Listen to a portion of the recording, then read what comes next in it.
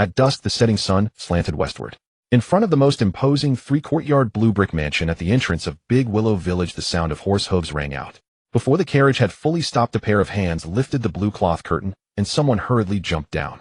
"How is Uer? Has his illness improved?" Landlord Zuss' plump face was full of anxiety. He asked while walking, without stopping his goatee-bearded steward hurriedly, keeping up panting heavily. Seeing the master so anxious, even though the steward knew well that the second young master was the apple of the master's eye, he was no wonder grandparents dote on grandchildren. The second young master had only caught a minor chill, just a matter of one dose of medicine, yet the master was so worried. Then again, it wasn't entirely so. The eldest grandson was also the eldest senior, and although the master liked him compared to the second young master, it was like heaven and earth. After all, the second young master was the direct heir of the eldest branch, while the eldest grandson, though the senior, came from the second branch and was one step inferior. The steward thought about all this while replying. Yesterday the weather turned cold. The maids didn't add an extra blanket for the second young master. He caught a chill. The doctor was called and said it wasn't serious, just 2 doses of medicine. Landlord Zuss' eyes narrowed, anger rising in his heart as he prepared to see his beloved grandson. A delicate little face with a faint peach blossom flush lying there, long curved eyelashes drooping wearily, beautiful like a celestial child. In Landlord Zuss' eyes his grandson looked pitifully adorable. His heart melted into a pool of water. He hurried forward in concern, nudged the maid aside with his hip, and tucked the blanket around Su Yue. "Have you taken the medicine? Are you feeling better? If it doesn't work, Grandpa will send someone to the county to fetch." A stream of caring words flowed, and the surrounding maids and servants watched with envy.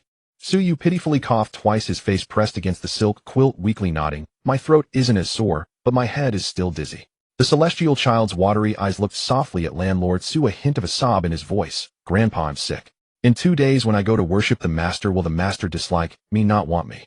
No one around dared make a sound, knowing there was deep meaning behind this. The master had founded Jinshur as a tutor for the second young master, and it was already widely known. Especially since the second young master caught a chill at this critical juncture. There was certainly a big story behind it. Seeing his beloved grandson's anxious and innocent look, old Master Zuss' anger blazed even more fiercely. But afraid of scaring Su Yue, he forced it down, gently coaxing his grandson for a long time, making many promises. With promises of colorful paper pinwheels and jade bracelets, he finally managed to get Su Yu to sleep. Landlord Zuss' eyes swept sternly, and all the maids and servants in the room fell silent in fear. He waved his hand, and everyone silently followed him out. The servants' hearts were bitter. Punishment was surely coming. Indeed, a loud shout, "Slap yourselves. Don't stop until I say so." 4 or 5 maids and servants slapped themselves left and right with all their strength, more than a dozen slaps, and no one dared make a sound. In the Su family, Landlord Su was the sky above their heads. No one could overstep him, especially since they had indeed failed to take good care of the second young master. "Stop!" Landlord Su called out, his eyes cutting like knives over the kneeling servants. "A bunch of ungrateful wretches. Uer is your master. Normally I treat you well for Uer's sake, but I've spoiled you rotten. How dare you bully your master?" The maids and servants felt bitterness in their mouths. The conflict between the eldest and second branches, the second branch's wife was the household manager. The eldest branch had no mistress. They had tried their best to guard against it, but failed. A single oversight, and the second young master had been targeted. A single oversight, and the second young master had been targeted. As they thought, they exchanged glances, hating the second branch to the outside. The commotion inside, the sleeping child opened his eyes, his gaze clear and calm, listening to the sounds outside. "Your trick is not bad. After dealing with the servants, old master Su will make the second branch suffer a great loss." Inside the bed curtains, a glowing orb of light was clearly visible. The system was extremely satisfied with its host's methods. "It will also teach these servants who think you're just a child and fool you a lesson."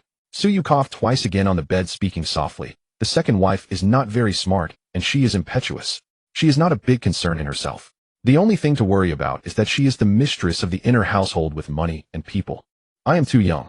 The servants may serve me, but they wouldn't take a child's word seriously. She can easily strike as she pleases like this time. A Jinshur minorship opportunity is plainly in sight. The second wife's love for her son drove her to wish I would die of illness so that her son wouldn't have to contend." She cherished her hand against her cheek, feeling the heat subsiding, and sneered. "There's no way to guard against a thief every day. If I don't hurt them this time, there will always be a day when I can't avoid their schemes. Besides, you know the delicate nature of my identity. Su places great hope in me, but Hauer is also his grandson, the eldest grandson. How could he not plan for Hauer? The Su family is only a landlord with limited resources. The less my opponent has, the more I have. Why not?" Then she looked at the system and sighed, beating the bed. "If only this body were a boy, then I wouldn't have to worry so much. This time the second wife will at most be stripped of her household management and confined. I suffered so much from the cold. It's too unfair. You're a famous minister system, yet you made your host be reborn as a girl in ancient times. I'm very pragmatic. I wouldn't mind at all being turned into a boy. In ancient society, women faced a difficult path, almost a hellish start, especially with the system she was bound to, a famous minister system. If it had been a favored consort system, a household struggle system, or a farming system, it would have been one thing, but it was a famous minister system. After learning the situation, Suyu almost fainted. Mentioning this, the system chuckled sheepishly, still stubbornly saying, I've compensated for that, haven't I? From the moment you were born, I sent a dream to old Master Su, making him think you were a reincarnated webnovel, by mistake a born champion seed destined to change the Su family's standing. He believed it, so he covered for you, turning your granddaughter into a grandson. It doesn't hinder much. The system grew more confident. And look, since old Master Su knows you are a webnovel, he dotes on you, endlessly giving you the moon if you ask for stars. It's much better than the original fate of this body. The last half sentence grew quieter and quieter like a mosquito. Suyu sneered. Yes, she had also caught up with the trend. She had transmigrated into a book, a point culture imperial examination novel titled The Commoner Son's Examination Step by Step to Success. The male lead was a concubine son of a prefect's concubine, son of low status, but extremely intelligent. He gradually raised his status through the imperial examinations, slapping those who once looked down on him. The story was full of satisfying moments with a prominent character design. Anyone who read it would call it exhilarating. The male lead was so outstanding, of course many beautiful women admired him. Suyu's original body was the most insignificant of them all, even less than the pretty maid who served the male lead since childhood. The original trajectory was like this: born in a rural landlord family, her mother died soon after birth, she had no full brothers, and her father did not value her. After the age of 3, a stepmother came, forcing her to seek refuge with a great aunt who was a concubine in the Su family, living under someone else's roof and suffering all kinds of bullying. To put it bluntly, even using a piece of toilet paper was provided by the prefect's household. Who could respect her? Such a person actually developed feelings for the promising male lead and even showed it. Without anyone else acting, the great aunt quietly married her off in a hurry. 1 year, 2 children, difficult childbirth, hemorrhage. Knowing that not fighting would lead to such an ending, how could Suyu not fight? How could she not struggle? And on what grounds would she not fight? In the dead of night, a light rain began to fall, the coolness brought by the raindrops alleviating much of the daytime heat. It was a perfect time for sleep, yet Lady Li of the second house tossed and turned, feeling a heaviness in her chest one moment and a dizziness in her head the next, unable to fall asleep. She decided to sit up, and the maid Bu, rubbing her eyes, understood the reason for her restlessness. With a sigh, she poured a cup of tea and handed it to Lady Li, saying, Madam, it's almost the 3rd watch, you should try to sleep a bit. Otherwise, how will you manage the journey tomorrow morning? Lady Li, lost in her thoughts, tightly grasped Bayu's hand, ignoring the spilled tea. Bu, why has the old master returned so soon? In previous years, when he went to inspect the fields, he would at least be gone for half a month, only returning after checking how the tenants' crops were faring. Why is he back so early? If he hadn't returned so soon, that little brat would have caught a cold. She resorted to delaying tactics, adjusting the dosage of medicine, ensuring he would miss his apprenticeship. Perhaps it could even worsen into a series. The more she spoke, the more regretful she felt, and the malice in her eyes startled Bu, causing her to break into a cold sweat in the middle of the night. She dared not let the lady see her fear and lowered her head. I heard the steward sent someone to look for him. The old master had already instructed that any sign of trouble with the second young master must be reported to him immediately. Bu replied, awkwardly feeling the grip on her wrist tighten, painfully, almost to the point of bruising. She bit her lip tightly, enduring the pain without making a sound. I knew it. The old master only has eyes for that cursed little brat. Our Howard is the eldest grandson, yet he can't even compare to his brother's little finger. Lady Li was both angry and indignant, her eyes blazing as she struck the bed in frustration. Besides, Yuer is as adorable as a celestial child with a lovely personality and sharp intellect, raised by the old master himself. As the saying goes, one cherishes what one nurtures. How could Howard compare to him? Moreover, while Howard is indeed the eldest grandson, Yuer is the firstborn of the main branch. If we are to be particular, he is the true eldest grandson of the main family. Besides, Yuer is as adorable as a celestial child with a lovely personality and sharp intellect, raised by the old master himself. As the saying goes, one cherishes what one nurtures. How could Howard compare to him? Of course, Bu could not voice any of this. Instead, she had to appease Lady Li until she eventually fell asleep. She stifled a yawn and rubbed her wrist, shaking her head as she thought about the commotion from the main house the previous day. It was certain that the lady would suffer consequences tomorrow. Bu was not mistaken, as she only guessed partially. The next day, Lady Li indeed faced punishment, reciting scriptures for the deceased mother-in-law and collecting rice for a month, while the steward's authority was stripped and temporarily handed over to another. Lady Li had anticipated this, but felt secure, as the vital steward's power was only something she could hold. The main house lacked a matriarch, and the landlord had no new wife, only a few minor concubines who were not worthy of mention. Thus it was only rightful for the steward's authority to be in her hands, although temporarily it was held by another. However, a single statement from the landlord shattered her dream. It has been 3 years since the old master passed. It's time to find him a new wife. How can a man be without a wife? Once these words were uttered, even the maid in the kitchen knew that Lady Li was like bamboo flowering. She was doomed. With a new matriarch, what place would the second lady have? The eldest daughter-in-law managing the household is the rightful order. Upon hearing this news, Lady Li immediately felt weak and fainted, and even the second master, who was busy composing poetry in the county, hurried back. This was dire news. Without a wife, how would he gather the money from the steward? His literary friends awaited him, and the graceful young ladies of Chunyin Pavilion were also waiting for him. Suyue, who had long been away from home and rarely saw his father, felt somewhat concerned about his remarriage, though he wouldn't admit it entirely. After all, the inner residence is a woman's world, but he was not overly worried. Men are treated with more protection than women by their very nature. A granddaughter could be mistreated by a stepmother and even sent away to relatives, but a grandson, being of the same bloodline, could not be trifled with. Suyu sneered, feeling unafraid. But he was curious if the stepmother would be the same as the previous one. What mattered most was that he was about to officially become an apprentice. Early that morning, the landlord called both grandsons into the room. When Suyu was brought in freshly dressed, he just happened to meet a pair of fierce eyes glaring at him. The owner of those eyes was around 6 or 7 years old, possessing the family's typical good looks, appearing quite adorable, yet a trace of ferocity marred that cuteness. While glaring at Suyue, he also brandished his fist threateningly. The maid Lanfin, holding Yuer, cast a wary glance at the eldest young master, fearing he might leap at them. The Su family was well aware that the eldest young master had been spoiled by the second lady, treating the young servants like horses, riding them for half the day. When they could no longer endure and fell down, they would still suffer his punches and kicks. He would take slingshots and use the maids and servants as targets, laughing loudly as he caused them to bleed. A born troublemaker.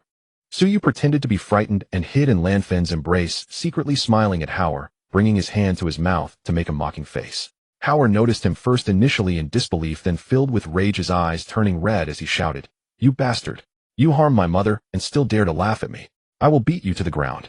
As he spoke, he charged forward like a bull, trying to drag Suyu away from Lanfin, but was promptly restrained by others in the room. When the landlord walked in, this was the scene he encountered. His precious grandson had fearful tears welling in his beautiful eyes, and upon seeing him, his chubby little hands reached out desperately, looking as pitiful as possible. Meanwhile, Howard was screaming and thrashing in the hands of the servants, glaring fiercely at Yuer. The landlord quickened his pace, first embracing his beloved grandson and gently patting his back to soothe him, saying, "Don't worry, our Yuer isn't afraid. With grandfather here, no one can bully you." Just as he felt the little body in his arms gradually calming down, he wanted to ask what had happened, when suddenly a sharp cry rang out. "Grandfather, this little bastard is pretending. He surely is pretending. He just mocked me and made a face at me. You must punish him." As soon as Howard finished speaking, Lanfin could no longer hold her tongue. The second young master is the eldest young master's brother. Isn't it a crime to smile among brothers? The second young master is young and doesn't understand the intricacies involved.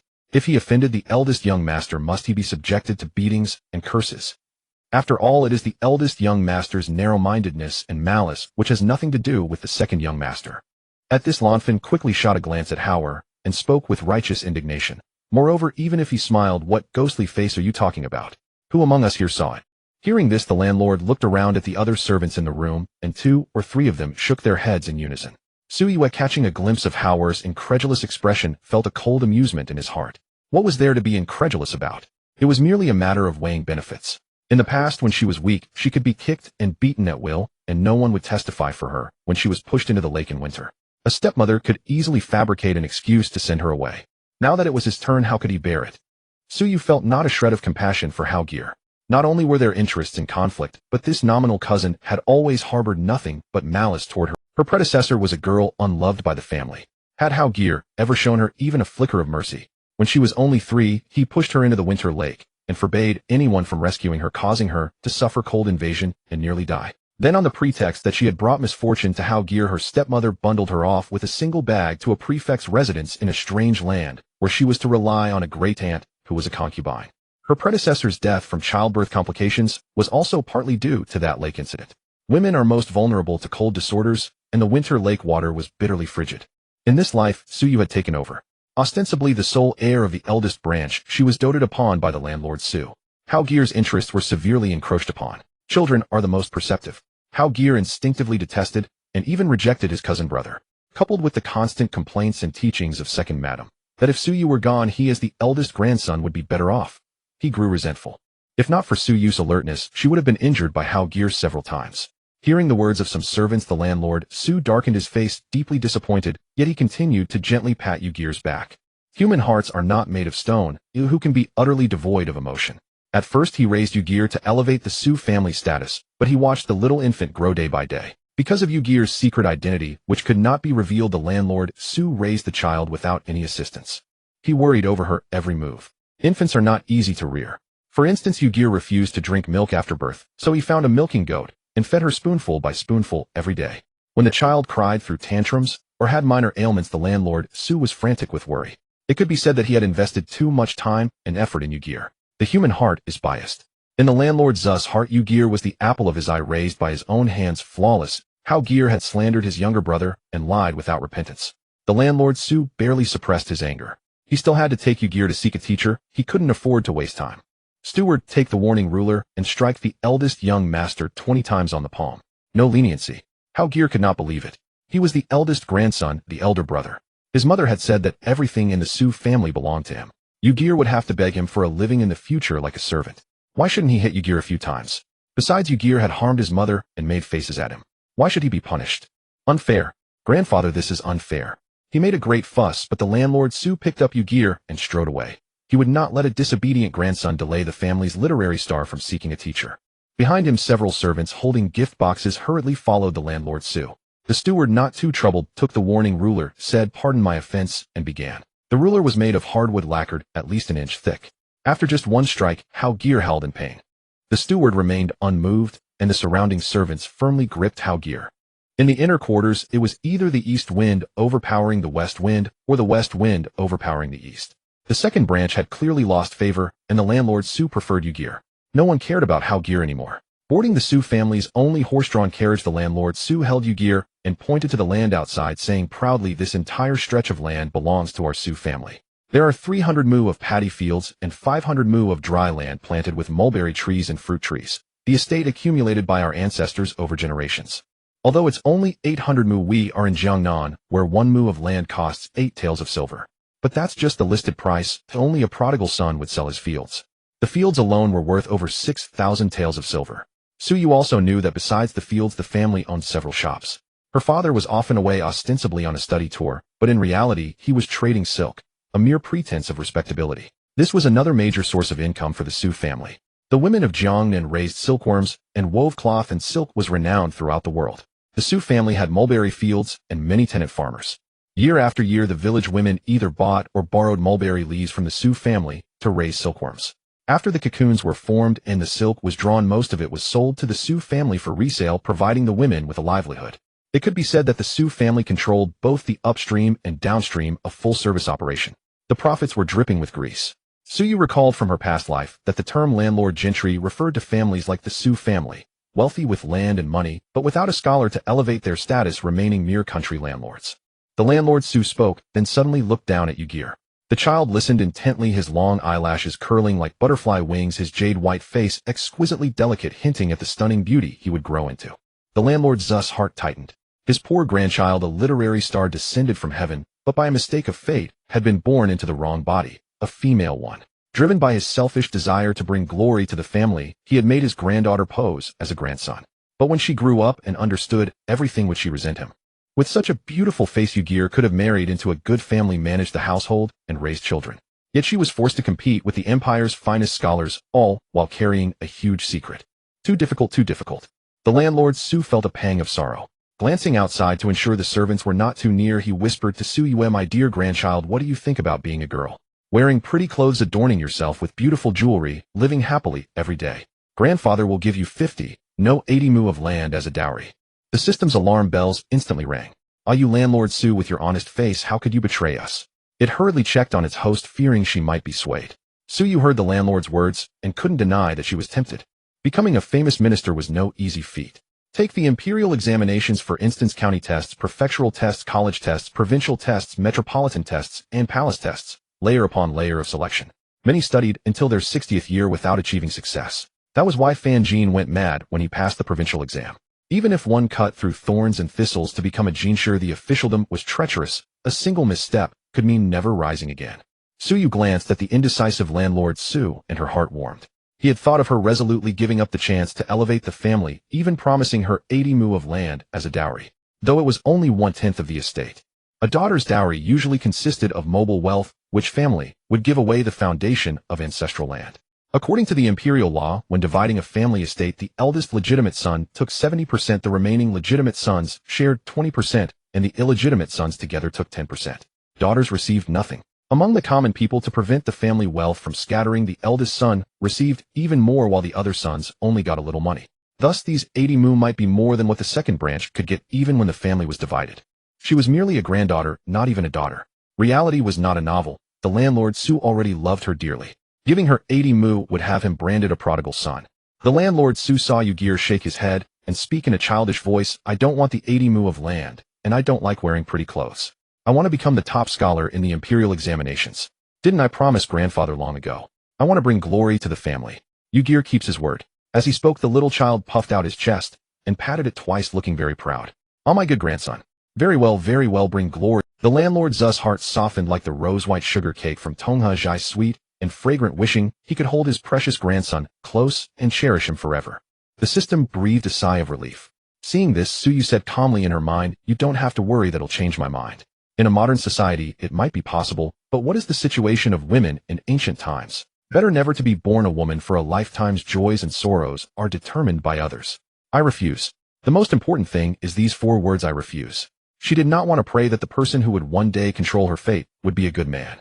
She would firmly grasp power in her own hands. With a fortune of 100,000, riding a crane to Yangzhou, the Jiangnan region has been prosperous since ancient times. Although Danyang is merely a county town, it is still a major one, thriving with commerce and wealthy citizens. Today is a market day, and the surrounding area is bustling with voices and excitement. There are vendors selling fruit soup, performers showcasing acrobatics, merchants peddling medicinal herbs, and fortune tellers reading fortunes. Nearby, skillful women from surrounding towns carry their finished silk to sell. A scene of wealth and harmony unfolds. Sitting in a blue cloth-covered carriage, Master Su amusingly watches his well-behaved grandson, gazing eagerly out the window. After Ygir finishes his apprenticeship, shall we go for a stroll, Grandpa? Not now, though. Suyu quickly nodded and curiously asked, Grandpa, who is the master I'll be apprenticing under, and how do you know him? It is not that Suyu looks down upon his landlord grandfather, but in this era where only scholarly pursuits are valued, a jinshi is held in high esteem in local counties. Master Su is merely a country gentleman. He is likely to interact only with the degree holders of the county, and the only jinshi he might meet would be the county magistrate. Danyang is a major county, and the county magistrate is of the 7th rank, being a legitimate jinshi. It's worth noting that in the original text, the male leads teacher in the academy is merely a jinshi who had failed multiple examinations. Master Zu's eyes darted around, his face flushed, and after a cough, he said, you will know when we arrive. This jinshi is surnamed Feng, a jinshi from previous years. Just call him Master Feng. Having become a jinshi, why not pursue an official position? Suyu questioned curiously. Master Su chuckled as he explained, you might not know, but in Jiangnan, among wealthy and powerful families, while children are indeed expected to study and succeed, if they do succeed, they must also consider their age, their character's fit for officialdom, or their rank in the examinations. Given all these factors, one may feel they won't achieve much. Instead of staying in the official circle and causing trouble, it's better to earn a good reputation for not desiring fame and fortune and return home to live happily. Indeed, with money at home and the status of a jinshi respected by all. What a joyful life. Suyu felt a deep sense of jealousy. The Su family certainly did not have the resources to let a jinshi's child live freely. Master Feng's wife is originally from Danyang. He brought her back to visit family and plans to stay in Danyang for a few years. Bored with life, he intends to take on a few disciples. As Master Su spoke with interest, he noticed Ygir quietly asking Grandpa, why doesn't Master Feng take up an official position? You little rascal. Chuckling lightly, Master Su playfully covered his mouth and replied, I heard that during the palace examination Master Feng overindulged and fell ill, resulting in a poor performance. Originally ranked in the 2nd class, he was instead placed among the 3rd-class jinshi, and in a fit of anger, he resigned from his position. Huh. Suyu couldn't help but laugh. That was just too unfortunate.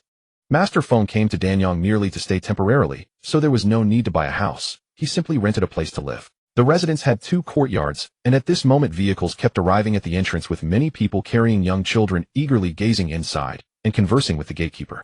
Occasionally those holding invitations could enter directly, however for others, no matter how they pleaded, the gatekeeper remained polite, yet firm. No entry.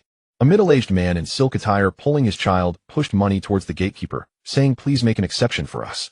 My son is clever. He finished learning the 300 verses at just 8 years old. Master Feng will surely like him. Oh, please don't trouble a mere gatekeeper. Today is the day my master receives disciples, and I was instructed not to let outsiders in. The gatekeeper found it amusing an 80-year-old who learned 300 verses. What does that mean? His master could read through the 4 books at the same time. This time the master was accepting only 4 disciples. The third son of the county magistrate was just for show, but he was also clever. There was also the second son of the He family. Although they were merchants, his mother was the daughter of a salt merchant, spending money lavishly. The remaining disciple was a child from a rural farming family who was bright and studious, diligently learning, even while tending to cattle outside the village school. The master was pleased to see him and decided to accept him after testing his knowledge. Look at these individuals who are about to become the master's disciples. They have power, wealth, and talent. How could those waiting outside compare? All right, let me advise you all. Do not harbor any illusions. It's better not to waste time at the Feng residence. There are many famous teachers in the world. I ask you all to seek someone else. Seeing that more and more people were gathering and unwilling to disperse, the gatekeeper, fearing trouble, loudly advised these ambitious parents to leave. How could the parents be willing to give up? A famous teacher. A famous teacher is someone they could never hope to reach. For the Master Feng was the best teacher they could aspire to. Even if there was only a glimmer of hope, they would not give up. Among the crowd, an unwilling voice shouted, "Since you're not accepting our children, why is the main gate still open? It's clear that you, this vile servant, are obstructing us." Hearing this, the others also began to stir and echoed in pressure against the gatekeeper. The gatekeeper was both angry and urgent. This was pure nonsense, unfounded accusations. He could only say that he was simply too full to obstruct them. 3 of the master's other disciples had already entered, but there was still one who hadn't arrived. How could he dare to close the door? The gatekeeper took a deep breath and patiently explained the circumstances, but the crowd refused to listen, the noise growing louder. At that moment the sound of hooves approached, and the gatekeeper caught sight of the character Su hanging in front of the carriage. His eyes brightened. Finally they had arrived. Everyone make way. The last disciple to be accepted by the master has arrived. If you continue to make a fuss, I will have to report to the master. Think carefully about whether it's worth it. The gatekeeper was thoroughly impatient, his tone laced with a threat. How troublesome, considering their love for their children, yet they insisted on causing disturbances. The crowd gradually quieted down, turning to look at the carriage, eager to see what kind of person Master Feng would be accepting as a disciple. First, a man in his early 40s descended from the carriage. Although he wore silk clothing, the style was outdated, clearly indicative of a rural landlord. Some even recognized who he was, a landlord of moderate standing in the county. Was it the Su family's descendant who caught Master Feng? This old fellow actually had such luck. The crowd was abuzz, curious as to why the unremarkable Su family could attract Master Feng's attention. Could it be that his descendant was exceptionally outstanding? Under the gaze of many, Master Su turned around and reached out, pulling out a lovely, delicate child, fair-skinned and adorable. A tiny one no more than 3 years old. Perhaps he couldn't even recognize characters yet. What does such a small child understand? Why should he be allowed to apprentice under Master Feng? The crowd stirred, with no one convinced. The other 3 disciples each had their strengths, but at least they had been initiated and did not need to start from scratch. This young one from the Su family, surely he isn't still on his mother's milk, making a fuss for a wet nurse while studying. How embarrassing. Exactly, he probably can't even control his own bowels, yet needing to wear open-crotch pants. The Su family is despicable and contemptible. Who knows what tricks they used to convince Master Feng to take on such a young apprentice? The idle gossip surged like waves towards the Su family, filled mostly with derogation, sarcasm, and even blatant insults directed at the 2. Suyu lost her smile, coldly observing these frenzied individuals. Was it because they could not attain it themselves that they could not bear to see others? They relied on their numbers to cause a ruckus, believing that the law does not punish the many, and who knows, Master Feng might find it troublesome and simply refuse to take him. A group of dark-hearted individuals.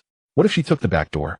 At least she managed to get through. The Su patriarch was also very angry. The doorman gestured for them not to pay attention to the crowd outside, when suddenly a figure emerged from behind the door. Feng Yi, whose style means will. He was born into an official family, achieving success at a young age. By just over 20 he had become a jinshi, but dissatisfied with his rank, he directly bid farewell to the officialdom.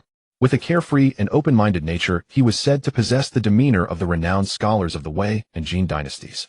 After all, not everyone could decide to accompany their wife and live at her family's home for several years. Suyu was the first to notice his arrival. He was lifted up, occupying a high ground, just in time to meet Master Feng's gaze.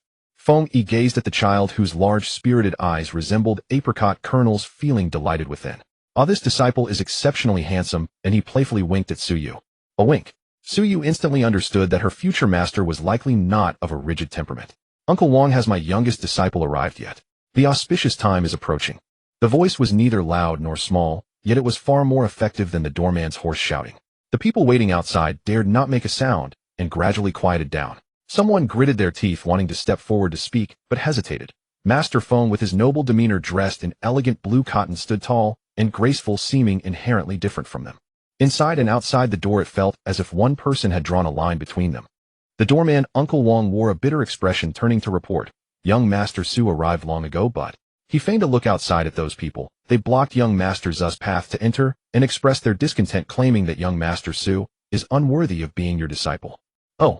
Feng Yi, after hearing the doorman's words, said without courtesy, "This is my decision to take on a disciple. What qualifications do these irrelevant people have to comment? A dog catching a rat meddling in matters that don't concern them."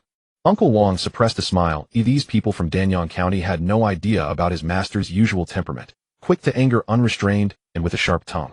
After scolding Feng, he turned his head, his disdainful gaze sweeping over the gathered crowd. Those who were caught in his gaze felt ashamed and lowered their heads. At this moment, reason returned to their minds. Most of them came from merchant families or were large landlords and minor officials in the county. The scholars understood the rules of the literati. When they could not become disciples, they would not come again. How could these people compete with Master Feng, or even half force him to accept their children and grandchildren? Truly blinded, at this moment reason returned to their minds. Most of them came from merchant families or were large landlords and minor officials in the county. The scholars understood the rules of the literati. When they could not, "Are you all dissatisfied?" Feng Yi's thoughts shifted quickly as he pointed at the Su patriarch, holding Su Yue, revealing his own situation with a smile. "I took this temporary closed-door disciple not for the same reasons as the other three. Rather, I was playing around and inadvertently fell into a water-filled pit in the fields from which he saved me." Feng Yi's eyes gleamed with pride, showing no hint of embarrassment, and he elongated his tone. "As the saying goes, one should repay a life-saving grace with their body. However, I, Feng Yi, do not enjoy the southern wind." Su Yu's expression hardened. Was this master a bit too whimsical? Who said a life-saving grace must be repaid with one's body? And just because you don't enjoy the southern wind, does that mean the Su patriarch is any better? Better to say one should work as a cow or horse in the next life as repayment. So I can only repay with my knowledge, and taking this young one from the Su family as a disciple is only fitting, isn't it? Feng Yi tapped his left hand against his right palm, his eyes sparkling as he sighed. "This is the bond between me and Su." He suddenly stumbled over his words, and the Su patriarch gently reminded him, "Su Yue Yu-Gear. Yes, the bond between me and Yu-Gear starts here." The surrounding crowd was left speechless, feeling they wanted to say something, but could not find a flaw. Just as they were about to disperse, a child's innocent voice rang out, filled with grievance. "Grandpa, isn't it because Yu-Gear is smart and well-behaved that Master allowed me to be his disciple?" The Su patriarch, flustered, exclaimed, "Yu-Gear, don't be foolish." Su Yu was not being foolish. He could see that Master Feng's attitude toward him was indifferent, optional, perhaps a bit fond, but not particularly valued. It was highly likely that after becoming his disciple, he would be left to fend for himself for a while. If he did not change this impression now, it would be difficult to make amends later. "Oh, you're both obedient and smart. Where exactly are you smart? Tell Master, will you?" Feng Yi chuckled, thinking it was just the Su family pampering their child and trying to fool him. He saw Su Yue, the cute little child, in the Su patriarch's arms, struggling a bit, his chubby cheeks bouncing up and down. "I can recite the 3-character classic, the 100 family surnames, and the 1,000-character classic. Isn't that smart?" These 3 texts are collectively known as the 300,000, used for early childhood enlightenment, usually learned by the age of 4. Depending on the child's aptitude, the time to learn them can vary. Feng Yi, for instance, took only half a year to learn the 300,000, but he was already over 4 years old, approaching 5 at the time. Thus it can be seen that a child who mastered the 300,000 at 8 years old is not particularly clever, just average. Feng Yi finally became a bit serious, squatting down to ask Su Yue, "How old are you this year?" Perhaps this child looked a bit shorter and tender. 3 years old. Su Yu held up 3 fingers adorably, tilting his head towards the Su patriarch, acting spoiled. "Grandpa, I'll be having my birthday next month, so I can say I'm 3, right?" The Su patriarch had nothing more to say and nodded randomly, feeling the envious gazes around him, nearly roasting him. Having a grandson who is a literary star descended from the heavens brings such troubles, it's quite an adjustment. Su Yu was still contemplating whether to recite a passage to prove she was not lying. Since childhood, she dared not slack off, even though the saying about the literary star descending to the mortal realm had pacified Zu's landlord. The imperial examination still required genuine talent. As the saying goes, heaven rewards diligence. Su Yu considered herself not exceptionally talented. If she wanted to astonish the world and build her reputation, she had to be one step ahead. The basic primary education courses provided by the system, such as 300 Classics, Junior Learning, Qianglin, and Li Wang's Rhymes, Su Yu studied day and night and had long since mastered them. At that moment, a pair of hands suddenly reached out, lifting her into the air. She was picked up again. Feng Yi held Su Yue, feeling the warmth, lightness, and softness of the child, along with a hint of milky fragrance. He thought he could hold her a bit longer, After all, she was his disciple. Once a teacher, forever a father. Rounding it off, this was essentially his son. Feng Yi bounced the child in his arms excitedly, exclaiming, "Ha! Who would have thought that Feng Yi would have taken in a prodigy here? This is fate. No one else could find such a disciple." His joy was apparent. After speaking, Feng Yi strode inside with Su Yu in his arms, and Zhus landlord hurried to follow. Wang Bo snorted and slammed the heavy black door shut. A group of people standing outside was left dumbfounded, their hearts filled with mixed emotions, ultimately turning away with their faces covered. At the same time, a translucent screen appeared before Su Yue. Main Quest 1, Student Apprenticeship. An excellent master can better assist the host in quickly embarking on the path of a renowned minister. Detected that the host has completed the task. Evaluating now. Master Feng Yi, knowledgeable, well-connected, broad-minded, open-minded, long-lived, truly a rare and excellent teacher. Level A. Congratulations to the host for completing the task, unlocking the biographies of past hosts not yet activated, and gaining the skill Discern Fortune and Misfortune. Can be used once a month. Details are available behind the skill. So you clicked, and the screen lit up displaying Discern Fortune and Misfortune. Select a person or event in your mind. Use the skill to predict good or bad outcomes. Su Yu's eyes lit up. Although this skill had limitations, being usable only once a month, it was already incredibly powerful. As the saying goes, a foreknowledge is worth 1,000 gold. With this skill, she could avoid disasters in advance and seek good fortune. It would be useful in her current life of study, and even more so in the future political arena. Aside from the skill, Su Yu noticed the system's evaluation of Master Feng, feeling relieved. In ancient times, the relationship between teacher and student held great weight. Is it not said that heaven-earth sovereign parents and teacher? A good master has a significant impact on the disciple. Throughout history, how many have been weighed down by their teachers and lived in gloom? As for the A level, Su Yu guessed it must pertain to status. Although Master Feng was good, he was not a great scholar or a leader in the officialdom. It seems the system is quite the opportunist. Thinking this, Su Yu turned to glance affectionately at Master Feng. Feng Yi, joyfully holding his prodigious disciple, suddenly felt a chill creeping up his bones. He looked around, frowned. Something felt off, as summer was approaching, and the weather had already begun to warm up. Naturally, being an optimistic person, he soon brushed the matter aside, continuing to chat with Su Yu as they walked. You are so young. How come you have grasped the fundamentals so quickly? Can you recognize characters already? Following behind, Zhus landlord felt delighted like bubbling spring water. He walked with a light step, lifting his previously lowered head involuntarily. Oh, the Feng family truly lived up to their status. Look at how flourishing the flowers and plants are, and the pebbled path is exceptionally smooth. Zhus landlord found everything pleasing to the eye. A servant from the Feng family remarked, "The rented residence is difficult to manage. I apologize to the master and madam. These wildflowers and grasses keep growing back. I will hire some workers tomorrow to clear them out. I love reading. My grandfather has many books in his study that he doesn't read, so I go to play there. My grandfather teaches me, and then I learn it." The little child answered smoothly, but was somewhat muddled. Oh, what did it mean to be taught, and then just learn it? However, being only 3 years old, Feng Yi did not comment on the child's words, raising an eyebrow and turning to look at Zhus landlord. Zhus landlord felt somewhat embarrassed. The Jiangnan region was renowned for its literature, favoring talented scholars and literati. Any profession associated with literature seemed significantly more distinguished.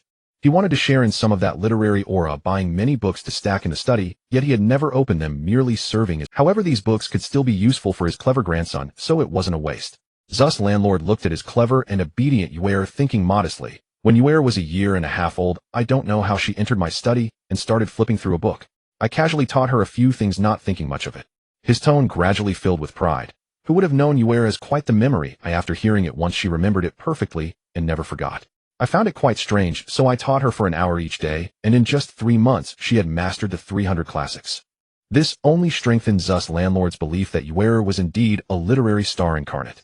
Everyone was astonished. The Feng residence was not large, and by now they had arrived in the reception hall, where the people inside had just caught the latter half of Zhus landlord's statement. In just 3 months she had mastered the 300 classics. What a talent! Even Feng Yi was momentarily incredulous. He had grown up in Hangzhou, a place rich in literary talents, and had encountered prodigies and geniuses as numerous as fish in a river. Even he himself was considered a genius in the eyes of others. According to what you said, Yuer had memorized the 300 classics before turning 2. Feng Yi seemed to be asking Zhus landlord, but his tone was already affirming. Without waiting for Zhus landlord to respond, he had no interest in attending to the other disciples and parents, gently turning to question Su Yu. Su Yu naturally answered fluently, not stuttering at all. Everyone could see she had completely memorized it. Even Zhus landlord supplemented with many other primary education books, saying Su Yu had memorized those as well. When Feng Yi inquired, it was indeed so. All of this was like plucking fruit, completely no challenge for Su Yu. This examination took 1/4 of an hour and finally concluded. Not only did Feng Yi's eyes shine looking at Su Yu as if she were a rare treasure, but others. Feng Yi's heart surged with emotion as if he had casually bought a stone from a stall only to discover it was an unparalleled, he's sure by. Not daring to believe his extraordinary fortune, he felt both anxious and excited at one moment, wanting to present this treasure to the world, and at another fearful that his own lack of talent might tarnish this exquisite jade. After a long time, Feng Yi finally came back to his senses, looking at the others apologetically, indicating that he had neglected them. This time the apprenticeship was not conducted by County Magistrate Wen himself, but rather by his own younger brother Wen San, who brought along Wen Qi to pay respects, like the fragrant orchids and jade trees, wishing to cultivate them in the courtyard. Wen San gazed at the Su Yu and Feng Yi's arms, feeling much emotion. Only today did I realize the heart of Xie Xian from the Xie family during the Jin dynasty. Feng Jinshu, your fortune will surely make many envious and unable to eat. Others, such as the head of the He family, also expressed their astonishment, repeatedly congratulating Zus landlord with sweet words that cost nothing. A middle-aged farmer dressed in rustic attire from the Xia family, though not understanding these flowery words, knew that his son Xia Yes junior brother seemed quite impressive, a genius. Though he appeared indifferent, he was deeply worried. Now that Xia Yu could apprentice under Feng Yi, it was largely due to his innate talent, yet now he was far outshone by his junior brother. Feng Yi laughed heartily, and Su Yu could feel the vibrations in his chest. Feng Yi was unconcerned with trivialities. The four disciples performed their apprenticeship with simplicity, placing importance only on the spirit of the ceremony. In just a quarter of an hour, everything was ready. Looking at the four land spirits standing before him, Feng Yi couldn't suppress his smile, gifting each a jade pendant as a token of their apprenticeship. When it came to the youngest, Su Yu, Feng Yi personally took a jade pendant from his waist and placed it around Su Yu's neck, saying, "This was given to me by my elders the year I became a champion, and today I give it to you. I hope that you, brother Yue, will surpass your predecessors." The jade pendant was only the size of a palm, yet its texture was exquisite and smooth, resembling mutton fat or wax, shaped like auspicious clouds, crafted with extraordinary skill, truly a remarkable treasure. Not fearing scarcity, but fearing inequality, Su Yu instantly felt several gazes upon him. He smiled slightly, playing with the jade pendant, and said in a childish voice, "Thank you, master, this jade pendant is really beautiful." However, the landlord, Su, felt anxious. As the saying goes, a tree that stands out will be blown down by the wind. They were all brothers. Brother Yu was drawing too much attention. How could the others look upon him favorably? Yet Feng Yi was secretly pleased and satisfied with this little disciple. He never liked the petty words of those who were opportunistic. The teachings of sages about moderation are meant to prevent people from taking extremes, treating others with fairness rather than allowing certain sycophants to boast. Those who are not envied are mediocre. If you fear even the slightest exception now, when you face numerous trials in the future, how can you expect others to let you succeed? It would be utterly ridiculous. Those who fear wolves before acting and tigers after, even if they possess outstanding talent, will ultimately achieve little. Feng Jinshu sent gifts, and the disciples also had to present their tokens of respect. The head of the Wen family was a county magistrate, the He family was extremely wealthy, and the Su family was also of landowners, so the gifts they prepared were naturally generous. In addition to the essential offerings of dried meat, celery, dried longan, lotus seeds, red dates, and red beans, each family had different gifts. The best gift from the Wen family was precious 5-layered Xian paper and a brush from lake, while the He family was quite generous, presenting the deed to this residence. The Su family, being more ordinary, prepared some silks, pastries, fine wine, and wild game. Compared to the three brothers, the Xia family was merely farmers, just having had enough to eat. After preparing the essential offerings, Xia's father had no resources left. He cast an apologetic glance at his son. Xia Yu told himself that he knew their family had no savings, and even the essential offerings were squeezed out with great difficulty. He shouldn't compare himself with others. However, a slight bitterness still lingered in his heart. He looked at Su Yue, a boy with a charming and delicate appearance whose tiny hands clutched the jade pendant, its color matching his own, looking quite lovely. In comparison to himself, it was evident that Su Yu was a pampered young master, and he surprisingly possessed extraordinary talent. Thinking of himself, Xia Yu felt that heaven was too unfair. After the apprenticeship ceremony, even though Feng Yi was reluctant to part with Su Yue, he still had to let him return home. Once outside Feng's residence, Master Wen enthusiastically chatted with landlord Su, repeatedly inviting him to visit. The head of the He family held landlord Zu's hand tightly, calling him uncle repeatedly, causing landlord Zu's face to flush with embarrassment as he wanted to say, "You might be older than me, why call me uncle?" Once in the carriage, landlord Su was still brimming with excitement. As an obscure landowner who usually just checked accounts and managed tenants, he was now being treated so courteously by one of the county's leading figures. Who was he relying on? It was his family's prodigy, Su Yu. Rising from a farmer to a hall of the emperor, brother Yu's talent was astonishing, and his future was boundless. Who wouldn't want to invest in him before he made a name? Brother Yue, you truly brought honor to our family today. Landlord Su said, holding his beloved grandson. Suyu smiled shyly, his lips curving as he replied in childish words, "Is Grandpa happy?" "Of course I'm happy, immensely so. Grandpa has accumulated 3 generations of fortune. No, it's the ancestral tomb of the Su family that has been blessed for 18 generations to have such a good child like you." As he spoke, Landlord Zu's heart stirred, and he felt a twinge of regret. Yes, brother, you was a reincarnation of the star of literature. Wasn't it a divine being that casually descended upon a family? Perhaps the ancestors buried beneath the Su family had contributed to this. He was unaware of this matter and hadn't paid. So either the ancestors lacked attention or were angered, causing brother Yu to be born a girl. Carelessness. Landlord Su regretted his past decisions, thinking that when he returned, he must tend to the ancestral tomb and offer more incense to the ancestors. May they bless brother Yu for a smooth scholarly career and prevent any mishaps. County Magistrate Wen was the youngest son of a noble family. In this peaceful era where literature was favored over military might, families like the one had long lost their real power and could only enjoy a life of leisure. A county magistrate from such a family was naturally expected to fulfill great expectations, seen as the one to revive the family. Having just become a champion, he was quickly assigned to Danyang County and had his brother Master Wen sent to assist. As long as he didn't make mistakes, he would surely be promoted at the 3-year evaluation. For this reason, he naturally worked diligently, not daring to slack off, still handling matters as noon approached. Suddenly a servant announced, "Sir, the 3rd master has returned." The county magistrate set down his brush and allowed him to enter. As soon as Master Wen sat down, he began to chatter incessantly about everything he had seen and heard that day. His tone was filled with astonishment and disbelief. After finishing, he took a big sip of tea and summarized, "In such a small place as Danyang County, a prodigy like Zu's child appears. It seems this place is truly blessed with outstanding talent. However, it's said that a child of great talent does not guarantee a great future. But Feng Jinsher is a good teacher, and if he can cultivate Su Yu well, he might leave a mark in history someday." Master Wen pondered for a moment and detected a hint of envy in his brother's tone. He suppressed a smile, realizing that it was only natural for someone of their background to be moved by Su Yu's outstanding talent. However, he didn't expose this slight, as they were all scholars. It was perfectly normal to feel stirred by the exceptional talent. County Magistrate Wen felt another sense of reluctance. He aimed to rise in 3 years, but by then Su Yu would only be 6 years old and unable to participate in the examinations, thus missing the opportunity for his educational achievements. However, since his 3rd son had a friendship with Su Yu, as the saying goes, a good teacher is a friend, he should encourage his son to interact more with Su Yu. Regardless of how talented Su Yu was, he was still just a 3-year-old child. The county magistrate didn't dwell on him for long and returned to administrative matters.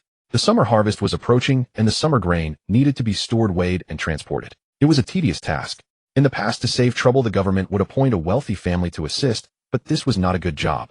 If the taxes were insufficient, that wealthy family would have to make up the difference and provide transportation for the taxes free of charge. A slight misstep could lead to financial loss. Looking at the list of wealthy families drawn up by the steward, the name Su stood out prominently, and after pondering for a moment, he crossed it out with the Su household.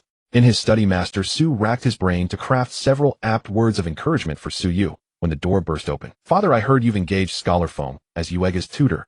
Su Iri, handsome and debonair, stood wide-eyed, his face flushed with anxious indignation as he pointed at his nephew cradled in his father's arms. "Yuega is but a child, barely literate. Isn't this sheer waste?" "Humph.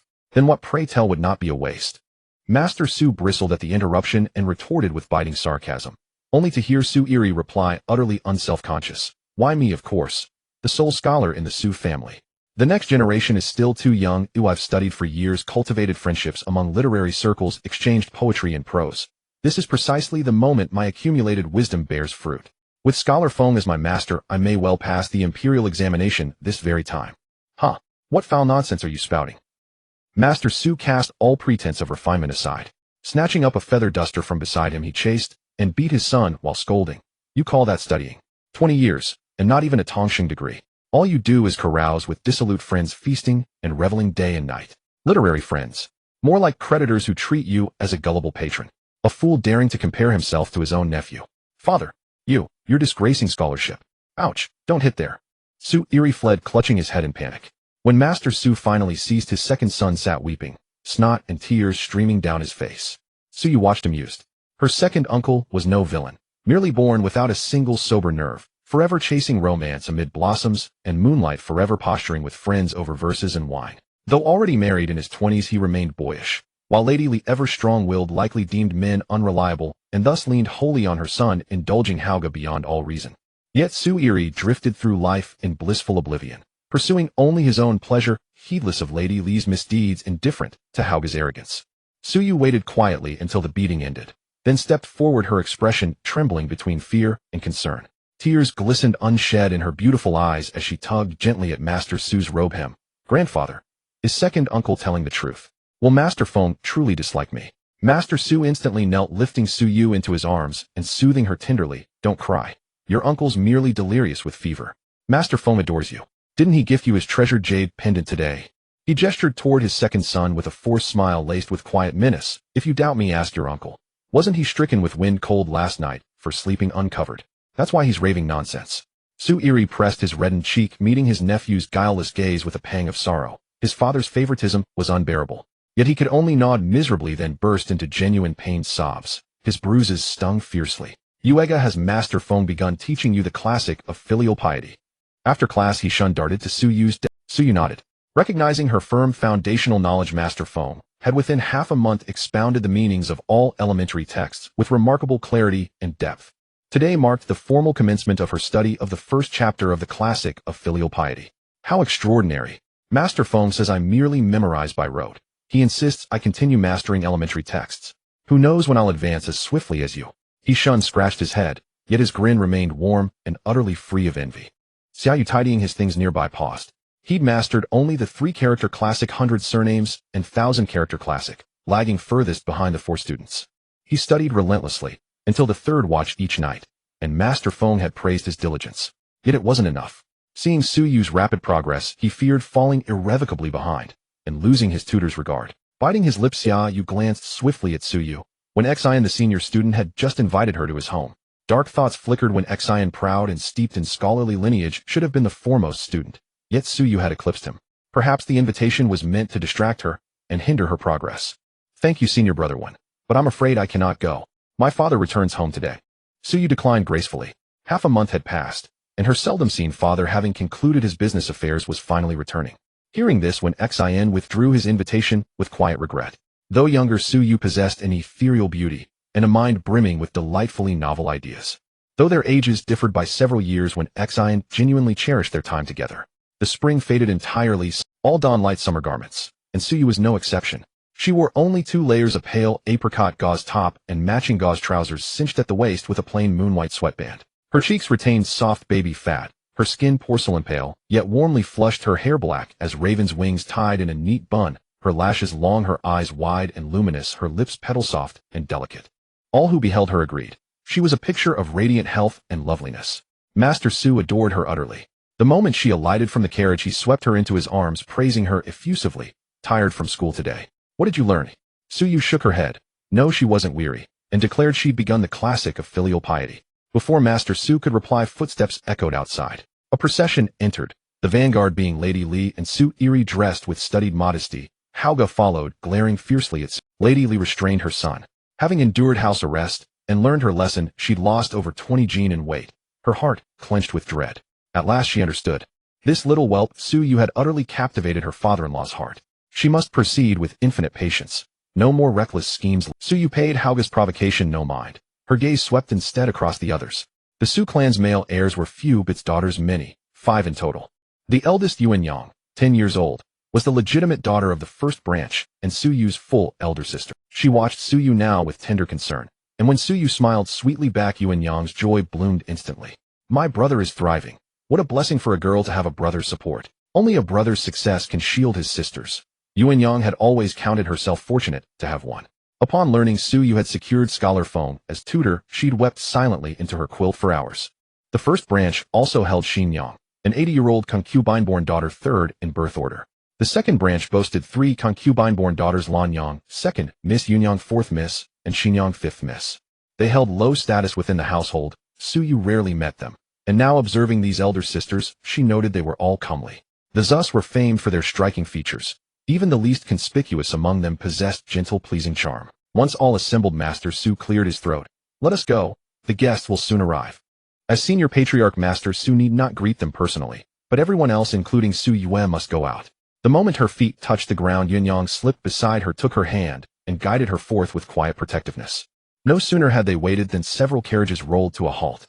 A young man of dignified bearing, clad in fine silk, descended. and Su Eri hurried forward to greet him.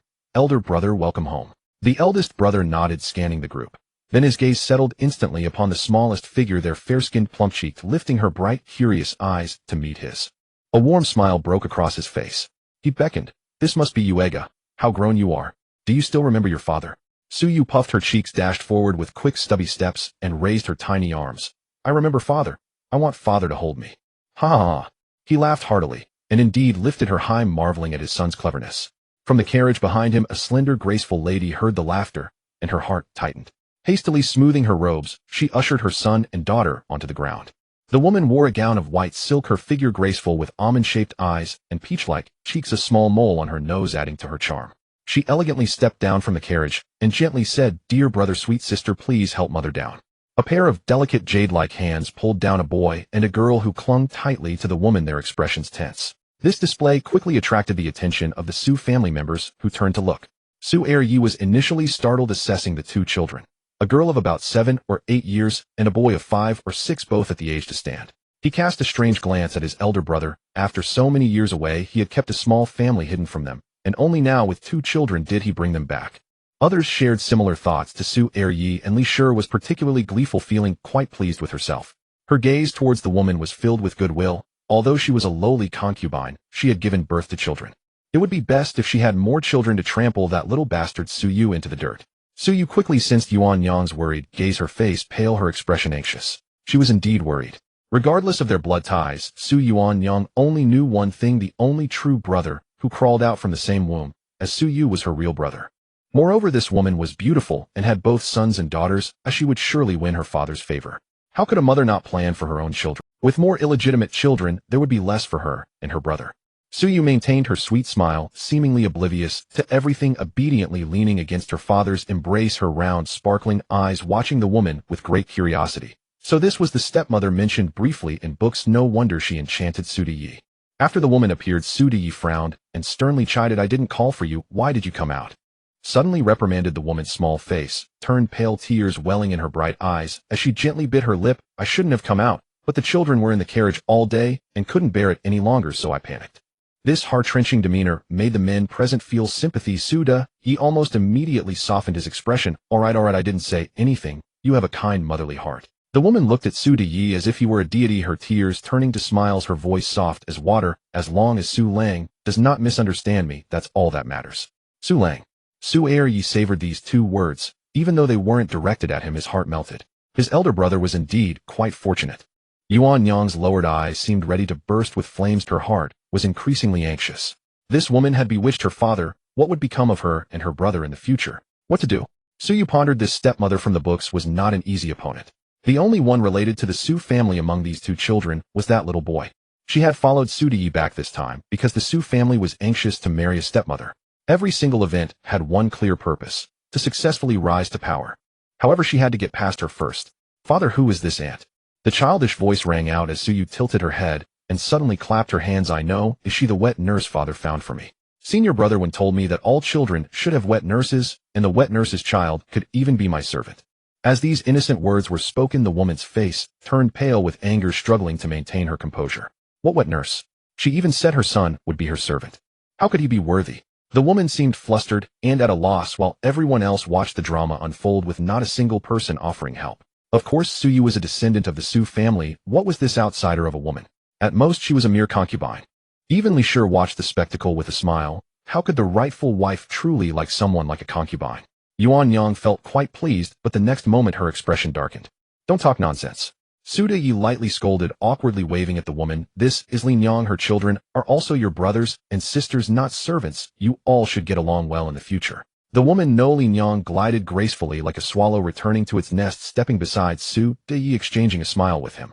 Then she looked at Su Yi with great tenderness and said, "It's all right. Su Lang Yuer is still young and doesn't understand who I want hold it against her.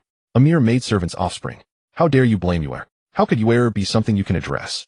At the entrance, Su Dezurin glared with fierce eyes, storming out angrily, scolding Lin Yang before slapping Su Yi. "Have you lost your mind? The Su family has been honorable for generations with strict family values. There's no way an unknown woman can enter our door." Saying that, Su Dezurin disdainfully glanced at Lin Yang, clearly unimpressed. "You are a heartless and ungrateful harlot. It doesn't matter how you lived outside, I don't care. But now you bring back children to bully my precious grandson, I must intervene. Lin Yang bit her silver teeth, leaning weakly against Su De, tears welling in her eyes. You misunderstand. I am not a harlot. She could say no more, for her being labeled as a harlot was a blow to her dignity. The two children were frightened, crying, and clinging to their mother. Finally Su De spoke, glancing awkwardly at the other Su family members. He intended to let Lin Yang and the children enter first without alarming Su Dezurin, and then slowly persuade him. With children present, he would surely soften. This way he could avoid causing a scene and making Lin Yang suffer. Now that was no longer possible. Su De apologetically glanced at Lin Yang and said, Father, Lin Yang is not that kind of woman. She has given me a son, so quickly greet your grandfather Yuan Go. The little boy timidly prepared to step forward like a frightened little animal. Su Yu coldly smiled within her. In her past life, as the only son of the primary wife, he had been quite arrogant. No, I already have one grandson in Su Yu, that's enough. What do I need with any other kittens or puppies? I can't even be sure they're Su Dezurin's expression was cold. He would not allow anyone to shake the Su family's position as a 1,000-mile steed. What is a bastard? Coldly sneering, he added, you say the boy is your son, but what about this little girl? Who do you say she is? Lin Yang broke down in tears. Yuan Gu also turned and cried, holding on to their mother, while the little girl looked much better, defiantly raising her small face. Su De's face showed anger, turning away as he gritted his teeth to explain. Lin Yang's background is tragic. She was kidnapped as a child to a wealthy family, and as she grew up she was forcefully taken by men, giving birth to Tangjia. Later the rightful wife, out of jealousy, paid her off and drove her and her daughter out.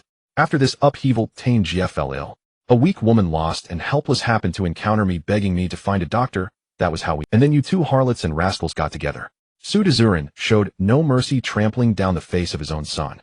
Su De felt extremely embarrassed, but did not defend himself. The facts were as stated. Otherwise how could Yuan Go have come about? He was nearly 6 years old, more than 2 years older than Su. This indicated that when Su Yu's mother was still alive, Yuan Go had already been born. The Su family members watched this grand drama unfold, with a few villagers faintly visible nearby, secretly watching with great interest. They were quite excited. The eldest son of Su Dezurin had an affair with a concubine who had been expelled, and even had a son. With such a juicy topic, they wouldn't even need dishes for today's meal. Ultimately, in consideration of the Su family's reputation, the Su landlord with a grim face allowed Lin Yang and her 2 children to enter. However, any notion of formal recognition was out of the question. After all, Yuan Gear was at least a descendant of the Su family, granted the title of a young master. Tian Jier found herself in a similar predicament to her mother, lacking any formal status, awkwardly caught in the middle. The Su family servants secretly mocked her, saying that a cast-off concubine's illegitimate child was not even as respectable as they were. In his past life, however, things were not like this. Mr. Su ultimately persuaded the Su landlord, considering the child's welfare, mainly for Yuan Gear. Lin Yang publicly declared herself as the young mistress of a widowed gentleman from a gentry family. Having received permission from her husband's family, she married Mr. Su, and the two had Yuan Gear together. The Su family simply did not publicize this news. With status and children, Lin Yang basked in her success, receiving admiration and flattery from people throughout the 10-mile radius. At that time, Su Yu was a girl utterly inconspicuous, with no one paying her any mind. Yet Lin Yang regarded her as a thorn in her side for Su Yu's very existence, and age served as evidence that could expose her at any moment. It was evident that a 3-year-old legitimate daughter and a 5-year-old legitimate son from a secondary wife were not fools who a quick turn of their minds could uncover the truth. This was why Su Yu was falsely accused of harming her cousin and was sent to stay with her great-aunt on the outer 8 roads. Tian Jier changed her surname to Su as Lin Yang was favored and enjoyed the proper treatment of a Su family young lady exuding authority. Main residence. The Su landlord sent Su Yu off to bed, instructing Lan from the young master must drink a cup of milk before bed and add almonds to boil. You must watch him finish it. Also, it's getting hot. I've sent over some ice. Just let it cool a little for Yuan Gear, that's enough. At the lower end, Mr. Su was dumbfounded to see the Su landlord meticulously giving orders, treating the child like a revered ancestor. Unable to contain himself, he said, Father, you are spoiling Yuan Gear too much. When have we common folks ever bought ice? How can a child enjoy such luxury? This statement carried a hint of bitterness. As the saying goes, there's a special affection for grandchildren. However, he had never witnessed such doting on a child. Previously, when letters mentioned the Su landlord's fondness for Yuan Gear, he had only thought it was the ordinary kind of affection. Now, seeing it firsthand, he felt that he and his second brother combined were less important in the Su landlord's eyes than Yuan Gear. In the scorching summer of Jiangnan, ice was expensive. A cube measuring 3 inches on each side cost a chin of silver. Even for a landlord family like the Zus, it wasn't that they couldn't afford ice, but it simply wasn't worth it. The Su landlord waved his hand, sending Lanfen away. He grabbed a teacup and hurled it, splashing water all over his son's face, turning his cheek red. As long as the Su family is still under my control, I am willing to buy eyes for Yuan Gear. What are you as the father object? Humph, of course these days your heart likely only cares for those two wretched children born from that woman. Poor Yuan Gear who thinks of her father daily. Father, what are you saying? Yuan Gear is my legitimate firstborn. How could I not care for him? Mr.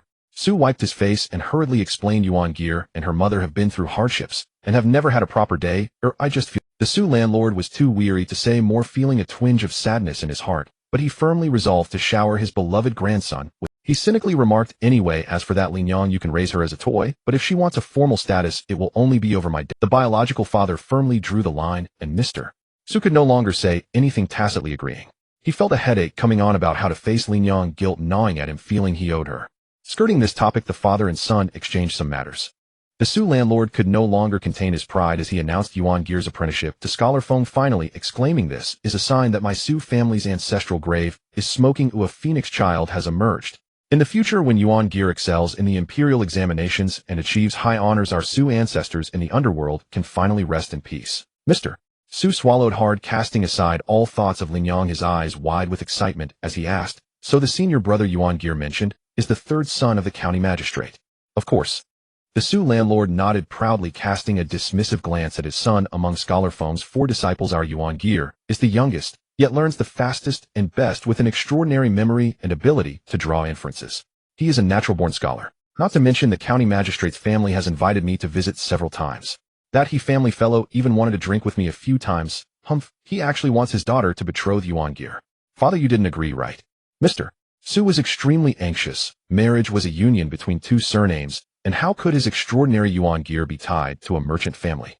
I was indeed pressured into submission, but my mouth remained tight. I certainly did not let the He family have their way. The Su landlord thought differently than his son. Yuan Gear was a girl, and as long as her marriage could be postponed, he would act as a greedy grandfather who only cared for profit, absolutely refusing any match as he wanted to climb the social ladder. When the county magistrate's daughter came expressing interest in the governor's daughter, and the governor was tempted, he would then aim for the inspector's daughter, ultimately mentioning the daughter of a duke or even a princess. It was indeed shameless. Once Yuan Gear matured and had ways to protect herself, the Su landlord thought he would buy a few handsome young men as guards for his beloved grandson, allowing her to choose whom she liked to serve her. As night deepened, the chill in the air intensified compared to the daytime. Yet Mr. Su felt hot all over, in an excited state, calculating how to take out some silver from his private stash for Yuan Gear to spend. Scholars require a lot of silver, and he could not let down the hope of the Su family. At this moment he remembered that his private stash was all kept with Lin Yang, so he inquired about her residence, and hurriedly made his way there. In the back courtyard there was a small 3-room house with poor lighting, and only a few pieces of rough furniture, quite shabby. Hearing footsteps, Lin Yang quickly loosened a few strands of hair, sitting sideways on the edge of the bed. The light fell on her face, making her look even more delicate and gentle. Turning her head, she reproached him with a hint of grievance. You still remember to come and find me. She had expected that Su Lang would hold her in his arms with compassion. Lin Yang had already thought of how to bring up her request to have Tian Jie change her surname to Su, ideally getting her on the family register. But to her surprise, he opened with, where have you kept my private stash? Bring it out, I have use for it. Lin Yang's expression twisted in an instant. Seeing that Lin Yang had no response, Grandpa Su suspiciously pressed. What's wrong? Didn't you accept the gifts I gave you? The more he spoke, the more anxious he became, for those gifts were accumulated over 7 or 8 years of hard work selling silk and satin, as well as medicinal herbs. If it weren't for Lin Yang's thoughtful and gentle nature and her earlier lament about her fears, he would not have temporarily entrusted her with the gifts. I didn't quite understand you at first, so I took a moment. Why are you so anxious? You know I have suffered such great grievances today, yet you haven't even uttered a word of concern. Lin Yang reacted quickly. A single tear dropped from her delicate cheeks, looking at Grandpa Su with a mix of grief and resentment. This stirred feelings of regret in him, and he stretched out his arms to embrace her, comforting her for a long time. What more is there to say? I have given myself entirely to you, Su Lang. I only have myself to blame for being captivated by you and acting without dignity, and now I am scorned by others. She bowed her head, weakly filled with self-reproach. Oh, please don't say that. My father is quite rigid, and he cannot accept it now. But with Yuan Gear around, he is the only grandson of the main family, and for his sake, you will still have a position. Grandpa Su felt his heart stirred by Lin Yang's words, and hurried to persuade her. There can't be just a second, it has to be the only one. Lin Yang nodded on the surface, but secretly resented it. After giving birth to Yuan Gear, she felt quite proud. After all, he was the only heir of the main family. Who knew that the dead child had given birth to a boy less than 2 years later? During those days, she had prayed morning and evening for the gods and Buddhas to grant her wish, hoping that the rightful wife would have a difficult delivery and give birth to a girl while she would die in the process. However, heaven did not fulfill her wishes. The rightful wife did not suffer for long, and instead gave birth to a legitimate son. Lin Yang immediately felt half her heart sink. Sure enough, this time upon returning, Grandpa Su refused to give her even a title to protect that lowly child, let alone the position of the lawful wife that she longed for. Lin Yang's eyes darted around. Now she could only take one step at a time, keeping the man in her grasp. All right, don't worry. With me around, you and your 3 ladies will not suffer any loss. Grandpa Su affectionately patted Lin Yang's cheek and urged her, be a good girl and go get the gifts. Lin Yang obediently got up, found a carved redwood box, and handed it to Grandpa Su, playfully pushing him a bit. Everything is in here. Count it and make sure nothing is missing. Don't wrongfully accuse me of stealing. I trust you to keep it safe, but am only asking for it now because it's needed. Come give me a kiss. Grandpa Su opened the box, kissed Lin Yang, and disregarded her struggles as he held her close. The box was not large and contained not much, but it had 3 layers. On the first layer were a few banknotes, all worth 100 taels, totaling 3 notes. On the second layer, there were 12 small, exquisite gold ingots, each weighing 2 taels, totaling 24 taels of gold. Given the current high price of gold, 1 tael of gold equals 10 taels of silver, so 24 taels of gold equate to 240 taels of silver. The third layer had the most space, filled to the brim with silver coins of varying quality, while on top lay 7 or 8 snowflake-shaped silver ingots. This amounted to 123 taels of silver. Under the dim candlelight, the silver and gold glimmered alluringly, making one feel that nothing in the world could be more precious than this. Lin Yang felt dizzy and couldn't help but ask, Su Lang, what do you need to open the gifts for today? Could it be that you want to take some out to comfort me for my grievances? Just as she was lost in thought. Ha ha ha, Lin Yang, you don't know? Our Yuan Gear at home has not only taken Master Feng as his teacher, but is also a prodigy who learns quickly. Scholars need social connections, and the cost for paper, ink, and other supplies are substantial. As his father, I naturally need to prepare more silver for him. Grandpa Su spoke with excitement, boasting to Lin Yang. He was thrilled. If his son succeeded in the imperial examination, he would have a son who was an official. While speaking, his hands were busy as well. He used a cloth to cushion the silver, pouring out a large portion before picking up 2 snowflake silver ingots, feeling it was still not enough, and took another silver ingot. Gold is troublesome to use. Small businesses in the market do not accept it, and one must go to gold and silver shops to exchange it, which is also a skill in itself. Grandpa Su did not take any gold. The silver he had was about 50 taels. He quickly wrapped it up with the cloth and prepared to deliver it personally. Amidst his busy handling of the silver, Grandpa Su did not notice that Lin Yang was biting her silver teeth tightly, her eyes blazing. These silver coins had been collected by her, and to her, they had long become her own possessions. Having so many taken away felt like cutting her flesh. Hearing the news from Grandpa Su that the dead child was actually a studious one and had taken a scholar as his teacher. A scholar. That was the same rank as the county magistrate. Such good fortune, how could that Yuan Gear who should be trampled into the mud by her and her children be worthy of it? In terms of seniority, her Yuan Gear was the elder brother and should have been the first to take a teacher. As her heart churned with turmoil and poisonous thoughts spewed forth, when Grandpa Su glanced over, Lin Yang nearly lost control of her expression. It's getting late, let's sleep. Grandpa Su smiled as he embraced Lin Yang and toppled onto the bed. Meanwhile, on the other side, the day finally came to an end, and Su Yu lay in bed reflecting on the events. By preventing Lin Yang from entering the door with the title of stepmother, that meant she no longer had the authority to control her and would even have to lower herself. A venomous snake without its fangs is insignificant no matter how vibrant its patterns may seem. Su Yu let out a gentle sigh, finding it a bit hard to fall asleep, and decided to open the system interface to explore. Having been formally enrolled for quite a while now, Su Yu keenly felt that the current content taught by Master Feng was relatively simple for her. The title of genius suited her well. After all, she had once been a person who studied all the way to the doctoral level. However, as the material became more complex, she might not be able to maintain her current pace. This would be very detrimental to the path she had forged as a prodigy, a genius, an esteemed scholar. She had to seek help beyond the ordinary. Su Yu pursed her lips, contemplating as she looked at the system interface skills. Discerning fortunes hung high, its colors bright, indicating that it could be used. Su Yu skipped over it, first voicing her predicament to the system. Does the eminent minister system have any special methods to resolve my issue? For instance, directly instilling knowledge, summoning historical card characters, intelligence enhancing potions, and so on. Sorry, we don't have such things. In the face of Su Yu's hopeful gaze, the system responded nervously. We are a legitimate system and do not advocate for unearned gains. Moreover, the methods you mentioned carry significant side effects. Su Yu rolled her eyes skyward. Then what use are you, system? The system grew flustered. How could I be useless? Every achievement you earn brings a reward. For instance, when you successfully enrolled, you received, "So what conditions do I need to meet for the next reward?" The system replied, before officially entering the court, the 5 milestones. Passing the examinations for Tong Sheng Xiukai, Zhu Ren Gong Shi, and Jin Shi will grant you rewards. So you hit the nail on the head. What does any of that have to do with my current 3-head-tall body? The system had to admit her point. Distant water couldn't quench a nearby fire. After pondering for a moment, a sudden inspiration struck the system.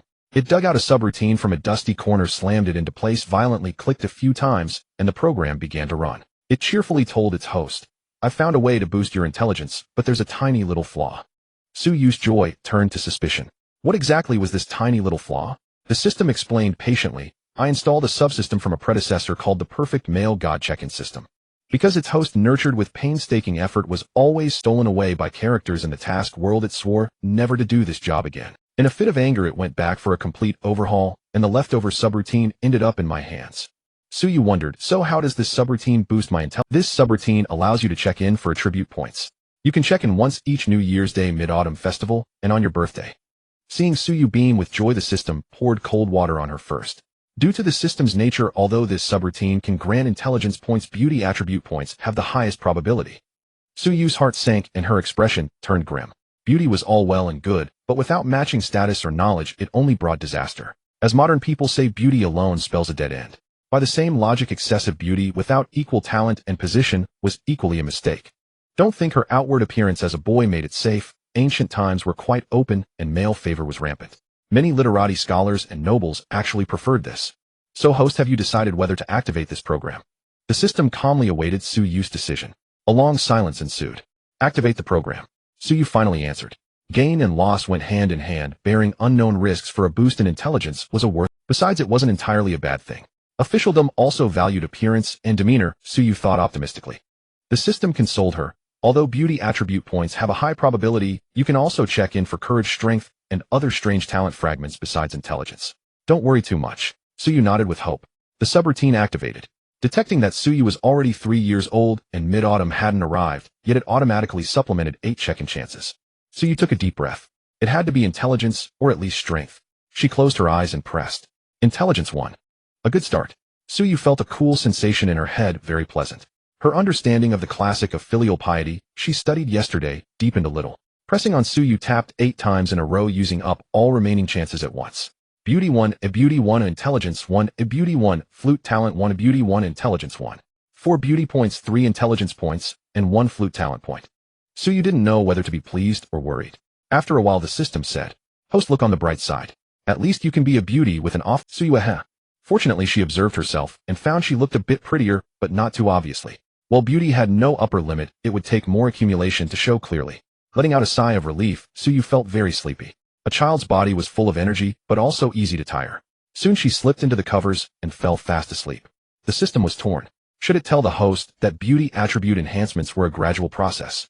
Since she was young, it would be even slower, but within at most half a year the potential would manifest. Glancing at Su Yu, who was sleeping soundly, the system decided not to say anything.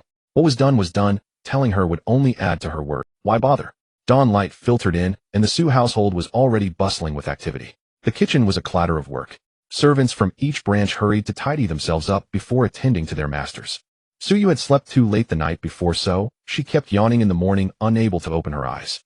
Her soft little hands clenched into fists and rubbed her eyes vigorously. Lanfan brought a basin of water and directed the 2 young maids, Shichue and Bailing, to dress her and comb her hair. She wrung out a cloth and wiped Su Yu's face. The warm water on her face finally woke Su Yu up. Lanfan carefully checked Yugir's body for any redness or swelling and asked crisply, "Did mosquitoes get into the net last night?" Yugir didn't sleep well. After washing, the child's face was as white and clear as a freshly peeled lychee. He shook his head. Shichue, distracted, loosened the just-combed hair and let out an "ayo." She told Su Yu not to move. Lanfan shot Shichue a glare and scolded, "How many times have I said it? When combing the young master's hair, you need to use some strength, or it will fall apart in no time." "I understand," Shichue said, dejectedly nodding. "So you thought no matter how you comb it, it's still 2 buns. The only difference is between fluffy buns and tight buns." Lanfan turned her gaze back to Su Yu and was satisfied to find no mosquito bites. Her eyes fell on Yugir's face, and she nearly lost her focus for a moment. She found Yugir had become much more handsome, like a figure carved from jade. Exquisite and beautiful. At the same age, her younger brother looked like head rolled in mud. The thought flashed by, and she didn't dwell on it. Instead, she earnestly warned, "Yugir, your father brought a new brother home." He's not a proper brother. They'll say this: don't get too close to him, and don't eat anything he gives you. Lanfan seemed to recall something, and added scornfully and warily, as for that woman Lin Yang, and that girl Tianjir, don't even bother with them. Stay as far away as possible. Shichue and Bailing nodded solemnly, looking very serious. Su Yu's eyes flickered and she obediently nodded. It seemed the servants generally disapproved of, and even rejected Lin Yang and her too. At the dining table, Su Yu listened numbly to compliments from Su Diju, Su De, Su Iri, and even Yuan Yang about how much more radiant and beautiful she had become overnight. Su Yu thought, stop praising me, I don't want to hear it. On the table, the newly arrived Yuan Gear huddled in a corner, ignored by everyone. He was only 5 years old after all, and didn't understand anything. His mother and sister weren't around. The Su family didn't acknowledge them. The father, who used to be close to him, now paid him no attention, focusing only on talking to that unfamiliar younger brother. Even though Lin Yang had taught him many times to ingratiate himself with Yu Gear to fit into the Su family, he was spoiled and used to getting his way. When things didn't go as he wanted, he forgot all those lessons. Yuan Gear threw his bowl to the floor, wailing loudly and flailing his arms and legs. Father, let's go back. I don't want a little brother, I want my sister, I want my mother. Kick them all out. Su Diju put his bowl down heavily with a dark face. What a worthless creature. Yu Gear hadn't thrown such tantrums even when he was 1 year old. After all, he wasn't a proper descendant of the Su family. Thinking this, Su Diju couldn't be bothered to discipline him. Having just one Yu Gear was enough. They take him away and teach him properly. If he can't learn, don't let him eat at the table anymore. He's a disgrace. Su De, who had been repeatedly embarrassed by Lin Yang and her child since returning home, now felt some resentment. He stopped eating and immediately took the boy away. Su Yu watched the show with amusement, finished her meal in a good mood, and boarded the Su family's only carriage to go to school in the county town. Old Master Su brought back the weeping Yuan Gear, who was nearly out of breath. Upon seeing her son, Lin Yang was taken aback. After hearing the reason, she keenly sensed Su Lang's impatience, causing her heart to be in turmoil. Her son was her support in gaining a foothold in the Su family, yet he was not favored by anyone in the Su family except for his biological father. Moreover, with a phoenix-like biological brother Yu Gear standing in front of her, it was uncertain whether she could maintain a place in the Su family, let alone avoid being driven out. With her thoughts racing, Lin Yang went to great lengths to appease old Master Su, and prepared several valuable items, distributing them to various places in the Su family. She was clever and generous. The gift to the second branch was a statue of Buddha made of gold, which cost 5 taels of gold, a considerable value. When it was handed to Li's wife of the second branch, it indeed brought smiles and praises, with her repeatedly complimenting Lin Yang for her propriety. Lin Yang, humbling herself and cleverly flattering, managed to understand the dynamics within the Su family. However, understanding the situation only made her feel more troubled. Yu Gear had the status of the first legitimate grandson, which came with inherent recognition. Raised since childhood by the landowner Su himself, he was treasured like a gem, enjoying the love of his elders. With exceptional talent, he was highly regarded after being taken in by a Jinshi as a mentor, which was a result of both his innate ability and accomplishments. Such a rival, even at the tender age of 3, made it difficult for Lin Yang, a powerless woman in the inner residence, to act despite her various strategies. With matters weighing on her mind, Lin Yang forced herself to deliver gifts such as hairpins, floral cosmetics, and rouge to several young ladies. She was mocked and ridiculed by Yuan Yang both openly and covertly for a long time, and just as she turned away, she heard, "Miss, where should we store these items?" "What trash? They are so filthy, throw them away lest you dirty my eyes." Lin Yang endured this, knowing that even if it caused a scene, it would only be herself who suffered given Yuan Yang's biological brother's presence. Returning home, she felt a wave of discomfort in her chest, both sour and painful. "My Yuan Gear, Tian Jier, why must you be born from my womb without a day of peace?" Lin Yang hugged her 2 children, glancing around the shabby room and furnishings, tears streaming down her face. Yuan Gear was too frightened to speak, while Tian Jier bit her lower lip, her peach blossom eyes resembling Lin Yang's blinking gently, as she said, "It's all that Yu Gear's fault. If it weren't for him, my brother would be father's only son, and I could be a daughter of the Su family." Her voice grew softer. "If only Yu Gear didn't exist, it would be better for both mother and brother, and we would all be happy." "Stop talking," Lin Yang scolded sharply, giving her daughter a heavy pat. Seeing Tian Jier still unconvinced, she revealed her own circumstances to her children. "In the Su family, we 3 are the newcomers with not a single trusted servant at hand. How can we compete with the favored legitimate son? Your father is a man. Once he sees his son thrive, his heart will lean towards him more than half, and he cannot be relied upon. Resorting to violence is absolutely not an option." Lin Yang choked back tears, saying words as bitter as the brew of yellow bitter herbs we can only endure. Yuan Gear must be a good elder brother. No, he should regard himself as Yu Gear's little follower to gain his favor. Then, looking at Tian Jier, she felt even more like crying. "You must follow Yuan Yang and be a considerate little sister. No matter how much you have to endure, you must hold on. My good daughter, you are not of the Su family, and your situation is harder." Tian Jier nodded while crying. The three of them embraced each other weeping as if they were the most pitiful people in the world. As the saying goes, walls have ears, let alone the Su family's arrangement of houses being so rudimentary. The words exchanged between Lin Yang and her children were reported to the clever servant who had already reported to landowner Su. Indeed, the root of the seed is rotten, it will not yield good sprouts. Landowner Su snorted coldly, narrowing his eyes, pondering for a moment before calling a servant. I heard this wretched woman has sent out quite a few gifts, so she should have some money. The eldest is muddled when it comes to women, who knows how much has been siphoned off. Money can make the devil push the mill, whose silver in the hands of a person with ulterior motives will sooner or later brew disaster. After critiquing from the moral high ground, landowner Su happily instructed his trusted aide to secretly steal away more than half of the silver from Lin Yang's possession. When Lin Yang discovered this, it felt like a bolt from the blue. She fell ill for 4 or 5 days and couldn't even get out of bed. These private savings were all things she had painstakingly accumulated, some given by Tianjier's biological father, some gifted by benefactors who wished to please her, with most contributed by old Master Su. Money was a source of confidence for Lin Yang, and now that confidence was gone. Upon learning about this from the system, Su Yu coldly remarked, truly bitter is the hatred of years pressed under the golden thread, sewing garments for others. Upon visiting the Feng family's house, no one expected Su Yu would linger there for a full 7 or 8 days. There were no major matters that day. While checking the disciples' progress, he found that all 4 had made remarkable advancements, feeling quite satisfied, and jokingly said, all my students are exceptional talents. In the future, who knows, we might earn the honorable title of 5 Jinsher from 1 master-student pair, which could even be recorded in the history books. The praised few felt somewhat embarrassed. Feng, he had a relaxed and humorous personality, believed in teaching according to each student's strengths. Although Su Yue, his prodigious disciple, often surprised him, he would never belittle his other students because of it. On the contrary, he noticed their small improvements and was generous with his praises in daily interactions. Thanks to this, the relationships among the 4 disciples appeared to be quite good, embodying the camaraderie of fellow students. Then Feng Yi said, although we scholars aspire to the imperial examination, we cannot simply bury ourselves in books. In fact, this type of person is the majority now. Reading for a lifetime, studying exhaustively with only the 2 characters of fame engraved in their hearts, neglecting everything else, they resemble bookworms gnawing on paper, possessing a wealth of knowledge without practical application. But since you have become my disciples, you must not go with the flow. Not to mention the 6 arts of a gentleman. Sheen, chess, calligraphy, painting, poetry, liquor, flowers, tea, stargazing, fragrance, blending, brewing, wine. Each can be pursued according to personal preference, either dabbling broadly or specializing in one. For this is nurturing one's nature. Several nodded in agreement. Su Yue, curious, asked while clasping her hands behind her back, does Master Feng know how to do all these things? Of course not. Feng Yi responded confidently, humorously spreading his hands. I became a Jinsher before 30, achieving early success, so naturally, I spent most of my time in hard study. Among these scholarly interests, I can only claim proficiency in a few. Standing nearby, Su Yu smiled inwardly. Only a few skills. How very Versailles-like. These arts like Qin, chess, calligraphy, and painting are the easiest to learn but the hardest to master. Thus Feng Yi began to lightly teach the knowledge he had learned in the past to his disciples, experimenting one by one while observing their talents and interests.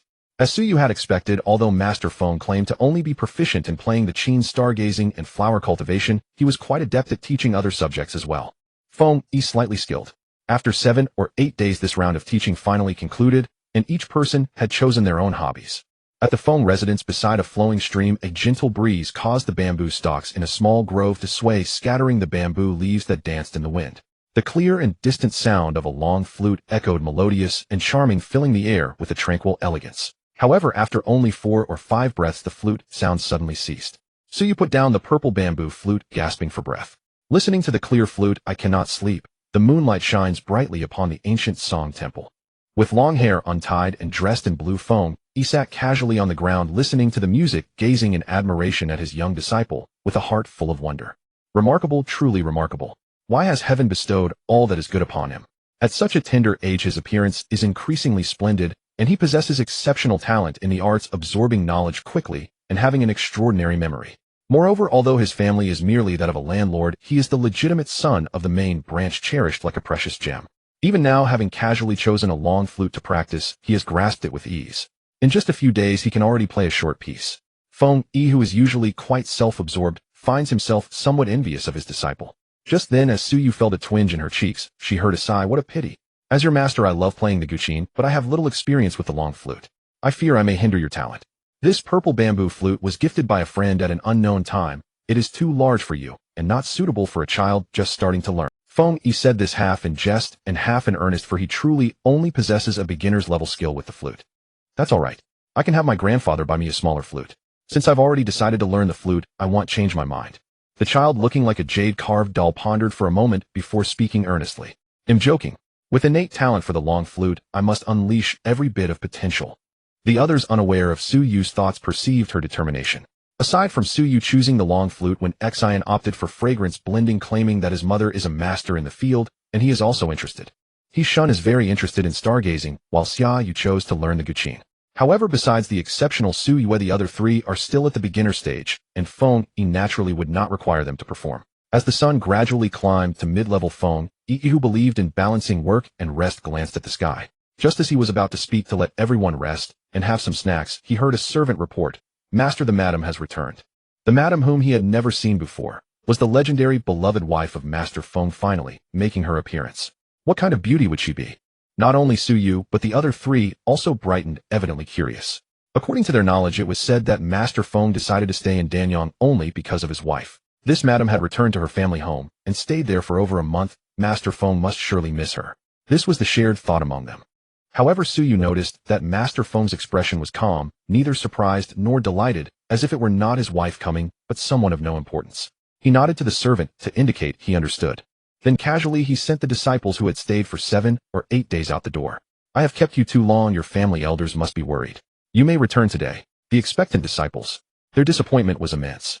They were hurriedly dismissed, having not even seen Madam's face. Leaning against the purple bamboo flute, Su Yu still felt a bit dazed while sitting in her family's carriage. What was going on? At this moment, inside the Feng residence, Madame Feng Ru Yi, with a pale and delicate face, held back tears, leaning against the crescent door, gazing fixedly at Feng Yi. After a long while, she barely trembled, her voice laced with tears. "Yi, I only wanted to meet your disciples, to fulfill a bit of elder's courtesy. Will not do anything. Do you not trust me at all?" Tears finally could not be held back, seemingly wanting to fall into the heart of another. Before Feng Yi there was a guqin. After listening, he casually plucked a few strings and a smooth and pleasant melody flowed out, causing Madame Feng's face to reveal an uncontrollable look of enchantment. The next moment, Feng Yi leisurely spoke. "Why should I believe you?" Madame Feng opened her mouth about to answer, "Because I am your wife." But Feng Yi stood up, holding the guqin, brushed off his sleeves, and looked at the person before him, sneering. "They are all merely young children. As their teacher, how could I allow someone with ill intentions to meet them?" Madame Feng seemed struck by lightning, staggering back a few steps, covering her face with her hands, shoulders trembling. I am not. Yi, why can't you trust me just once more? I have realized my mistake. Please do not treat me this way."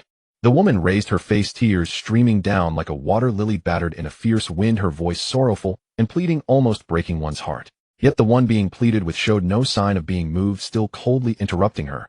"Have you recognized your mistakes? Which mistake do you refer to?" The more he spoke, the paler Madame Feng Ru Yi's face became, her expression increasingly pitiful, with tears continuously sliding down. She desperately shook her head as if denying. The more he spoke, the paler Madame Feng Ru Yi's face became, her expression increasingly pitiful, with tears continuously sliding down. She desperately shook her head as if denying it, yet could not utter a word of rebuttal. Inside, she felt both embarrassed and furious. Seeing her like this, Feng Yi felt disinterested, scoffing softly. "There are several more, who I shall not enumerate them, as they no longer measure up to the current Ru Yi, such as your childhood sweetheart, cousin. Am I wrong?"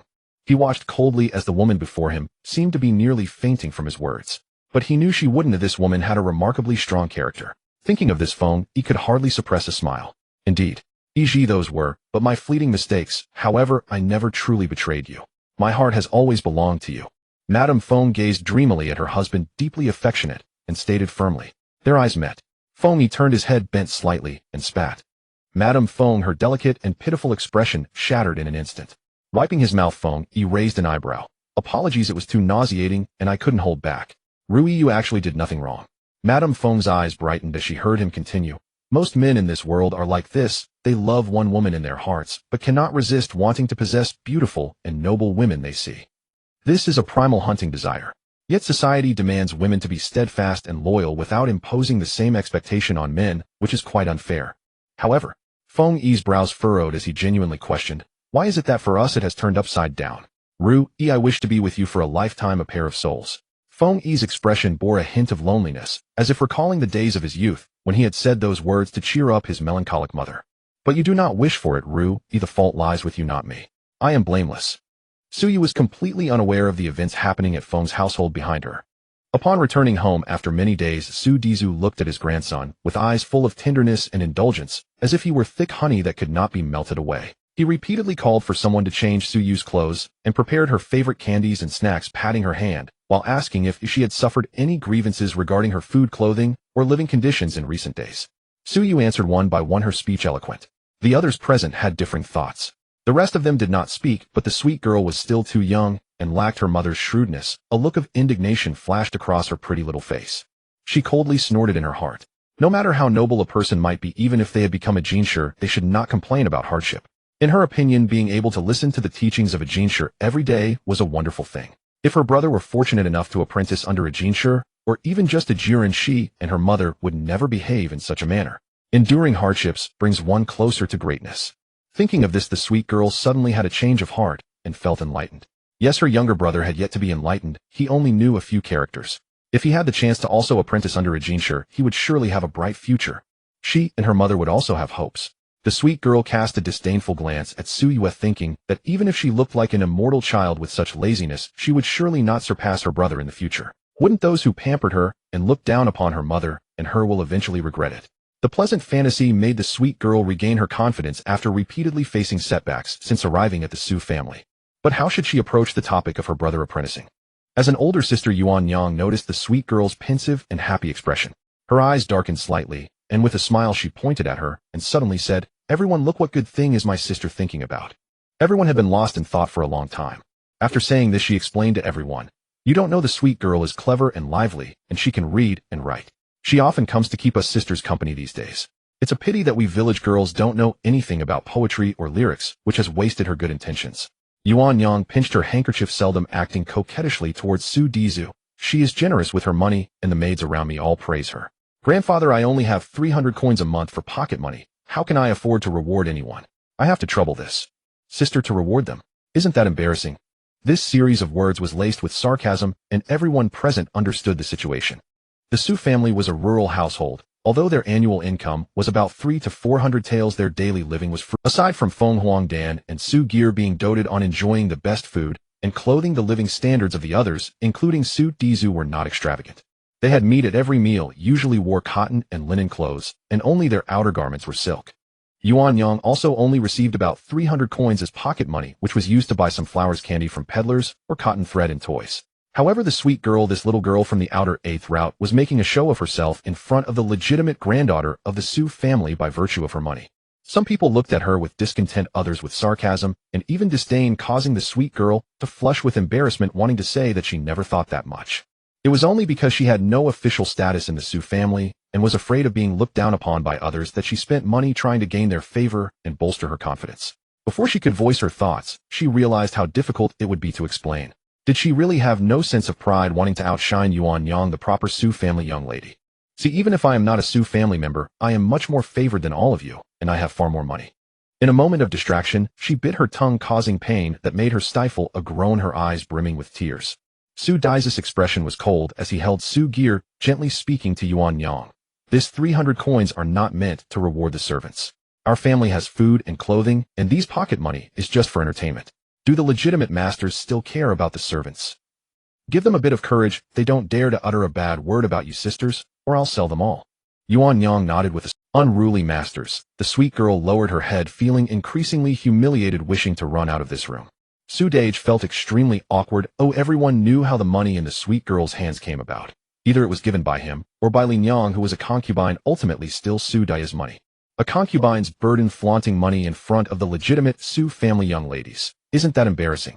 Fortunately, Su Dizu spared his eldest son some face, merely snorting coldly at him without reprimanding him on the spot.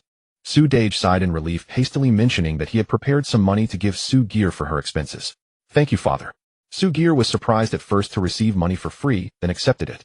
Seeing Su Dai's expression improve significantly, Su Dage secretly sighed in relief, feeling a bit heartbroken, wondering how there could be such a father who valued his grandson more than his own son. "As long as you can tell the difference, I cannot manage the muddled things you did after drinking that intoxicating soup.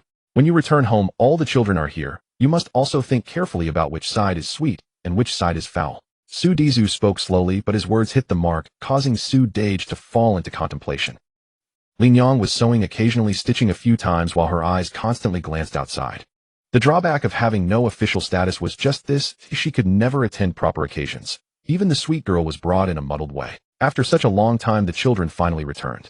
Yuan Gear looked utterly aggrieved, and the sweet girl found her in tears. After understanding what had happened earlier, Lin Yang's teeth clicked together, and she slammed the table. What a proud Yuan Yang. I have tried every means to please her, yet she shows no appreciation.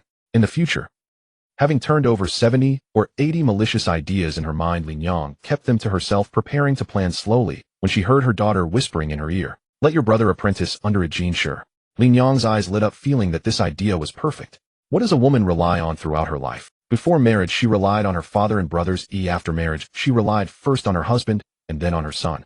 If Yuan Gear was successful, it would be of great benefit to Lin Yang and the sweet girl. Does mother think it's good? The sweet girl exclaimed angrily. They only see Su Gear and have always looked down on us. In the future, when my brother excels in the imperial examination, they will come begging, and I will not allow it. Yuan Gear, will you agree to sister's request? Yuan Gear nodded heavily, and Lin Yang also looked pleased. Imagining her son's success and her own radiant appearance in the Su family, Lin Yang became invigorated. This matter must first convince Su Lang. He is that little bastard's real father. As long as he agrees, everything will be easy to discuss. The sweet girl nodded with tears in her eyes, completely unaware that having a jean shirt as a teacher was a big deal for a rural landlord's family. Feng, he can deal with Su Dage, that's something unusual. Lin Yang took out some coins and personally prepared a few good dishes in the kitchen, setting a full table along with a pot of wine. After returning, she took a warm bath, covering herself in fragrant powder, her skin glowing white and smooth, filled with fragrance. The gentle home was ready, just waiting for someone to come. In the main courtyard, Master Su was enjoying his breakfast. The cuisine in Jiangnan was exquisite, emphasizing small but refined portions. On the table lay a plate of 6 pieces of white sugar cake, 3 or 4 delicate shumai, and a bowl of red date porridge. Having nearly finished his meal and preparing to set down his chopsticks to attend to business, Master Su, a landowner of moderate standing, was certainly not the type of idle gentleman depicted in dramas, waiting hand in hand for food and drink. May had arrived, and the early rice was growing just right. However, another important task loomed: silk production. Selecting silkworms, nurturing them with mulberry leaves, and harvesting cocoons required careful attention. Even the slightest mistake could result in poor silk yield. The people of Danyang were prosperous and the land was fertile, making it suitable for sericulture throughout the 4 seasons. Much of the farmers' annual consumption hinged upon this. Naturally, aside from collecting land rent, the largest profit for the Su family also came from sericulture. While pondering this year's excessive rainfall and the subpar mulberry leaves resulting in a lower quality of silkworm cocoons compared to previous years, Master Su noticed his granddaughter Yuer entering. A smile blossomed on his face. What brings you here today? Don't miss school time. My dear, I know you're filial, and your grandfather appreciates your heart. Master Su readily agreed to Yuer's request for a suitable purple bamboo flute, as long as the requests remained reasonable, such as not asking a simple purple bamboo flute costing at most a few taels of silver. However, Yuer's next request left Master Su feeling uneasy, reluctant to agree too hastily. With a serious expression, Master Su asked Yuer, "Why do you want me to establish a clan school?" A clan school, as the name implies, is an educational institution for the children of a family or clan set up in ancient times to enhance cohesion and power within the family. There were many benefits. It could discover talent, gather people's hearts, and promote benevolence. However, it required a significant investment of funds and personal connections, which might not guarantee returns. Therefore, generally, only prominent families would establish clan schools. According to Master Zu's knowledge, there were none in Danyang. Yuer remained calm. Yesterday, she had pondered for a long time about the schooling issue for her sisters. She directly suggested teaching Yuanyang and the others to read. If she asked repeatedly, it was very likely that the loving Master Su would agree. However, this was merely a temporary solution. The upper limit of reading and writing was high, but the lower limit was actually very low. The quality of the teaching staff would almost determine the students' achievements. For instance, her mentor, the young and talented Feng Jinshi, provided her with almost first-rate treatment nationwide. Youth represented energy, and high talent indicated that the master could impart a great deal of knowledge. Looking further down, the teachings of the former male protagonist and old scholar were decent, while the common tutors and students teaching in private schools were rather mediocre. At the very bottom, Master Zu's provision of teaching staff for Yuanyang and the others would simply be someone who could recognize a few thousand characters and teach them some basic writing. This did not meet her needs. Yuer wanted to achieve the best she could manage, so she devised a plan to establish a clan. First, the students of the clan should have teachers who were at least of the scholar rank. Secondly, having a clan school run by themselves would significantly reduce the barriers for Yuanyang and the others to attend. Lastly, and most importantly, the teachings at a clan school would cover subjects required for the imperial examination accounting and the study of human relations, which undoubtedly surpassed the current curriculum for girls. Grandfather, I heard from brother one that he studied at the clan school in the capital along with his brothers, yet I am the only one in our family receiving an education. So you want others to study together with you? Master Su chuckled. Yuera was only 3 years old, and it was not unusual for her to desire what others had. Just as he was about to explain the differences between their families to dismiss Yuera's idea, he heard her say, "No, that's not what I mean." The little child, not even reaching Master Zu's thigh, had an expression of determination and calm that did not match her age. She looked at Master Su earnestly and said, "Grandfather, I can study well with Master Feng, but the others in our family cannot. They are lagging behind." The small furrow in her brow seemed to indicate her effort to express herself clearly as she counted on her fingers and said with distress, "It's not the same as me." Her childlike words struck a chord in Master Su's heart, causing a jolt of realization. Despite being born into the wrong gender, he believed without a doubt that Yuera was destined to succeed as a top scholar. Becoming a top scholar meant entering government service, which was no easy feat. The other Su family members naturally needed to support Yuera in this endeavor. A father-and-son team facing tigers, one could trust one's own kin more than outsiders. But if the Su family members did not receive an education or know how to read, how could they be of help? They might even hinder her progress, and if her brothers lacked knowledge, what would happen if someone held that against Yuera? A phoenix emerging from a chicken coop may be a compliment, yet this phoenix, when compared to other phoenixes, might seem less impressive. Although Master Su did not agree on the spot, he kept the idea of establishing a clan school in mind, contemplating it for several days, even while eating and walking. However, the issue was no longer whether to establish the clan school, but rather how to do so. When thinking deeply about matters, Master Su always wore a frown, appearing displeased, which deterred others from approaching him. Lady Li originally planned for second Master Su to request the management rights of the household, but with Lin Yang arriving, the idea of marrying a stepmother for Master Su was naturally shelved. She considered this an opportunity, thinking that perhaps asking for more might restore the management rights. However, seeing Master Su's current demeanor, second Master Su felt intimidated. He was delicate and afraid of pain. The marks from the last beating with a feather duster had yet to fade. Anger bubbled in Lady Li, causing a large blister to form on her mouth. Similarly, Master Su had become soft-boned after indulging in the tender affections of Lin Yang. Moreover, he thought to himself that although Yuera was extraordinary, Yuana was also his son. There was no telling that he wouldn't be. After all, sons from the same father would not differ greatly. Additionally, Yuana was slightly older. Compared to his 3-year-old younger brother, he was actually at a more appropriate age for schooling.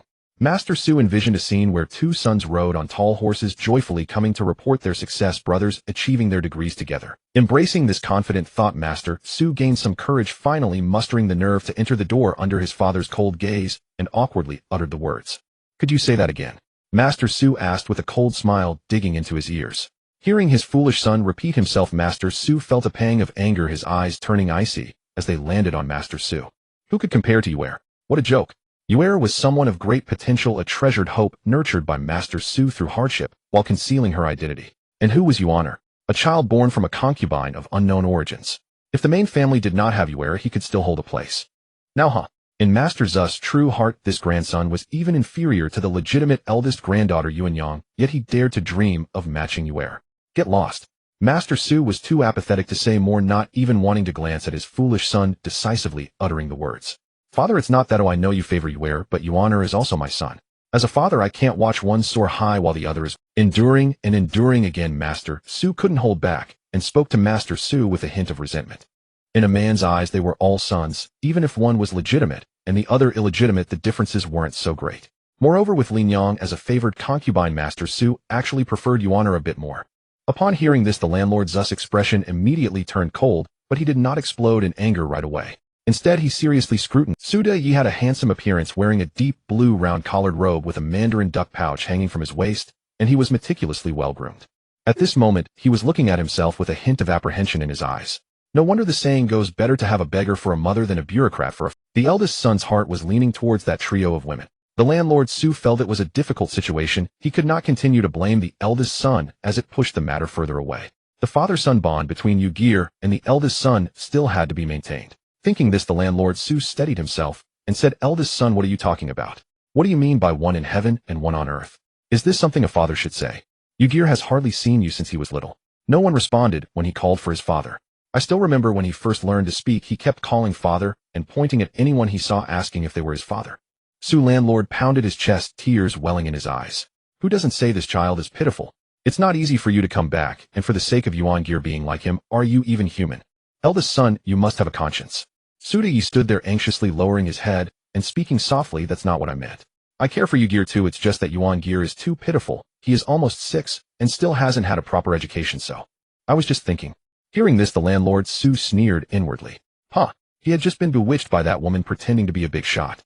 Without him, Gear wouldn't know how much he would be bullied. The landlord's protective instincts surged. His grandson could only rely on himself for protection, as his biological father was completely unreliable. Thus the landlord Su sighed looking at his disappointing son and made a decision, speaking in a weary tone, let's not talk about that. As a father, you should know your own heart. Regarding education, you can forget about seeking the scholar Feng. Just look at who he is. Far Su family cannot even reach the door of Feng's family without Gear. How Gear's name is more appropriate, I haven't even considered letting him apprentice. Suda was hit by his father's words, feeling the warmth of home fade away. His mind cleared up enough to absorb the words. At this moment he nodded, feeling that the landlord Su was right, showing a bit of shame on his face, his lips trembling as he wanted to speak a few soft words. The landlord Su caught a glimpse of this, but remained unmoved, continuing, however, you don't need to rush. He paused and expressed his thoughts about opening a family school. Suda was taken aback. Father, opening a family school will cost more than a few hundred taels of silver. With so many members of the Su family, the costs for paper, ink, and the teacher's fees will be overwhelming. He stamped his foot in panic, calculating the expenses non-stop in his mind, his eyes bulging, his head feeling heavy. Cough, cough, it settled, a family school must be opened. The landlord Su expressed solemnly that his grandfather, or rather Su de yes great-grandfather, had already dreamt of opening a family school. Generation after generation, this desire had been passed down, but the ancestors had delayed the school for various reasons. Today he would fulfill his ancestors' wishes. Suda was stunned. Opening a family school was something everyone desired, but there was no money. If they had money, why not buy land for business? At the very least, spending silver to support education would only benefit their own children. Those who truly opened family schools were either families of officials or wealthy noble families. Exactly how Gear and Yuan Gear can also go to the family school. After rambling on for quite a while, the landlord Su reluctantly concluded the topic. He appreciated the expression of despair on his son's face. When he went out, Suda walked as if floating, and when he saw Lin Yang, he sat down and gulped down a large cup of cold tea. Lin Yang hurriedly took the teacup away with concern. Su Lang, the tea is cold. It's not good to drink too much, it will hurt your health. Even without tea, my heart is already cold. Suda leaned back against the chair, speaking weakly. His heart was bleeding. Most of the Su family's future assets were his, and now, with the opening of the family school, he didn't know how much silver he would have to expend. How could Suda not feel pain? Is it that Yuan Gear's matter has fallen through? Lin Yang immediately thought of this. Feeling anxious, she hurried to ask Su Lang. It won't work to apprentice under Scholar Feng. But Yuan Gear can still read. Lin Yang was a bit disappointed, but thought it was still acceptable, as things should be done gradually. She thought Su Lang's sorrowful expression was for their son, and after feeling pleased for a moment, her delicate body leaned close to Su de softly, saying, as long as he can read, that's enough. My background isn't good, which holds Yuan Gear back from being valued. I shouldn't ask for too much. Having a bowl of rice to eat is sufficient. I just feel sorry for the child. Before Lin Yang could finish her weak and pleading words, Su de irritably pushed her away. He was burning with frustration and felt hot pressed against her. Stop talking, I don't know what has gotten into my father. He actually wants to open a family school. Throwing a large sum of silver into it is just throwing it away. No way, this money cannot all come from my family. Every little bit saved counts. Having experienced the hardship of earning money, Suda was actually quite frugal. After saying this, he rushed out the door. Lin Yang stared in astonishment at Suda's retreating figure, twisting the handkerchief in her hands. What on earth was going on? The Su family has prospered for several generations, so naturally there is more than just the landlord Zus line. There are hundreds of other Su family members who have branched out. Although the richest among the Su clan is the landlord Zus family, the others united together also form a considerable force, and opening a family school cannot go without them. As soon as the landlord Su took the lead, he stated that he could provide 70% of the funds, and he would also pay for the construction of the school. After some discussions, the other Su family members agreed. The final regulations were as follows: the family school would only accept Su family children under 10 years old. Each group of 3 would provide a set of books, and the supplies would be chosen as cheaply as possible. The school would not provide free meals. The students would be tested every 3 months, and those who did not pass would be expelled. The accounts were managed by Su de, who was extremely meticulous and frugal, calculating every single detail. The final sum calculated almost made him faint. The minimum annual cost was no less than 160 taels. With the Su family contributing 70%, that amounts to 112 taels. It's important to note that during prosperous times, the Su family could only save 200 taels after expenses in a year. Now, just for the school alone, this took up more than half. When the calculations were done, the other Su family members felt embarrassed, but were increasingly proactive in pushing for the school's establishment. It was a huge advantage. It's not just Su Yi who wore a constant frown and was always calculating. Even landlord Su felt a pang of sympathy. Seizing this opportunity, Su Yu casually mentioned that she wanted her sisters to go to school as well, though after all so much money had been spent, having only 2 people attending school was a waste, right? Adding the girls made it 7 people going to school, which would lessen the loss. Su Yi, dazed by the calculations, didn't hesitate and wholeheartedly. There were people in the clan gossiping. He rushed forward to calculate. We have an obligation to build the family school. Spending a lot of money is just that. It's only 7 children from my family. How could they take up much space? Is having money a crime? Emphasizing a lot of money, Su Yi shot a sidelong glance. Some people don't contribute money, but still take advantage and complain they haven't taken enough. Oops, shameless. The gossipers covered their faces and left. From then on, Su Yi became famous and no one dared to gossip about Yuan Yang and the others. The Su family established a clan school, and soon the news spread across the countryside, radiating outward at an astonishing. Others debated among themselves. For instance, the landlord of the Wang family next door believed that Zu's landlord had gone mad. But for those with the surname Su, this news was of great significance. An opportunity to study. Without needing to be told repeatedly by Lord Su, every household in the clan agreed to send 1 or 2 children to school, as children around the age of 10 could already create economic value. They could collect firewood, herd cattle, feed pigs, work in the fields, and even do small jobs to support their families. For poor families, every bit of resource should. Thus everyone had a mental calculation. Going to school was good, and a future with education was naturally much better than without it. Even if one only learned to read and went to the city to work, they would not fear being deceived. If luck favored them, they might become accountants or similar roles. If a scholar emerged from the family, even passing the elementary scholar examination would dramatically change the family's fate. However, not everyone could go, as the family could not afford it. Thus, choosing who would become the lucky one became a significant issue. Many families erupted into chaos, with the landlord's wife and mother-in-law hurling insults at each other, while 2 brothers from another family fought with pitchforks and hoes. The cause of this turmoil remained indifferent. In this world there was little to fight over, and having the opportunity to contend was already quite fortunate. Could it be that she should be blamed for providing this opportunity? Ding dong, the low-profile system emitted a cheerful sound. Dear host, congratulations on unlocking the hidden task prosperity of the clan. Task explanation: a distinguished minister must cultivate themselves, manage their family, and govern the world. A harmonious atmosphere, strict family values, and a knowledgeable and reasonable family will benefit the host's rise in the officialdom. Progress 10.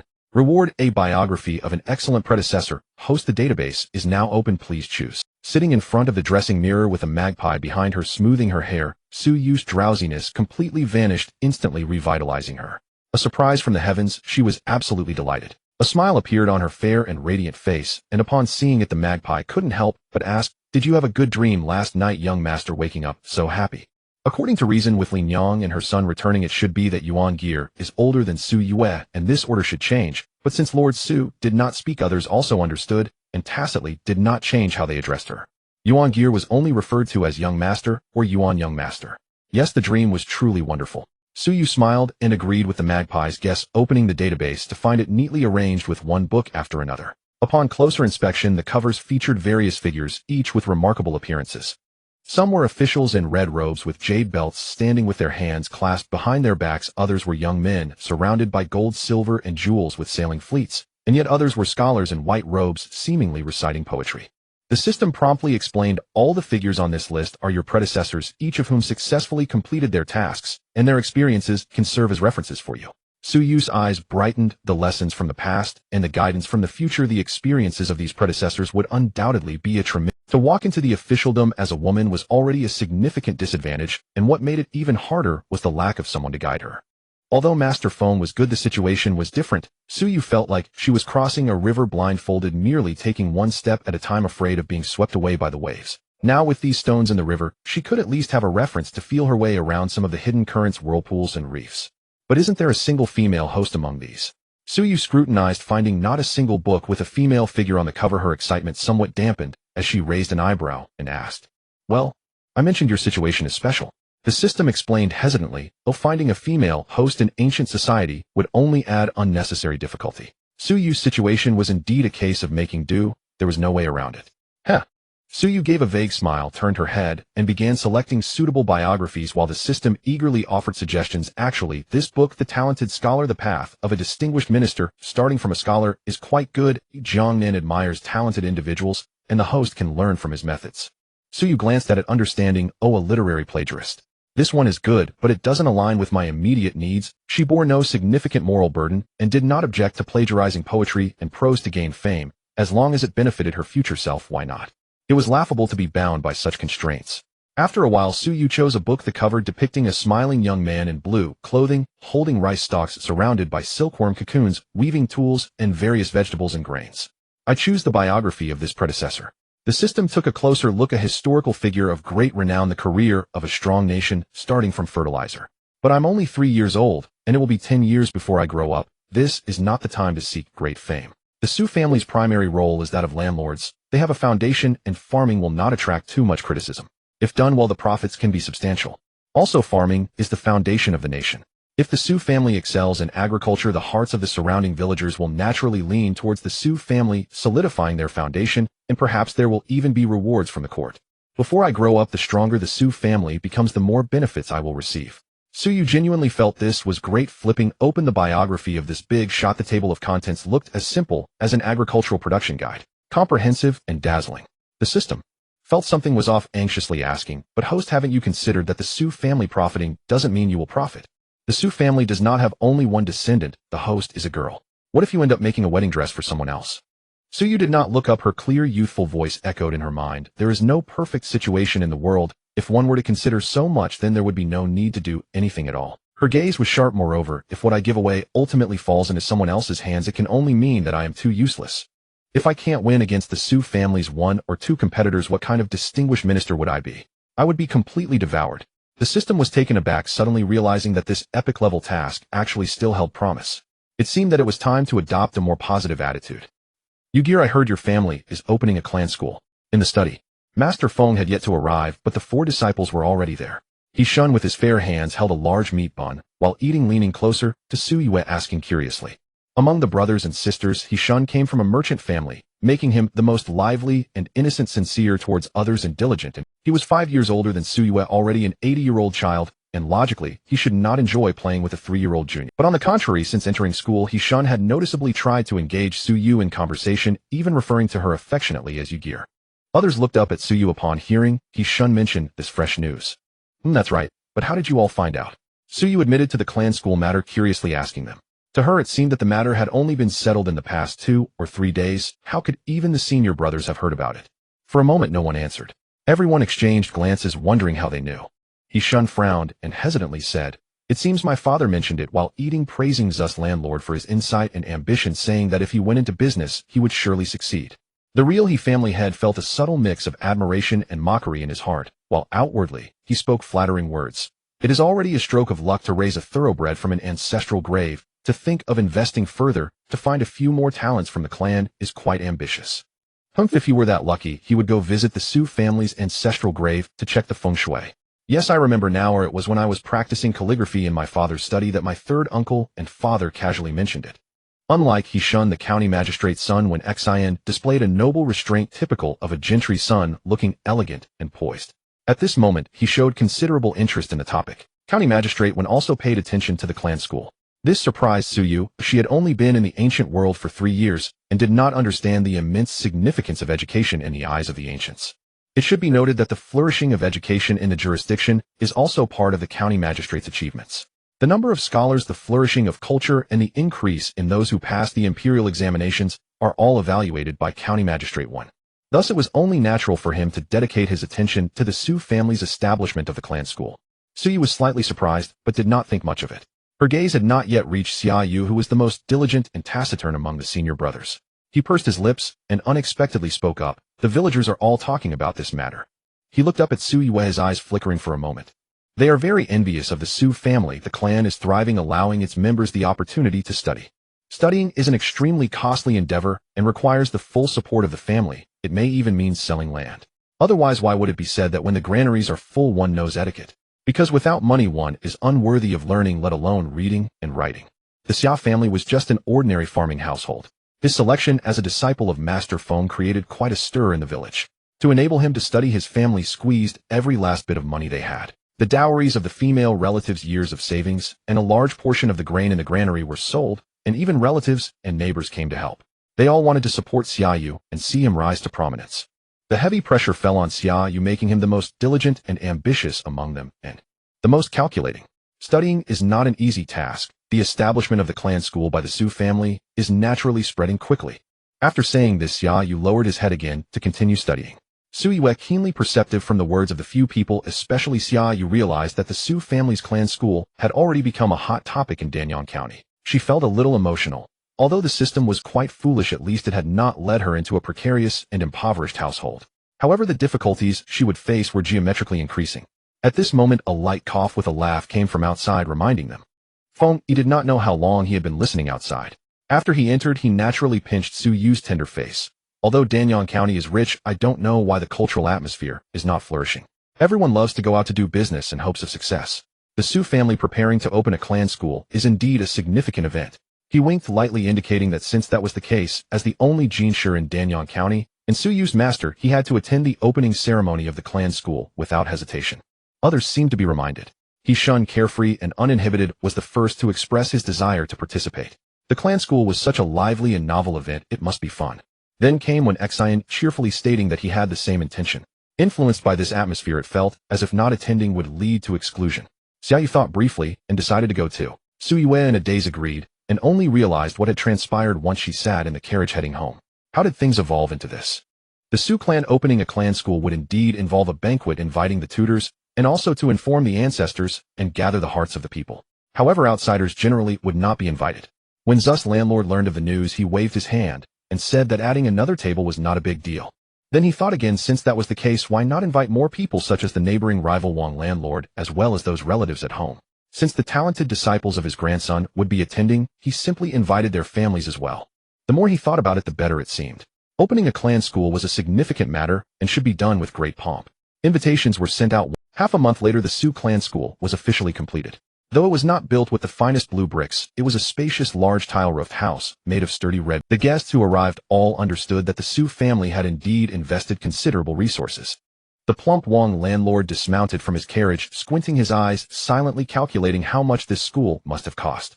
He gasped, with such solid materials at least 50 taels of silver have gone. Thus upon seeing Zus landlord, he looked at him with a sighing, pitying gaze and quietly said, I won't say those polite words, isn't this being forced by your clan? Wang Fuguei understood best. His old rival in land dealings, Zus landlord, was notoriously stingy. Spending so much money for no reason was certainly due to pressure. Zus landlord, being pulled over, felt a bit impatient. He was wearing a newly tailored silk robe. What would happen if it got wrinkled? He still had to meet Su Yu's master later. Upon hearing Wang landlord's words, Zus landlord was first stunned, then pleased. Ha, what do you know? My wearer is destined to be a phoenix, so I naturally have to nurture the little sparrows of the clan to at least look presentable. At this moment, a sudden commotion arose at the entrance, and both landlords looked over. They saw a handsome young scholar in a green robe entering with several children. The youngest among them was particularly striking, with a delicate and rosy complexion. As he entered, all those seated stood up warmly, greeting Feng Yi, their attitudes respectful and their words careful. Wang landlord's eyes widened in surprise. Who was this person commanding such a presence? The people greeting him were all not of ordinary status. Among those he recognized were the son of the county's chief clerk, the owner of the rice shop, and the head of silk trade in the county. Forgive a rural landlord, the news of Su Yu's apprenticeship had only spread within a small circle. Many people did not pay attention to these scholarly matters. Welcome, esteemed guest Feng Jinshi.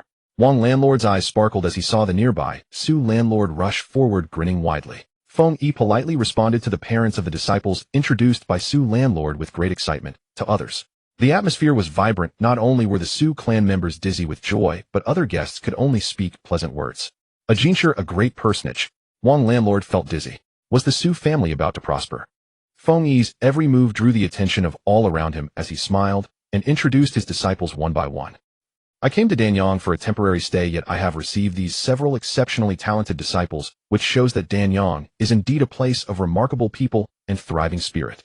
This statement was both a compliment to the people and the place, and Su Yu clearly noticed that the atmosphere in the venue had grown even more lively. Taking this opportunity, someone tentatively recommended their own disciple, to which Feng Yi grasped Su Yu's hand and sighed. One's fortune is limited. I am already fortunate to have received these good disciples, especially Yu Gear, whose talent is truly extraordinary. Feng Yi stated very earnestly, I dare not frivolously dream of teaching the world's talents. If I can manage these few, it may very well bring my name to fame across the land. Why teach so many disciples? It is difficult to find the clever ones, while the foolish ones can drive a master to madness. Having a few outstanding seeds is already enough. The crowd was taken aback by saying this. Feng Jinsher indicated that he held hope for all 4 disciples in his heart. If Su Yu and the others did not achieve their goals in the future, this bold claim would become a joke. Faced with the gazes of admiration, envy, and scrutiny from all directions, the 4 disciples felt somewhat uncomfortable. Xia Yu tilted his head slightly and discovered that the youngest, Su Yue, who bore the brunt of the most attention, not only showed no signs of shyness or fear, but instead stood there with grace and a smile. His heart stirred, and he quickly straightened his posture. The banquet proceeded smoothly, with Su Yu being young and arranged to sit behind a screen at the only table designated for women. The people seated there were his several sisters, and today was also their day to enroll in school. Among the womenfolk only they were allowed to attend. Is the food outside the same as ours? The third sister, Xian Yang, with a lively temperament, constantly attempted to peek around the screen to see the commotion outside, her chopsticks poking aimlessly. Eat quietly. Why do you care if the food is the same or not? Yuan Yang shot a glance at her younger sister, who pouted and elongated her voice, saying, "Got it." She then turned her attention to Su Yue, who was obediently eating, leaning in closer, her eyelashes fluttering like butterfly wings. The Su family members were all quite good-looking. Among the 5 young ladies, Xian Yang was the most beautiful, with a small and exquisite face, almond-shaped eyes, a delicate complexion, and a lively personality that added to her charm. She whispered, "Yugir, do you want to drink some fruit juice? I have a bottle. Can I bring it to you?"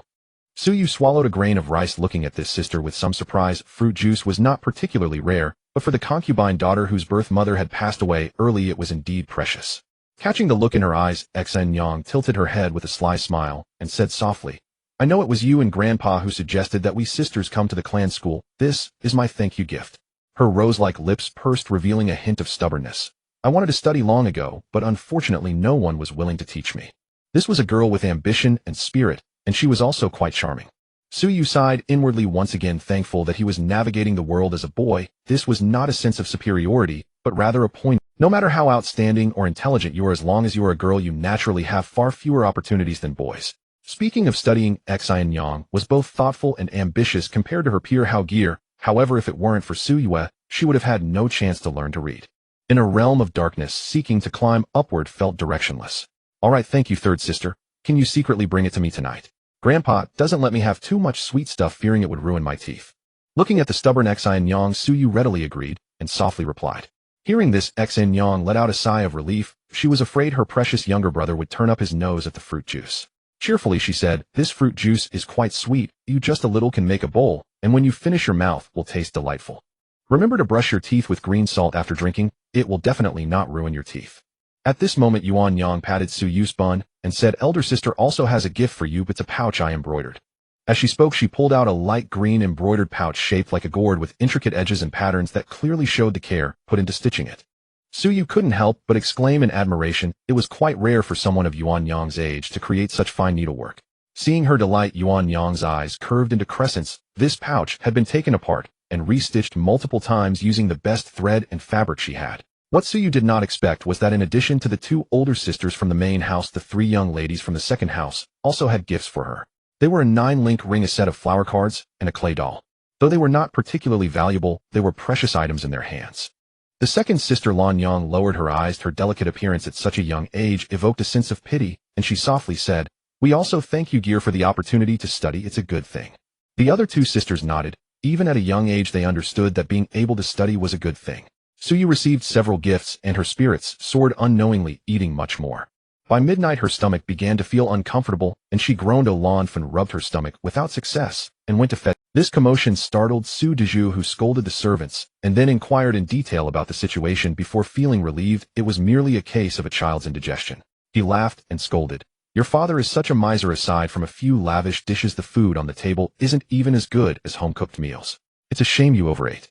Su Yue, unwilling, twisted on the bed, rolling the summer blanket into a ball, feeling quite embarrassed herself. "All right, is your stomach still uncomfortable?" Su Deju asked, and after receiving a somewhat better response, he picked up Yugir and returned to the main house, preparing to take care of her. In the main house, 3 or 4 candles were burning, each about halfway down. Several account books were messily placed on the table, some closed and some open. It was evident that Su Deju had not slept that night and had been calculating accounts. Su Yu's heart stirred. After being placed on the bed, she grabbed Su Daz's sleeve, pointing at the table while covering her mouth and giggling. "Grandpa is not sleeping. That's a naughty child who will be caught and eaten by the mountain old lady." Regardless of the era, which child hasn't been frightened by adults with stories in their early years? The mountain old lady was a creature that Su Daju had used to scare the mischievous Su Yu into sleeping. Grandpa has important matters to attend to, so he won't be caught by the mountain old lady. Only disobedient children like you Gear will be caught. Su Daju opened an account book and said with great seriousness. This was the account of the fields detailing various expenditures and incomes, such as lending Zhang Taitu 2 dough of rice with an agreement to return 2.5 dough in autumn. Seeing the accounts, Su Daju couldn't help but sigh. No matter how he calculated, the net income this year was only around 280 taels. After deducting daily expenses and expenses for the school, not much remained. The landlord's family also had no surplus grain. Grandpa, why is there no money? Awakened by his grandson's words, Su Daju realized he had unconsciously spoken of their lack of money. After thinking for a moment, he replied seriously, because the money earned from the fields is about the same every year, and this year the school has added a substantial expense, so the remaining money is less. So that's how it is. The child curled up in the blanket revealed a pair of bright, sparkling eyes blinking. Then let the money earned increase. Su Daju chuckled. It's not that simple. Those who rent our fields are all experienced, they manage it diligently, and whatever yield there is, that's all there will be. A moo of paddy fields produces 2 sure of grain. But the book says otherwise. A 1 moo can produce 4 sure. Su Daju was taken aback. At high noon, the scorching summer sun blazed down relentlessly upon the land. On a vast stretch of leveled fields in the village, neat rows of rice plants stood crowded together, swaying gently in the breeze. The rice stalks bore numerous tillers with heavy spikes.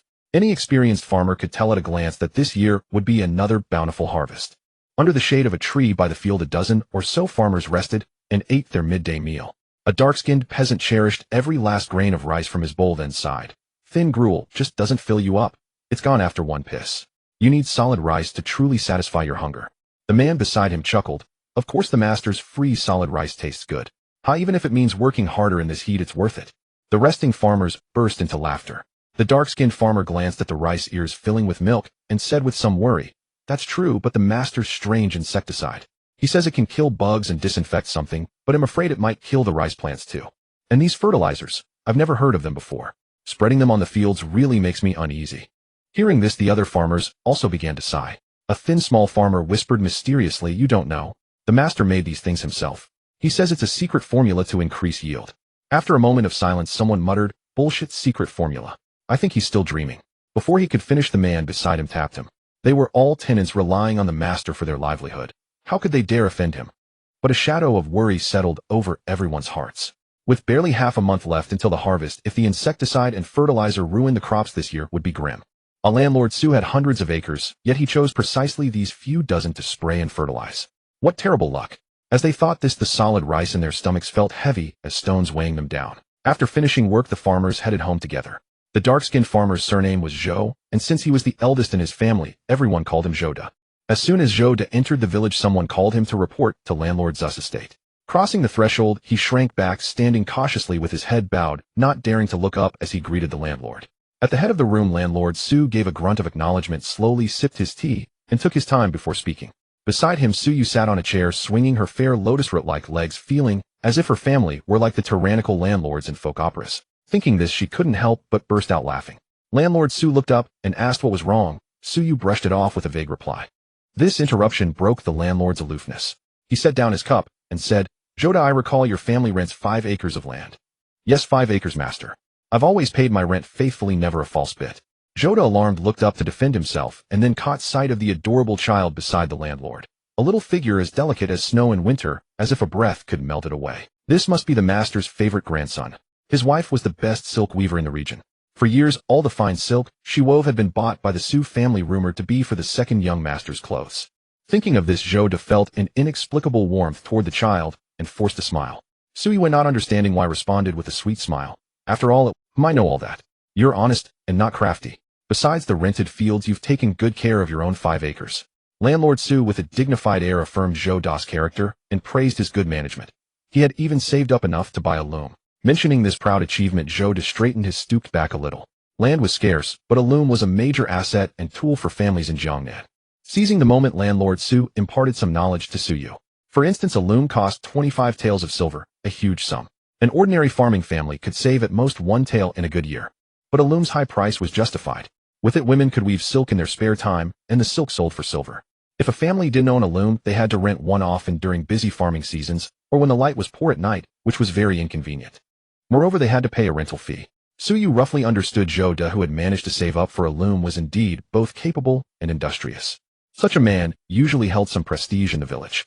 So landlord Zu's choice to entrust the task to Zhou De was indeed the most appropriate. I had the insecticide and fertilizer spread in the fields. The tenants in the village haven't spoken well of it, have they? After a pause, landlord Su narrowed his eyes and spoke slowly. Zhou De trembled, then gritted his teeth. That's right, master. He put on a pleading expression and raised his fingers. This is a full 80 acres of prime paddy fields, almost ready for harvest. I know you're a capable man, different from us mud-footed folk, but the fields are different. So some of you secretly poured away the insecticide and fertilizer. Landlord Su slammed the table and roared sternly. Zhou De clamped his mouth shut, shaking his head desperately, but remaining silent, exuding an air of scold all you want, but well, still do as we please. The ignorant villagers could not understand the scientifically formulated insecticide or the homemade potash and phosphate fertilizers. These were products developed by an agricultural expert through years of deep experimentation, methods to increase per acre yield achievable in ancient times. Pressed for time, Suyu had only listed a few suitable and easily prepared items. She planned to show results from the first season, a significantly higher yield, to persuade the villagers to follow her arrangements next season. But the first step had already failed due to the tenants' passive resistance and insubordination. A sense of frustration set in, but it was also a lesson. Real people aren't NPCs, they have their own thoughts and calculations. Coming back to herself, Suyu watched landlord Zu's handling method intently. He first intimidated Zhou De, then coaxed him gently, and after a round of tactics revealed his true intention. He appointed Zhou De to manage all the tenants of the 80 acres and supervise their careful application of the insecticide and fertilizer. In exchange, if the yield indeed increased, Zhou De would receive 2 acres of land. And paddy fields at that. Zhou De's dark face flushed red, his lips trembling, nearly collapsing from joy. If the rice crop is ruined this year, I won't treat you unfairly. You'll be exempted from next year's land rent. How about that? Landlord Su took a sip of tea, speaking with calm confidence. Unsurprisingly, Zhou De reversed his earlier passive resistance and nodded eagerly like a hen pecking rice. After the man stumbled away, landlord Su turned to the thoughtful Suyu and rubbed her little bun hair with his big hand. Well, do you know why I did that? Suyu pondered for a moment, then said with some regret, I underestimated the tenant farmers. I thought they would grumble, but eventually follow suit once the fields yielded more. I never expected them to resist from the very beginning. With no social experience, she realized that ancient society was not so simple and crude. Landlord Su fondly stroked his grandson's top knot and comforted, You're young, so it's natural not to know these things. Your father was even more reckless as a child, constantly tricked by village boys into giving up his candy. Suyue, very curious about how exactly he was tricked. All these fields and lands will one day be yours. Grandfather wants to teach you some wisdom early. Don't be fooled by these tenants who farm the Su family's land and appear respectful on the surface. As the old saying goes, between landlord and tenant, it's either the east wind prevailing over the west wind or the west wind prevailing over the east wind. Suyu widened her eyes, leaned in, and lifted her little face to listen. Landlord Su, immensely pleased, burst into laughter before explaining carefully. It's true that the landlord has plenty of land, but it still needs people to farm it to yield profit. If the landlord is weak and lacks skill, the tenants will band together demanding lower rent, or else they'll all refuse to rent your land. And some tenants are blackheart. Even when the weather is favorable, they'll claim it's either drought or flood. They'll report too sure of yield, as one sure, pocketing the rest themselves. What can you do?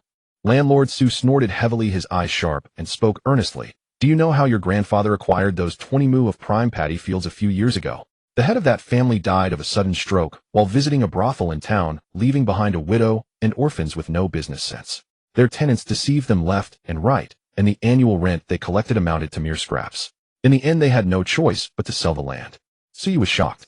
Wasn't it said that ancient peasants were exploited by landlords and lived in poverty? Landlord Su told her, bullshit. Everyone has brains. It's true that landlords are on the winning side, but you'd be wrong to think tenants are all docile and obedient. Poverty breeds a desire for change. When people are pushed to the extreme of poverty, they will do anything. Therefore, landlords must maintain a proper balance when dealing with tenants. They must neither be too soft-hearted, for then tenants might play the poverty card every few days and no rent could be collected. Nor should they be too ruthless. If tenants are driven to desperation, they might abandon their homes and livelihoods, and even set fire to your entire family. Such things have happened. Landlord Su spoke gently and earnestly, and when he saw Suyu's youthful face listening so intently, his heart melted completely. You have received heaven's favor and know these divine farming methods unmatched in the world. But those tenants don't know that. If I knew someone would cause trouble, I've been waiting for it. So grandfather was waiting to see me make a fool of myself. Suyu said softly, her bright big eyes fixed on landlord Su. Ahem. Landlord Su looked away guiltily. Well, I just wanted my dear grandson to understand the ways of the world. Reading is good, but one shouldn't become a bookworm, right? Changing the subject, Landlord Su asked slyly. Where, aside from suddenly knowing these divine farming methods, do you have any other benefits? No. Grandfather, why do you ask? Su shook her head. Actually, besides farming, the biography contains some other knowledge. That great figure was born in chaotic times, lived in a small mountain village with no security when even the imperial examinations were suspended, and he was too frail to join the army. Given such circumstances, the great figure indeed lived up to his name. He led the villagers to farm and reclaim wasteland, accumulated resources, gained fame, then joined a rebel army handling logistics while learning from the military strategist. In chaotic times, one had to know a little about everything. For example, how to feed the most soldiers with the least grain, or how to maneuver after a commander's defeat to remain valued by the next master. How to subtly arrange for one's opponents to meet their end due to reasons like provisions. It was indeed profound and subtle. Su felt that even after reading it 10 times, she could only grasp a fraction. Of course, this was not something to let Landlord Su know. Su thought that if she told him, the inflated Landlord Su would start fantasizing about her being a heavenly being sent to assist a true dragon. Unspeakable, unspeakable. Never mind. Landlord Su smacked his lips, a bit regretful. His dear grandson was a reincarnation of the star of literature. Suddenly knowing these unheard-of farming methods, Landlord Su tossed and turned, thinking about it for a long time, then suddenly realized. Even immortals have colleagues. Since his grandson was a star descended to Earth, perhaps he had a couple of celestial friends who quietly pulled some strings.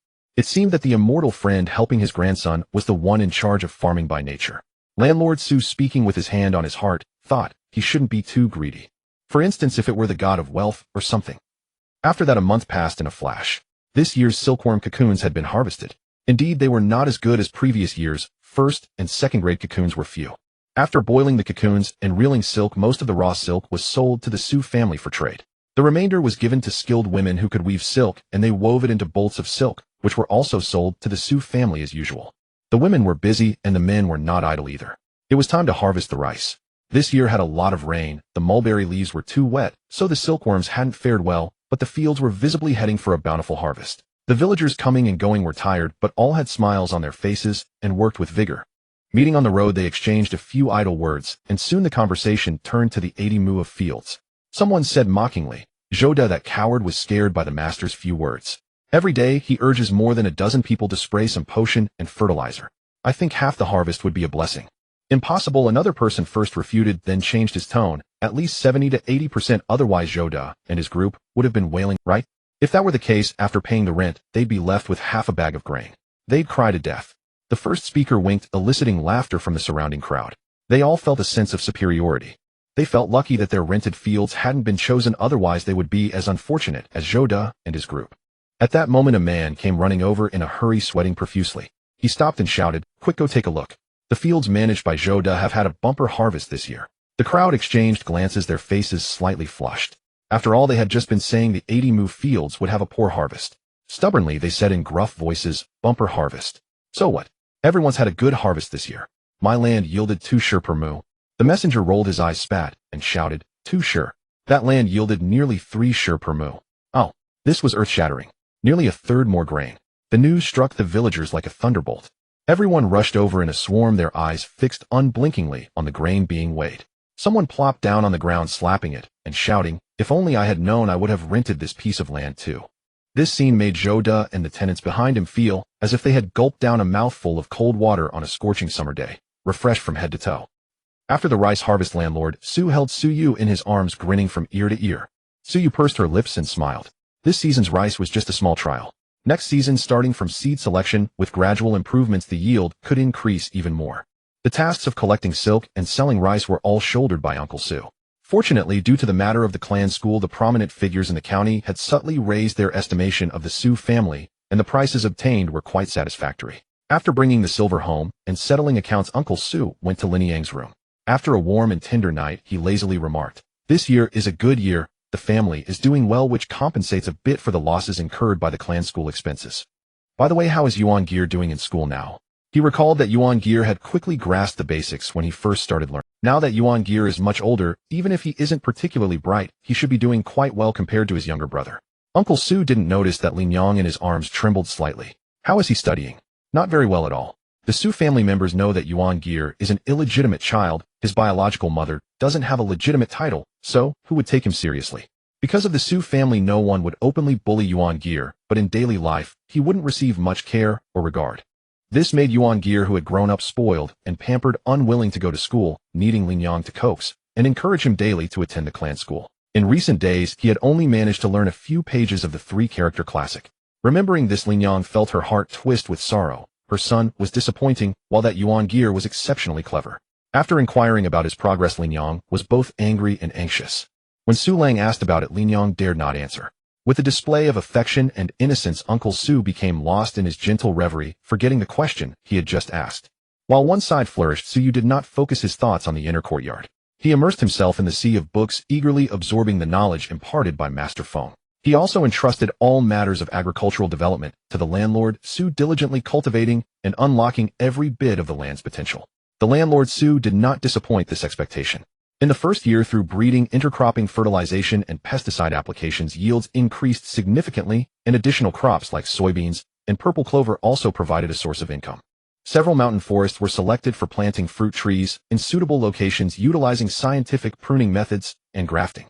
The fruit trees were thriving. In the second year, rice produced another bountiful harvest, and the yield from the hillside improved as well. Although the first batch of fruits was small, they were sweet and large, coming to market early, thus fetching a high price. Su Yu had just passed his 5th birthday and was steadily progressing in his studies. He had already covered the 4 books with the oldest Wenxin and had begun writing the 8-legged essay, also dabbling in poetry. One morning in Feng's study before the class started, Su Yu held a lunchbox and opened it to reveal golden apricots as large as eggs along with white cherries and loquats. These are the new fruits, oh everyone please have a taste. Su Yu pushed them forward. Having spent much time together, no one hesitated to take a few to eat. He praised the sweetness of the fruit as he ate and added, "My mother also loves to eat them, and said that your family's fruits sell out quickly in the market. She even sent someone to buy some, but couldn't get any." If an ordinary person said such a thing, it might seem like they were hinting for Su Yu to gift some fruits, but with Yishun, no one thought much of it. He was simply someone who valued the pleasures of the palate and was straightforward without ulterior motives. Su Yu held a white cherry in his hand and smiled. The tree was just planted last year, so it's already impressive that it bore fruit this year.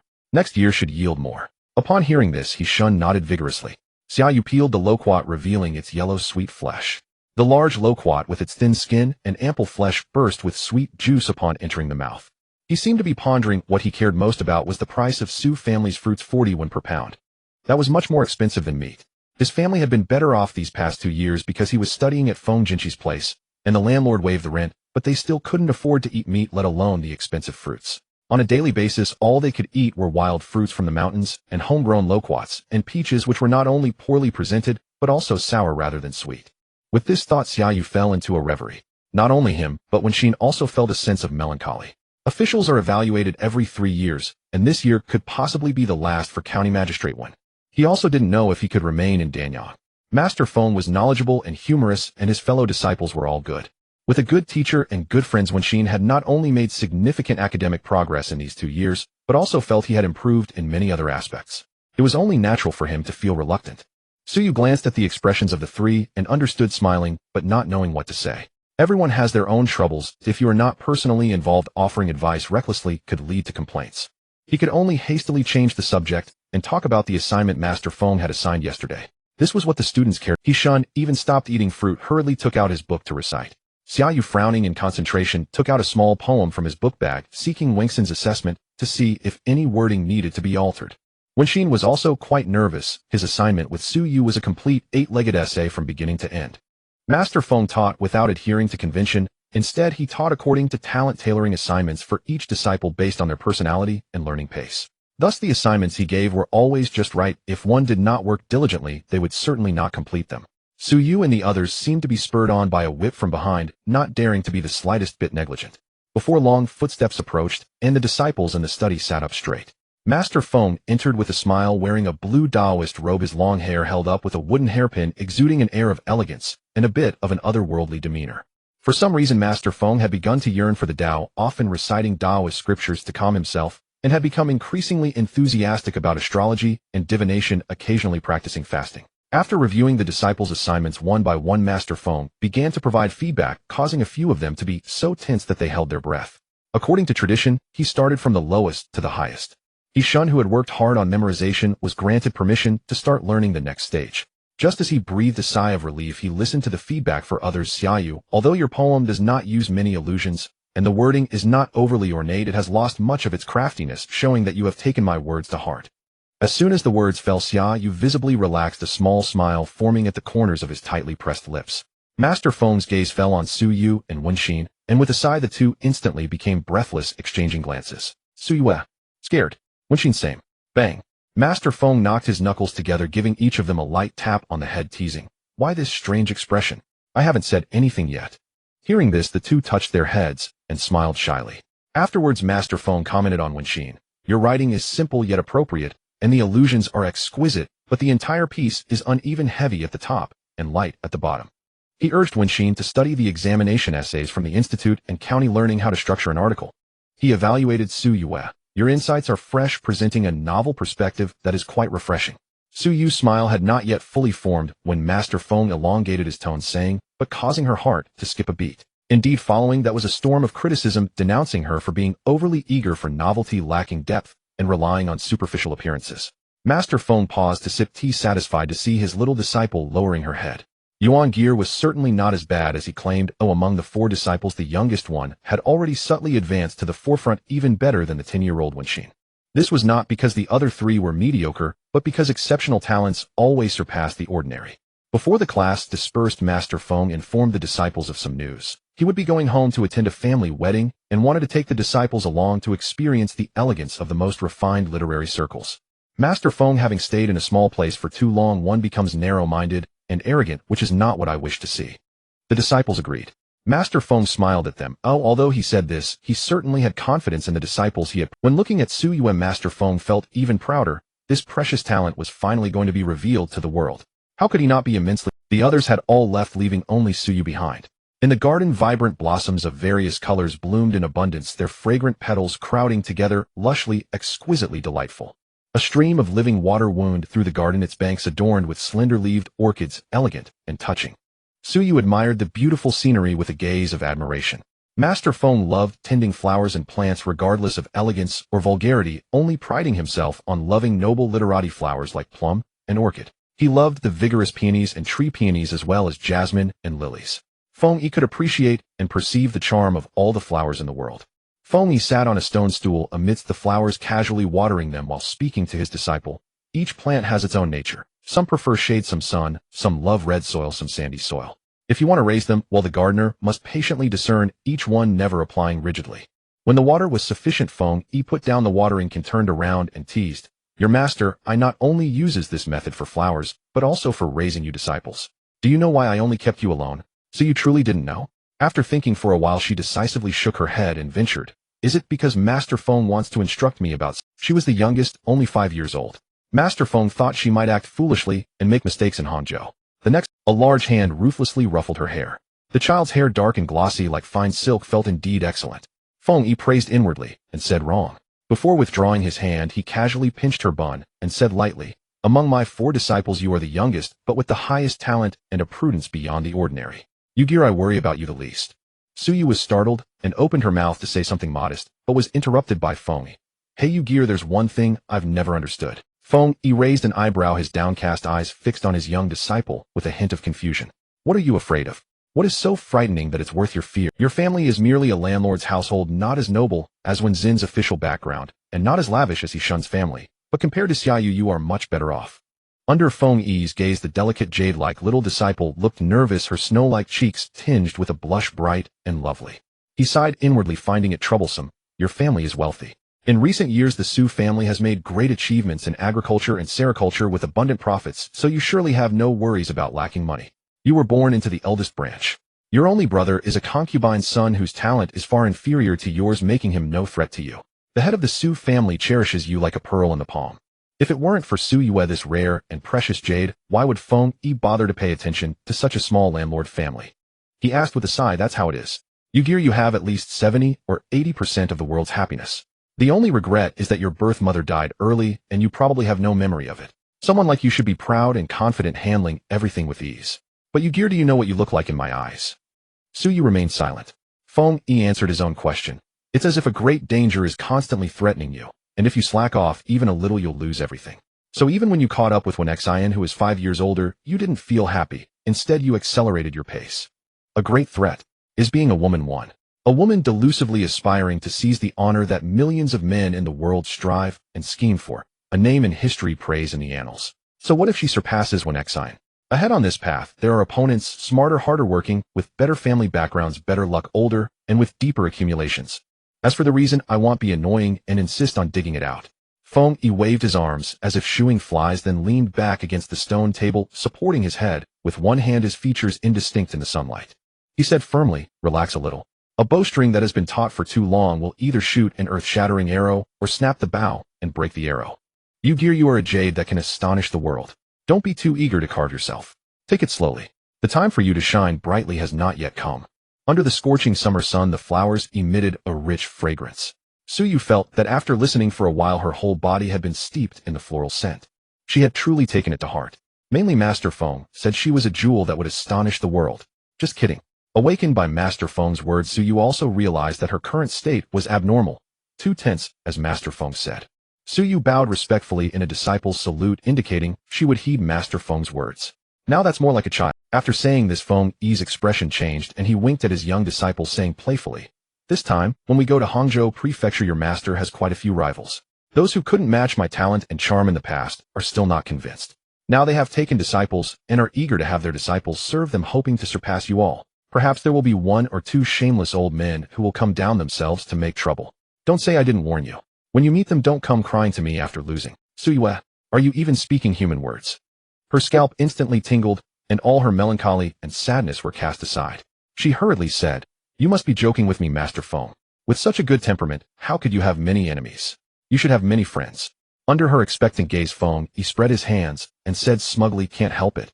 Those who are not envied are mediocrities. That's the ancestral saying of our school. Your master's master taught me that way. So to avoid being mediocre, I, unworthy as I am, took the top position in my generation. Thus the most hated.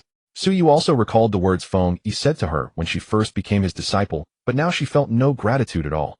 Only how has this school survived without being beaten up in a sack? Thinking of this, Suyu curiously asked whether the grandmaster she had heard of for the first time was still alive. Feng Yi bent his knuckles and gave her another flick on the forehead. Your grandmaster is still alive, and while currently serving as the vice minister of the Ministry of Personnel in the court. How about that? Didn't let you down, did I, eh? Not at all, not in the least. The Ministry of Personnel controls the promotions of all officials under heaven with immense power, known as the heaven. Upon hearing that she had such a powerful backer, Suyu was overjoyed. She was not at all pretentious. Being a second generation, no third generation, was simply exhilarating. Seeing his young disciple's big eyes laughing like a fox's, almost closing into slits, and clinging to him to ask when they could visit the Grandmaster, Feng Yi feigned disgust and shooed her out. Well, at such a young age you've learned to curry favor. Out. You haven't even passed the provincial examination yet. The Vice Minister of Personnel has nothing to do with you. Fine, out she goes. Suyu left with light steps. Left behind amidst the flowers and shallow stream, Feng Yi shaded his eyes from the sun and chuckled. The little rascal is obedient enough. Your Grandmaster already knew about you from his letters. On the other side, when Xin returned home, contemplated for a moment, and took the homework marked with red cinnabar to the study. When the county magistrate saw him, he said nothing, merely gesturing for him to sit down. While handling county affairs, he asked straightforwardly, what is it? At this moment, the interaction between father and son was filled with formality and lacked warmth. It was rare to have a laid-back father like the county magistrate, when Xin should actually be standing respectfully to respond. Clearly, when Xin was already accustomed to this manner of interaction, he handed over his homework, requesting the county magistrate to review it. The county magistrate took it, scanning it quickly, and a smile involuntarily appeared at the corner of his mouth. From his perspective, his son's writing could be considered among the best of his peers. Attending the children's examination would likely be as easy as reaching into a bag. Therefore, the county magistrate generously praised his son, causing Wen Xin's youthful face to flush with embarrassment. Seizing the opportunity, when Xin looked up at his father, weighed his words in his heart, and finally said, Father, Master Feng is indeed a good teacher. I have made significant progress under his guidance. So the father interrupted his son's words. The county magistrate seemed to be asking, but his tone was certain, and his eyes seemed to see through his son's inner. When Xin lowered his head, murmuring to himself, no wonder people said that if a father does not follow the literary path, he could still inherit his grandfather's achievements in martial arts. The way his father looked at him made him feel like trembling. He nodded, indicating that the county magistrate was not mistaken, and quickly presented several pieces of evidence to substantiate the benefits of staying in Danyang. Father, it's not that I am unfilial, but a good teacher like Master Feng is hard to come by. I don't possess your talents from back in the day. To be honest, the environment in which the county magistrate studied back then was indeed poor. He was the youngest son of a noble family, with an elder half-brother who could inherit the title. Although he studied, no one besides his mother expected him to achieve anything significant. In such circumstances, relying solely on sheer willpower and a bit of talent, he managed to pass the imperial examinations with a second-class degree. Now within the family, the elder brother maintained the family fortune, while the county magistrate expanded it. Resources were plentifully available. Looking back at those who were in the same situation back then, they were merely fated to live as idle rich. But I also want to inherit your mantle, so Master Feng is very important to me. Moreover, my classmates are all talented individuals. You often say those who are close to vermilion become red, and those who are close to ink become black. Having good teachers and friends will definitely enhance my progress. When Xian poured out all the thoughts he had prepared, then anxiously awaited the county magistrate's judgment. After a long pause, he said, "If you wish to excel, how could I stop you?" The county magistrate looked at his son, scoffing lightly, took a sip of tea to conceal the complexity in his eyes. In this son, he saw the reflection of his younger self. Both were legitimate younger sons. One lived a life of ease without effort, while the other toiled for years in a cold study with a high chance of... It was truly a reflection of reality. Wen Xin's heart was filled with joy, but he couldn't show it too much in front of the county magistrate, so he tried to suppress the corners of his mouth from curling up, yet he could not fully contain it. Seeing this, the county magistrate said coldly, "In Danyang, my term has been rated as excellent. The next term I will be promoted to another prefecture as a magistrate, which will distance you from me. You speak so well now, but once you are alone in Danyang without any constraints, if you stray from the right path, I cannot let..." "No, that won't happen." When Xian shook his head, denying his father's speculation with a distressed expression, he said, "Right now I feel like I don't have enough time to read every day, fearing that I might be caught up by Yugir, which would be utterly embarrassing. He is 5 years older than Yugir. Although he has a faint feeling that Yugir might have already surpassed him a little bit. However, as long as he puts in a bit more effort and stays up a little longer at night, he should be able to close that small gap." Yes, when Xian encouraged himself in his heart, gradually rising in fighting spirit. The county magistrate curiously asked him, "Yugir, is that the youngest disciple of Master Feng Suyu? I remember your third uncle saying that he is exceptionally talented, a rare genius." The county magistrate even exempted the Su family from corvée labor because of this. However, 2 years passed, and the county magistrate, engrossed in county governance and busy with affairs, gradually cast this matter aside. However, he was 3 years old when he became a disciple. He should be 5 now. Are you unable to surpass a 5-year-old child? The county magistrate looked at his son with a mix of doubt and disappointment. How can that be the same? Yugir is a genius. When Xian exclaimed in exasperation, listing Su Yu's remarkable traits, such as being able to memorize and recite texts after reading them once, quick-witted and sharp-minded. Even in miscellaneous studies, he is an unseen-a-century talent, excelling in arithmetic, and when he plays the bamboo flute, even the servants stop to... I'm not saying him too weak, it's just that my opponent is too extraordinary. So Master Feng has truly struck gold this time. Hearing his son's words, the county magistrate's heart churned with regret. All are literati who wouldn't want an outstanding and enviable successor. But such encounters are rare. Do you think exceptional talent is as common as cabbage? It all depends on luck. Previously, when old Master Wen mentioned this, the county magistrate didn't take it seriously. After all, they were children, still unstable. As the saying goes, a child who is clever at a young age may not necessarily succeed when older. Now, although Su Yu is only 5 years old, he has been studying for 2 years, and his temperament and talent have been tested. Indeed, he is a genius. The county magistrate sighed and let it go, comforting himself that even if he took on apprentices, he wouldn't have time to teach them. After all, he had entrusted his own son to Master. Now the person is his son's classmate, and he could also be called Uncle Sure, adding a layer of connection. Thinking of this, the county magistrate reminded his son to build good relationships with others, advising him not to distance himself from them out of jealousy. There are always people better than you. What you should do is befriend those who are excellent, as it will benefit you. Don't engage in selfish acts. Although the Su family is a landlord, they have dedicated these 2 years to agriculture and education, establishing a clan school. Their family business shows signs of prosperity. Who knows, if Su Yu excels, they could become a prominent family in the court in a generation or two. The county magistrate disdainfully said, being proud of one's family background is something only a fool would do. Don't do anything foolish. As if I need your reminders. When Xian certainly did not dare to voice this thought, otherwise he would surely receive a beating. He nodded as obediently as possible. After leaving the study, he let out a long sigh of relief. Although it felt somewhat unfilial, he was very happy to stay in Danyang. Before returning home, Su Yu went to the market to buy some vibrant silk threads, beautiful colorful pottery dolls, willow whistles, and paper pinwheels. She also picked up the best cherry preserves and assorted fruit cakes from the auspicious shop to share with her sisters, saying she couldn't deliver them personally, as she had to first pay respects to the Su landlord. The young ladies, upon returning home and seeing the items were all overjoyed, even neglecting their studies as they gathered together to chat and laugh.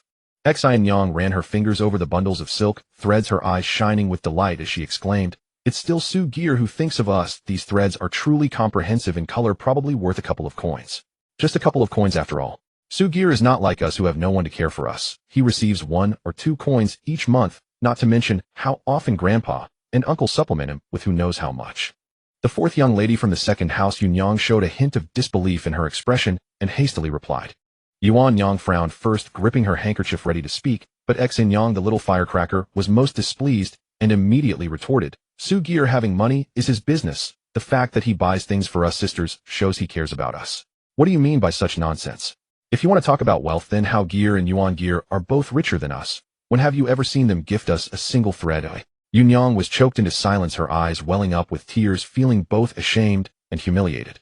She didn't have any bad intentions, if she wasn't doing it on purpose. Why did they have to bully her like this? Moreover, she wasn't wrong. Su Gear was high and mighty at home, in a far better position than they were, and it was merely a matter of occasionally giving them something. Was it really necessary to be so grateful? In her view, Xianyang was clearly turning her elbow outwards. Yes, Xianyang was always clever. She must have seen Su Gear's status and prospects acting like a lapdog to curry favor. She was too naive to think they were all sisters, not realizing that Xianyang was using a feather as a command and stepping on her to please Su Gear. The more Yuanyang thought about it, the more she felt justified, and she could no longer hold back her tears filled with resentment as she said, "You lack the backbone to curry favor, but I am different." After saying this, she swept all the various small items on the table to the ground, the clatter echoing as she ran away, covering her face in deep grievance. The young ladies. After a moment, Xianyang turned her head in confusion and asked, what did she mean by that? The others were momentarily dumbfounded, exchanging glances and shaking their heads, indicating they did not understand, as not everyone had a mind like Yuanyang. Not receiving an answer, Xianyang looked at the things scattered on the ground with great distress, squatting down to use her handkerchief to wrap up what could still be used while the others came to help. Xianyang muttered as she picked up the items, "Has she lost her mind wasting things?" Upon hearing this, Yuanyang felt very differently. A hint of solemnity crossed her graceful and beautiful face. Unaware of the conflict erupting among the sisters, Su Yu was receiving the customary warm inquiries from the Su landlord and briefly mentioned her intention to follow Master Feng to Hangzhou. The child was ambitious, even though he felt reluctant and pained. The Su landlord could not say much. As the saying goes, the literary talents of the world are in the south and the talents of the south are in Su and Hang. Su Gear had the opportunity to experience it with Scholar Feng, and the Su landlord knew such opportunities are rare. That night, after much thought, the Su landlord called upon his eldest son, prying 50 taels of silver from Su de Yes' hands, stowing it away, while coldly snorting, "Look at how unwilling you are. This silver isn't something I pocketed, it's for Su Gear's study abroad, a legitimate purpose. Many people wish for this amount of silver, but have no opportunity. In any case, having a child like Su Gear who has a bright future, every bit of silver should be spent.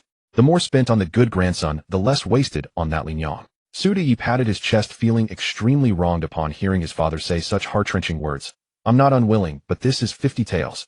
Su Gear is only 5 years old, and you give him so much money. What if he spends it recklessly? Money his money. In these past 2 years I haven't gone out to trade, so I have no cash on hand, and at home I have been kept as tightly as a barrel by my father.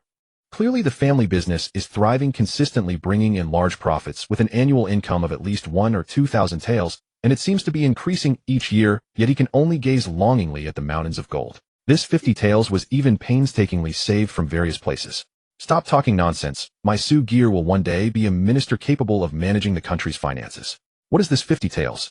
If he spends it recklessly, so be it," the Su landlord said confidently. Upon hearing this, Su de felt his heart lighten, looking at his father with a peculiar gaze. He had heard that there are those kinds of fathers and ancestors who are so indulgent with their descendants that they see them as perfect in every way. It seems his father is just like that. Even aspiring to be a minister, the most outrageous dream he has is merely that Su Gear can pass the imperial examination and come back as a scholar.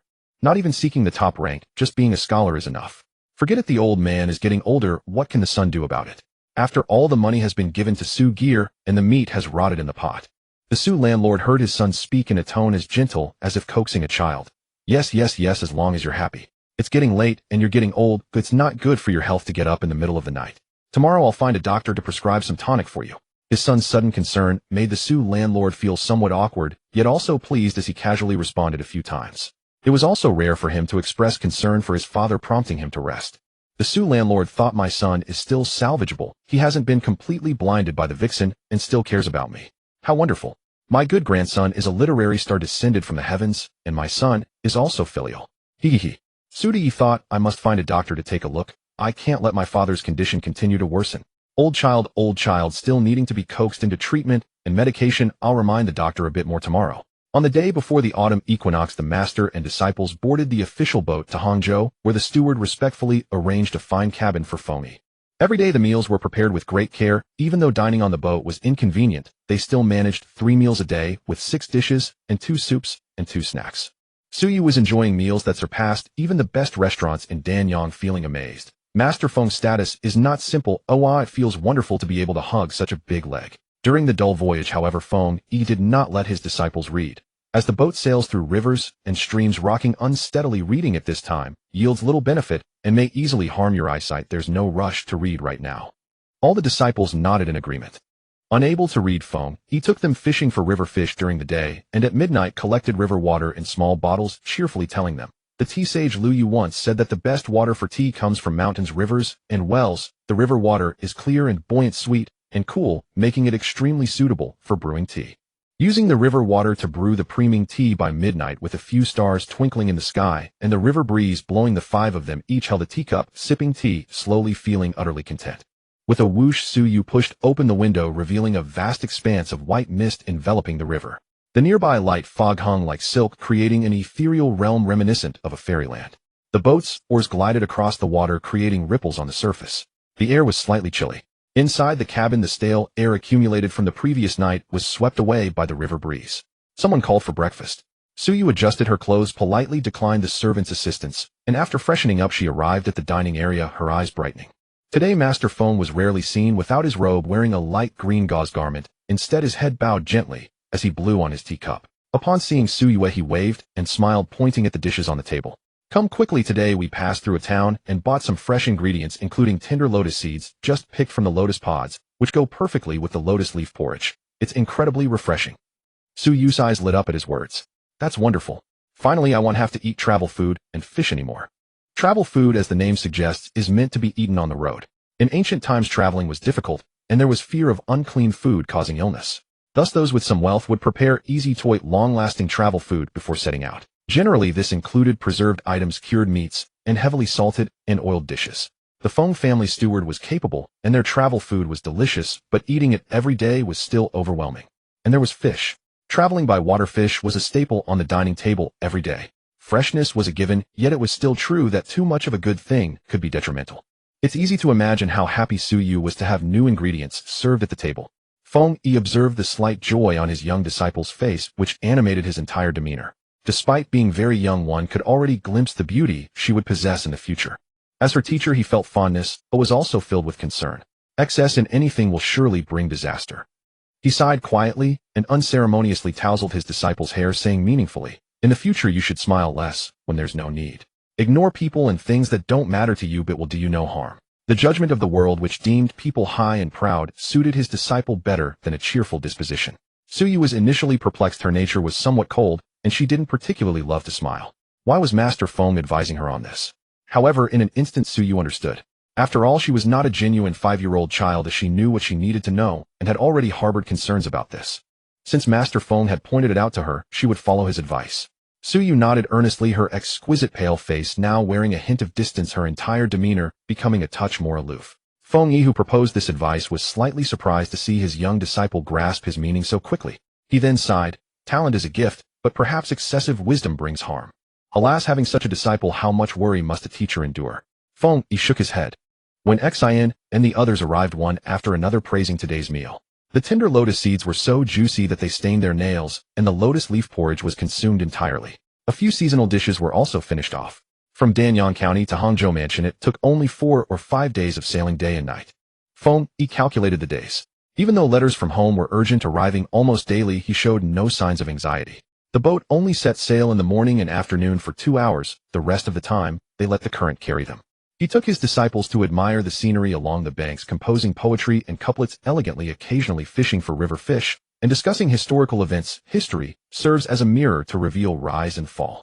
As Feng spoke these words, a large fish was just hooked, and he quickly reeled it in splashing water everywhere. Laughter echoed across the river. His fishing was merely for enjoyment, and most of the time he would release the fish back into the river. Ever since he began studying the Tao scriptures, Feng had reduced his consumption of meat and eaten more vegetarian food. During fasting, he would only consume pine nuts, yellow essence, white jujubes, and similar items. The impromptu history lessons enriched by Feng's humorous style piqued the interest of his disciples, with even the sailors on the boat enjoying them. As the atmosphere grew lively with audience engagement, Feng spoke even more. No one noticed that the youngest disciple listened most intently, as if she were not absorbing history lessons, but preparing for battle. Suyu listened while mentally reviewing. The history before the Tang dynasty had some minor discrepancies, but the general outline remained unchanged.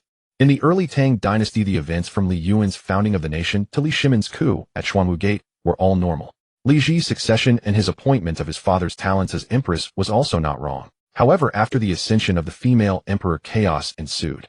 Princess Taiping managed to stabilize the situation, claiming divine mandate to elevate the crown princess to the throne, adopting the era name Jingda to restore the name of Li Tang. With a female ruler in power, there were many dissenters. In order to balance public opinion, this exceptionally talented second-generation empress made the decision to broadly select heirs from the royal family regardless of gender, using the throne as bait to silence the officials. Perhaps it was destined, but ultimately the heir position fell to a princess within the royal family. In the following 3 generations of female emperors, women's status reached unprecedented heights, and officials became as numerous as carp crossing the river. Suyu poked the comatose system, saying softly, "If you could let me be born in that era, that would be fine." Is this what it means to bind the right system at the wrong time? Although the status of women gradually declined after the 3 generations of female emperors and continued until the fall of the state, the next dynasty learned lessons and severely restricted the status and power of women. With the change of dynasties in the current court, while women's status was not high, it had not fallen to the depths either. There were still female officials in the palace. The system, lying flat, playing dead. But I still discovered a bright spot, so you chuckled. History has changed and many events have also shifted. For example, Li Bai transformed from a great poet into a general, expanding the nation's territory. For instance, Wang Mo Jie, born into a prominent family, was frail in his youth. Coupled with the suppression from the female emperor, he entered the Buddhist path from an early age. Other such matters are too numerous to detail. Suyu could only express her superficial regret, saying, "Many pearls of human history have scattered." The next moment she turned to the system and sincerely asked, "As a visitor from another world, I have the duty to reclaim the pearls of human history one by one.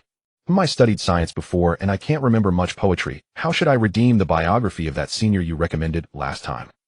Upon hearing this, the system fell silent for a moment and replied, "Biographies are indeed precious and hard to come by. Last time you stumbled upon a great bargain. It's difficult to redeem directly, it relies on luck. It'll teach you a method, try to imitate the actions of that senior. There is attraction, but the more similar the circumstances and character, the easier it is to trigger biography rewards." Though the system said this, it had little hope. The simplest thing was, if Suyu had the talent to be a literary transcriber, why would she still be thinking about redeeming a senior's biography? Suyu was not discouraged, but rather contemplative. A few days later, they finally arrived at Hangzhou Mansion. Above there are Suzhou and Hangzhou, below there is paradise. Hangzhou's geographical location is excellent, with waterways extending in all directions, making it the economic center of the nation, densely populated and affluent. Suyu followed Feng Shi and boarded the carriage that was said to have come to pick her up. She sat in the same carriage as the eldest one. After the carriage driver respectfully announced, the carriage set off smoothly. The interior of the carriage was spacious, with a small table set up adorned with a plate of white jade square cakes, a plate of fragrant candies, and 7 or 8 fruits stacked in a pagoda shape, their thin skins and tender flesh exuding a natural fragrance. In the corner was a copper basin filled with crushed ice, the temperature quite pleasant. Feng family truly deserves its reputation as a family of officials for generations. It is indeed affluent. When Xian glanced around and remarked, noticing the confusion on the young junior disciple's face, he took the initiative to explain. It turned out that the Feng family was not simple. They had risen since the founding of the nation, enduring ups and downs, and still stood strong. Now Feng Shi's grandfather had retired with the title of a second-rank minister, enjoying his old age at home, while Feng Shi's father currently held a 4th-rank official position, with countless others serving from the family. As the saying goes, it takes 3 generations to understand clothing and food. The wealth and honor of the Feng family can be seen from this list. Suyu nodded in understanding, and when Xian raised an eyebrow and casually said, "Feng Shi is the legitimate eldest grandson of the Feng family, renowned for his talent since childhood, known for overshadowing Jiangnan, yet for some reason, he failed the final imperial examination and resigned from his official position." He pondered for a moment, still unable to suppress his curiosity, and whispered, I heard from family conversations that there are many strange things about this. It's not so simple. Looking at Wenzin's expression that seemed to say, do you want to know? Come ask me. Suyu readily inquired. Why is it said to be complicated? If you don't know, Feng Shui was once the top scholar, the first among the tribute students. Such a person, even if he fails the final examination, would certainly not fall out of the top 10 for the sake of maintaining the dignity of the Grand Master. The Grand Master, the chief examiner sent by the court to oversee the examination, is usually a highly esteemed court official. Upon hearing this, Suyu was astonished, and no wonder there was something suspicious about this matter. It is clear that something was amiss. How could someone drop from first place to the 200 or 300 ranks, not even making it into the second tier? It was faster than an elevator falling. Seeing that even his normally unflappable junior disciple was surprised by his words, when Exine couldn't help but feel a bit smug, like a peacock spreading its feathers trying hard to say more. Moreover, the influence of the Feng family is apparent. Not a single official in the court showed any nostalgia. They simply mentioned Feng Shui's background to the emperor, a favor that cost them nothing, yet not a single official did this. There must be something big going on. When Xian said firmly, so brother, when do you know? Suyu asked, not ashamed to seek knowledge, her curiosity piqued. She sighed inwardly, realizing that this was the result of a well-established family background. The Su family had no foundation, no heritage. Her ancestors had been commoners for 8 generations, and she only heard about court matters. Regarding Feng Shui's matter, her grandfather only heard tales, and assumed it was due to poor examination results and their wealth that he resigned to become a wealthy idler. In contrast, the Wen family was different. From a young age, they were exposed to various matters of the court, understanding things that outsiders could only see vaguely. I don't know. When Xian said with conviction, spreading his hands, my family hasn't mentioned it. I think they know, but don't want to tell me, as if this matter is a... He knitted his brows for a few seconds, finding the right words to describe it. A secret that everyone understands, but cannot speak about. Suyu gave a thumbs up to brother when her curiosity itched like a cat's claws, and as soon as she got off the carriage, her first instinct was to look for Feng Shui. At the entrance of the opulent Feng residence, Feng Yi looked up at a few gilded characters, a prestigious family for generations. A flash of scorn crossed his eyes, quickly dissipating, making one wonder if it was just an illusion. However, Suyu caught that fleeting scorn and combined it with what brother Wen had said. She pondered deeply. It seemed that Feng Shui had quite a few grievances against his family. As soon as they stepped inside, a capable butler had been waiting aside, wiping tears with his sleeve, while saying, "Young master, you have finally returned. The old man has been mentioning you daily, worrying about you." After rambling on for quite a while, he didn't even delay in leading the way, which made Suyu quite impressed. The butler raised his head and cautiously glanced at Feng Yi's expression, nervously saying, "Now that you are back, perhaps you shouldn't leave again. Everything at home is well prepared. Oh, we won't let you suffer any grievances." "No need." Feng Yi firmly rejected, catching the pleading look on the butler's face. His tone softened a bit as he pointed to several disciples and said, "I still need to oversee these few unworthy students. A day as a teacher is a lifetime as a father. I can't just abandon them." It doesn't matter, they can all stay. The Biyun Pavilion at home is quiet and has good scenery, just right for the few young masters to reside." The butler blurted out. Although these few disciples did not quite match his young master's status, they had already been taken in, so there was no choice. Moreover, from his perspective, regardless of whether they were gold and jade on the outside but rotten on the inside, they all appeared decent, especially the youngest child. Tiska child like a snow-covered jade. Even as the Feng residence's butler, having seen countless beauties, he still felt none could compare. If he grows up, he might even surpass the best of the skinny horses in recent years. "Butler, you must speak with discretion." Feng Yi's voice turned cold as his disciples had parents. Why should they stay in the Feng family? Among the disciples, not just Suyu, even the most innocent He Shun understood that this butler dared to utter such words to them, indicating in essence he was looking down on them. Suyu felt the heavy breaths of Wen Xian beside her for a few seconds, and her heart was equally displeased. However, due to Feng Shui, none of them dared to speak. The butler, reprimanded by that harsh voice, finally came to his senses, realizing he had misspoken, and refrained from saying more on the way. After walking a few steps, they changed to a sedan chair. Moments later, in the largest courtyard of the Feng residence, a thin old man sat at the head of the table with white hair and beard, his sharp gaze sweeping over Feng Yi, Suyu, and the others like lightning, only glancing at Suyu more, without paying much attention. At his age, and with his experience, he had seen everything. He snorted coldly. "You still know to come back? Oh, I thought you would hide in that place in Danyang for a lifetime." Feng Yi performed a grand bow with ease, and Suyu and the others quickly followed suit, rising and smiling as they said, "After attending the wedding banquet in a few days, I still have to return to Danyang." This statement clearly angered the old master of the Feng family. He slammed the table hard, his face turning black. "Feng Yi, did I teach you to be a coward who shrinks back since childhood? The third prince is the emperor's own son, and you are also the legitimate grandson of the Feng family. What are you afraid of?" As he spoke, his voice tinged with sadness. The years of experience in the court could not suppress the rising emotions, and his fingers trembled with excitement. Before the younger generation, in the past you avoided that incident because the Feng family could not protect you. Easy, are you blaming me? Blaming the family? Suyu stood beside teacher Feng, her heart surging with the revelations grandfather Feng had inadvertently disclosed. First, the third prince was a pivotal figure, perhaps the one who orchestrated or caused teacher Feng's failure in the imperial examination, even driving him to flee to Danyang. The Feng family had failed to protect teacher Feng. Between the two, teacher Feng was undoubtedly the victim, otherwise grandfather Feng would not have uttered the word resentment. And there was the mistress, never once appeared before them. The clues in Suyu's mind were like scattered pearls awaiting only a single thread to string them together and unravel the mystery. Just then Feng Yi remarked with an air of nonchalance, the past is past, I no longer dwell on it. My reason for staying in Danyang is chiefly for my disciples. Grandfather Feng swept a stern glance and sneered, these lads. Perhaps one's child is tolerable, but the others, humph. The disdain was blatant, and he had the right to it. A senior second-rank official of the dynasty, nearly at the pinnacle of civil service, just short of the Grand Secretariat. Legions of brilliant talents had passed before his eyes. Those who were not extraordinary enough did not even deserve the privilege of speaking with him, let alone leave an impression. Grandfather, you've grown senile. Feng Yi's words, delivered with an airy calm, were infuriating. Grandfather Feng was about to erupt in anger, but Feng Yi pointed at each of his disciples in turn. When Xian, the eldest of my disciples, is proud, yet not condescending, treats others with kindness, and embodies the demeanor of a gentleman. When Xian thus singled out, puffed out his chest, striving to display the style of a gentleman. He shunned born into wealth, yet innocent and open-minded, sincere with others, diligent in his studies, and never indulging in luxury. Grandfather Feng curled his lip in disdain, glancing at the chubby lad, who grinned foolishly. Innocence. More like a thick-skinned, easy-going soul. Next came Xiaoyu with his calm and composed demeanor. Feng Yi spared no praise, extolling his diligence and talent, his willingness to put in arduous effort.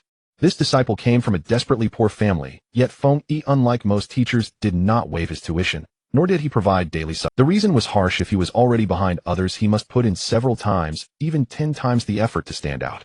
Without the bloodied resolve to burn his bridges, what right did he have to compete with those who started from a far higher vantage point? The world is full of injustice. Grandfather Feng, seated up high, remained unmoved. In this dynasty, essays were prized and ministers from humble origins were legion. Those above set the example. Countless farming families scrimped and saved to support their sons' education. But how many succeeded? Diligence was the greatest asset of these farmer boys, common to all and thus of little value. At last only Suyu remained. Grandfather Feng could not help but sit up straight, eager to see if this child of golden quality and jade-like appearance was truly as brilliant as he seemed. People are creatures of sight after all. Grandfather Feng felt a rare flicker of curiosity and anticipation. But Feng Yi was silent for a long while, and when he finally spoke, his words were earth-shattering. A pearl beside me makes me feel my own ugliness. This is a jade bestowed by heaven for me to carve. I toss and turn day and night, afraid of ruining this disciple, a creation of nature itself. Several pairs of eyes fell upon Suyu's small figure. Suyu herself was a little surprised, but not overly so. After all, teacher Feng had long been her champion, saying things like those who are not envied are mediocrities. And the jade metaphor, she had heard it more than once. Besides, it was not wrong, as she had studied day and night, never daring to slack off. She worked from 9 to 9, 6 days a week. No, it was more like around the clock. And the system had given her a trifling boost, fitting the phrase gift from heaven.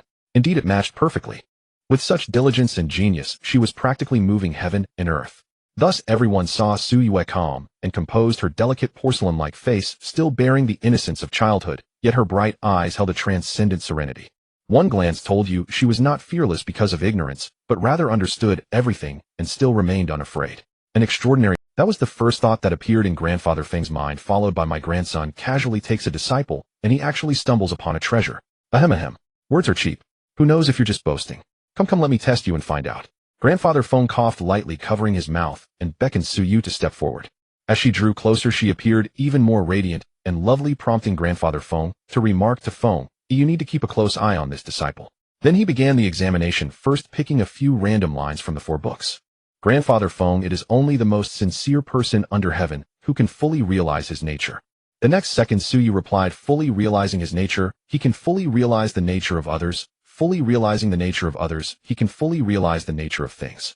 Grandfather Feng did not stop her, and Suyu continued reciting without a single stumble from start to finish until she had recited the entire doctrine of the mean. It was evident that the text was firmly etched in her mind. Grandfather Feng said neither good nor bad. He simply turned to Wen Xian and the others and asked them about the great learning. They too answered correctly. They all recited continuously, but gradually differences emerged. Everyone could recite the text, but the degree of fluency varied. He still offered no comment. Feng, he had already found a seat, and sat down watching the scene with a smile. Again testing Su Yue. Grandfather Feng mixed sentences from the Analects Mencius, the doctrine of the mean, and the great learning, asking their origins. The confusion was great. One sentence might be a gentleman takes righteousness as his substance, and the next if you eat according to propriety, you will starve to death. Su Yue, without even needing to think, gave fluent answers, not a single mistake. Finally, Grandfather Feng's pace grew faster, his hidden traps more subtle, and he could no longer maintain his composure. 3/4 of an hour. Grandfather Feng spent 3/4 of an hour on this examination, after which he breathed heavily several times. When he reluctantly shifted his gaze to when Xin and the others, their scalps tingled. None of them could guarantee they could match the junior disciple, not only making no mistakes, but also handling it with ease. Indeed, before half a quarter had passed when Xin, the most solidly grounded, was the last to yield. At your age, achieving this level already makes you outstanding. No need to be disheartened. Grandfather Feng instead comforted them, his expression relaxed, yet with a hint of excitement. They smiled bitterly. When Xin felt a sense of daze, and had to admit that the gap between him and his junior disciple was far greater than he had imagined. Ishan, while the junior disciple is really amazing. Xiaoyu, I've decided I'll add 1 more hour of memorization every day. Gazing at Su Yue, Grandfather Feng stroked his beard excitedly. The more he looked, the more he liked her. Grandfather, I never speak recklessly. So have I wasted my time in Danyang? Feng Yi rose leisurely, raising an eyebrow. Stop grinning like that. You're a teacher now, have some dignity. Grandfather Feng shot a glare and launched a fierce scolding. Then turning back, he asked Su Yu in the gentlest voice about her daily life. Su Yu breathed a secret sigh of relief. The torrent of questions had put enormous pressure on her. Her mind had been spinning so fast it nearly smoked, and she almost couldn't hold on. As age took its toll, the old master Feng soon felt fatigued, prompting Feng Yi and Su Yu to take their leave. Before they left, the old master Feng summoned the steward and casually inquired, have accommodations been arranged for the young masters? The steward subtly trembled at the question, but quickly regained composure to respond. Rest assured, the madam has arranged for them to stay at Biyun, building a 3-story establishment with a lovely view managed impeccably. Old Master Feng raised his eyelids to glance at him, sensing something amiss. The eldest son's wife was a stepmother who had her own children, and her relationship with Eiji, the legitimate eldest son, was lukewarm at best. How could she possibly be so considerate? However, not being foolish or deaf and avoiding unnecessary meddling, he couldn't be bothered with such details. Biyun building has a great view, but it's near the lake, which brings too much dampness, especially concerning the health of the children. Having said this, old Master Feng pondered for a moment, and feeling inspired, unexpectedly asked Su Yue, who was standing nearby, Yue, how about you stay with this old man? Su Yu did not reply immediately. Instead, she glanced at Feng Shi beside her. After receiving his approving nod, she responded, Master Feng, your kindness is overwhelming, I cannot decline. After retiring, old Master Feng could no longer be addressed by his official title. People generally referred to him as Master Feng out of respect. Thank you for keeping this old man company. Old Master Feng was visibly pleased and directed Xian and the others to an even better place to stay. The steward, who had been listening attentively, understood perfectly well that these disciples brought back by the young master had gained the favor of the old master. Moreover, that Yue, the steward, mused, even the old master's own grandson had never had the fortune to stay with him. It seemed the young master was still the precious figure he once was. No one else could compare. Su Yu gladly accepted this opportunity. One must know what kind of person old Master Feng was. Not only was he learned, but he had also cultivated extensive connections over many years in the political arena, and he was adept in handling affairs. Any bit of association with him would be a tremendous asset for Su Yu at this moment. The Feng family centered around the several disciples brought back by the young master had pleased the old master. Even one of them was personally kept close by him. This news spread like wildfire, triggering various reactions across the board. In the main house, the madam wore a gloomy expression as she fiddled with a string of prayer beads. After a long while, she let out a deep sigh. The maid beside her offered a cup of tea, saying, Madam, you must keep your composure and not disturb your own strategy. The madam waved her hand, an indescribable bitterness spreading across her palate. What is there to compete for? I have never won a single challenge. I once thought he would ruin his future for the third prince, and that the family would at least take notice of my son. Alas, if my son is not capable, what can I as the stepmother do to fight? With that, she closed her eyes, but her fingers moved even faster over the prayer beads. The maid had nothing more to say, while she knew her madam couldn't compare to the one in front. The sons born from her were worlds apart. The young master, having gained fame at a young age through the imperial examination, was still regarded as a gem by the family, even if he stumbled for a moment. Meanwhile, none of the 3 young masters born from her had even passed the examination. Sigh. Wait, prepare some gifts to send to the young master's disciples. The madam's mood had steadied somewhat, and she instructed the maid, thinking quickly added, "For the young masters staying at the old master's place, let's add a little more to their gifts. It cannot be too conspicuous. I have a jade pin rack carved by Wei Shanzi in my dowry. Use that to enhance it." The maid was taken aback. "Madam Wei Shanzi's items are not ordinary. The second young master wanted one last time, but you didn't give it to him. Now giving it to a young boy, isn't that too generous?" The madam smiled and replied, "What do you understand? The old master is a person of great stature. If he is so fond of him, the young master's disciple must possess extraordinary qualities. What is a mere pin rack in comparison?" Upon hearing this, the maid regained her senses and no longer opposed it personally delivering the gifts. Many in the Feng family shared the madam's sentiments, resulting in Su Yu receiving wave after wave of presents. Each visitor arrived secretly sizing up the young master Su. At first glance they were astonished by his appearance, but after conversing a bit more, observing his demeanor and assessing his expression, they all had their judgments. Unfazed by flattery or disdain, he was young and talented. When they returned home, each reported to their respective masters, and even the most acerbic servants could only say he seemed to be gilded on the outside. The young servant sent by old Master Feng, though only 12 or 13 years old, had a friendly face, yet his character was calm and meticulous. After the gift givers left, he would discreetly inform Su Yu who their masters were. Su Yu listened, but refrained from commenting on the Feng family. Her demeanor caused the young servant to attend to her with even greater care. For more than 10 consecutive days, Su Yu stayed at old Master Feng's place, enjoying the finest food and clothing, acquiring items that money could not buy. Old Master Feng observed coldly. As the daughter of a rural landlord, Su Yu neither appeared surprised nor pretentious. She accepted it all with an air of indifference. It was as if she was born into wealth and privilege, exuding an innate nobility. Seeing this, old Master Feng became increasingly fond of Su Yu. In the political arena, too many talented individuals became enamored with luxury and indulgence, ultimately sinking deeper into mire. One reason why prominent families raised their children among servants and maids, allowing them to indulge in wealth, was to cultivate an attitude of seeing riches as mundane. Initially, Su Yu was indeed surprised by the opulence of the Feng family. For instance, the bathing beans used by the Feng family were made from precious herbs like Borneo musk, white atractalodes, and licorice. What did the Su family use? The simplest mung bean bathing beans were already a luxury of villagers, directly used wood ashes. But so what? Su Yu remarked that she missed the modern discounted shower gel, which was only $9 per bottle. It cleaned well and smelled nice. Apart from experiencing wealth and nobility, Su Yu indeed encountered the extraordinary at old Master Feng's place. At dawn, she got up on time to prepare for her calligraphy practice, as her young wrists lacked strength, only officially starting to learn writing this year.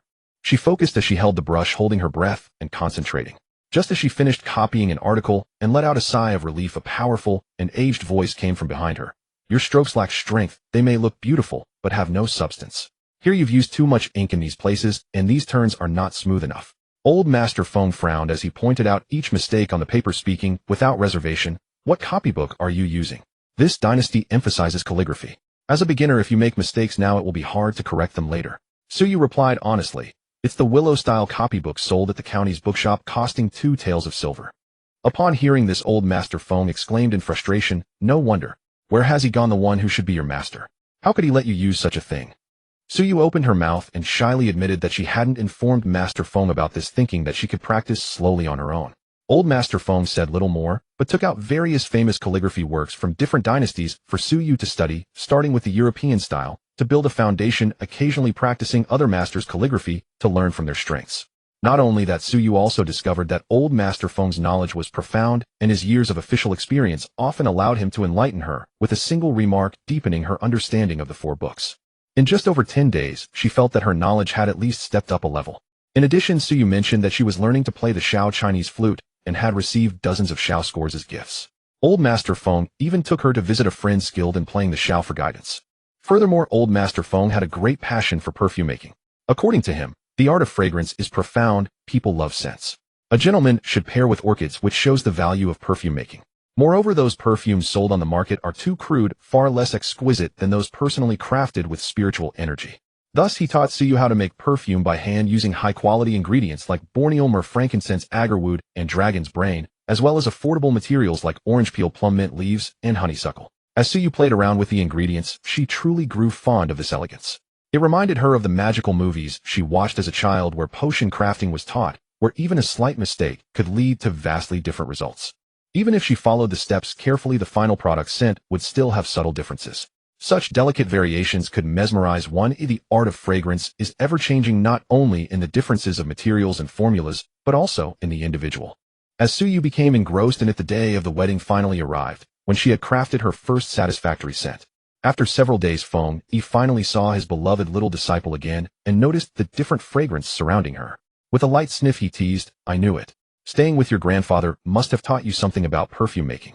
He had been raised by old Master Feng as a child, absorbing many methods of perfume making, so he recognized at once that his little disciple had been learning. Suyu sniffed her arm and indeed detected a faint refreshing scent. She frowned and said, "I've changed my clothes, yet there's still a lingering aroma. This Southern Dynasty's dream is too overpowering." Feng Yi dismissively replied, "What's wrong with a bit of fragrance? It's not like you smell bad. Besides, Su Gear, having a fragrant scent suits you well. Beautiful clothes and a beautiful woman complement each other perfectly." Suyu sighed. "Master Feng, why must I encounter such a carefree master like you in ancient times?"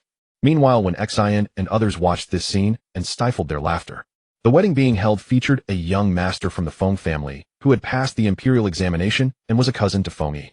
The bride was a legitimate daughter from a marquis family in the capital at the right age with a generous dowry. The couple was a perfect match, both talented and beautiful. The Feng family had prepared early, decorating the place festively with guests arriving in a steady stream.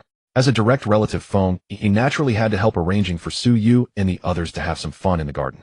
When the formal seating began, Su Yu sat together with her fellow disciples, sharing a table with older boys, some of whom were familiar faces Su Yu had seen at old Master Feng's.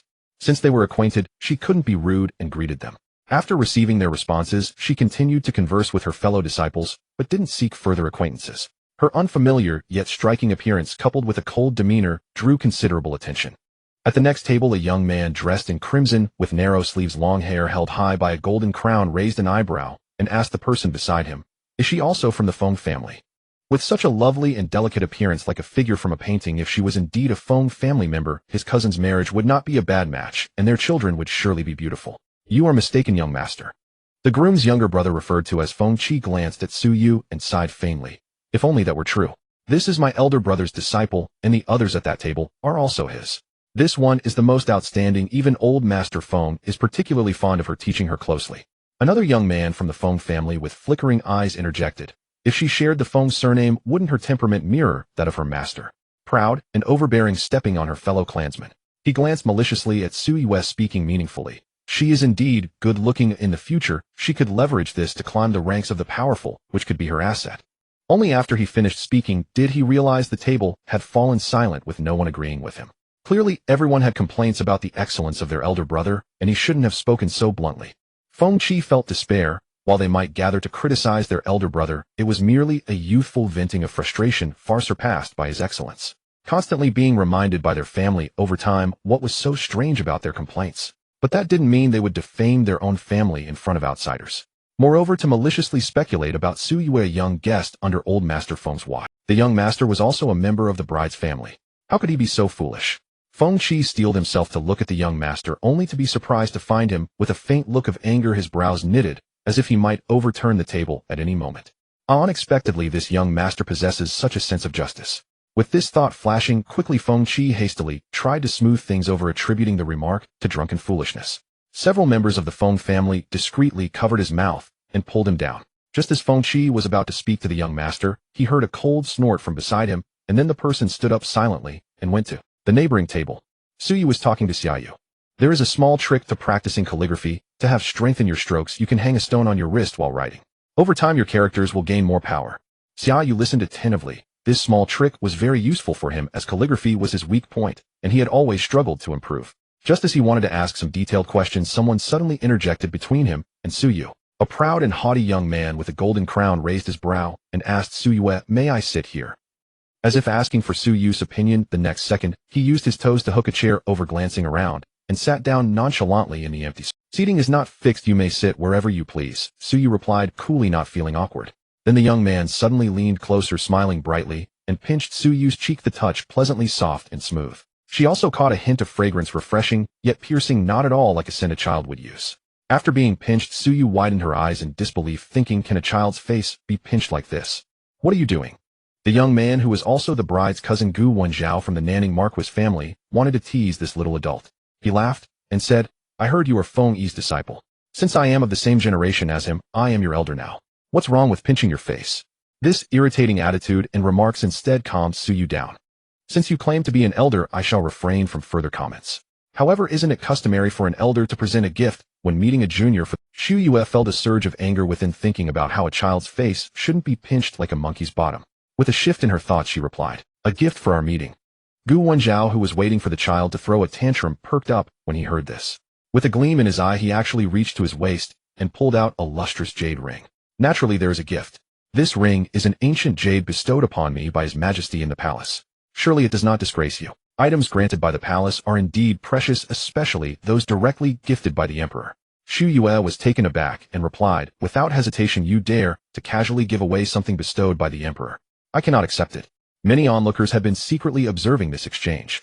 Just a moment ago, they thought Xu Yue was lucky to receive such a grand gift for just a little pinch on her cheek, but now they were fully aware of the situation. Indeed, items granted by the emperor are not something one can take lightly. Wen Xin let out a sigh of relief. Coming from a noble family, he was more sensitive to such matters. Had Xu Yue accepted it without caution, he would have intervened. Fortunately, although the junior brother is small, he is cautious in his demeanor. Gu Wenjiao, seeing her refusal of the jade ring, expressed his disappointment. "Oh, I completely forgot about this. His Majesty is gentle and would not hold such matters against a junior. It's merely an everyday gift, not of great importance." The implication was that such gifts were not even worthy of his notice. Xu Yue remained indifferent, observing his words and actions. This young master surely came from a prestigious family and had very close ties with the royal family, allowing him to frequently receive gifts. However, the emperor is a close elder to him, yet not to her. When in a lowly position, one must be particularly cautious in speech and action. Gu Wenjiao sought another gift for the meeting. As a young master from an esteemed family, even a casual accessory on him would be a valuable item sufficient to serve as a gift. What puzzled Xu Yue was that despite her clear stance, Gu Wenjiao still spoke to her enthusiastically. It drew attention. "You dear, is this how you refer to each other in Jiangnan? Then I shall call you that too. Whatever." What could Xu Yue say? Should she argue that such names are reserved for close friends and family? Gu Wenjiao, however, was in a very good mood. He had grown weary of the capital and came to Jiangnan to escort his cousin for marriage. From what he observed, the Feng family had a good family reputation and the younger generation was quite ambitious. But none of them quite matched his temperament. The foolish words spoken by that ignorant person earlier had further irritated him. Feng Yiji humph. With this thought, Gu Wenjiao approached Xu Yue's table initially, without any good intentions. However, upon seeing Xu Yue, the lovely little girl, earnestly explaining tips on practicing calligraphy to someone older than herself, he found it quite amusing and felt inclined to tease her. Who would have known he would be firmly rebuffed? Later, when he mentioned his background from the Duke of Zenan's residence, he did not see any reaction from Xu Yue. He acknowledged that there are indeed people in the world who are not swayed by wealth and status. However, Xu Yue, coming from an unremarkable background, would likely never have reached this place if she had not taken Feng Yiji as her master. Gu Wenjiao could not help but admire her.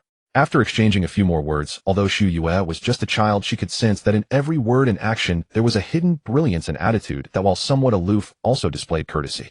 The more this was the case, the more interested Gu Wenjiao became. Suddenly, a young servant approached Xu Yue and said, "Young master, Su, the young master requests that I summon." Xu Yue was taken aback, realizing that the servant was one who often followed Master Feng. She stood up and followed him. In the outer banquet hall, the atmosphere differed from where the young people were gathered. The stage was vibrant with song and dance, and people at the banquet were exchanging cups. In the best position, a unique and elegant space had been separated by flowers. Only 2 or 3 tables were set, all occupied by prominent figures from Hangzhou. Feng Yi seemed to have drunk a few more cups of wine, his face flushed, and he smiled, exuding a more carefree demeanor as he tapped his fingers on the table. "If you insist on seeing my disciple, when you do, please do not forget your gifts." Most of those seated were of the same generation as Feng Yi. Seeing the once talented scholar of Jiangnan fall into misfortune, naturally, there were those who wanted to mock. Upon hearing that he had accepted a disciple from Danyang, which they viewed as a small place, some expressed a desire to see for themselves. They understood well what this was about. Feng Yi had fallen on hard times, but the Feng family still remained, so it would not be wise to openly. They would wait until Feng Yi's disciple made a fool of himself or was found lacking compared to their own disciples or nephews, and then there would be unkind words for Feng Yi. This is certainly true. You had such high standards back then. A disciple who can catch your eye must be extraordinary. How could we possibly forget the gifts? The speaker, named Li Heng, had relatives serving in the court and considered himself a minor talent, mingling among the literati of Jiangnan and boasting a reputation. He raised this issue just to watch Feng Yi's embarrassment, regretting that he hadn't brought his own nephew along. Then it settled. Feng Yi chuckled, casting a glance at the boastful man with his clear eyes, internally scoffing. Nearby, a friend of Feng Yi nudged him with his elbow, laughing at him for falling into the trap. Indeed, he is drunk. Li Heng, busy with socializing, did not realize that Yiji's little disciple had received the favor of old Master Feng. Before long, Xu Yue arrived. I have come to pay my respects to Master Feng and all the gentlemen. Xu Yue respectfully bowed, and in the light her petite figure appeared as dazzling as if carved from jade. The crowd fell silent for a moment, and then one of Feng Yi's friends teased, Yiji, where did you find such a gem of a disciple? You've kept it hidden for so long without telling us. Feng Yi beckoned Xu Yue to come forward proudly, saying it's thanks to timing and luck, you cannot compare. His grandfather once helped me, so I promised to take in one of his descendants as a disciple, and that is Yu Gear. His friends laughed, pointing at him with the handle of their fans. Good for you, Yiji. Are you trying to show off that we don't have your luck? Everyone at the banquet laughed, and upon seeing Xu Yue, they were generous with their gifts, each making grand gestures. Before Xu Yue could fully grasp the situation, she was presented with a pile of jade pendants, beaded strings, and fan tassels as gifts. She could only look at Master Feng, who gestured that she could accept them. Only then did Xu Yue sincerely thank everyone and receive the gifts. Your appearance is indeed remarkable, but there is a saying that moderation is key. Yiji, you should keep a close eye on him to prevent him from going down the wrong path. Li Heng said with a worried expression, adding, it's not that I want to spoil the atmosphere. A man with such looks is prone to attracting trouble, and that can lead to issues, unlike you, Yiji. I spoke too much, haha. The atmosphere suddenly turned cold, and no one dared to speak. A friend felt a pang of nervousness observing that Feng Yi's expression seemed unbothered. He breathed a sigh of relief, but was about to slam his fist on the table in anger. Just then a childish voice rang out, there is no need for this gentleman to be sad. Although your parents did not bestow you with good looks, as you said, a lack of beauty does not attract trouble. This is one of the advantages of being unattractive. Bearing the label of ugly and inferior, Li Heng's face flushed with a mix of shame and anger. He wanted to lash out, but feared losing face. After a long pause, he said, Yiji, your disciple is young, but certainly knows how to stand her ground. Sharp-tongued indeed. Feng Yi replied coldly, this is hardly sharp-tongued. Are you really going to argue with a 5-year-old child? Without sparing Li Heng another glance, he pulled his young disciple to sit beside him and handed her a cup and chopsticks. Li Heng fell silent, his anger simmering. Su Yu ignored the fiery gaze beside her, answering others' questions clearly and succinctly, disdain flickering in her heart. Because of her striking beauty, those with dark minds always pointed fingers at her, viewing her through a tinted lens. They seemed to want Su Yu to feel inferior, to hide her appearance, as if that were the proper way. But Su Yu refused to oblige them. Those who associated with Feng Yi were all refined and talented individuals. Halfway through the feast, someone proposed a linked verse game, a common pastime at banquets where each person contributed one or more lines to form a poem. It was elegant and amusing, though masterpieces were rare. The proposal met with enthusiastic agreement. Those with talent often shared a common flaw, a desire to show off. After setting the rhyme, everyone urged Feng Yi to begin. No need to regret the passing of fragrant blooms. Summer's lush greenery is a delight. The opening lines matched the season and set the theme. No need to regret the spring blossoms, for summer too offers fine trees to provide shade. One by one, they smoothly continued, forming a long poem. Su Yu watched with great interest. This ancient drinking game reminded her of the drinking games in Dream of the Red Chamber, played by Baoyu and Shuepan. Without a certain level of literary skill, one could not play such games. Just as she recalled the line, the girl is sad, she married a man who is a turtle, and was amused, she was suddenly called upon again. It was Li Heng again, insisting that Su Yue, being present at the table, should not be left out. He urged her to join the linked verse. Yiji is exceptionally talented. At 6 years old, he wrote poems that were widely sung. Your disciple should be no less capable. Li Heng said with a smile. How could this be the same? A child's poem can be considered excellent if it has a few good points given the age. But linked verse was different. Not only was the rhyme restricted, but every line had to harmonize with the whole. A single poor line would stand out and be easily criticized. The world would not care about Su Yu's age, they would only spread word that Feng Yi's disciple was dull. Feng Yi frowned and was about to refuse when Su Yu snapped back to reality, her first thought being displeasure. She had studied rhyme books like The Owl and The Nightingale and learned simple poetry, but she was only 5 and had truly studied for just 2 years. It was obvious that any poem she produced would not match the others. Why humiliate herself? At that moment, Li Heng seemed to sense the master and disciple's discomfort. Ignoring the others' disapproval, he recited the 2 lines that were his turn. He happened to sit next to Su Yue, and by order the next turn was hers. The situation was forcing her into the game.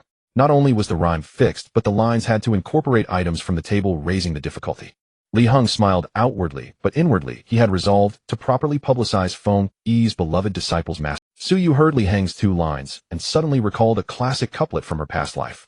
Only those 2 lines, front and back, completely forgotten. She felt a strange sense of fate, with some cosmic will compelling her to show off. The guests exchanged glances. Feng Yi was about to offer to take his disciple's turn when he heard the little girl point at the glass cup before him and say, "My line is, most good things are fragile like colored clouds that scatter and glass that shatters. Most good things in the world are not sturdy, they vanish like a rainbow and break like glass." Feng Yi's glass cup was his prized possession, pale green translucent, with a shimmering beauty delicate and lovely. As the little disciple spoke, everyone's eyes turned half to Su Yue, half to the glass cup. He tapped the cup with his chopsticks and chanted softly, "Most good things are fragile like colored clouds that scatter and glass that shatters." Feng Yi burst into laughter, drawing the attention of other tables. The small space fell silent. He looked at Su Yu with a glittering gaze and said teasingly, "With just these 2 lines you could sweep Jiangnan. If you were 10 years older you would captivate countless beauties." This was not an exaggeration. Jiangnan was home to many beauties, the famous courtesans of pleasure houses who were not only stunning but also skilled in various arts. Many of them were highly literate, and they admired refined scholars. Whenever a brilliant line appeared, these courtesans would set it to music and sing it. On one hand it boosted their own fame, on the other it spread the poetry, a mutually beneficial arrangement. The line "colored clouds scatter, glass shatters" was both poignant and elegant, perfectly capturing the sentiments of these women of the night. By tonight a song would likely be composed. Su Yue of course was too young to enjoy that. She replied in a childish tone, "Why? When I saw your glass cup, master, I remembered you told us not to touch it because it would break if it fell." She acted like a completely innocent child, leaving the adults around her speechless. Everyone marveled. As the ancients said, poetry is a gift of the moment. Here was a little child recalling her master's warning not to touch the glass cup and producing such a brilliant line. It made those who struggled for good verses feel quite sour. Feng Yi's friend nudged him and said with envy, "How did you get such an inspired disciple?" He was the one known for poetry in this generation. The friend named Yi Xian sighed with regret, wishing he could steal Su Yu away and train her into a great poet. Feng Yi replied, "It's fate." Yi Xian shook his head and turned to look at Li Heng, only to find that he had vanished without a trace. Meanwhile, people at nearby tables were praising the line, reciting it repeatedly, and some even took out brush and ink to record it. Among the guests were officials of various ranks, Prefect Li Censor Ku of the Salt Route Provincial Commissioner, and many renowned scholars and celebrities. This couplet overshadowed all others. The rest of the lines were deemed unworthy to stand beside it, and were set aside as fragments. After tonight, countless literary talents would try to complete the poem, hoping to gain a share of glory. A prodigy not to be underestimated. The disciple surpasses the master. Feng Yi is already extraordinary, but with this line you will secure a place in the literary world for the next 20 years. Praise poured in like rain, and Feng Yi glanced at his disciple, worried she might lose her way. But he saw Su Yu's face was calm, almost a little disappointed. Su Yu was frantically tapping the system. Quick check if I've reached the predecessor's goal. Have I copied enough?" The system, unable to bear the disturbance, utilized its permissions to check, and lo and behold, there was a progress bar that had barely exceeded halfway. Such a bold maneuver. Life has 100 forms. This saying has truly resonated with the system. This fellow is no ordinary person. This literary copyist is not one under its command. Who knows when his biography was recorded? This time Su Yu placed great importance on it, and with a click on the progress bar a line of small text appeared. A notice for future readers: the way of copying. In simple terms, literary copying is not that easy and can easily lead to failure. So, he set the condition that his biography could only be obtained by those who have proven their talent in copying. After seeing this, Su Yu was both shocked and oddly found it quite reasonable. It felt like a senior had set a test, and upon passing one could gain the senior's lifelong mastery in martial arts classics. What to do with this inexplicable excitement? Ugh, let me first scorn myself for a second. After this wedding banquet, the newlywed couple had nothing much to do. With the phrase "the colorful clouds disperse, the glaze is fragile," they became famous overnight. As expected, on the following day, the most sought-after courtesan in the city, Su Yaoyao, filled in the remaining verses for them, and even composed a tune. Perhaps due to the short time she was unaware that the author was a 5-year-old child, Su Yaoyao even announced that anyone who composed this poem could. Feng Yi teased Su Yu several times about this, but in the end he still politely declined for her. What could a 5-year-old do? Su Yu also received invitations and requests for visits like a flurry of snowflakes, all directed at her. Overwhelmed, she simply refused them, all hiding in the yard of old Master Feng, claiming to serve her elders while engrossed in her studies. Gradually the fervor began to dissipate. However, traces remained. Su Yu had begun to gain fame in the literary world and was given the title Su Yuli. Upon learning of this nickname, Su Yu was quite dissatisfied, instantly recalling the early days of being the protagonist of a Mary Sue novel, Liuli Huanyu, and the like. Old Master Feng saw through this, and said lightly, "People like to refer to authors by the striking phrases in their poetry. If you don't like Liuli, how about Kaixia? Goodness, from a Mary Sue to a village girl in a bygone era in an instant. Su Yue. Then it'll just remain a Mary Sue." She hid in old Master Feng's yard where no one dared to disturb her. The next day, the young Master Gu Wenjiao, who wished to find Su Yue, returned empty-handed. Originally intending to seize the opportunity of a junior's visit to meet Su Yue, he was caught off guard by news from the capital that he must return quickly. Gu Wenjiao, who was born to ride the winds and summon the rains, could only leave behind everything in Jiangnan, pondering inexplicably. Before he left, I wonder if there will be another chance to meet. He felt a bit sentimental. If there was no opportunity, he wouldn't return to Jiangnan in the coming years. Su Yu was very young. Even if everything went smoothly by the time she entered the capital for the examination a few years later, she would probably have forgotten all about him. Of course, perhaps he would also forget, Gu Wenjiao thought. At the home of Governor Li, the study was brightly lit, and a servant waiting outside noticed someone approaching on the small path, instantly alert. A beautiful palace lantern first caught the eye, followed by a woman wearing a snow blue embroidered dress with a peony pattern and a matching soft silk skirt. The woman was evidently no longer young. Her fair oval face had fine lines under the light, yet her gentle, watery apricot eyes added to her charm. "Oh, Annie, why have you come at this hour?" Seeing her, the servant quickly put on a smile and welcomed her, not daring to be negligent. Although merely an aunt, Su Auntie was not simple. With a son and a daughter at her side, despite her age, she still enjoyed the governor's favor, demonstrating her skill. "It's gotten hot, and the master has been busy. I'm worried he may neglect his own health, so I've brought some cooling soup to check on him.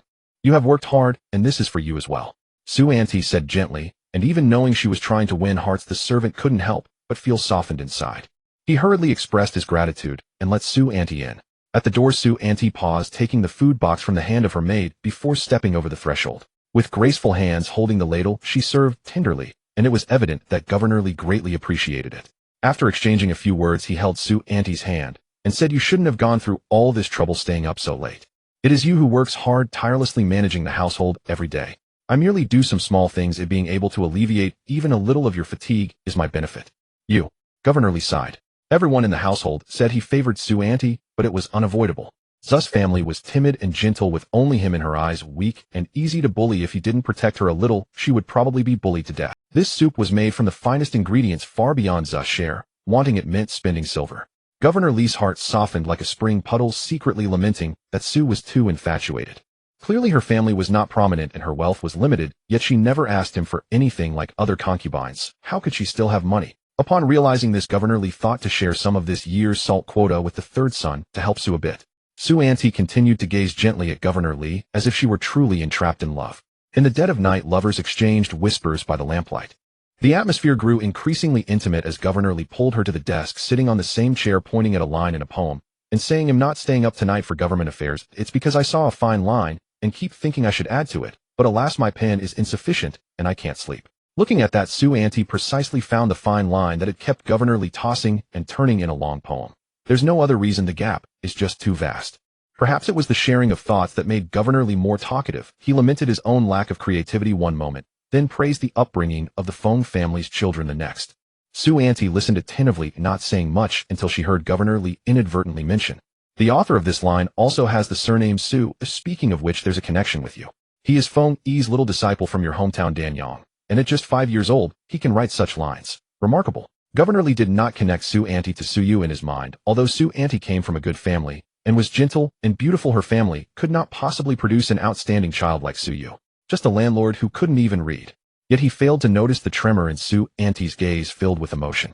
Yu Gear, her brother's most beloved first grandchild, is this name. Subsequently, Su Auntie subtly inquired about Su Yu's news, growing increasingly certain that this was her dear nephew. Upon returning to her residence, Su Auntie dismissed her servants and pondered alone under the lamp for a long time. The next day, Aunt Su sat indoors. Her son Li Chunli hurriedly entered by lifting the curtain and sat close to her, excitedly saying, "Aunt, you called for me so early?" His father agreed. Li Chunli was handsome and refined, with a fair complexion inherited from his mother and a pair of almond-shaped eyes that made him seem even more Speak cautiously. Aunt Su raised her voice, casting a warning glance at her son. She felt displeased. Her son was simply too naive to speak of such matters openly. "Isn't this Aunt's place?" I relaxed for a moment. Li Chunli replied, awkwardly, a hint of embarrassment on his face. "There won't be a next time." Aunt Su lightly let it pass. There were more important matters at hand. She informed her son of the situation, sighing, "I haven't been in contact with the family for a long time, and my relationship with my brother has grown distant.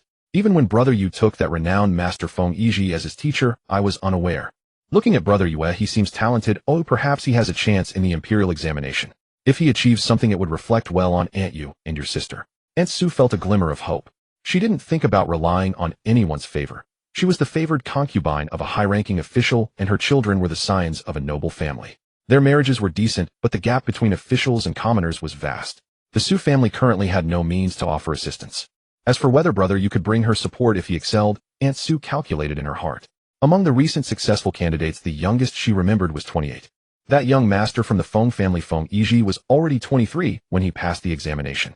Even if brother Yu followed in his footsteps, he still had 18 years of hard work ahead of him. At that time, to put it bluntly, Aunt Su might have already outlived Li Jifu, living on with her own son. Thus Aunt Su did not expect to gain any monumental benefits. She only hoped that such a figure emerged from her family. Regardless, the maternal family had always been a woman's support. Even now, Aunt Su planned to casually reveal her relationship with Su Yu to Li Jifu to win his favor. Men often claim not to care about your background, but in reality, they are the most concerned. Having an outstanding disciple in her maternal family could enhance her status and add weight to her standing. Aunt Su was quite clear about these matters in her heart. When Li Chunli learned of the kinship between his aunt and the rising prodigy, he was very surprised and praised a few times, giving the Su family essentially an external family more importance. In that case, should I send someone to deliver a message? It would facilitate social connections and rekindle familial ties. He thought for a moment and informed his aunt that there were rumors circulating that her nephew not only had a talent for poetry, but was also excelling in his studies, even earning the favor of old Master Feng and being taught personally. Aunt Zu's face showed an expression of surprise, and her mood brightened as she contemplated that this nephew was indeed wrong. She thought for a moment, but shook her head regretfully, explaining, "No, right now, everyone in the residence has their eyes on the salt quota in the Lord's hands. This is a significant opportunity, and I, your aunt, have confidence in getting some from the Lord. At this critical moment, we shouldn't act rashly. In 2 to 3 months, brother, you should return to Danyang. They'll have someone visit my brother then." Aunt Zu's fair face showed nostalgic emotions as she added, "Rest assured, my relationship with my brother was excellent in our youth." However, upon hearing that the salt quota was indeed within reach, Li Chunli was overjoyed and repeatedly responded,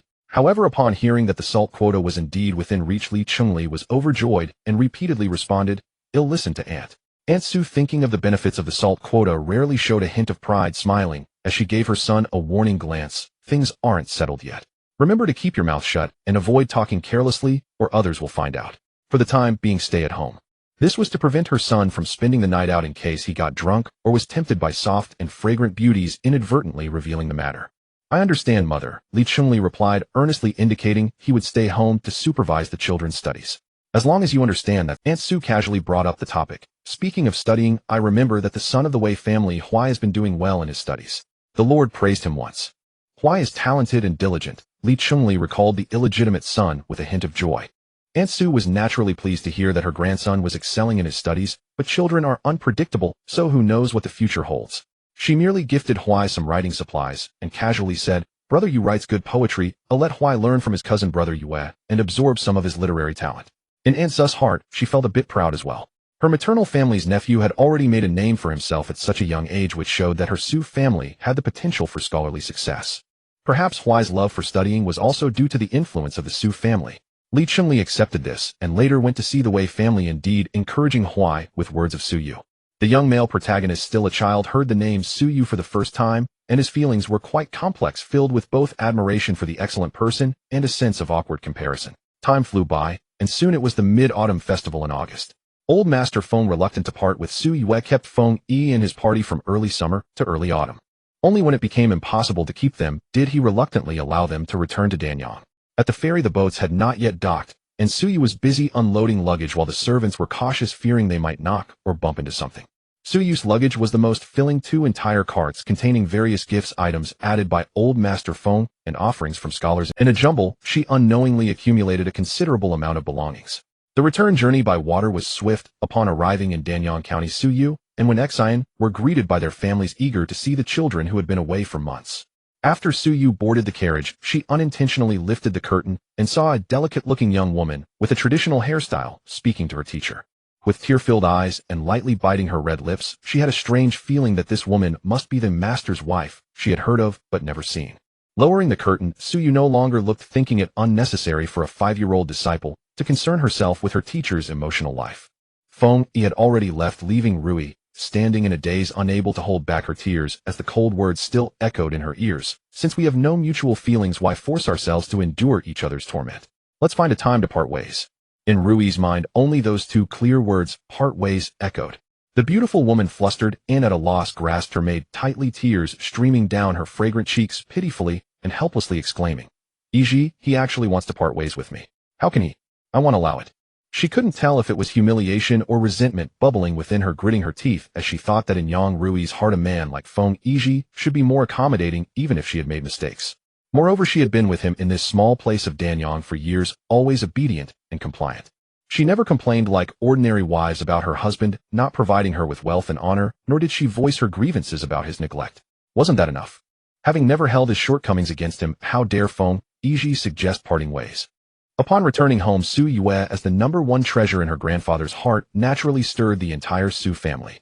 Killing chickens and slaughtering sheep was nothing. Sending servants to the county to buy her favorite snacks and dishes made her already tidy living space even cleaner. "My dear granddaughter, you've lost weight after being away for so long."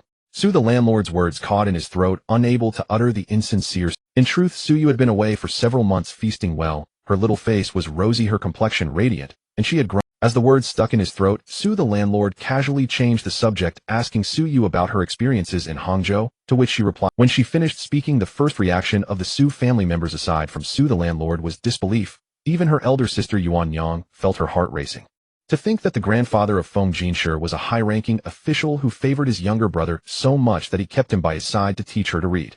Not only that, but Su Gear had also composed beautiful poetry receiving praise from many. Goodness, Yuan Yang had never dreamt of such grandeur. Too shocked, she spoke dreamily. "Su Gear, is everything you said?" Other people's gazes all fell on Su Yue, each with different expressions, some filled with anticipation, others with Su Yu nodded indifferently. The truth was the truth, and lies were lies. Whether others believed it or not was their business, not hers. She then instructed Lan Fun to bring out the gifts she had prepared for her family, each neatly sorted. For her sisters, she had rolls of silk. Yuan Yang and Xan Yang received the most 3 rolls each, while the other sisters received 2 rolls each in colors, such as moon white, lotus pink, deep red, and apricot color, all in innovative styles. She also brought items like tooth fans, incense boxes, handkerchiefs, and rouge, things seldom seen in the countryside from Hangzhou. Upon seeing these, Yuan Yang and the others' eyes lit up. Their family would never give them such fine things. As for the silk, they didn't wear it daily. The few pieces they had were kept for receiving guests or during festivals. Women have a natural love for beauty. Upon seeing these items, they gathered together to admire and excitedly discuss how to make clothes, delicately tracing the patterns of the silk with their fingertips. For the elders, Su the landlord received a finely carved snuff bottle and some trinkets. The couple from the second household gifted him an ivory fan and a gold pendant. These weren't particularly precious. Su Yu truly received a lot of gifts, and among them were the items sent by literati, most notably the things given to her by Old Master Feng, which were the most valuable. Just the box of various precious spices he sent for her to formulate perfumes was of considerable value. "Grandfather, this is the gift I specially selected for you." Su Yu personally presented a small black lacquer box inlaid with mother of pearl to Su the landlord. People's hearts are made of flesh. Regardless of why he loved her in the past, over the years, Su the landlord truly treated her with all his heart. Though Su Yu appeared aloof, how could she remain unmoved? As the box was handed over, Su the landlord suddenly regained his senses and affectionately said to his dear granddaughter, "Good child, knowing you are filial and thinking of your family, it's not easy to go out, yet you scrimped and saved to bring us gifts. In the future, do not do so. You are just a child. What money do you have? The family has everything.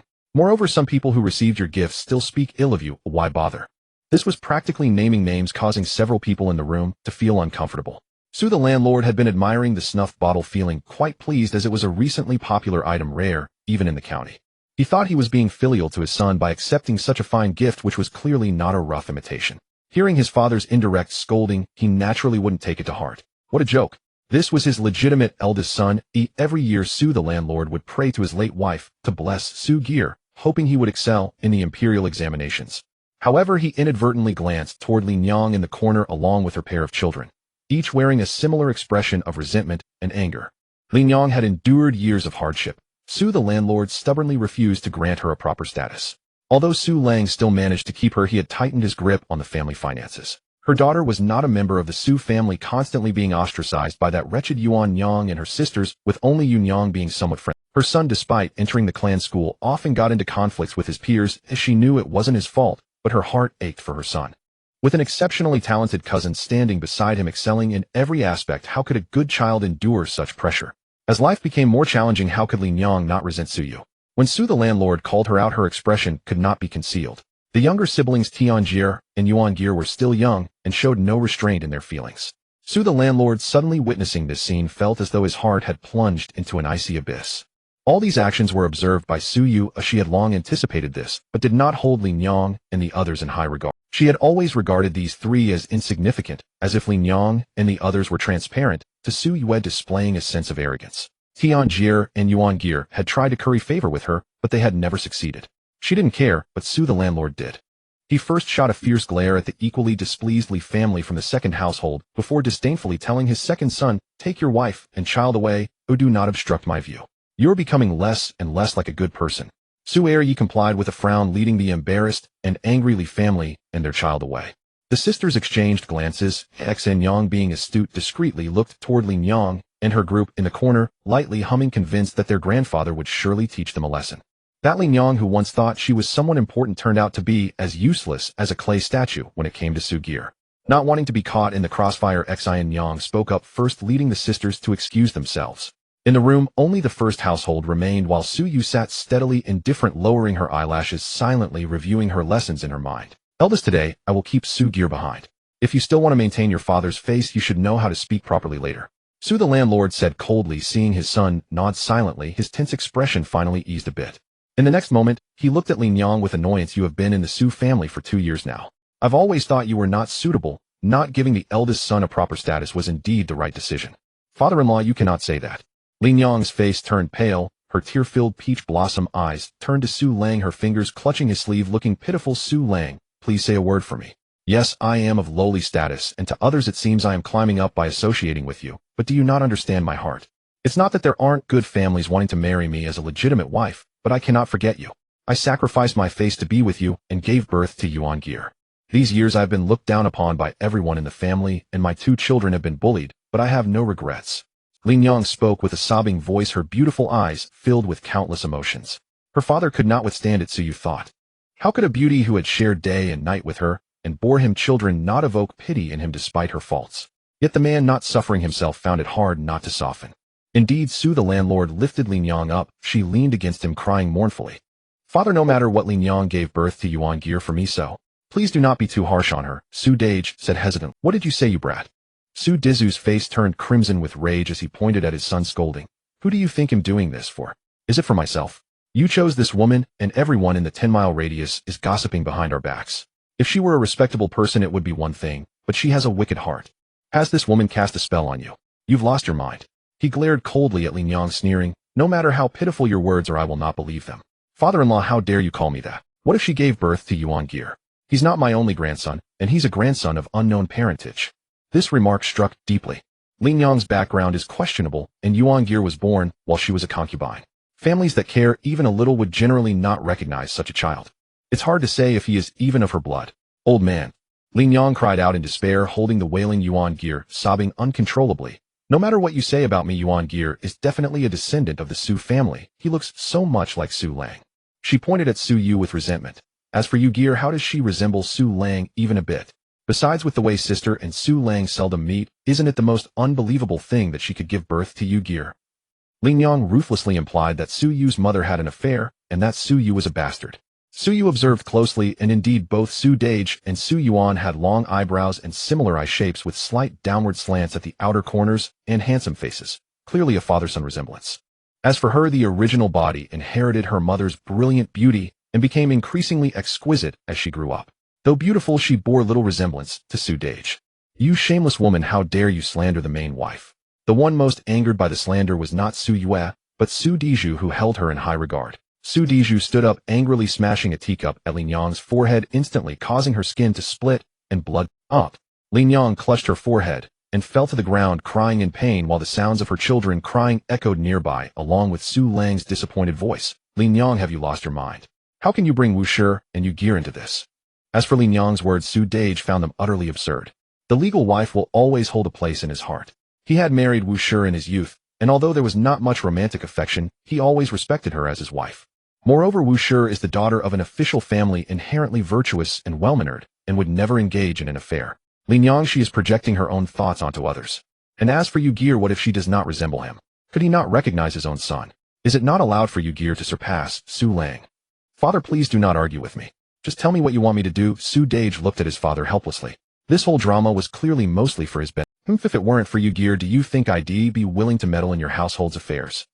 Su Diju coldly snorted and looked at his well-behaved grandson. Despite the chaos, she remained calm and composed, exuding an air of nobility, which filled him with joy. Even when his son exposed her, he was not angry and directly stated, Yu-Gear has a great future ahead of him. Our Su family has acquired such a descendant, we must nurture him well, without any mistakes. This woman in your house has impure intentions and controls you with a son.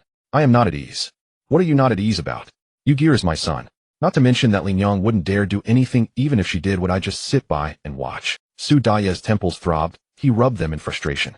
It's hard to say. If one stays too long in a place of tenderness, anything could happen. Su Diju thought to himself that if Yu-Gear were truly a boy, he would fear nothing. That would be a mistake. The heavens must have made a mistake allowing Yu-Gear to be born a girl. This great secret Su Diju had decided to keep buried. He must not let anyone discover it. However, Lin Yang already had a son. He did not believe that she did not think about pulling Yu-Gear down to let her own son inherit more wealth. No matter how much one guards against it, one cannot prevent the scheming of the willing. Su Diju absolutely would not allow the hopes of his family to be ruined by such a woman. Oldest, I want you to swear that Lin Yang will remain a nameless concubine for life.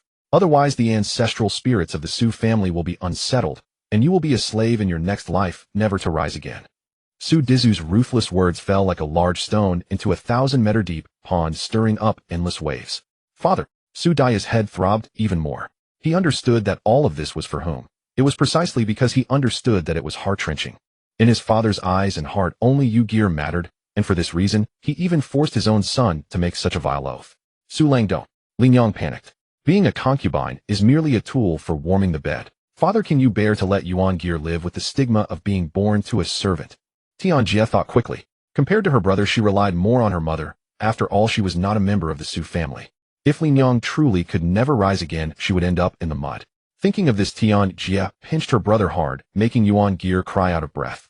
Su Daya's expression clearly wavered. He turned to look at Su Yue, who was watching the scene, his lips moving as if he wanted to say. The key to this matter lay with Yu-Gear.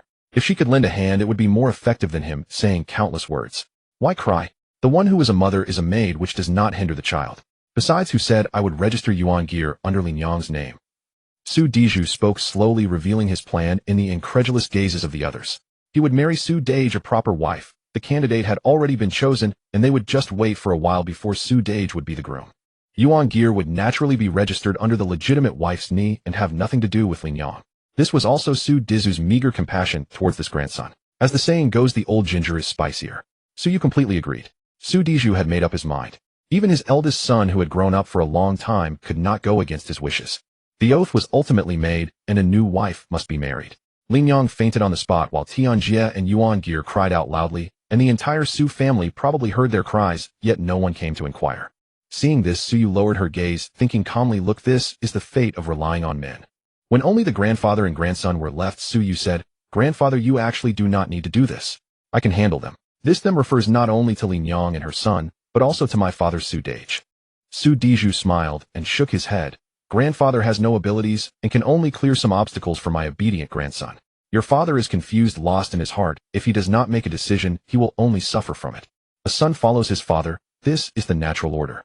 If it were left to you, even if you could win, you would inevitably suffer hardships. As for the stepmother your father is to marry, do not worry, grandfather has already planned it for you. Upon hearing this, Su Yu felt a warm current surge in her heart, and gently leaned against Su Dizu's knee like a small beast seeking protection. Once the landlord, Su made up his mind, his heart was fiercer than anyone else's. The next day, he announced another major decision, separating. At this moment, the second branch, which had previously laughed at the chaos in the main family's residence, was left dumbfounded. Su Iri lacked significant talent and had never made a name for himself through his studies. He was unable to carry heavy loads or do manual labor, and instead spent the family money indulging in refined pleasures, frequenting brothels. Li Shi, having married into a prominent family, had little money to begin with, and had to support her husband and biological son. As Hao Ge grew older, his personality flaws became more pronounced, often getting into conflicts at the clan academy, and he had yet to finish reading the three-character classic. Seeing that the second branch had little prospect and could only cling tightly to the family, they were all unwilling to discuss separation. However, the landlord Su was resolute, declaring in response to the second branch's cries, a tree must branch out, the family must be divided to prevent some people from being muddled-headed and fixated on this inheritance. Today I shall cut off this delusion. Ultimately, the second branch received 50 acres of land, a fruit orchard, 2 shops in the city, along with 500 taels of silver.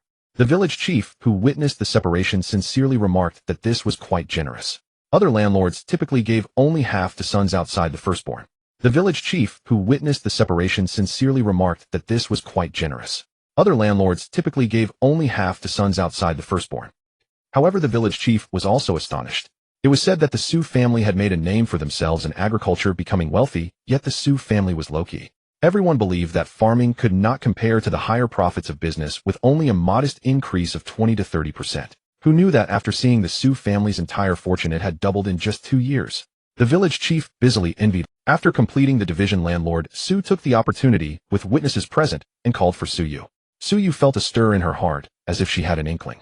Indeed, landlord Sioux said in a deep voice, since ancient times family assets have belonged to the eldest son and grandson. Yugo is born of the first wife and holds the most legitimate status. Eldest son, I entrust the family to you, and you must remember to pass it down to Yugo. Of course. Sudayi nodded decisively. Although Yugo was not particularly close to him, the tradition of the eldest son and grandson inheriting the family was a practice that had lasted many years. He himself had received the largest share of the family fortune because of this custom. Words are not enough. At my age, I fear I may not witness that time. Landlord Sioux pretended to cover his chest, calmly stating this with a rosy face, while the others averted their eyes. What age? Landlord Sioux was not even 50 yet, and Sioux closer, his gentle gaze resting upon her. With the clan. After pondering for a moment, landlord Sioux pulled the little Sioux closer, his gentle gaze resting upon her. With the clan elders and the village chief present, I will take one more step.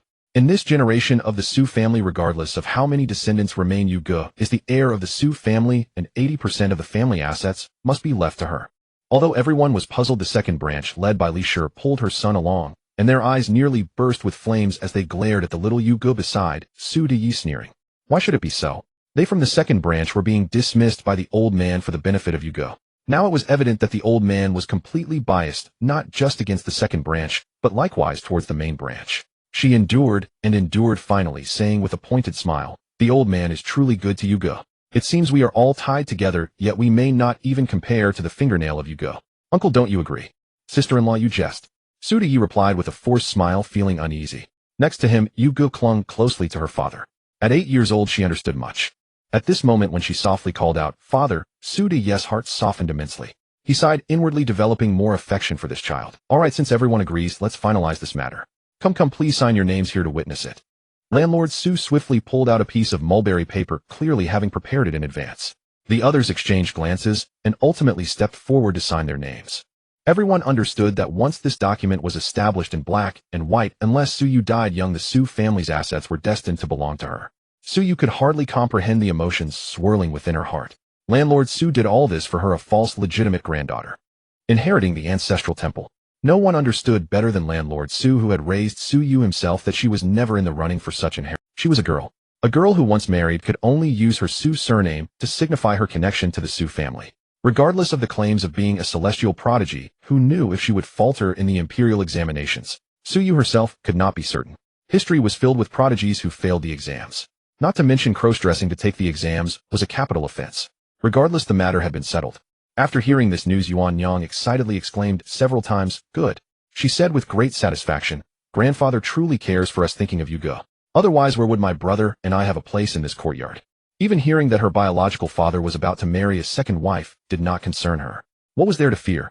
To put it bluntly, even if he had 10 or 8 children, everyone in the Sioux family knew that only her biological brother was the true phoenix. Yuan Yang was naturally pleased, while the thoughts of her other sisters varied. Overall, they were happy for Yugo, as she had always valued her sisters.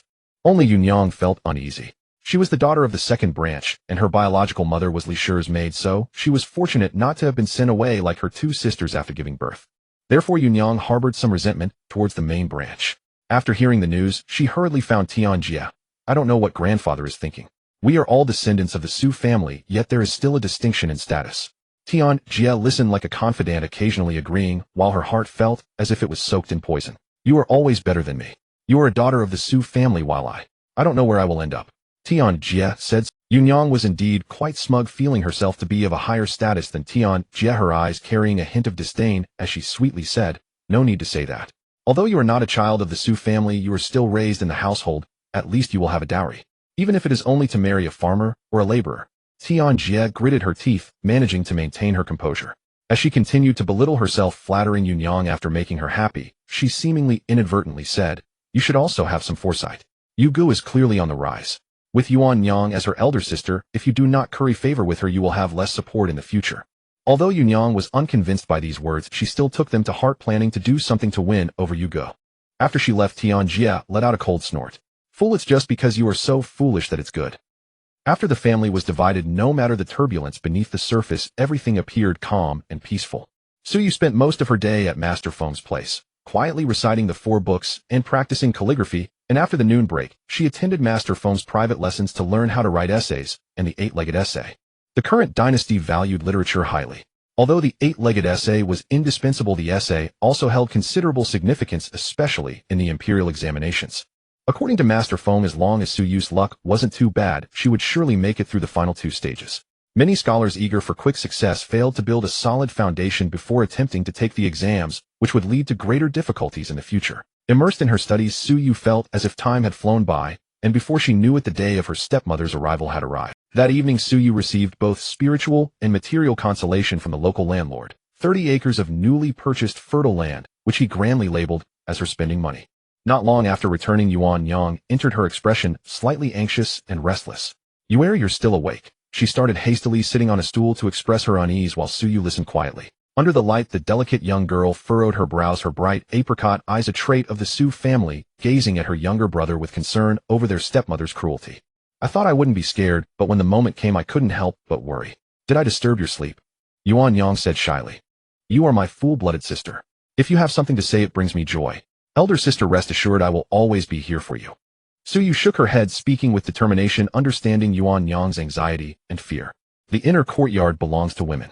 Once the stepmother enters, she naturally gains the authority to discipline the children.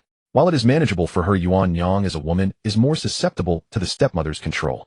Not to mention that Yuanyang is already 12 years old, the age where one is expected to be betrothed. If the stepmother harbors ill intentions and seeks a marriage that appears splendid but is rotten at its core, Yuanyang would be powerless against parental arrangements. Yuanyang lightly bit her lip, exhaling a sigh, her expression much improved as she looked at her exceptionally gifted younger brother. Feeling a sense of relief, she spoke with a complex gaze, "Where, fortunately, you are here." At the time, their mother was under immense pressure, having no sons to carry on the family name from the first branch. After finally becoming pregnant once more, not only the Su family, but even the tenants were speculating whether this time the first branch would bear a child. If Yue were a girl, Yuanyang sneered in her heart, everything would be over. She and her sister would not even compare to the currently awkward sweet sister. Yuanyang understood very well that if Yue were to face difficulties, the first to be affected would be her, the elder sister. Conversely, if Yue thrived, she would reap endless benefits. Just looking at the present for the sake of Yue, she held a position of dignity at home, respected by everyone. "It's getting late, sister should go to bed early. Tomorrow is an important day, and we must not lose propriety." As she spoke, Suyu instructed Lanfan to fetch a small black lacquered box from the trunk. Inside were a dozen fragrant pills wrapped in gold foil, releasing a soothing aroma. This is a type of incense commonly used in the previous dynasty's royal courts, which helps one sleep more soundly when lit by the maidservants. This was her proud creation from the months spent in Suzhou. Handing the box over, Yuanyang received it and fiddled with the fragrant pills, her fingertips brushing against the scent. A sparkle lit her eyes, banishing her earlier gloom, and she joyfully said, "This must be a fine product. I've never used such good incense before." "Thank you, Yue." Suyu sent her sister back and read for a while before quickly falling asleep. The next day, the Su family was festooned with lanterns, setting up dozens of banquet tables. Everyone was extremely busy. Suyu had already requested a day off from Master Feng and returned with an 8-legged essay question. Immaterial things seek their principles. Indeed, Master Feng's reasoning was that it was her father getting married, not her, so how could she waste time? What else could Suyu do? After speaking with the local landlord, she returned to her study, spread out paper and ink, and listened to the sounds of drums and gongs from outside, gradually calming her restless thoughts. In fact, inspiration struck her, and she wrote without pause. It wasn't until the noise outside subsided that she noticed her wrist aching and the side of her writing hand had become red and swollen. Lanfan was startled and hurriedly dug out ointment, asking the magpie to bring hot water. "My dear young master, I know you are diligent, but this isn't the way to go about it." Suyu waved her hand, interrupting Lanfan with a laugh, saying, "What are you thinking? It's not like that." Hearing this, Suyu quickly dismissed Lanfan's worries. After writing this essay, she felt as if she had reached a new level of understanding. Looking again at the 8-legged essay on the paper from the introduction transition opening statement, main topic to the 8 sections, it flowed majestically, with extraordinary intent. Suyu grew more and more satisfied, feeling that the day's hard work was worth it. Meanwhile, on the other side, the bride changed out of her wedding gown, and under the attendant's service donned her everyday garments. Sitting on the bed, she recalled a half-smile from Mrs. Lee. "Look at how accomplished you is on such a good day, still thinking of studying. Big sister, your fortune lies ahead." Mrs. Fong couldn't help but confide in the only maid she brought with her. The maid was initially startled, but then calmly replied, "Miss, what are you afraid of? No matter how difficult it is, it's much better than staying in that family. I've heard that this Yuer is greatly favored by Lord Su, and is an outstanding talent in her studies, so there's pride in her heart as well. You are the stepmother. As long as you keep your heart right, even if there are no children, time will reveal people's true natures, and you will be able. Furthermore, this place is unfamiliar to you. How do you know that the people speaking are not ill-intentioned? Just focus on your husband and ignore everything." Mrs. Fong felt a chill in her heart and nodded in agreement. The next morning, when the bride paid her respects, Suyu looked at Mrs. Fong and suddenly recalled a line of poetry, graceful yet profound, refined and true, with delicate skin and evenly proportioned features. Her stepmother was a great beauty, exuding a charming and alluring aura. Her first thought was, "Oh dear, her father is quite fortunate." Then she considered, "Lin Yang, this is perilous." The local landlord chuckled as he accepted tea from Mrs. Fong, not even wanting to glance at his son, who was beaming with pride, and offered a few words of advice to live well. Mrs. Fong nodded obediently, her enchanting eyes revealing a pure and innocent demeanor, making her even more captivating. Lord Su held his wife's hand tightly, unwilling to let go. Everyone else was utterly puzzled. How could such a beauty marry into the Su family? The Fong family has reached a dead end. The landowner Su slowly took a sip of tea and roughly explained to Su Yue, "Fong is the daughter of a merchant, and her biological mother was a famous courtesan from Jiangnan, who passed away early. Fong resembles her mother, possessing extraordinary beauty, and would typically be sent to a noble family as a concubine. Unfortunately, she has a medical condition that prevents her from bearing children. If she hadn't married into the Su family, her fate would have been quite unfortunate." The unfinished words of the landowner Su were well understood by Su Yu. What other fate could there be? The world shows the greatest malice towards women. However, given Fang's situation, she was perfectly suited for the Su family. Being unable to bear children meant she wouldn't pose a threat to Su Yu and the others. With her beauty, she could capture the heart of the elder Su, leaving Lin Yang without support and rendering Fong weak, ensuring her actions wouldn't be too forceful. It could be said that the landowner Su had considered all aspects. "It is the grandson's lack of filial piety that causes my grandfather to worry about me." "What nonsense." The landowner Su patted Su Yu's hand and continued, "It's not just for you. There are also Yuan Yang and Xian Yang. The young masters are also members of the Su family, and Fang's presence will benefit them as well." Indeed, as the landowner Su had predicted, Fong showed no care for the children at all. No one could say all her energy was directed towards the elder Su. Fong was young and beautiful, adept at acting, spoiled, skilled at playing the people, literate, and well-versed in poetry. Before long, Su Yu heard that most of the gold, silver, and pearls from her father's private stash had been given to Fong, indicating she had firmly established herself. "I heard that Lin Yang cried and made a fuss, even sending Yuan gear to summon father. After much effort, father finally went over, only to find Fong shed a couple of tears, and father was frantic." Yuan Yang sat on a small stool working on needlework while conversing with Su Yu. One only sees the newcomer's smile, not the old one's cry. "Oh, what is there to find strange about that?" Su Yu put down her brush after the last stroke, placed it on the jade brush holder, shot her sister a glance, and said coolly, "The lady entered as a legitimate wife. Ooh, she is our proper stepmother. Not calling her mother is one thing, but at least address her as madam. Otherwise, if others hear, it could lead to misunderstandings." "Understood." Yuan Yang nodded half-heartedly before turning to discuss another matter. "I heard your husband is insisting on getting a divorce. That Lady Yang has been crying outside. What on earth is going on?" "This is a gossip that everyone in Danyang County is talking about. Scholar Fong is seeking a divorce from Lady Yang." Lady Yang refused, repeatedly seeking help, and whispers of Scholar Feng's many faults emerged, including claims that he had sought out entertainers and even engaged with a flirtatious widow. Some rumors were particularly scandalous, and in any case it was all Scholar Feng's fault. After all, Lady Yang had no bad reputation. Oh, since her youth, she had been known for her filial piety, beauty, thoughtfulness, and kindness. Being a local from Danyang County, people sympathized with her, and the rumors naturally favored her. Su Yu felt a heaviness in her heart, brushed off her sister's chatter, and sent her away. Even Yuan Yang, a young lady from a respectable family, knew about this matter. One could imagine how rampant the rumors were outside. It wasn't that Su Yu was biased, rather she had seen with her own eyes. She had stayed at the Feng residence from morning till night, and Scholar Feng had hardly left the house. Aside from outings, social visits, and meeting friends, Scholar Feng was genuinely a homebody, with little time to meet those people.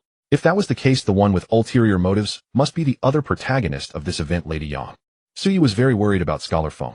In ancient times, reputation was valued even more than life, especially for a scholar like Feng. Being sullied was worse than death. However, looking at her short stature, Suyu sighed, feeling that there was little she could do to help. Oh, it seems there is. Suyu activated a long-dormant skill, Analyze Fortune and Misfortune, which displayed as usable. As she pondered whether Scholar Feng could safely overcome this tribulation and whether it would be good or bad, she then used the skill. A flash of golden light flickered, and Suyu blinked, revealing, auspicious. She breathed a sigh of relief. This meant Scholar Feng could get through this ordeal. The skills are quite reliable, Suyu spoke sincerely. As Scholar Feng's disciple, she was the first to witness the unfolding of events. In just 3 days, the former Lady Yang had her reputation ruined as someone exposed her in a temple with a well-known monk sharing deep. The scene at the time was quite awkward. The county magistrate had left office and the new magistrate was taking office. The local gentry brought the new magistrate to evaluate the people's sentiments. In essence, it was just a stroll to show everyone that the new magistrate was in charge, now urging them not to reminisce about the previous. Danyang County was a wealthy county with many affluent families, and the wealthy were somewhat superstitious. The most famous place in the county was Jintai Temple. The temple had many monks, but there was a saying, the monk who comes from afar is better at chanting scriptures. The most renowned monk at Jintai Temple happened to be an outsider named Miaoqing.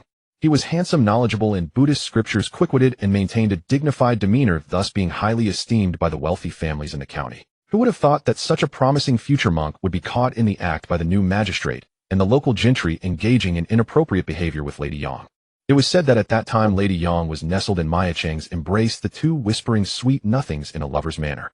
Although there were no more overt actions, witnessing a monk with a woman styled like a lady caused the magistrate's face to turn green, and he erupted in anger. This is immoral. These 4 words firmly branded Lady Yang, causing a significant reversal in public sentiment towards her. Everyone felt sorry for Scholar Feng, who must have discovered he was wearing a green hat, prompting him to seek a divorce. Even the landowner Su gently hinted that Suyu should pay more attention to Feng Yi's health. When Suyu first heard the news, her immediate reaction was not worry. Having read numerous novels about palace and household intrigues, she had a bold guess. She suspected that Scholar Feng might have had a hand in this. Others wouldn't guess this, who would think a man would proclaim himself a victim of being cuckolded. It was quite embarrassing. Even if one was truly cuckolded, they would try to hide it, certainly not let it become public knowledge. But Suyu didn't feel that way, as Scholar Feng had a bit of a roguish air about him. The incident that made Danyang County the top trending topic lasted for half a year, before finally coming to an end. Feng Yi and Yang Shiru signed a separation agreement, officially divorcing, with no further connections in marriages or funerals. Everyone praised Scholar Feng for his magnanimity. Despite everything, he still gave Lady Yang face, and did not dismiss her. After that, there were no more news about Yang Shiru in Danyang County, and it was said that she was sent far away by the Yang family. After regaining his single status, Feng Yi acted as usual, showing neither signs of defeat nor exuberance, and announced to several disciples a piece of news. He instructed them to participate in this year's preliminary examination. When Feng Yi spoke these words, he did so nonchalantly, as if sending his disciples to participate in the imperial examination was merely a trivial matter. Yet Su Yu and the others did not dare to take it lightly. At this moment, among the disciples, when Xin was 11 years old, He Shun and Xia Yu were both 10, and Su Yu was the youngest. The literary culture in Jiangnan was thriving, with academies everywhere and scholars emerging in droves. More than half of the successful candidates in the triennial imperial examinations hailed from Jiangnan. As a result, the average level of scholars was exceedingly high, making it quite a formidable task to gain recognition in Jiangnan. It's akin to the provinces with the toughest college entrance examinations in later times. Scoring the same marks might not even secure a spot in a junior college, while in certain places one could easily gain admission to a prestigious university. Even for the first hurdle of the imperial examination, the county test, the number of applicants was substantial. Su Yu and the others felt apprehensive, but when Feng Yi noticed, he playfully tapped their heads and confidently said, "Youth should not lack ambition. Do not heed the words of those old scholars. The county test is but a minor challenge. With a master like me guiding you, and considering your innate talents, what is there to fear in giving it a try? Moreover," Feng Yi winked at his disciples and whispered, "your young age is also an advantage. Even if you do not pass, no one will blame you, and you will not lose face." Since the teacher has said so, Su Yu and the others thought it made sense. After all, they were still young, and failing would not be shameful. If they succeeded, it would be a joy for everyone. When Xin and the others looked at the youngest, Su Yue, whose baby fat had not yet faded, and thought, "Our little junior brother is the most deceptively capable." Being the youngest, who would expect her to excel the most? The county test was usually held in mid-February after the Lantern Festival. Su Yu's family was more anxious than anyone else, sending people daily to the county office to see if the announcement had been posted. The He family was no exception. Knowing that their son would participate in the county test, the family had ceased all business discussions and stayed home every day taking care of his son and providing porridge and medicine for the poor, praying for Hishun's success.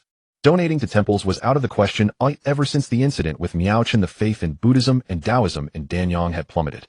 Although Madame Yang denied any private relations, she claimed it was her own sorrow that caused her to lose composure. Since that day, Miao Chen had been kneeling in the Buddha hall from dawn to dusk, chanting scriptures, without food or drink.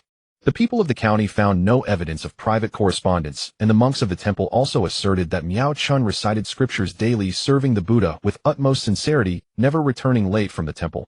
Otherwise, he would not have been so esteemed by the townsfolk. Thus it was concluded that neither party had the time for any illicit affair.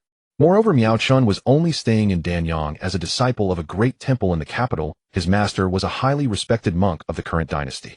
For various reasons, he was eventually taken away by someone from the capital. The matter of infidelity was left unresolved.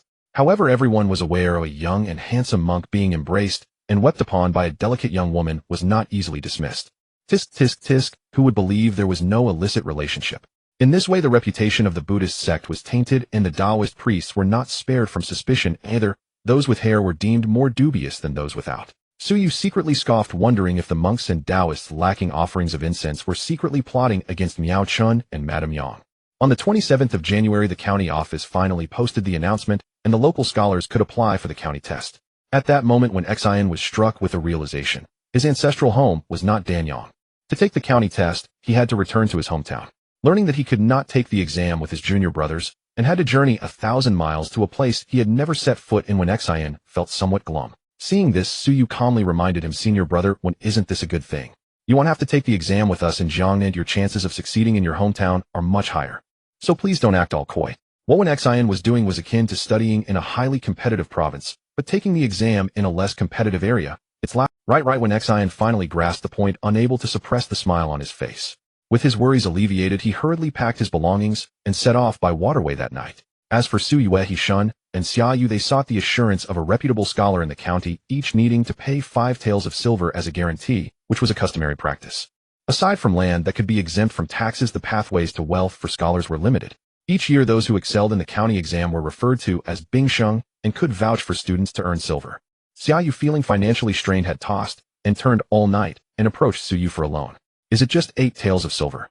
"Yes, 5 for the guarantee fee, and the remaining 3 will be used to purchase examination supplies, warm clothing, and better ink and brushes." Xiaoyu earnestly explained the usage of the silver, speaking clearly, without any hesitation, clearly having thought it through. He understood that winter was bitterly cold, and the examination hall had not been renovated for years, clearly unable to withstand the chill. Thick, warm clothing was essential.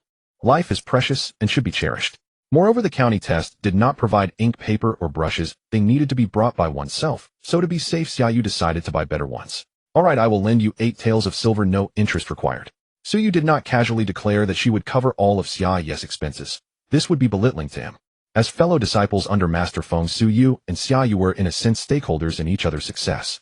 In the future, as officials, this bond would ensure mutual support. Xiaoyu did not feel insulted by Suyu saying no interest. It was a common practice for classmates to generously assist one another. He simply did not wish to owe anyone too much. Accepting the silver, Xiaoyu sincerely expressed his gratitude. After paying the guarantee fee, the 5 of them formed a team, led by the assured scholar, to the county office to register, filling in their family backgrounds, namely the history of their ancestors for 3 generations, to prevent those of low birth from participating. Suyu filled out her form easily. The Su family had been landlords for 3 generations, and their lineage was respectable. If any of the 5 conspired to cheat, all 5 would suffer the consequences. As Suyu wrote, she cast a glance at the students linking arms with her, and thought the cool-down period for discerning blessings and misfortunes is not over yet, otherwise I would have to calculate it myself. If she worked hard to pass, but was implicated by a cheater, she might even feel murderous. Finally, with the scholar's assurance, this long and cumbersome registration process was completed. The county clerk handed them the admission certificates with a smile, saying, "I wish all the scholars success in the examination and the highest honors." Everyone loves to hear pleasant words, and smiles adorned their faces. With a glance from the scholar, they each pulled out at least 2 or 3 coins to give to the clerk, a gesture they called seeking blessings. When Suyu stepped out with her admission certificate, she sighed. The imperial examination truly is an expensive affair. Glancing at her certificate, she saw it read age 6, fair complexion, short stature, without a beard, and pleasing appearance. The art of fragrance blending requires calmness. One must not be restless or anxious. This is what old Master Feng taught Suyu. Thus, every morning her first task after rising is to prepare the incense, relaxing her mind and body under the subtle reactions of various natural aromas. Afterward, studying can yield twice the result with half the effort. She has been adhering to this method for a year now, and the results have been excellent. The day of the county examination is no exception, though she woke up an hour earlier than usual. "Young master, may we come in?" Outside, L'Enfant hurriedly asked upon hearing movement. She had gotten up in the middle of the night, fearing that she would miss the time and delay matters. "Come in and attend to me." Hearing this, L'Enfant pushed the door open, and upon seeing the scattered incense materials and incense boxes on the table, she was not surprised. It was customary for her to assist Su Yu with her morning routines. The incense made today is called Peach Blossom Lady Fragrance, with a rich aroma that is strong, yet not overpowering. Su Yu creatively added a bit of borneal, enhancing the fragrance with a crisp clarity. She placed the incense powder into a plain pouch, carefully setting it aside for later use. For breakfast, the meal was as usual: a small white porcelain bowl filled with red date and osmanthus porridge, 2 small buns, and a serving of rice cake. After finishing the meal, Zu's father inquired with concern, "Today it is quite cold. Is your clothing warm enough, you are?" He also asked L'Enfant and the others if they had prepared small stoves or other items. Su Yu replied one by one, "The clothing is very warm, not cold at all. The stove is ready, and we have prepared some quality charcoal. This winter has been long. It is already February, and just yesterday ice pellets fell in the middle of the night, chilling to the bone. If one does not keep warm, entering the examination room and exerting energy to answer questions could lead to illness if one is not careful." Zu's father somehow found some excellent pelts and had the women work through the night to make a fur coat. Su Yu is currently wearing it, feeling warm from head to toe. Not only that, but the day before, Yuan Yang and Xian Yang coincidentally sent over knee and wrist protectors. Though the stitching is not exquisite, it is very tight and made well. L'Enfant remarked, "After all, they are the biological sisters of the same household. In times of urgency, one can truly see the care." Su Yu understands these subtle gestures, and she certainly feels the intention behind them. As she was about to leave, Zu's father took out a box, opened it, revealing slices of ginseng. It looks like it has at least 50 years of age, making it a top-tier precious medicinal material. It can save lives. Ginseng is the king of all herbs, capable of greatly replenishing vital energy. Used at a critical moment, it can save a person's life. 50-year-old ginseng is rare and priceless, starting at 300 taels, and it's often more valuable than available. As soon as the ginseng slices were taken out, gasps filled the air. Then Zu's father proudly said, "This ginseng was acquired from a villager named Zhou De about half a month ago. Where do you remember him? His daughter encountered it on the mountain. Zhou De is a grateful man and came to sell it to me. I had a master examine it, and it is at least 70 years old. I bought it with silver, not skimping on Zhou De at all." Thinking of the silver spent, Zu's father felt a pang of pain and shoved the ginseng into Su Yu's arms. Su Yu refused to accept it. "Such good ginseng should be kept at home. Take it, you need it. No one in the family is ill, so we don't need this precious item. If you can't hold out during the exam, just suck on a slice, that will help you some," Zu's father said, not allowing for refusal. He glanced at the various expressions of the Su family members, snorted coldly, and said, "Yuer is only 6 years old. She has to brave the wind and snow to take the exam. Who is she doing this for? Isn't it for our Su family? Even this ginseng will eventually be passed down to her. Giving it to her now is no different. What difference does it make? Giving it early or late is fundamentally not the same." Su De felt a bit regretful, but this precious ginseng was given to his son, and the meat was left in the pot. Li Shi was so angry that the handkerchief in her hand turned into a ball, her teeth chattering. "Why should everything good belong to Yuer?" She shifted her gaze to the calm-faced Feng Shi, solidifying her decision in her heart. Yuer is the legitimate eldest son of the main family, but isn't Feng Shi's child also legitimate? Regardless of how others think, Su Yu pondered for a moment, and not wanting to go against Zu's father's intention, accepted the box. It doesn't matter if she keeps it here. If someone at home needs it, she can give it later. It's just an extra step. When they arrived at the county, the sky was still dark, and the biting cold wind seemed to cut through to the bone. The long street before the examination hall was already crowded with carriages, the light of torches illuminating the sky, and the noise of people was overwhelming. Su Yu and her 2 fellow students gathered together, finding the other 2 scholars they had mutually guaranteed chatting idly as they waited for the examination hall to open. The number of candidates was roughly estimated to be 200 or 300, including young boys and girls, as well as elderly men with silver hair. Each one looked hopefully at the doors of the examination hall. From morning till dusk, they would go from being farmers to entering the halls of the emperor. Just looking at the students in front of the examination hall showcases the allure of the ancient imperial examination. Su Yu lowered her gaze, as she is also one of the many desperate for fame and fortune. There are so many carp wanting to leap over the dragon gate, and she hopes to be the one who succeeds. In a moment, the doors of the examination hall opened, and the crowd erupted in excitement, pushing forward eagerly. Su Yu assessed her small stature and looked up at the others, saying, "It's too crowded. Oh, let's wait a bit first." Seeing some faces showing urgency, Suyu changed her tone, calmly analyzing, there is still plenty of time. We will surely get in. However, with so many people pushing together, if anyone gets hurt, it wouldn't be worth it. I will listen to you. Where He-shun was the first to express agreement, followed closely by Xiaoyu.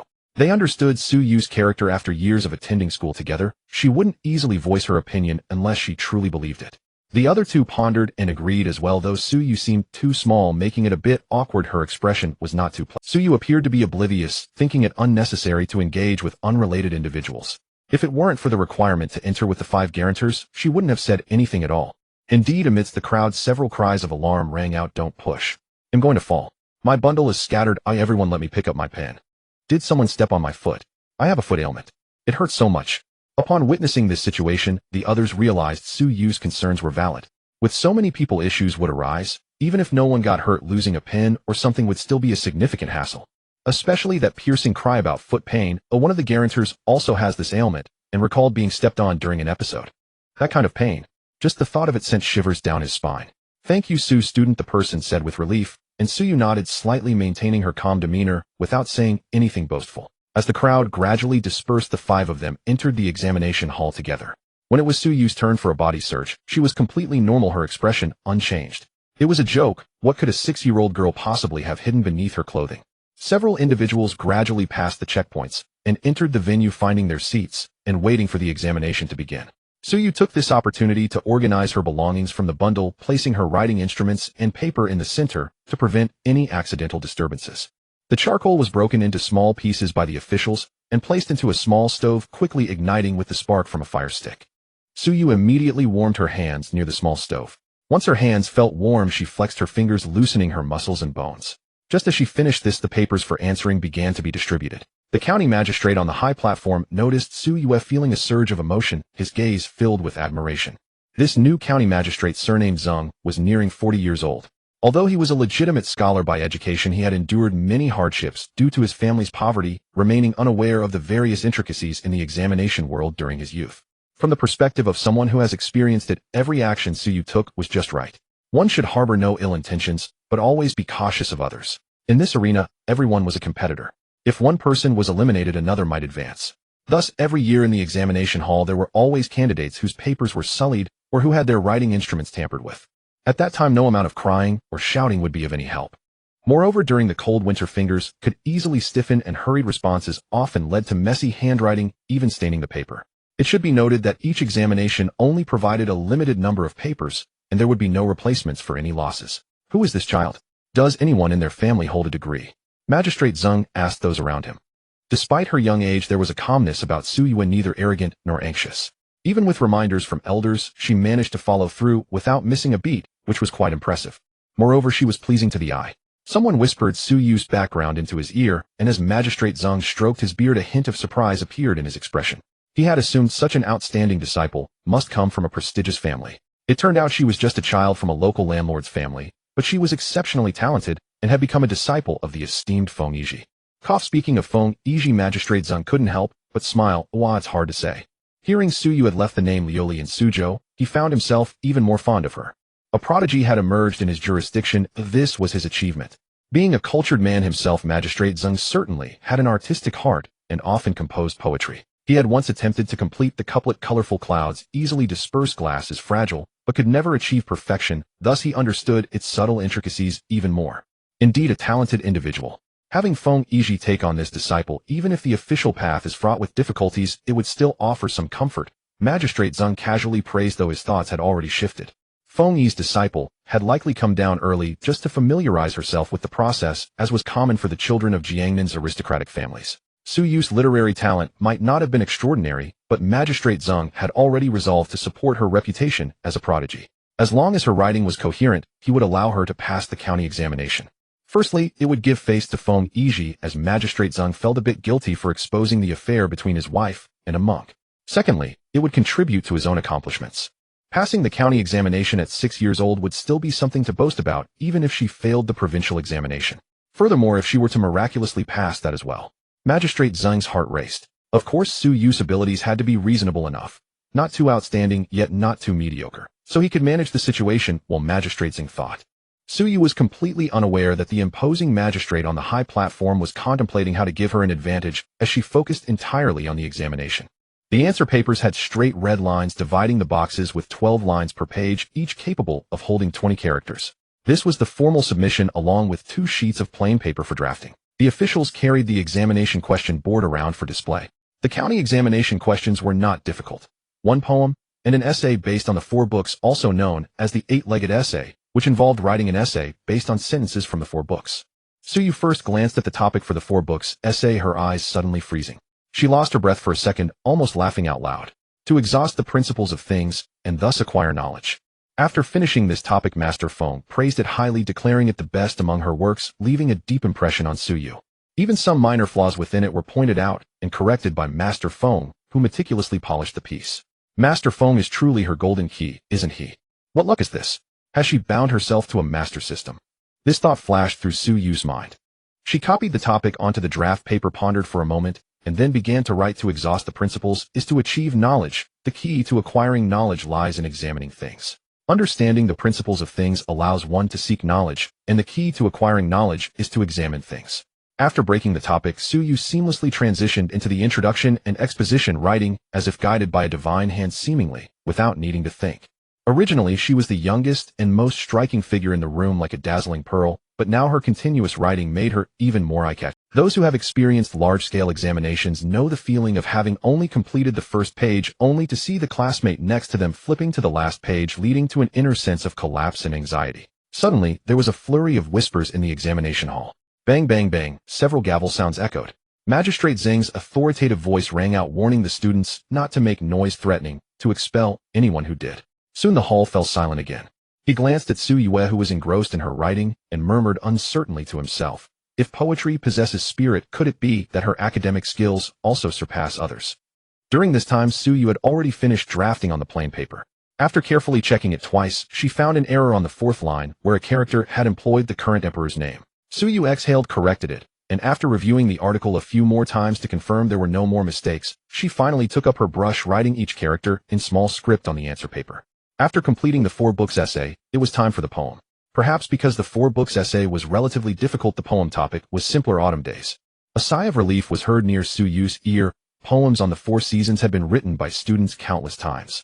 Suyu was no exception. However, to maintain her reputation, Suyu spent even more time on the poem than on the 4 books essay. As the saying goes, one who has read 300 Tang poems, even if they cannot compose poetry, can still recite it. Suyu was quite confident about this poem. Having finished writing with plenty of time before the papers were collected, Suyu did not want to sit idly. She picked up her paper to signal that she had finished and was brought before Magistrate Zheng. The child before him, up close, became all the more breathtaking, as if formed from tears of jewels and pearls. After the bow, County Magistrate Zheng's voice softened considerably. Suyu, there is still time before the hall closes. Are you certain you do not wish to reconsider?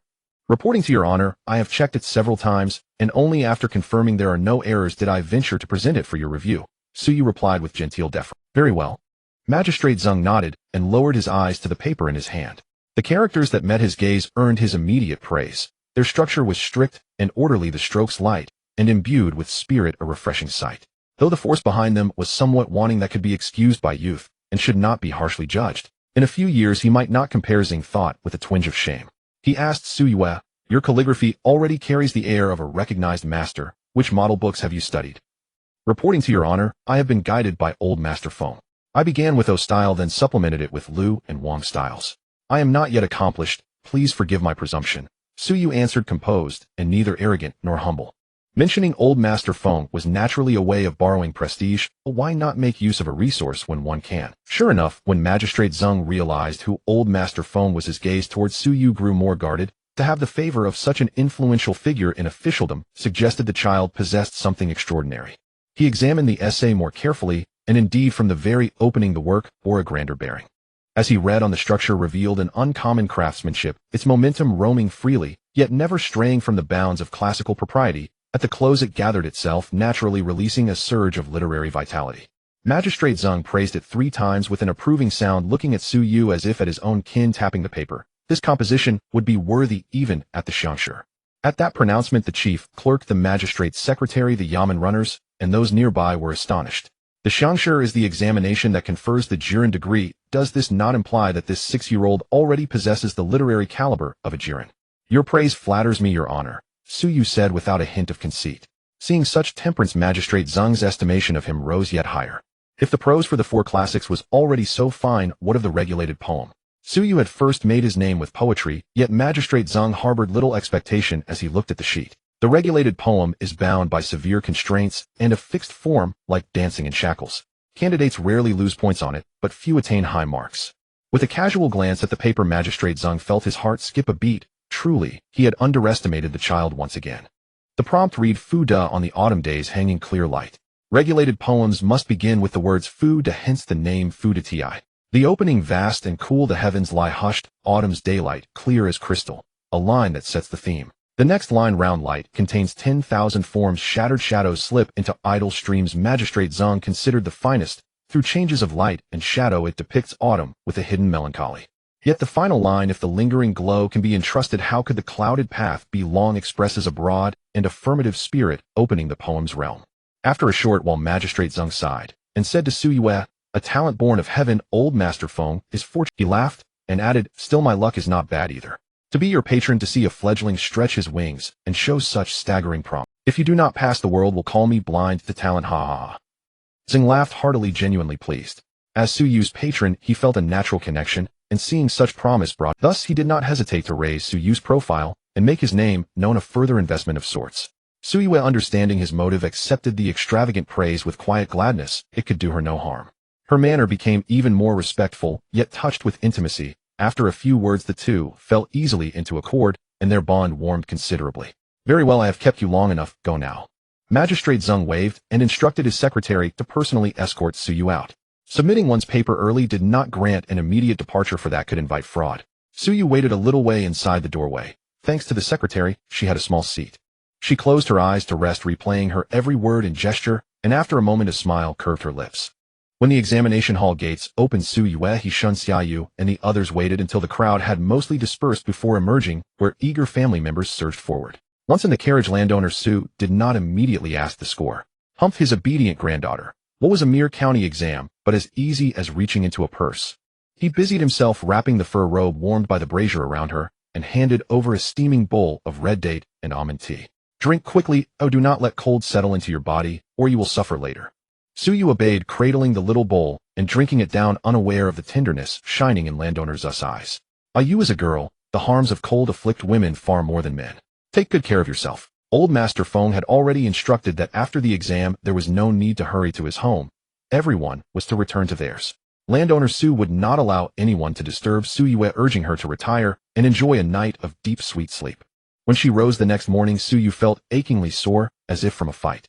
Lanfen, not daring to be careless, informed landowner Su and summoned a physician. The doctor diagnosed exhaustion of body and spirit, noting that a child's sinews are not yet fully formed and she was still too tender. With rest and nourishment, she would recover. Wrapped in the soft quilts, Suyu resolved to strengthen her physique. One's body is the capital of any undertaking. Otherwise, to be undone before one has truly begun would be disastrous. Others construed the incident differently. Yuan Yang and the like felt worry and pity, while Li Shi, who bore hostility towards Suyue, took a malicious delight spitting sunflower seed shells as she told her son. Father always said that brat was a literary star descended to earth, but this exam has revealed his true nature.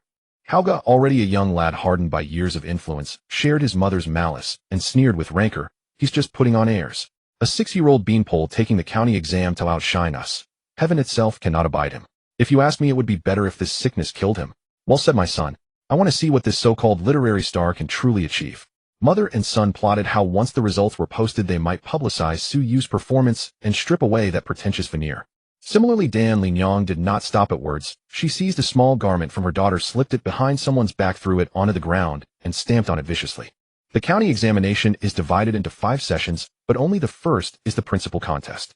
Passing it allows a candidate to proceed to the prefectural exam. The remaining 4 sessions are used to determine ranking. After reviewing all the candidates' papers, Magistrate Zheng stroked his beard and said, considering the first session whether excellent or poor, none surpasses Suyu. What do you all think?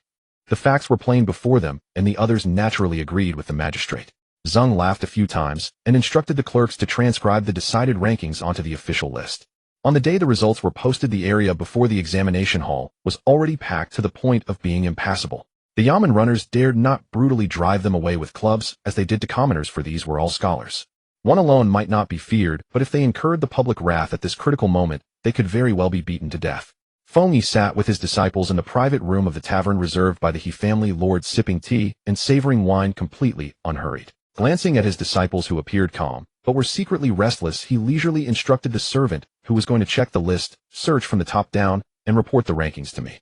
Feng Yi had never imagined that his disciples would fail even the county examination. As for why he had spoken that way before the exam, it was naturally to ease their pressure.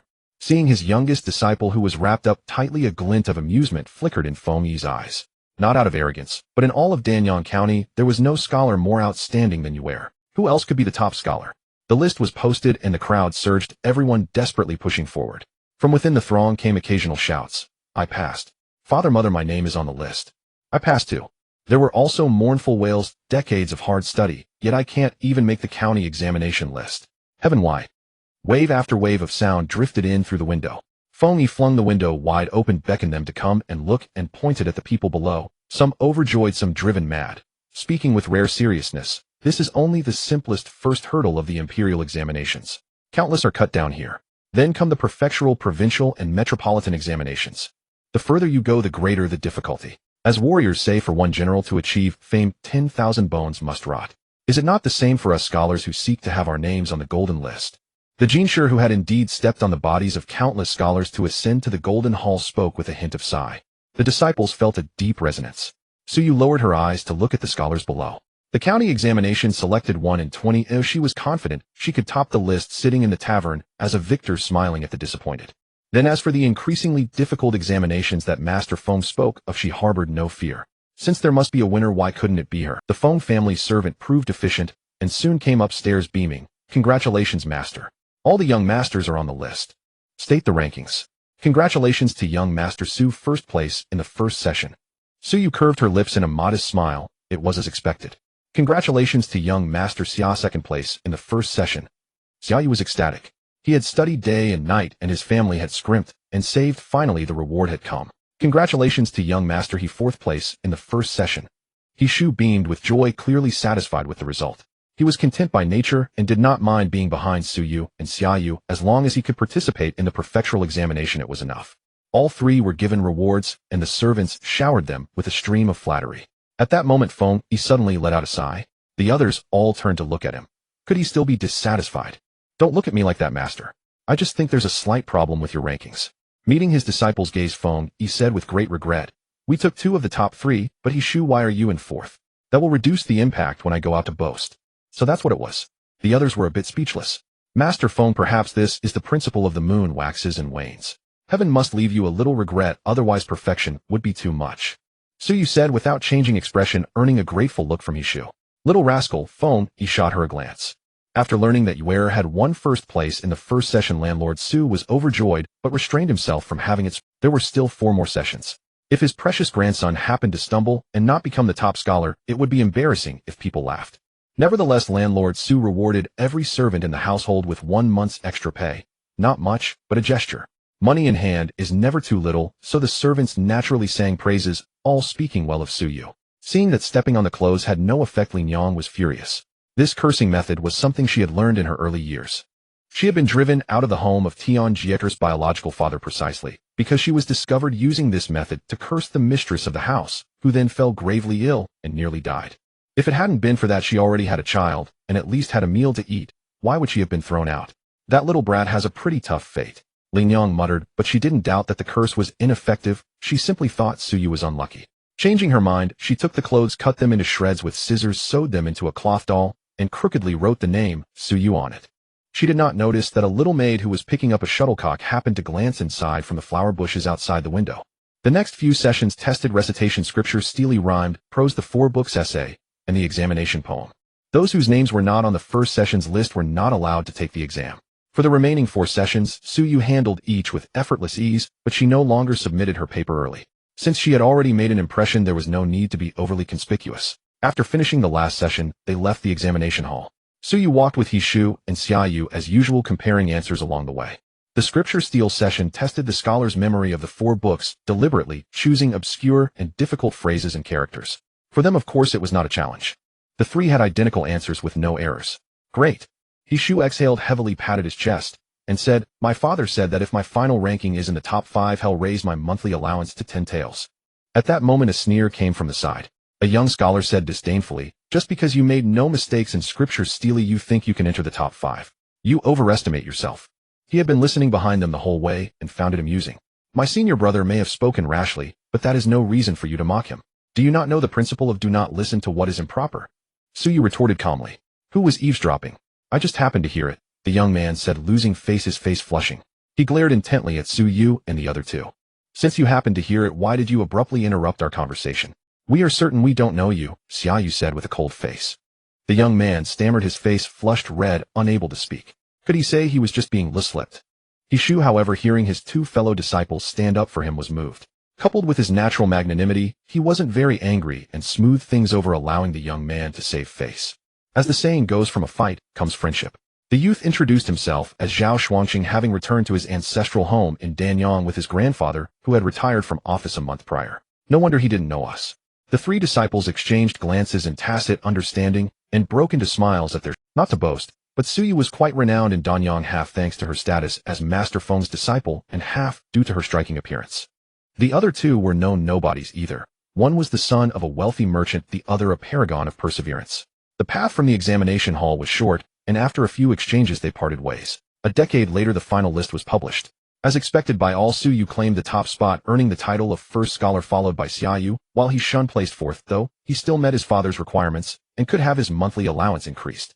Suyu noticed that the youth Zhao Xuanqing, who had spoken up that day, ranked 3rd. Young, proud, and talented, no wonder he was so bold.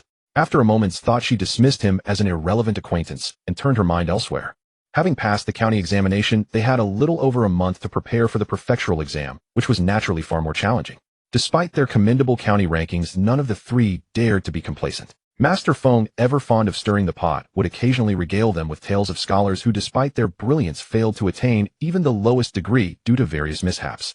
In one story, the scholar made a formatting error on his paper. In another, he misspelled a single character. The next time, his pre-exam meal was too greasy, leaving him utterly debilitated. There were also cases of misreading the questions, arriving late at the examination hall, faulty ink or brushes with no replacements, and tearing the answer sheet in excitement while transcribing drafts. And so on. None were more unlucky, only more absurdly comical. The 3 listened daily, as if to a serial drama. Hishan thumped his chest, and said, this scholar, was he not the reincarnation of the star of misfortune? How could he be so unlucky? Feng narrowed his eyes, sighed deeply at Hishan, and said, how did I end up with a disciple like you, so thick-head? Hishan, Master Feng means for us to avoid the mistakes of that scholar in the story. There is no such thing as a person that unlucky in the world. Xiaoyu couldn't help but remind him. Suyu glanced at him, her eyes crinkling with a smile, her expression much brighter, no longer the look of someone under immense pressure. It seemed the success in the county exam had finally given this stubborn senior some confidence. Good for a single tree does not make a forest. In officialdom, a lone minister cannot survive without support. Suyu sincerely hoped that every disciple of their sect would have a bright future.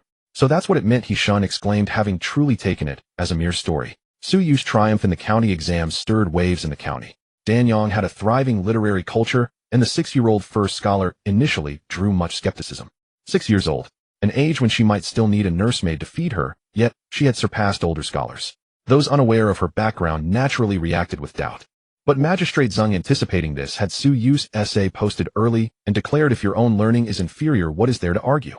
The scholars who read her essay felt humbled. The 8-legged essay was elegant in script, clear in logic, and grand in vision. They could not claim. A scholar even confided to close friends that he could not have written such an essay himself. Suyu's fame soared, and she was hailed as a child prodigy. The youth Zhao Xuanqing, upon learning of this, realized that the 3 he had mocked were in fact the truly gifted ones, and he earnestly reflected on the truth that there is always someone better. An unwritten rule in the examination system held that any scholar who became the first in the county exam would secure a place in the prefectural exam, provided they did not assault the examiner on the spot. This was to preserve the face of fellow officials. After all, if the county magistrate's chosen top scholar failed to achieve anything in the prefectural exam, it would cast doubt on the magistrate's judgment. Thus, Suyu had essentially secured the title of child scholar. Seeing his youngest disciple as diligent as ever, often competing with her 2 senior brothers Feng, he asked why she did not relax a little. Within a prefecture there are countless talents, many of whom surpass me. How dare I rest on my laurels? Suyu smiled shyly, and added I must work harder and never slacken. Feng Yi understood.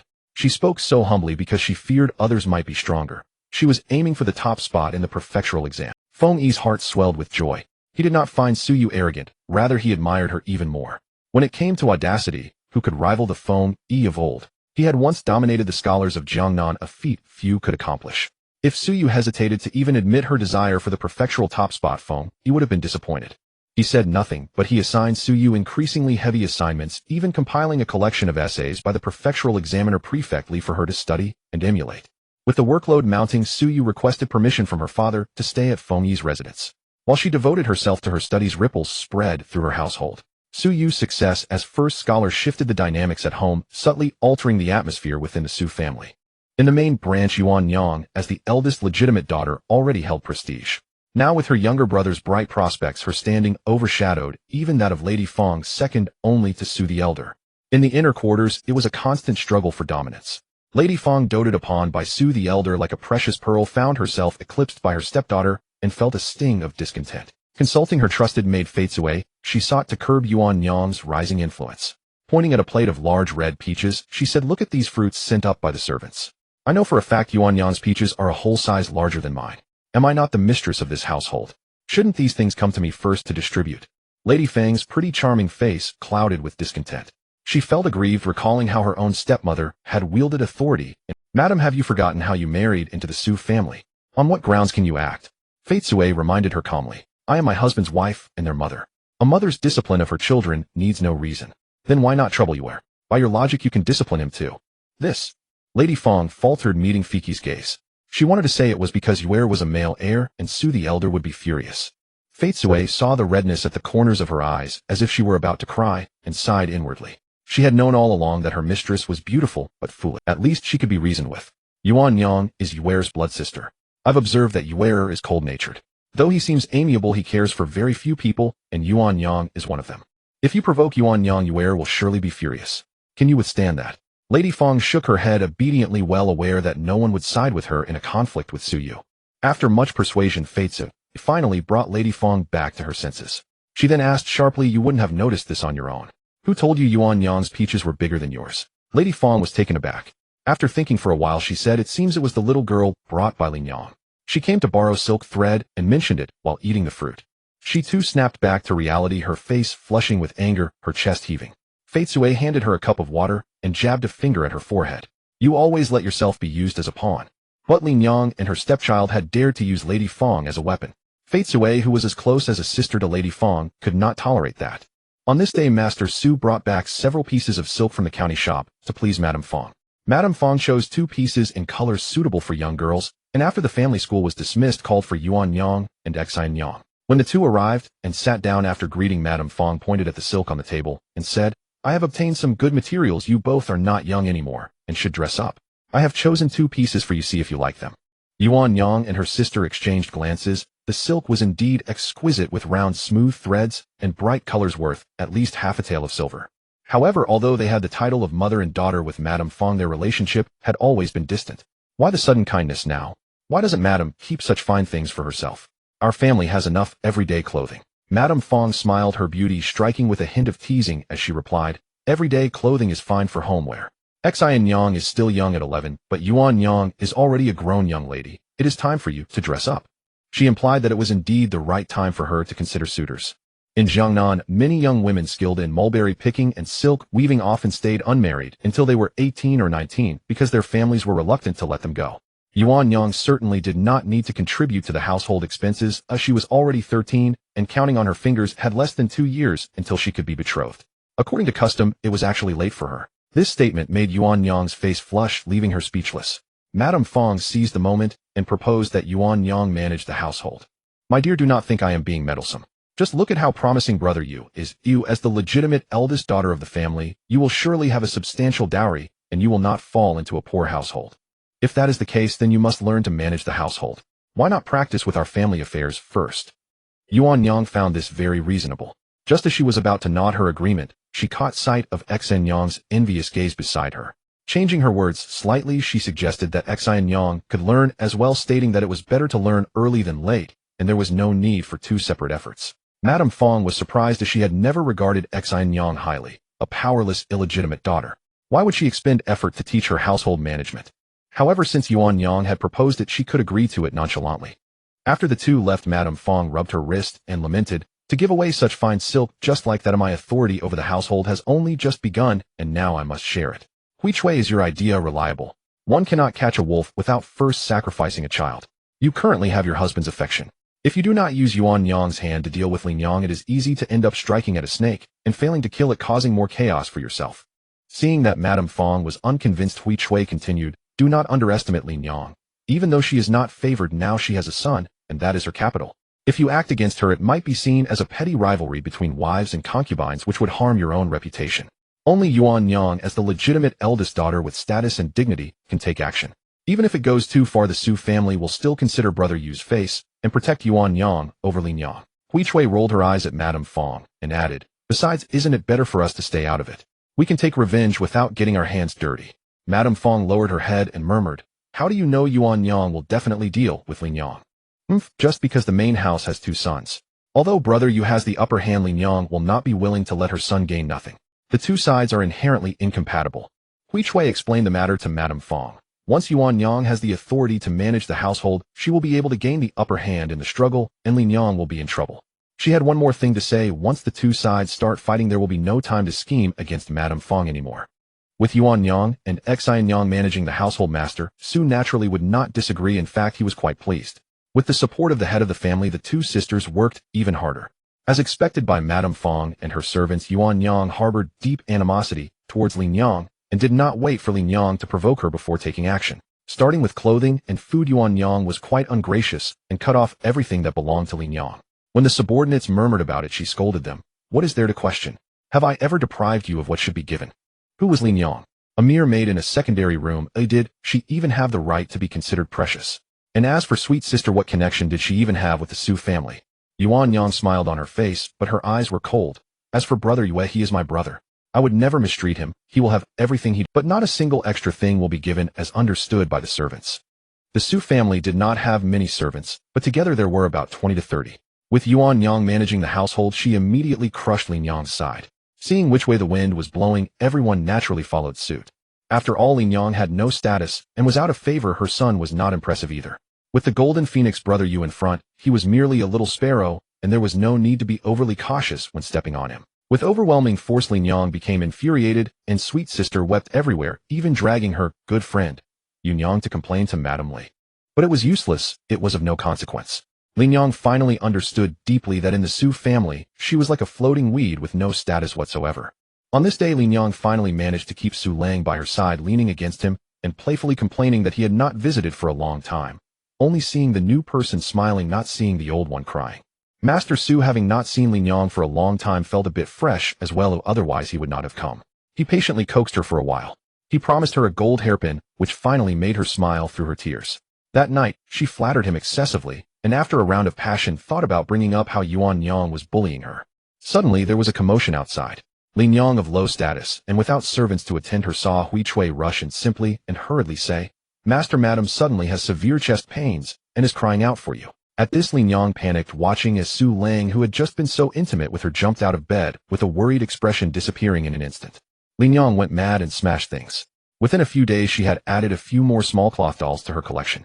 Master Su had a hard time returning home, only to hear that his sister was preparing to deal with Lin Yang and the others. Somewhat surprised, but saying nothing, she instead gifted Yuan Yang a jade rui to express her attitude, only saying, "Do not delay your studies at the family school." If she had not come, it would have been Yuan Yang who suffered. It seemed as if even the marriage proposal had been snatched away by sweet sister, while Yuan Yang hurriedly got married. Where could she have any grounds to complain? Now it was merely that Lin Yang and the others were at a disadvantage. Half a month remained until the provincial examination, and Feng Yi took Su Yu and others back to Hangzhou. Before leaving, Zus Master hesitated for a long time before pulling his obedient grandson aside and quietly advising, "If you find yourself in trouble and cannot rely on your teacher, you go to the house of the prefect and find Aunt Su. She is your grand aunt. At least there is someone you can depend on." "Grandfather, we actually have a grand aunt in our family." Su Yu feigned curiosity, but her heart sank. The arrival of that male protagonist grandmother was indeed significant to her previous life's journey. "This is an old story. Why am I telling you all this?" Anyway, since she has started contacting the family, she is indeed the grandaunt of the Su family. Thus Master spoke vaguely, clearly reluctant to elaborate, his expression subtly mixed, not entirely displeased, but not purely joyful either. There was a hint of happiness, a tinge of awkwardness, and a bit of reluctance with perhaps a final spark of excitement. The conversation had become quite convoluted, and Suyu chose not to press further, simply nodding in agreement. Hangzhou Prefecture governed dozens of counties, densely populated, and many students participated in the county examination. With only 8 days left until the provincial examination, students could be seen everywhere on the streets. When Suyu and her companions went to register, the clerk informed them that they were nearly the last group to arrive, while nearly 1,000 students had already registered before them. However, no more than 80 candidates could be admitted to the provincial examination, highlighting the extremely low admission ratio. Suyu felt that the imperial examination was quite similar to the settings in her previous life's cultivation novels. Reaching foundation establishment from Qi cultivation was a rare occurrence, and progressing from foundation establishment to golden core was even more challenging, possibly 1 in 1,000. Ultimately reaching nascent soul might yield no candidates at all from 10,000 golden cores, as the acceptance rate continued to decline while competitors grew stronger. As for the difficulty of the provincial examination, Suyu figured it was probably just a slight increase in level. She entered the Feng residence, but was soon invited away by someone sent by old Master Feng. Upon opening her eyes, she found herself back in a familiar place with respectful greetings from those attending the studies filling her ears. The next day she was once again summoned to help old Master Feng grind spices. Every day, she rose an hour early to blend fragrances, studied for 3 hours, had a half-hour nap after lunch, and then spent an hour studying flute scores and playing the flute. The remaining time was either spent practicing writing, observing fish, or more often than not engaging in casual conversations with old Master Feng, who was rich in experience and had climbed the ranks from local positions. He had a wealth of stories to share, from customs across various regions to different cuisines and the distinctions in women's clothing, captivating Suyu's attention. Her days passed leisurely and comfortably, and before she knew it, the day of the provincial examination had arrived. The Feng residence was in an excellent location, though there was still some distance to the examination hall. As the official first round began, the Feng family's carriage dropped them off outside the street leading to the examination hall. Although the weather had warmed considerably, the morning breeze still carried a chill. As a gust of cold wind swept by, Suyu tightened her blue collar and stepped into the examination hall. Unlike ordinary prefectures, Hangzhou had a unique status due to its economic, demographic, and geographical prominence, and its prefect enjoyed exceptional treatment. Typically, a prefect held a 5th rank title, but the prefect of Hangzhou held a 4th rank, which, though not as prestigious as the 4th rank in the capital region, was still remarkable, showcasing the significance of Hangzhou. Li, the prefect, was capable of serving in such a fertile region, indicating his personal abilities, family background, and adeptness in governance were all top-notch. He hailed from an esteemed lineage, being a descendant of generations of officials, and was recognized during the Jinghe era for his high ranking in the imperial examinations, having served in the Hanlin Academy before moving through various ministries and finally taking up a local position to accumulate experience. Suyu recalled old Master Feng casually mentioning, "At most he will stay in Hangzhou for 1 more term before returning to the central government. Having accumulated enough experience, the family can make some moves, and he might secure a 4th rank official position in the capital." Yes, the officials in the capital were indeed precious. After going through such twists and turns and expending such great efforts, the rank still remained unchanged.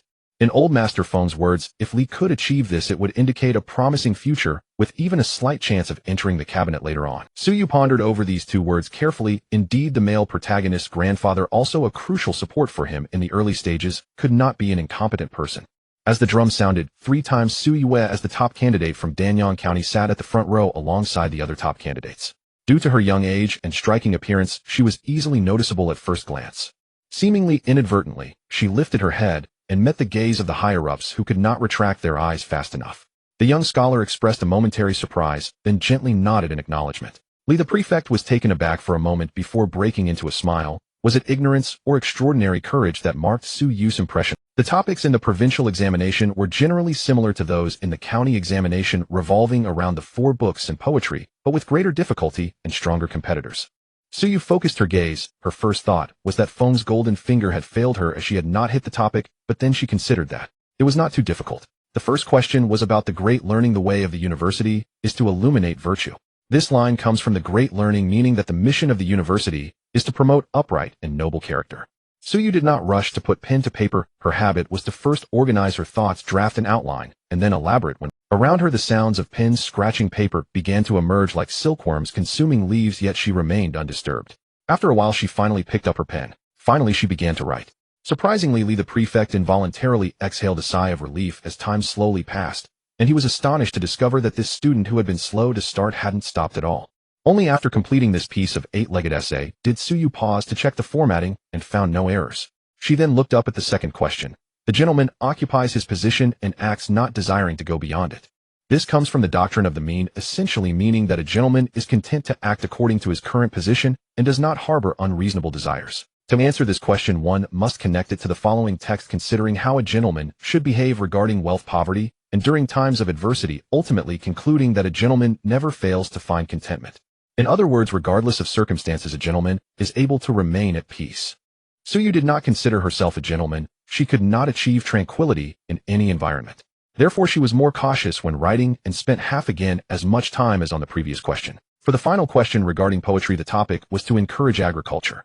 Unlike the usual topics such as spring, summer, autumn, and winter in provincial examinations, it was still a common theme for poetry. Fortunately, Suyu had written many such pieces before, so she didn't expend much effort and chose to write her best one. Mainly time was running short. Wanting to be a literary plagiarist, she could only recall the line, "Who knows the food on the plate, each grain is hard-earned." This had some relevance to the topic, but upon closer inspection it did not meet the required rhyme scheme, and no matter how well it was written it would likely score 0. After checking all her answers again and estimating the time, Suyu calmly copied everything onto the answer sheet.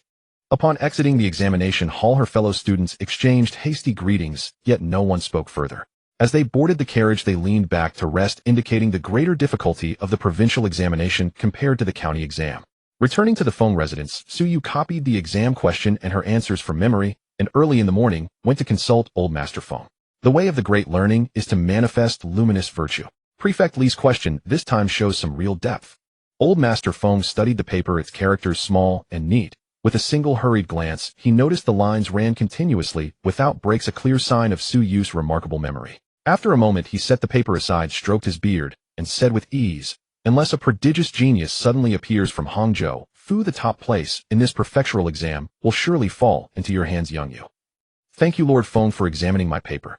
Suyu's lips curved into a small smile like a new moon. Her delight, plain to see how a 6-year-old who remained unnaturally calm would be cause for concern. As he glanced down and saw the child's rounded brows and smiling mouth, old Master Feng could not help but smile too. He shook his head and said, "The Huajian Lu blend you made the other day is finished. Try it and tell me what you think." He waved and opened a small ivory incense box carved with openwork. The fragrance within unfurled rich and lingering, after it burned the scent felt as if one had fallen into 1,000 blossoms, heady and transporting. Suyu closed her eyes and sat quietly upon the meditation cushion, lost in the art of incense. She emptied body and mind, casting off thoughts of fame, rivalry, and all distracting cares. Seeing this, a trace of relief crossed old Master Feng's eyes, and he too closed his. If one remains perpetually tense without respite, trouble is sure to follow. Feng had navigated official life with composure and a steeled temperament. Creating fragrances was his chosen way to rest and unwind. The prefectural exams comprised 3 sittings. Half a month later, Suyu and the others had finished them all. Relieved, the scholars threw themselves into Hangzhou's bustle, visiting one another and posting invitations for gatherings. Xia Yu and Hishun went out together several times, but as for Suyu, "So young, what need have you to go about? You'll be led." Blowing on his beard, old Master Feng snorted and, deciding for her, declined every invitation on Suyu's behalf and kept her at the residence. He then turned to Suyu and asked, "If I forbid you, will you harbor resentment?" Having spent long years in officialdom reading subtle looks and hidden meanings, the old man had in retirement taken to saying whatever came to mind. Would that be too blunt? Not at all, though after so many years of toil, he deserved a little frankness. Without hesitation, Suyu shook her head, and with a voice still touched by childishness replied, "I know Lord Feng acts for my good. How could I resent you? To do so would be utterly thankless." That old Master Feng could shield her filled Suyu with joy. In truth, she was powerless. Though she enjoyed a slight reputation and appeared to have some backing, a closer look revealed nothing but paper tigers. Jiangnan teemed with men of influence. Without sufficient strength, wandering about at will could invite danger Suyu was not prepared to face. Caution breeds longevity. Prudence is not a fault, but an unavoidable form of protection. Old Master Feng nodded and cleared his throat. "Heaven has granted you such looks, and thankfully it has also granted you talent. Until you attain the jinsher, do not roam about carelessly, otherwise hm." A flash of disgust passed his eyes. Some people he thought appear immaculate, yet are fouler than the most putrid mud and deadlier than venomous snake. "Oh, why do you grow more and more beautiful?" Old Master Feng muttered as he watched Suyu. For a junior, he perversely wished she would grow somewhat less fair, for boys proper features were enough. Yes. Suyu answered, gravely resolving to maintain and deepen her aloof, friendless persona. It was not that she refused friendship, she simply deemed none there worth her time. The imperial examinations were the state's grand selection of talent. Even at the small scale of a prefectural exam, scholars' scripts were submitted anonymously and were not to be unsealed until the list was posted. Though the prefectural exam did not have the multitude of examiners seen at higher levels, Prefect Li could not handle the work alone. His clerks assisted him. This cohort's literary quality was plainly high. Occasional murmurs of admiration rose as clerks shared particularly fine papers with, "This should be a great year, this generation has matured. Hangzhou's literary spirit endures," a white-bearded examiner said with a smile. They among themselves called such years big years. In some years prodigious talents cluster in the roosters team with fierce competition. That is a big year. Other years are more ordinary. Even the top names may not be remarkable. Those are small years. Some thought that given how many good essays had appeared in so short a time, this indeed seemed a big year, and they readily agreed. Prefect Li did not dissuade them. Having flourishing letters under his charge was part of his merit. At last, after heated discussion, they reached consensus and publicly recommended one essay as the finest, praising it. "It bears uncommon grandeur, free of frivolous prettiness or artifice. The prose is exquisite, the substance uncommon." Prefect Li admired the piece. With the ranking settled, he proposed unsealing the submission to see who had taken the top place. Voices rose in eager conjecture, fingers pointing at who might be the southern scholar. When the name was revealed, everyone, Suyu. The name was not entirely unfamiliar, and yet disbelief hung in the air. The white-bearded examiner widened his eyes and exclaimed, "Isn't this child famed for poetry? How could prose be so superb?" Being skilled in poetry does not preclude prose excellence, of course, but Suyu is only 6. Poetry is often seen as inspired. Producing fine poems at such an age was comprehensible to them. But the 8-legged essay demands day after day study, and most people, from serving girls to white-haired elders, may never produce a truly fine piece. Yet the evidence was plain. This exquisitely crafted essay bore Suyu's hand. If not that, then cheating. Who would dare pin such an accusation on Prefect Li? He would fight to the death rather than have his reputation sullied in that way. After a moment of silence, Prefect Li recalled the child who sat like a figure of jade and sighed. "The young can be formidable. Feng Yixi's disciple surpasses the master." Thinking of his own pupils, of whom none had proven particularly successful in the examinations, Prefect Li felt a subtle sting of defeat. Still, that illegitimate son who had performed the ceremony, called Huai Gear, seemed a promising seed of scholarship. Half a month later, the provincial examination results were announced. Unlike the county exam, passing the provincial exam grants the lowest level of official title, Tongsheng. Those who achieve the title of Tongsheng gain some status in the eyes of others, at least able to support a few village children and no longer regarded as impoverished scholars. Thus, although most candidates would check the results themselves, the government office also sent officials to deliver the good news based on the addresses provided by the students before the exam. Feng Yi had a rather unique way of thinking. He simply left his young disciple with old Master Feng and truly let go of any further responsibility. According to his words, if you accompanied the old master, learning even a little would be beneficial. As the teacher, he would still profit, while the disciple would gain the old master's guidance, and he would take the credit. Upon hearing this, old Master Feng was furious and declared that Feng Yi was not allowed to step into his courtyard. Thus Feng Yi took the other 2 disciples to see the results, merely sending a message back. Suyu did not go out to check the results, as she was still immersed in making incense and studying. Old Master Feng, seeing her remain so calm, asked in surprise, "Don't you want to see your ranking early? What difference does it make whether I see it or not? I have already done what I needed to do. The die is cast. Does going to see it change?" Suyu set down the silver incense spoon, wiped her hands with a cotton cloth, and spoke slowly. Old Master Feng was taken aback and grumbled, "Your temperament. You must have been influenced by Yi. If it were up to me, both of you should just cultivate together and turn into stones." The older one is not setting a good example, and is even learning to recite scriptures like a Taoist. The younger one, at such a young age, seems eager to become an immortal, cold and distant. After angrily finishing his words, old Master Feng also decided to stop caring. Suyu smiled, refraining from any retort. A thought crossed her mind. Being immersed in cultivation made her character aloof and uninterested in extravagance. This persona was quite appealing. She lowered her head and continued diligently grinding the spices with a jade pestle. As the main person remained unconcerned, old Master Feng's anger faded. So when a jubilant official knocked on the door of the Feng residence, the doorman looked bewildered. Today was the day the provincial exam results were announced, but there were no young men from the family participating. It seemed that the eldest young master's disciples had taken the exam, but weren't they at the Tribute Academy? It was he who opened the door. The official felt somewhat at a loss. The Feng family was a prominent clan in Hangzhou, and should not be easily offended. He glanced again at the congratulatory notice, which calmed his nerves. Indeed, this was the congratulatory notice for the top rank. How could it be mistaken? If it weren't for his connections, he wouldn't have landed this good job. The official politely read the congratulatory notice aloud. Upon hearing the name, the doorman finally realized that it was the young Master Sue who lived with the old master that had topped the list. This was significant. It was time to flatter them. The doorman invited them in, courteously offering the officials tea and snacks, and discreetly handed them silver, asking them to wait a moment while he rushed off to deliver the good news. The place where old Master Phone lived was tranquil. The doorman had some calculations in mind and happily shared the news with the other maids and servants along the way. Naturally, upon hearing it, they would inform their masters. Upon hearing the joyful news, no one stopped the doorman from going to congratulate them. Not long after, before he even reached his destination, all the important figures in the Phone residence were already aware. Entering the courtyard, the doorman quickly knelt down and knocked his head 3 times, not daring to raise his eyes, and joyfully said, "Congratulations, old master, congratulations, young Master Sue, for topping the provincial exam. May your future be as bright as today." Rise came a slightly childish voice. The doorman thought this should be the young Master Sue. When he raised his head, he was immediately stunned. Goodness, this young master looked truly handsome.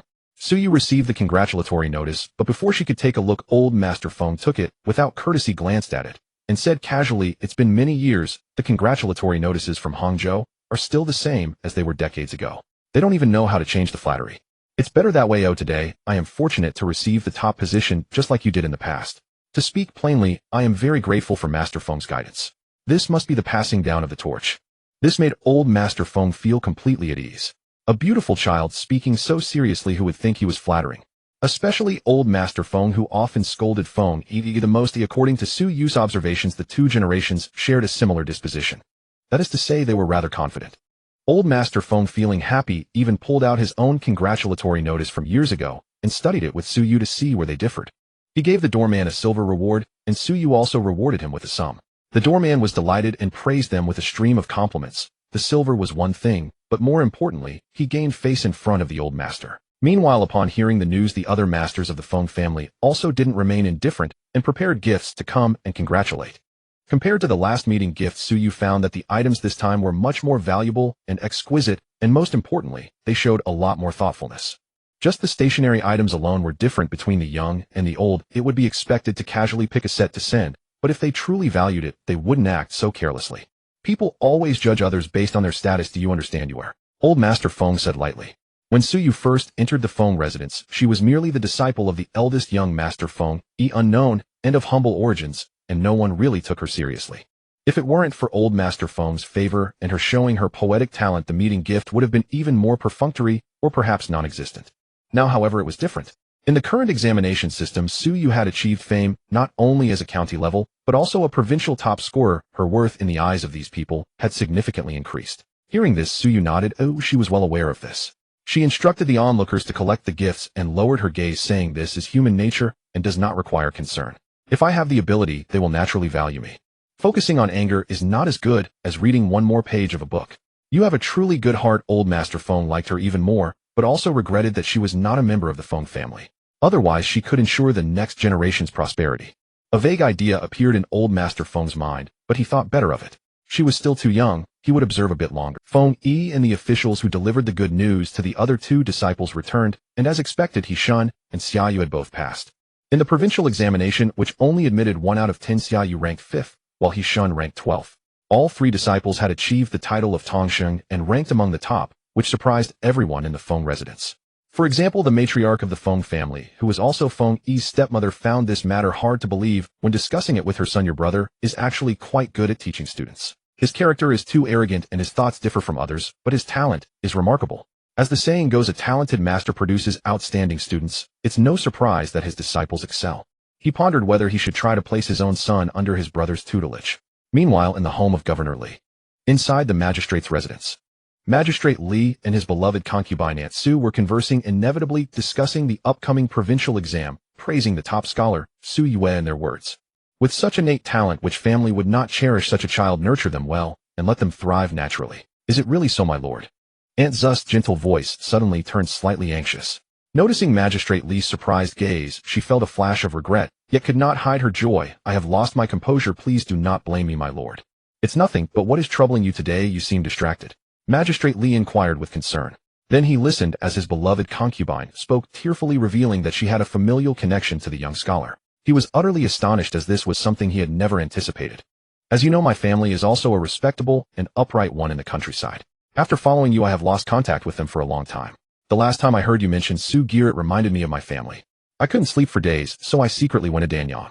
To my surprise, my elder brother had let go of his grudges over the years. He only mentioned that he has been thinking of me, and Su-gear is his grandson. As Aunt Su spoke of the reasons for her estrangement from her family, she glanced gently at Magistrate Li. It seemed to carry 1,000 lovesick emotions, but in the next moment, she felt she had overstepped and quickly averted her gaze. Magistrate Li caught that glance, and his heart softened. Once a delicate beauty from the countryside, seemingly weak, yet possessing such great courage, she stood before him on her last day, her lips trembling. As she spoke, her entire being was a picture of distress, yet her gaze held a flame of determination. She simply stated that she wanted to be with him, whether as a servant or a maid. What did he think? He felt she was foolish like a moth to a flame, without considering the... Had he not agreed as a woman, she would surely have met a tragic end. After so many years in the household, Aunt Zu's affection for him had remained un... The wives and concubines in the household often said he favored Aunt Su too much, as she was clearly no longer young, yet she was more doted upon than the youthful concubines. How could they understand? What he valued was this rare, genuine affection. Aunt Su was different from them. Thinking of this, Magistrate Li took his beloved concubine's hand and gently said, "So it turns out they are your relatives. You have suffered so much by being with me, but it is my fault for not thinking to explain your situation to the Su family. You are too infatuated to tell me." Aunt Su was thinking of her family, but was afraid of causing trouble, so she didn't speak up. Magistrate Li sighed internally, feeling even more softened. Resolving to give Aunt Su some dignity, he said, "Since they are your family, Su-gear is also my junior. You haven't seen your family in so many years, let's choose a good day for him to visit you in the residence, so I can see him too." However, this meeting is not so simple. For Su-gear to visit Magistrate Li as a relative means the magistrate acknowledges. Once outsiders learn of this, they will recognize that Su-gear is under the magistrate's protection, which would be a tremendous honor for Aunt Su. Normally, only the family of the legitimate wife would receive such treatment. "My lord, you need not go through such trouble for me." Aunt Su felt an overwhelming joy in her heart, yet her face revealed worry, hastily declining. "It's not just for you. Su-gear is a talented young man. Don't be fooled by his current status as a mere student. He is quite young and can be considered a prodigy. He has a promising future ahead, and I also like such exceptional talent." Upon hearing this, Aunt Su stopped persuading him. She lowered her head, but Magistrate Li lifted her chin, noticing her eyes were red. He embraced her and said with a smile, You can't achieve some success." After a while, a muffled reply came from her embrace. The invitation from the Li family arrived at the Feng family. After all, he was the head of the household and could not be equated with those literary men seeking invitations. The doorman did not handle it himself, but reported it to Madame Feng, the housekeeper. Upon reading the invitation, Madame Feng was surprised to find that Su-gear was actually a respectable relative of the magistrate's most favored concubine, invited to the Li residence as a relative. As the legitimate wife, she certainly could not tolerate Aunt Su, who was favored as a concubine. Not to mention that this Aunt Su had some renown among the official ladies simply because her methods were too high. Ordinary concubines, no matter how favored, were easy to deal with. If a man became infatuated, he would just buy a few pretty maids to share his attention. If that didn't work, they could catch the favored concubine in any misdeeds and deal with her openly, leaving the man with no way to respond. Only this Aunt Su, the official ladies secretly rejoiced that she was not from their own families. At her age, Magistrate Li still spent nearly half a month in her room within the span of a month, using his private funds to set her up with property and meticulously planning the futures of her children. Such treatment clearly showed true love. Yet this Aunt Su treated the legitimate wife with great respect, consistently attentive, never neglectful, making it impossible to find fault. Su-gear, indeed the male protagonist's grandmother, is such an impressive person, truly a queen among favored concubines. After some thought, Madame Feng decided to deliver the invitation to the estate of old Master Feng. She had some subtle thoughts, wanting the old master to know what kind of disreputable relative Su-gear had. However, things did not proceed as she expected.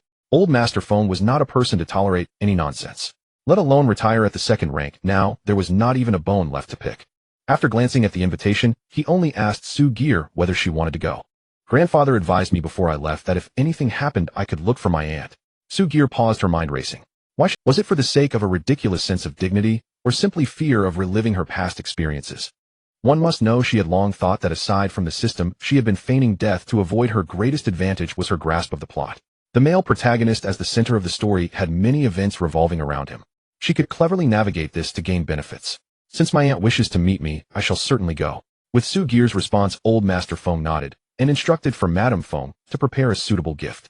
For a first visit, proper etiquette must be observed. Madame Feng. She returned the invitation to the Li family, indicating she would accept the invitation to visit. In the southern part of Hangzhou City, Li Jifu, born into a noble family and blessed with wealth, chose not to live in the official residence, but instead found a superb house for himself. The place was spacious and well-maintained, ample enough for his wife, concubines, and children. The Chaoyan courtyard was the residence of Li Zifu's main wife, Wang Shi, situated along the central axis of the house facing south in a rather favorable location. Early in the morning, Aunt Su got up, tidied herself up, and went to Chaoyan courtyard to pay her respects to the mistress Wang Shi. Lifting the curtain to peek inside, she was momentarily taken aback as the room was already filled with people. According to Li family customs, concubines were to pay their respects to the main wife on the 1st and 15th days of the month. At other times it was not necessary. She was generally more diligent than others, coming 3 out of 10 days. This time, had it not been for the matter concerning Yuer, she would have waited another 2 days before coming over. Upon a moment's thought, she understood the reason and couldn't help but snicker.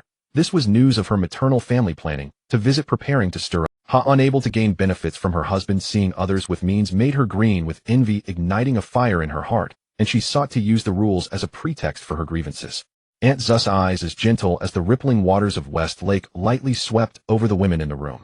She noticed that from the more established Aunt Sun to the recently arrived and favored Aunt Lon, all were present. Wang Shi sat at the head like a bodhisattva, and upon seeing her smiled, and said, "Why are you standing there? Have you forgotten everyone?" Her words were laced with hidden barbs, and Aunt Su, knowing her mistress, well, stepped inside, bowing respectfully before responding, "We are all sisters in this family. How could I forget? I thought I had mistaken the date, believing today to be the 1st or 15th. Before Wang Shi could respond, the charming Aunt Lon, covering her mouth with a handkerchief, chimed in with a tinkling laugh, "Sister Su, while you may be older, you still take care of yourself beautifully. The master cherishes you, and seeing you lonely even sent your nephew over to visit." Her words were far from pleasant, and just the comment about age displeased Aunt Su.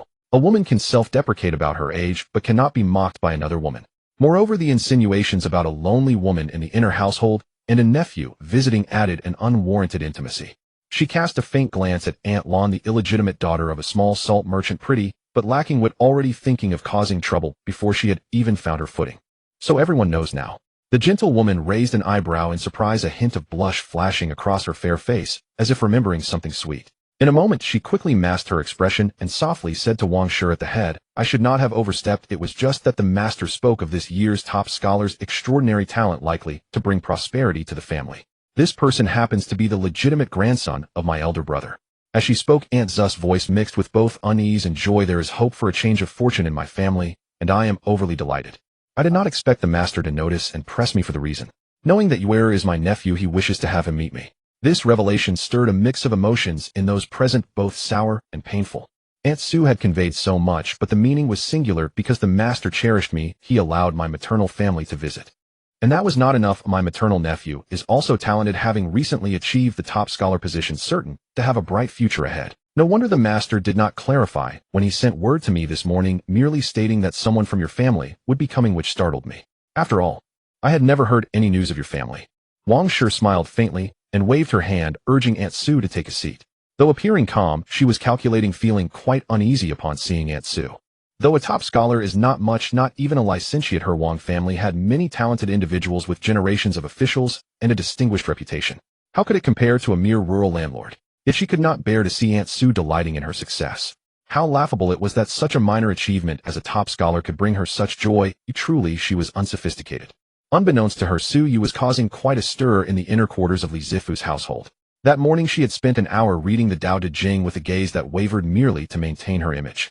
However, once she truly focused, she found each word to be precious. Nearly every sentence held meaning worth pondering. No wonder it was the work of ancient. Around the first hour, as it was time for the visit, Su Yu bid farewell to the old master phone, got onto the carriage, and headed to the magistrate's residence.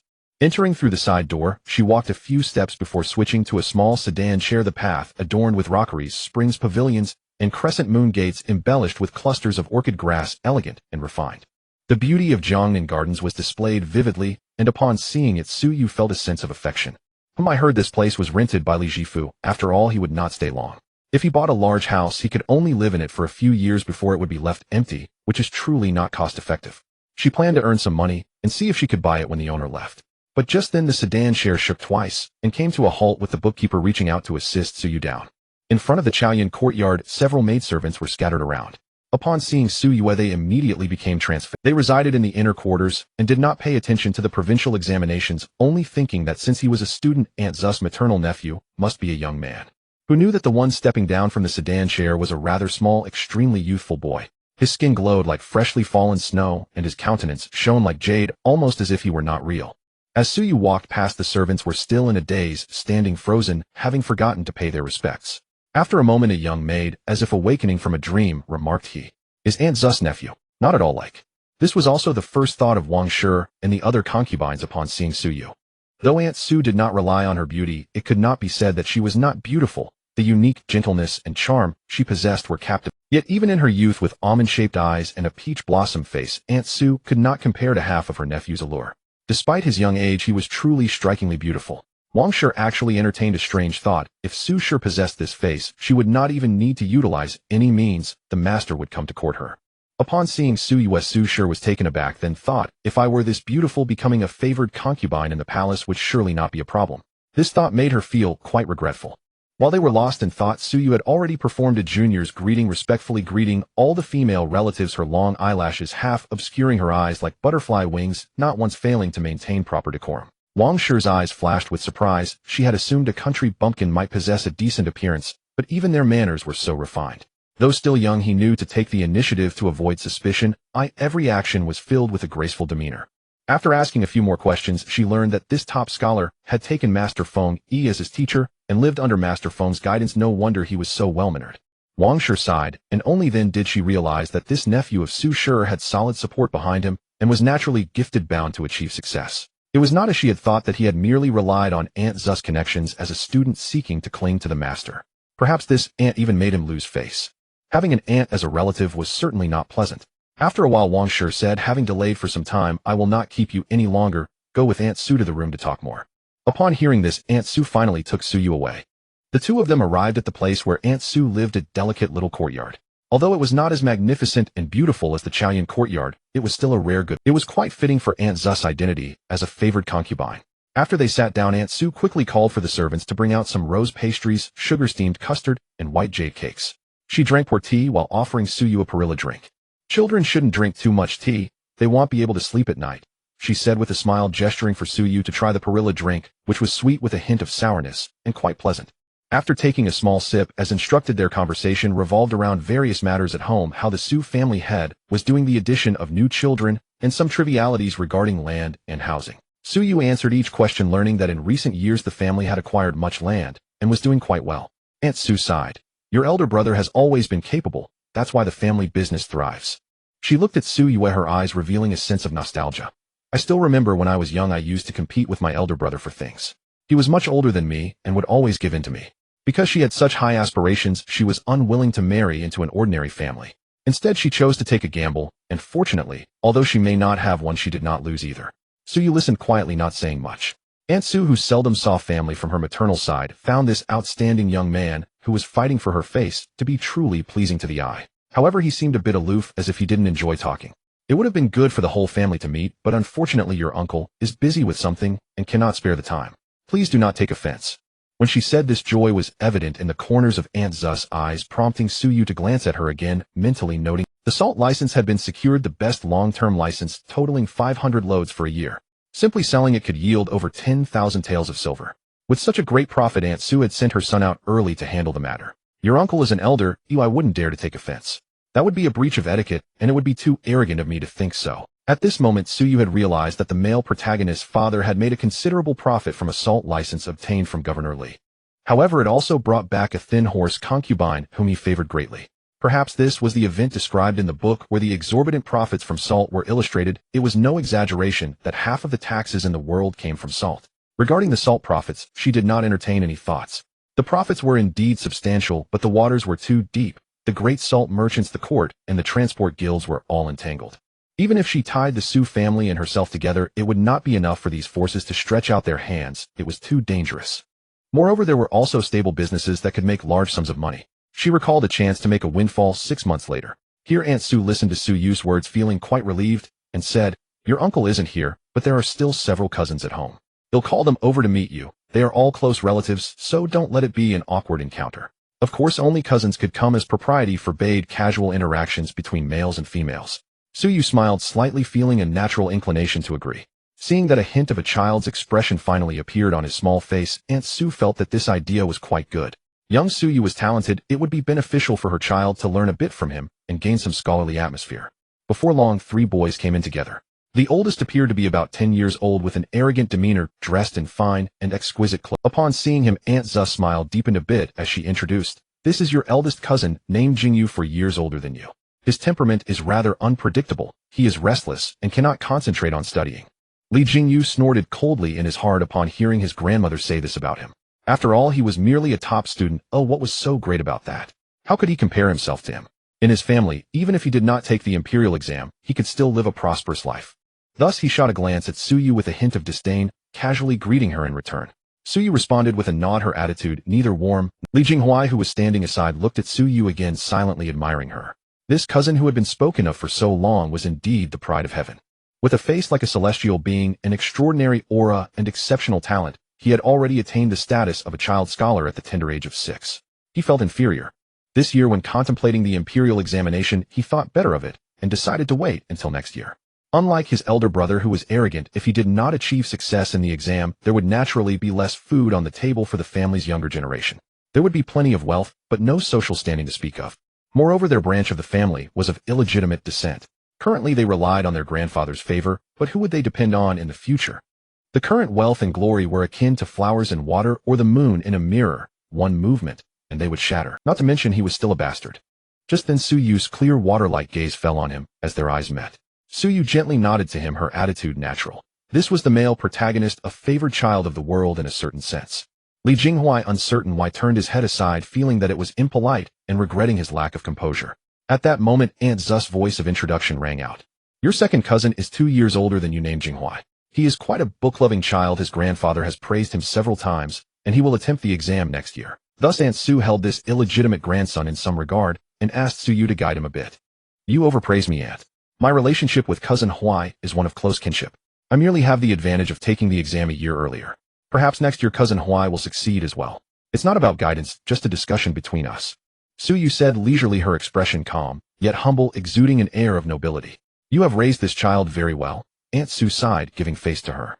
After the visit, Suyu returned to the Feng residence, where old Master Feng was practicing calligraphy. He waved her over, admiring his own writing, and casually asked, "How was your visit to the Li residence?" Suyu thought for a moment and smiled. "The house is truly beautiful, and my heart longs for it." This answer evidently surprised old Master Feng. He raised his head and glanced at her, noticing her calm demeanor indeed filled with longing, leaving him both amused and bewildered. Having visited the residence of the head of Hangzhou Prefecture, not yearning for riches or social climbing, and not even harboring any discontent, was remarkable. She only felt that the house was beautiful. Old Master Feng shook his head. Initially he had intended to counsel Suyue, but now he realized he had underestimated her. The individuals recorded in historical texts, known for their extraordinary character, unyielding to wealth, and displaying exceptional qualities from a young age, were likely akin to Suyu. When alone, Suyu lowered her gaze and softly sighed. The greatest gain this time is certainly the realization that the main character has not changed. She has neither been reborn nor possessed, she remains the reassuring main character. The rain-soaked flowers filled the courtyard with fragrance. The sinking plums and floating melons offered a refreshing chill, and the spring birds had already returned, heralding the heat of summer. The courtyard examination occurs once every 3 years. This year marks the 2nd year of the interval, with the examination scheduled for next year. Feng Yi wasn't in a hurry to return to Danyang, so Suyu and the others chose to stay. On this day, old Master Feng, seeing the lotus flowers in the lake blooming perfectly, became excited and took Suyu to select the finest early spring Longjing tea leaves to place in a small silk pouch. At night, he sought out half-open and half-closed lotus flowers, gently opened their hearts to place the silk pouch inside, then closed the petals with his hand and bound them with a white silk thread. After a night, he retrieved the silk pouch. The Longjing tea leaves had been steeped in mountain spring water, releasing an incessant fragrance and exceptional flavor. Common folk often drink wine, and who understands how to enhance the aroma of tea? Old Master Feng took a sip of tea, shaking his head, while reciting poetry, closing his eyes, as if immersed in a serene realm. Suyue. She felt sleepy, and could only rely on drinking tea to alleviate it, not wanting to speak. At that moment, Guanshu came in to report 2 things. First, that Su Yinyang had sent some fresh fruits over, claiming they were from the farm. They weren't valuable, but they looked very fresh. There was enough for a cart, which Suyu certainly couldn't finish. She asked Guanshu to select the best ones, dividing them into several portions, to send to Master Feng and her 2 senior brothers, with the excess sent to the various branches of the Feng family. "Rest assured, young master, I checked the fruits as soon as they arrived. They are all good, without any bruises, and there are still many left even after sending some to the other branches. Guanshu then shared her thoughts. There is an ancient well in the courtyard. We can put some cherries, bayberries, and cold melons in a basket to chill them, so they will be very refreshing to eat in the afternoon. Hearing this, Suyu nodded. Su Inyang sending so many melons and fruits clearly indicated her intention to build goodwill with the Feng. One must admit that if this lady truly wants to be nice to someone, she is remarkably attentive and always thinks ahead. As for using the ancient well to ice the fruits, it is an excellent method. Refreshing, but not too cold. At this moment, Guanshu handed over a thick letter stating it was from the Su family. Suyu accepted it, opened the letter, and found it filled with the tone. It began with extensive concerns for Suyu's health, earnestly advising her not to indulge in cold foods, to eat more meals, and to avoid excessive. Each day the reading time should not be excessive to avoid harming her health. Subsequently, it detailed some trivial matters at home, such as Su Dizu seizing the opportunity to buy a piece of land from a prodigal in the neighboring county, totaling a prime water field of 120 acres. If it weren't for this prodigal's high asking price and refusal to sell piecemeal, insisting on a full purchase, it wouldn't have been so simple. Su Dizu acted swiftly while others hesitated. Although he used up more than half of the family's savings, Suyu could discern his joy from the letter. Yes, it resembled the surprise she felt when she was a child. Perhaps this is a landowner's ambition. Suddenly, Su Yu's expression froze as she hastily read the last 2 lines of the letter. It mentioned that Yuan Yang had turned 14, and it was time for the family to prepare for her marriage. What did the letter say? Your little Taoist face has changed color. Since Su Yu began studying Taoist texts, old Master Feng, unable to dissuade her, often teasingly called her little Taoist. It's nothing. My elder sister has reached a marriageable age, and the family intends to arrange a match for her. I feel a bit. Oh, it's natural for a man to marry and a woman to wed. This is the principle of heaven and earth. Why do you feel uneasy? If you care for your sister, prepare a good dowry and visit often to support her and her family. Old Master Feng said casually. However, he sensed a downside. Su Yu was much younger than his elder sister. Although he was a swift horse, he still needed time to hone his skills, and his sister's marriage would not benefit greatly from him. What a pity. If only they could wait another 7 or 8 years. When Su Yu tops the imperial examination, the situation might be quite different. However, in the future, Su Yu could still support her husband. Su Yu understood these principles well. She gently replied with an as a response to old Master Feng, then became lost in her own thoughts. Yuan Yang was 7 years older than her, already considered a young lady. This was not the modern era where a woman could remain unmarried. She had read the dynasty's laws, which included a clause stating if a woman does not marry by 17, her family will be fined 3 taels of silver, and after 2 more years her parents would be punished, and she would be assigned a husband by the government. In essence, it meant that if you choose not to marry, that's fine, but the government will first fine your family silver. If you still don't marry after 2 years, your parents will face heavy penalties, and you yourself will be taken away and randomly assigned to any old bachelor by the authorities. Of course, such laws were enacted during the early dynasty when the population was scarce, and have nearly been abandoned now, and no one truly enforces them.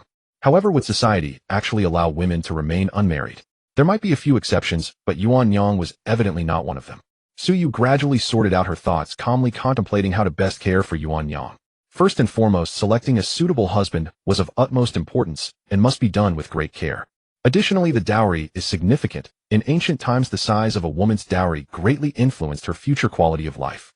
With a good dowry in hand, she could approach life with more ease. Poor couples suffer in every way, as the saying goes. The Su family could only provide a limited dowry for Yuan Yang. Even with her persuasion, it would undoubtedly be inadequate. In a rural landowner's family, there are limited resources for the male heirs to share to prevent the family fortune from being diluted and the family line from declining. For instance, when the second branch separates, they might receive less than 10% of the family estate. Let alone providing more dowry for a daughter, that would be like giving it away to another family. It's harsh and cruel, but that is the reality. Thus, the responsibility for a generous dowry falls solely on her. Su Yu pondered and thought it was manageable. If the upcoming profitable venture goes smoothly, preparing a dowry would merely be a matter of convenience. Having cleared her thoughts, Su Yu felt a wave of clarity wash over her. Her first task was to bid farewell to old Master Feng. Otherwise, being so far apart, how could anything be accomplished? July has just begun. Su Yu bids farewell to old Master Feng regarding family matters. Although the old master is reluctant, he appreciates the sincere sibling bond between Su Yu and her brother, acknowledging that it is good for her to return home as her elder sister is about to be betrothed. Thus he agreed.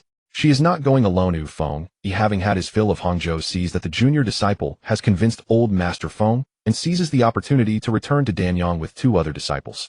Upon arriving home, the Su family is naturally overjoyed, surrounding her like stars surrounding the moon, showering her with warmth and concern. In the evening, Su enters the room of the Su landlord and inquires about Yuan Yang, fearing that she might have missed the chance, as it would be troublesome if Yuan Yang has already been promised to someone. You returned early to discuss Yuan Yang's matter, didn't you? The Su landlord speaks affirmatively, seeing his dear granddaughter nod gently. He sighs and beckons her closer, feeling a bit worried. He knows that Su is truly a soft-hearted person, especially toward Yuan Yang, her biological sister. Though she may not show it, she cares deeply. Su's indifferent attitude toward Yuan Gear and how Gear is conveniently forgotten by the Su landlord. You little one, what do you know? Engagements are not that easy, it hasn't been settled yet. Upon hearing this, Su breathes a sigh of relief and asks for more details. There aren't many suitable young men in the surrounding villages, even fewer are promising. We probably need to look from the county. The Su landlord speaks with a hint of pride. Our family has made great strides in the past 2 years, purchasing land and properties year after year. Everyone knows we are a prosperous family. With Yuan Yang and her brother Su Yue, who has already excelled at a young age, you wouldn't believe it. One day, even the county magistrate sent us a gift. He gets carried away when talking about Su Yu, but quickly collects himself, clears his throat, and returns to the topic. In any case, our Yuan Yang will definitely not have to worry about marrying. So we can be selective. Hearing his dear granddaughter's words, the Su landlord nearly chokes on his saliva and hurriedly waves his hand. Don't say such things out loud.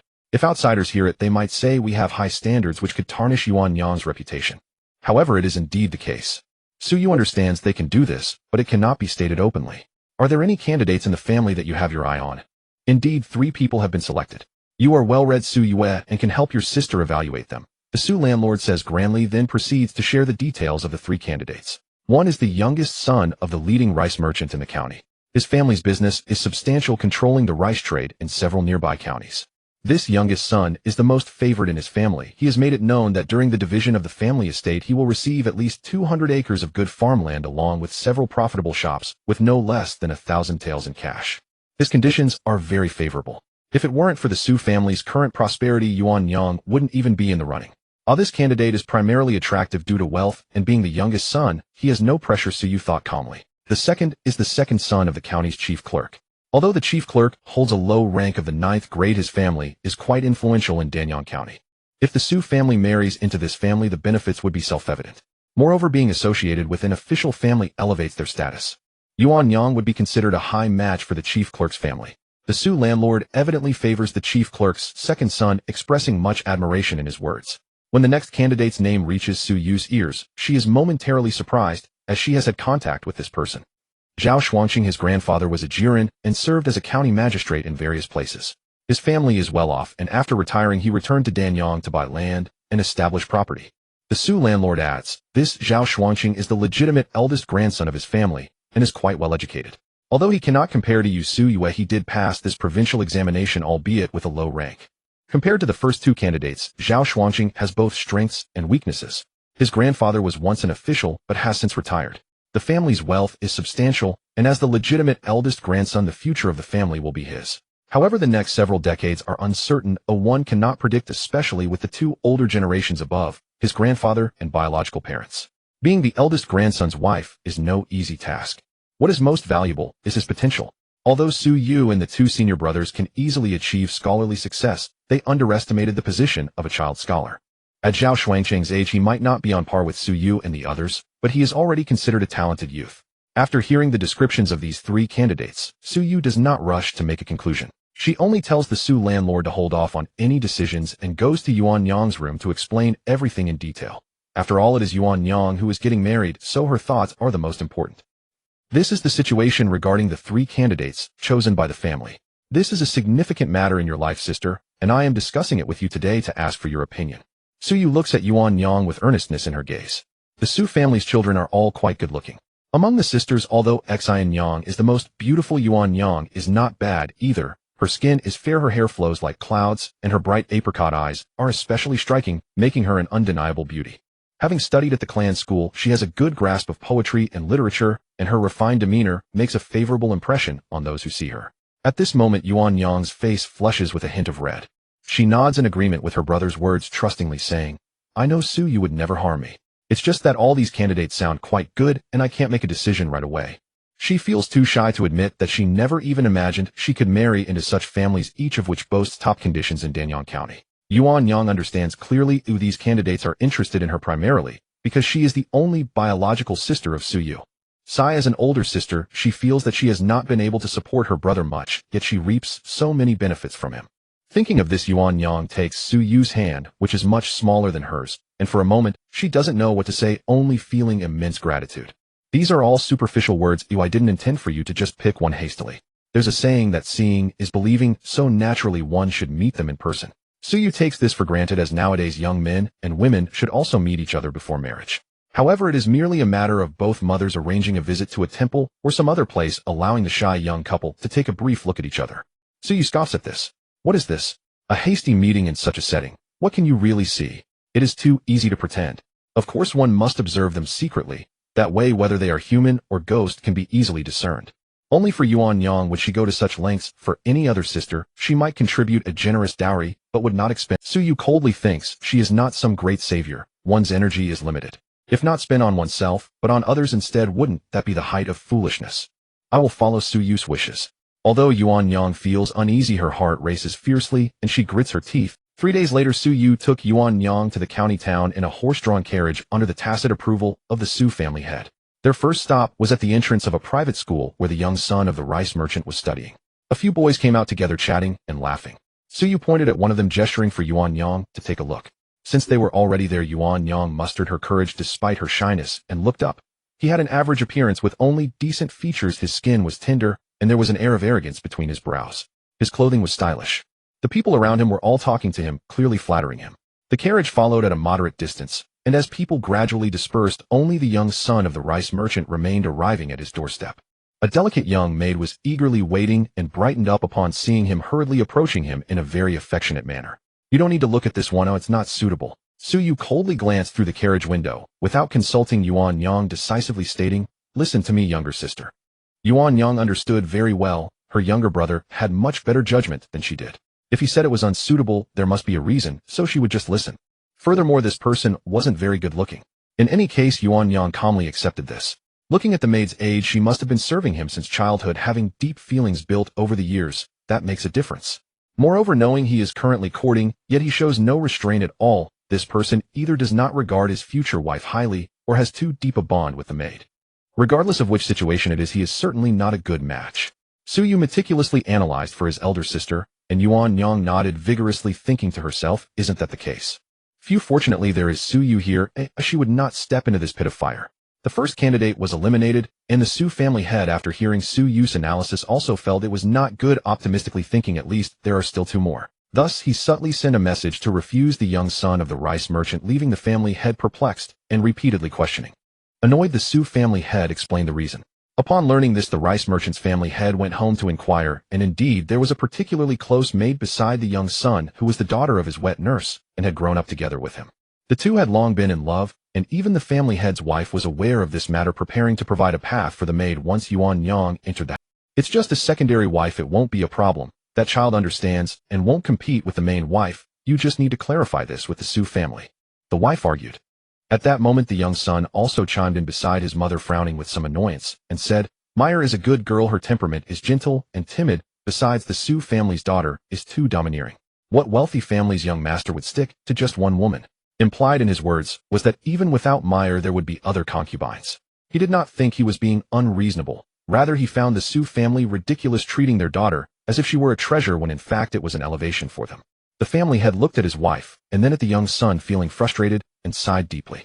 No wonder the Su family disagreed. This maid had already become a significant presence.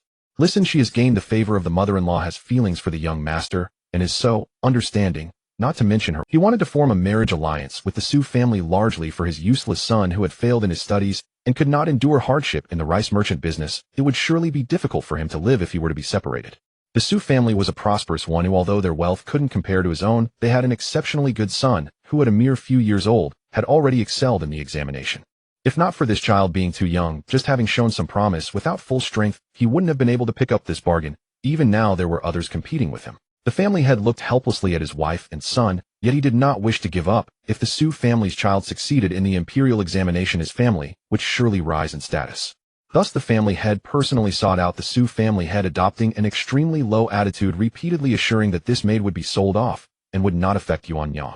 The Su family head was somewhat tempted, but Su Yu once again refused, stating, "This kind of idle young master is not a suitable match, who knows if he would blame my sister for the maid being sold." The second candidate was the young son of the clerk's family.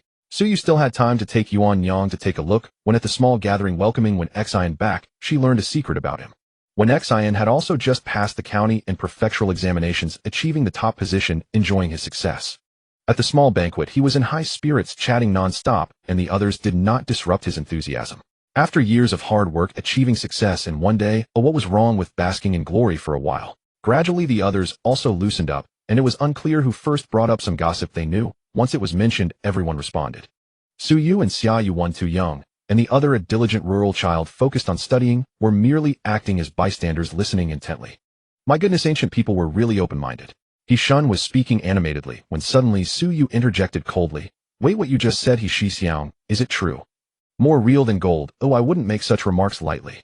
Though He Shun did not immediately react, he quickly added, "The second son of the Lu family loves men, especially preferring to find handsome classmates from private schools for companionship. He puts on a good front and outsiders are unaware of his true nature, but I have seen it with my own eyes." The expressions of several people turned strange as seen with his own eyes. "It's not what you think." He Shun, feeling flustered, quickly waved his hands. "My family often holds banquets, and the Lu family is a frequent guest. The second son brought along a classmate.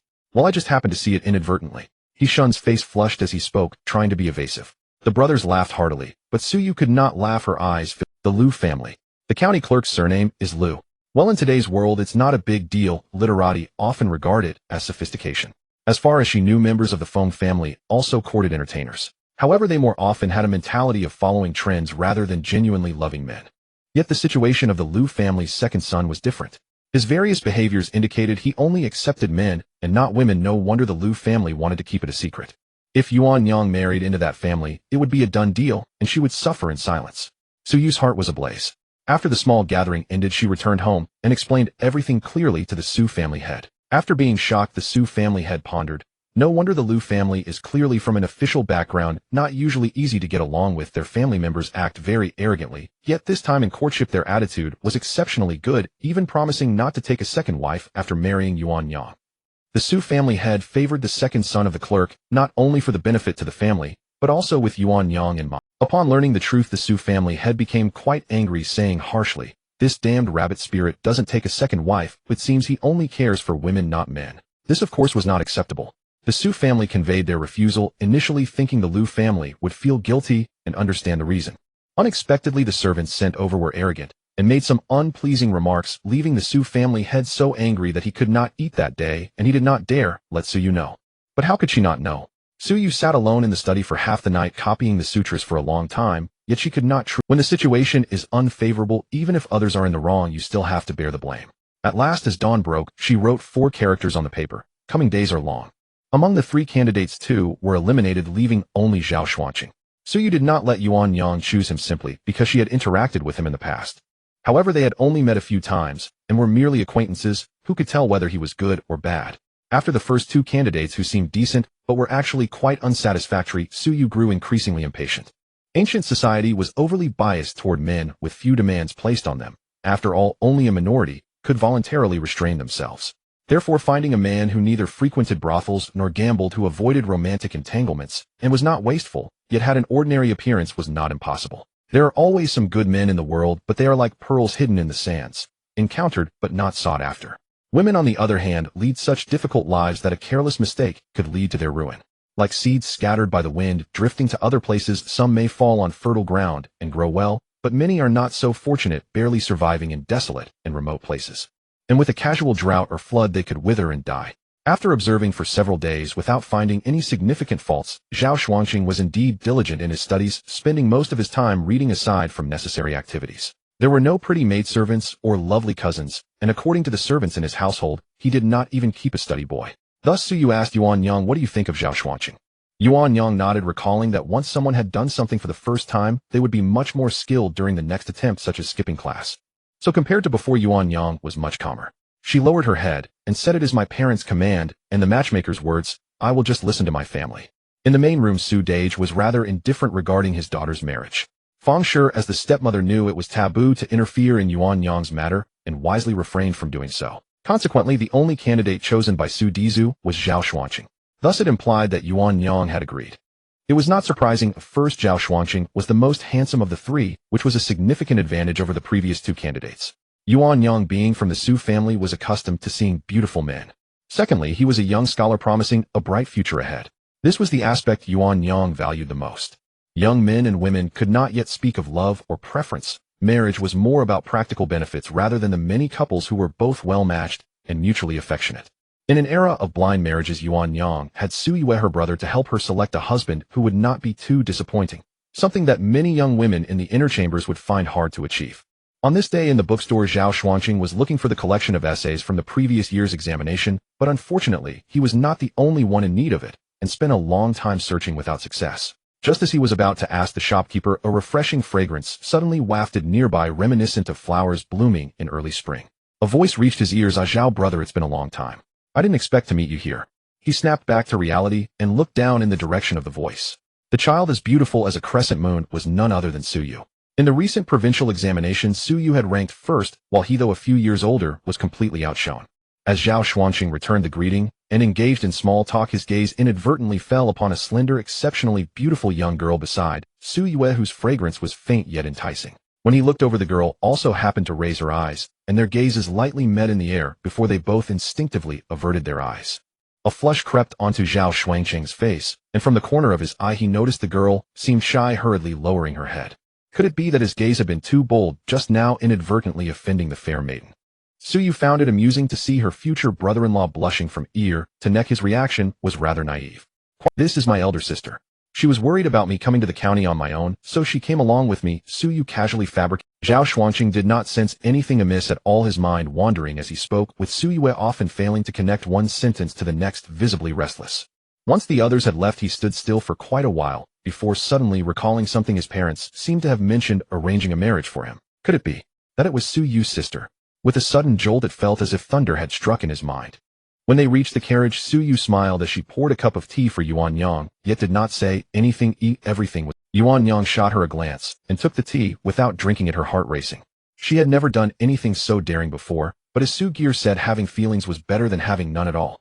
Moreover, it was just a single meeting, they had not even spoken, so there was no breach of propriety. Yuan Yang thought to herself as she took a sip of tea. Things went very smoothly. Within half a month, the Zhao and Su families had reached an understanding, just waiting for the matriarch of the Zhao family to return from her visit to formally finalize the arrangement. With the marriage settled, Su Yu felt a sense of relief. On this day, she went to find Su Dizu to inquire about Yuan Yang's dowry. Su Dizu did not hide anything, pulling out a piece of yellowed mulberry paper and pointing to it, saying, "This is your mother's dowry from back then. She said that half of these items are for Yuan Yang and half for you."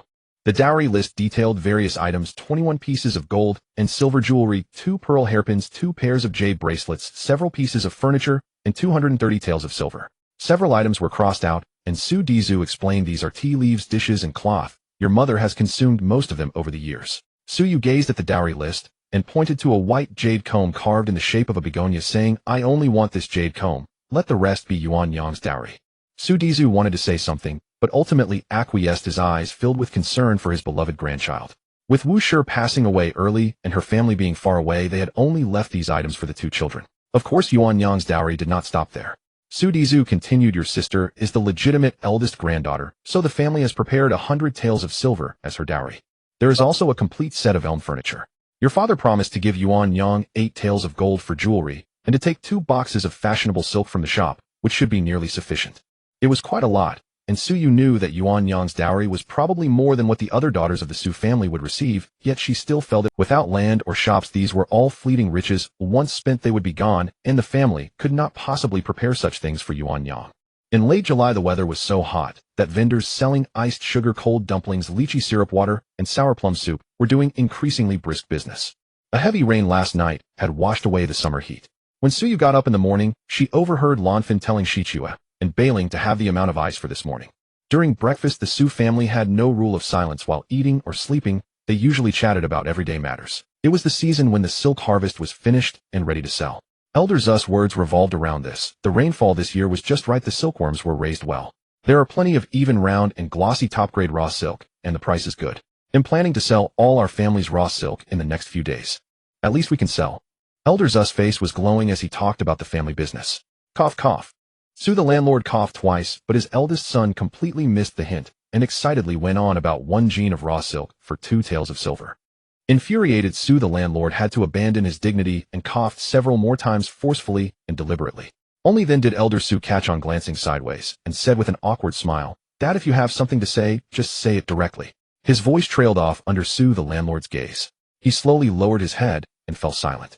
Sue the landlord snorted inwardly and said, "Eldest, all the raw silk harvested this year is not to be sold for now. Keep it. No, Dad, this is the best market time. If we don't sell now, it will be a loss. That's a full 120 jean of raw silk." Not earning so much silver made elder Zu's heart ache, but Sue the landlord had the final say. Once he said not to sell. After the meal, Sue the landlord called his eldest son into the room. Seeing elder Zu's look of defiance, he sighed softly and said with deep meaning, "Do you think your father is a spendthrift who would turn down money?" Elder Sue was taken aback and shook his head. Everyone in the surrounding villages knew that the head of the Sue family was frugal. He would pick up even a single copper coin if it dropped. Except for his generosity toward Uer, he was stingy with himself. So there must be a reason for not selling the raw silk this time. Sure enough, Sue the landlord said with an inscrutable expression, "Of course we want to make money. If we keep this batch of raw silk, the price we can sell it for will be far more than 2 taels per jean." Elder Zu's eyes lit up and he looked at his father without tentatively asking, "Do you have some inside information?" Seeing Sue the landlord nod impatiently, elder Sue dared not ask further, but he was already certain that his father had a way to sell the raw silk at a higher price. He was as delighted as if bubbling over and volunteered to Sue the landlord, "I know the taboos in these matters, so I won't pry. The older the ginger, the spicier it is. I'm still too green."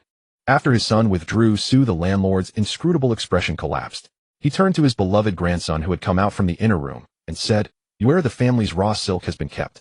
Are you sure the information you have is accurate? This is a huge sum of silver." "Of course." Sue came closer, her expression very certain, and added, "I heard this news from Master Foam.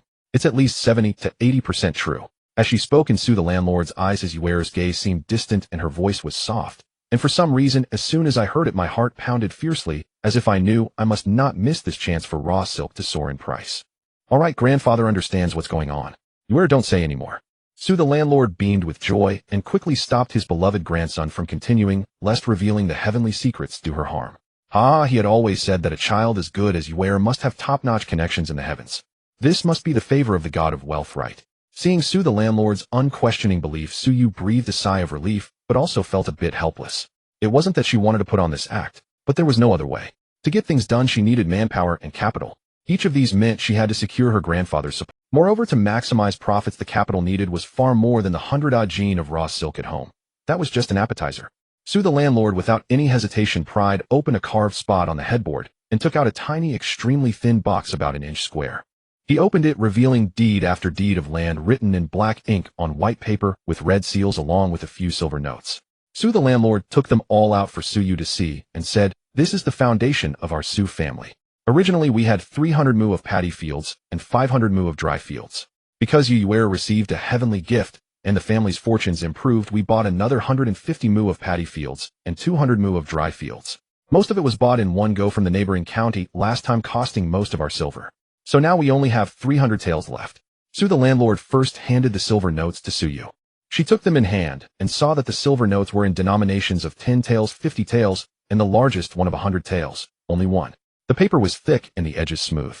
"Is this enough cash? If not, we could take the silver from your mother's dowry. It's still a few years before Yang gets married." "No need." Sue refused. The dowry silver was untouchable. It was a safety net for Yang. There was no such thing as 100% success.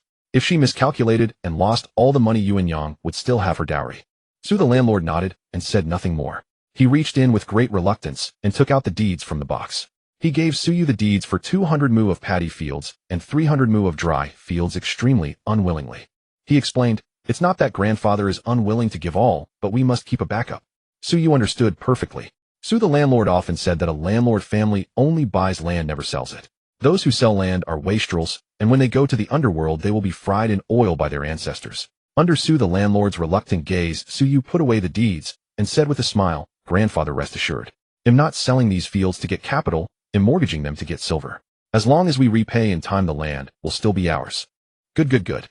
Sue the landlord laughed exuberantly, his expression instantly relaxing. He explained sheepishly, "This land is for passing down the generations. Even with silver you can't buy it.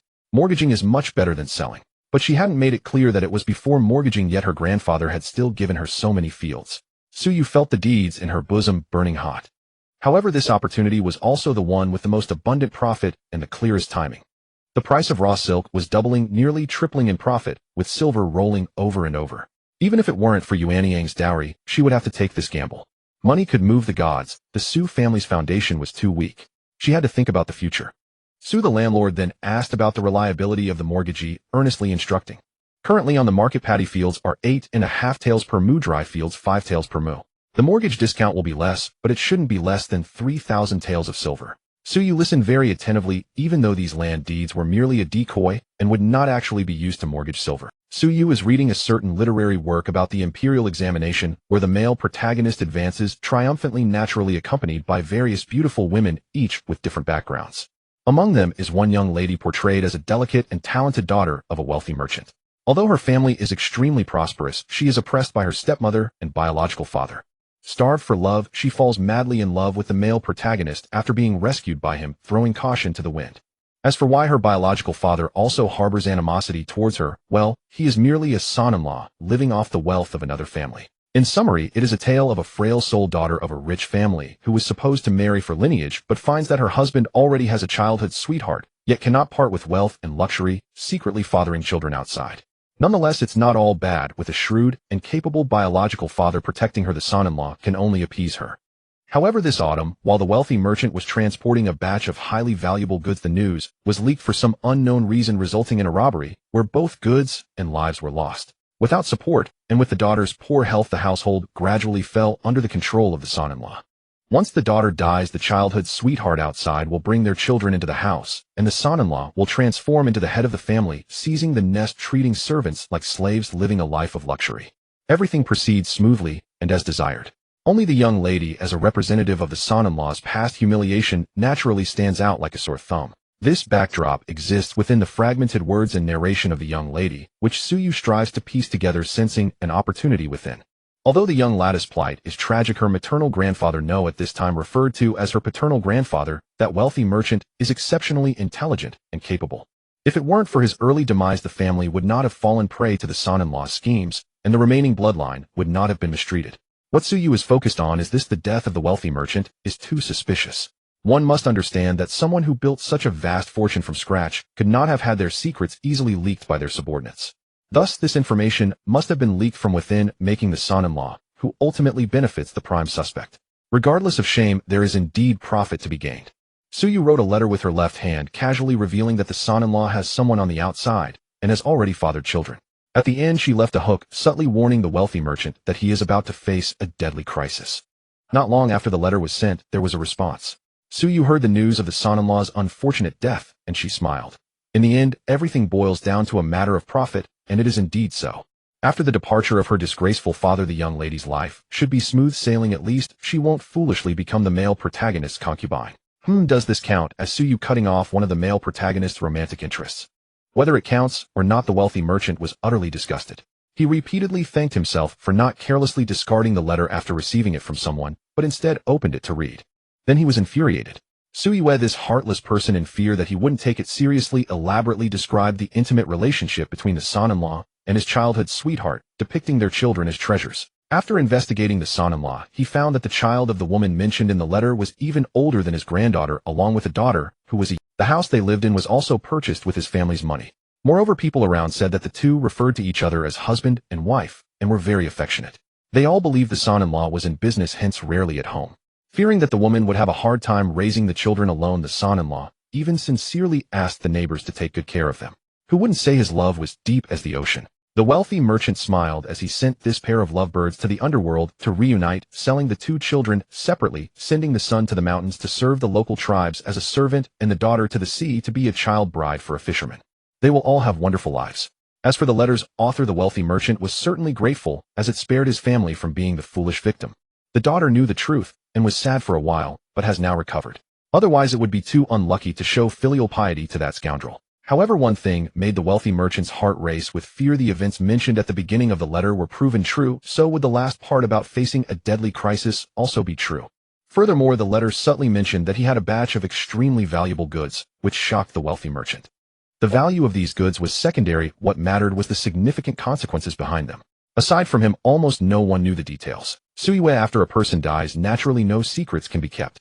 With a series of events unfolding, the wealthy merchant was anxious, yet he had no way to contact the letter's author, knowing that this person must have some demands of him. Otherwise, they wouldn't have bothered to entertain him.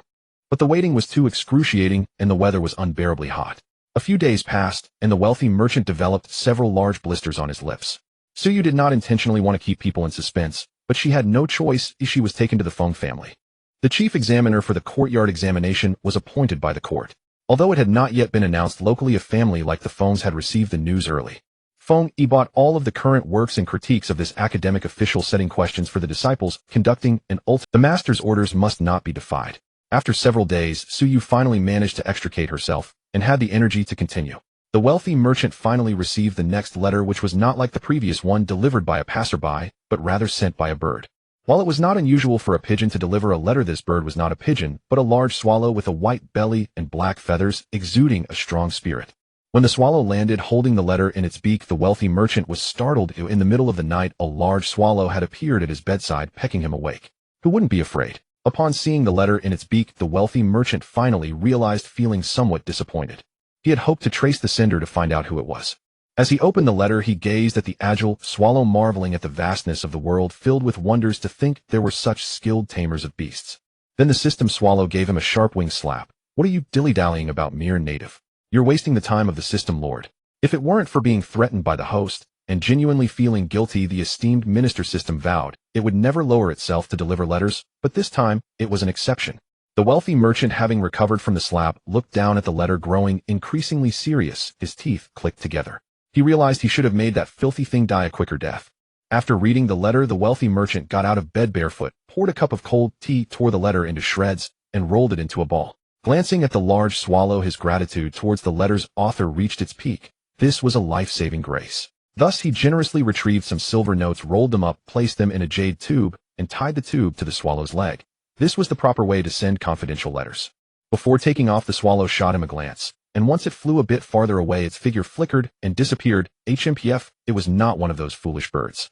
As the silver notes spread out, Suyu smiled. She only needed 3,000 taels, but here, she had 5,000 taels. Well, at least it's someone who remembers their debts. Seizing the opportunity, Suyu gathered the silver and land in her hands, and upon inspection, she couldn't help but be astonished. Was she truly a wealthy person?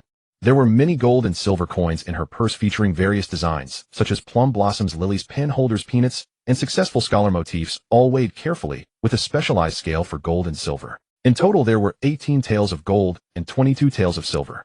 Additionally, there were also the silver coins that Zus landlord would secretly slip her each time he left, amounting to several dozen taels that she had accumulated since she had no use for them. Altogether, this added up to about 70 to 80 taels of silver. Suyu also owned 50 acres of rice paddies, which the landlord had sporadically added to her holdings, providing her with a steady income for her expenses, ensuring she wouldn't find herself short on money. Before heading to Master Feng's for another round of special training, Suyu handed a stack of silver notes to the landlord, saying, "This is 5,000 taels of silver. Use it all to buy raw silk. Collect as much as you can, but only for 10 days. After the Mid-Autumn Festival, do not purchase anymore. After Mid-Autumn, in 2 or 3 days, the price of raw silk would surge. To be prudent, it was best not to greedily chase the last bit of profit, leaving some room for maneuver. Grandfather knows, just leave it to your father to handle. He is familiar with raw silk and knows many people in this field, so it won't delay anything." The landlord nodded, taking the silver notes in his hand.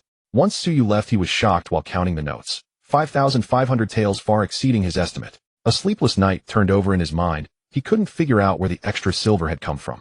In the morning, the landlord's face bore 2 large dark circles. During breakfast, other members of the Su family cast curious glances, but the landlord completely failed to notice, his mind a chaotic mess. Where did this extra money come from? His thoughts raced, worrying him to the point of frowning deeply, and with those dark circles, he looked like a storm cloud, causing Su Dajia to feel a jolt of concern. Could there be a problem with the raw silk?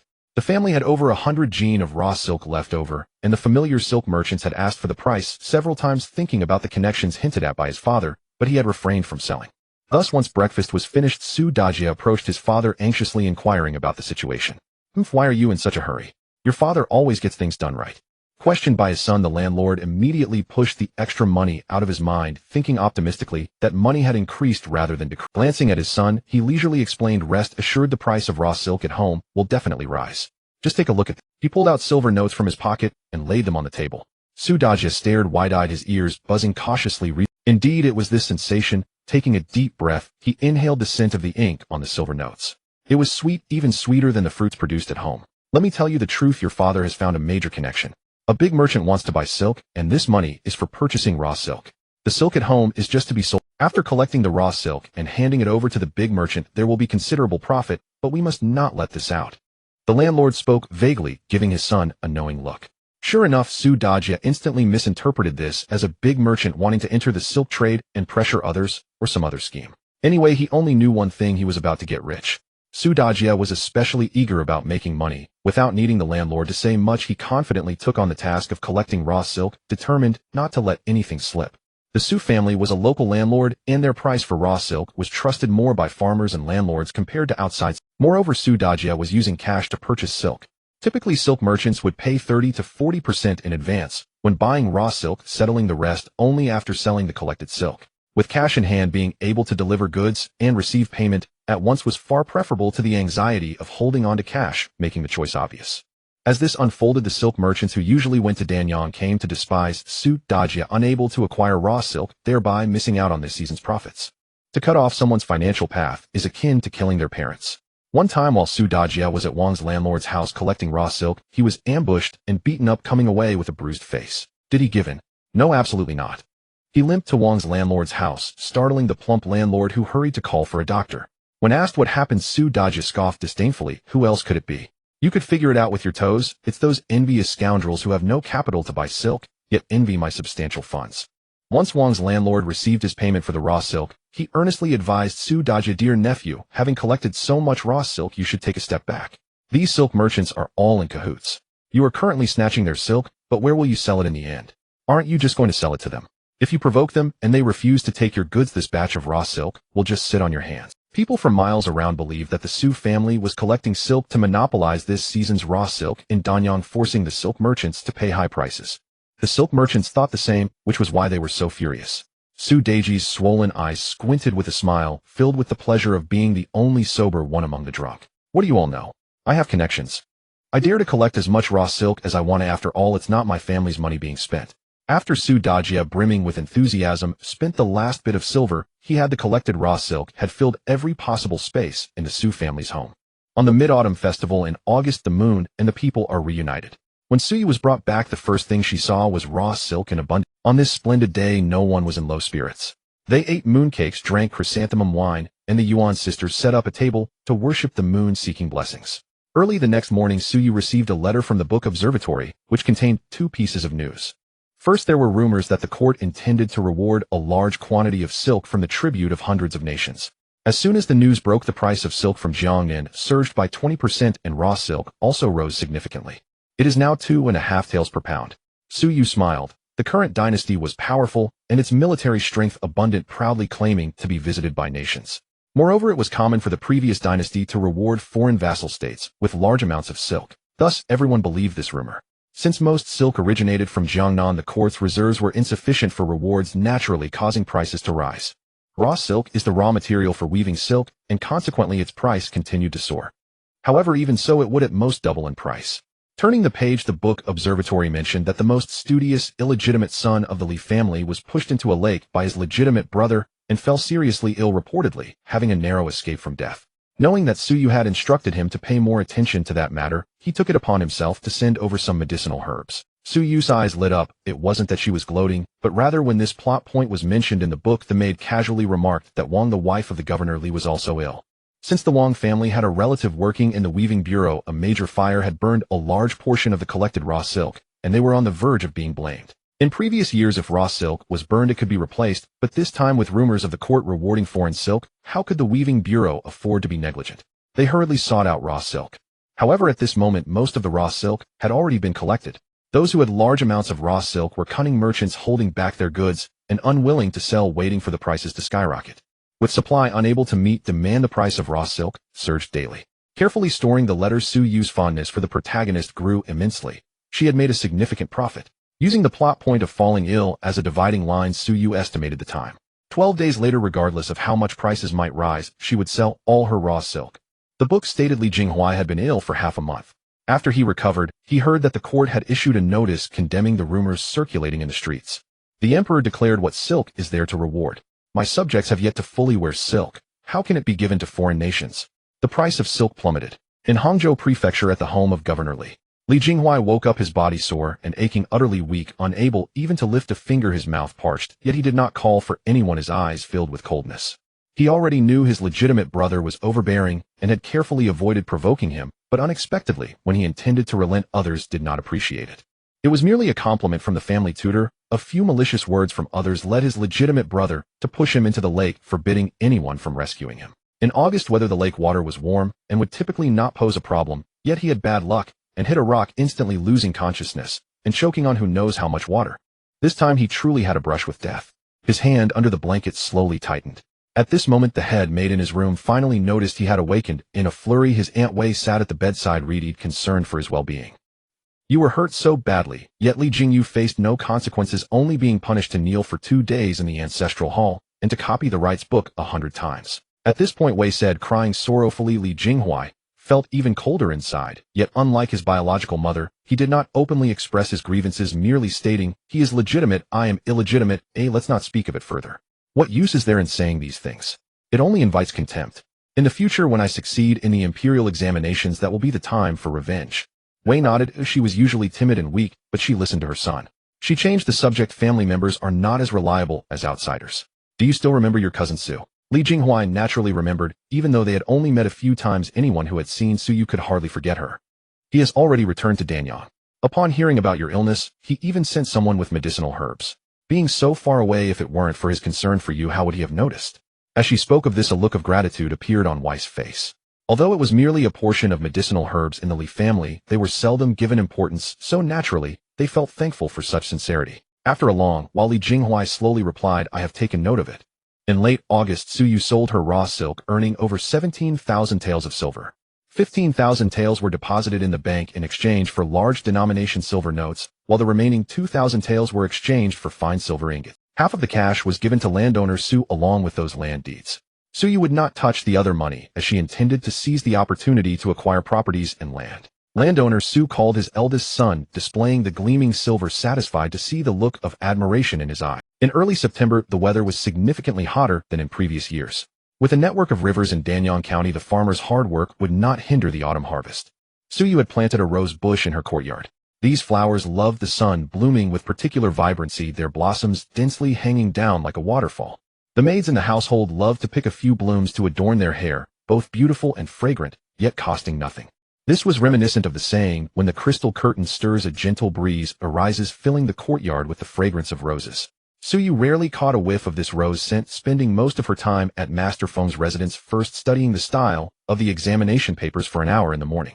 Then Master Feng would set the questions, which had to be completed within a specified time. Once finished, he would correct and grade them on the spot, refining any flaws. This was not to encourage blind imitation, but rather to retain one's own writing style, while aligning more closely with the examiner's preferences, striving to be fresh and innovative. After all, one should not play any tricks of arrogance in the examination hall. It could truly lead to failure. Master Feng, smiling, presented several examples of real individuals, for it was said that Jiangnan produced many talented scholars, and with talent came arrogance. There were indeed many talented individuals who, due to their stubbornness, failed to pass the examinations repeatedly.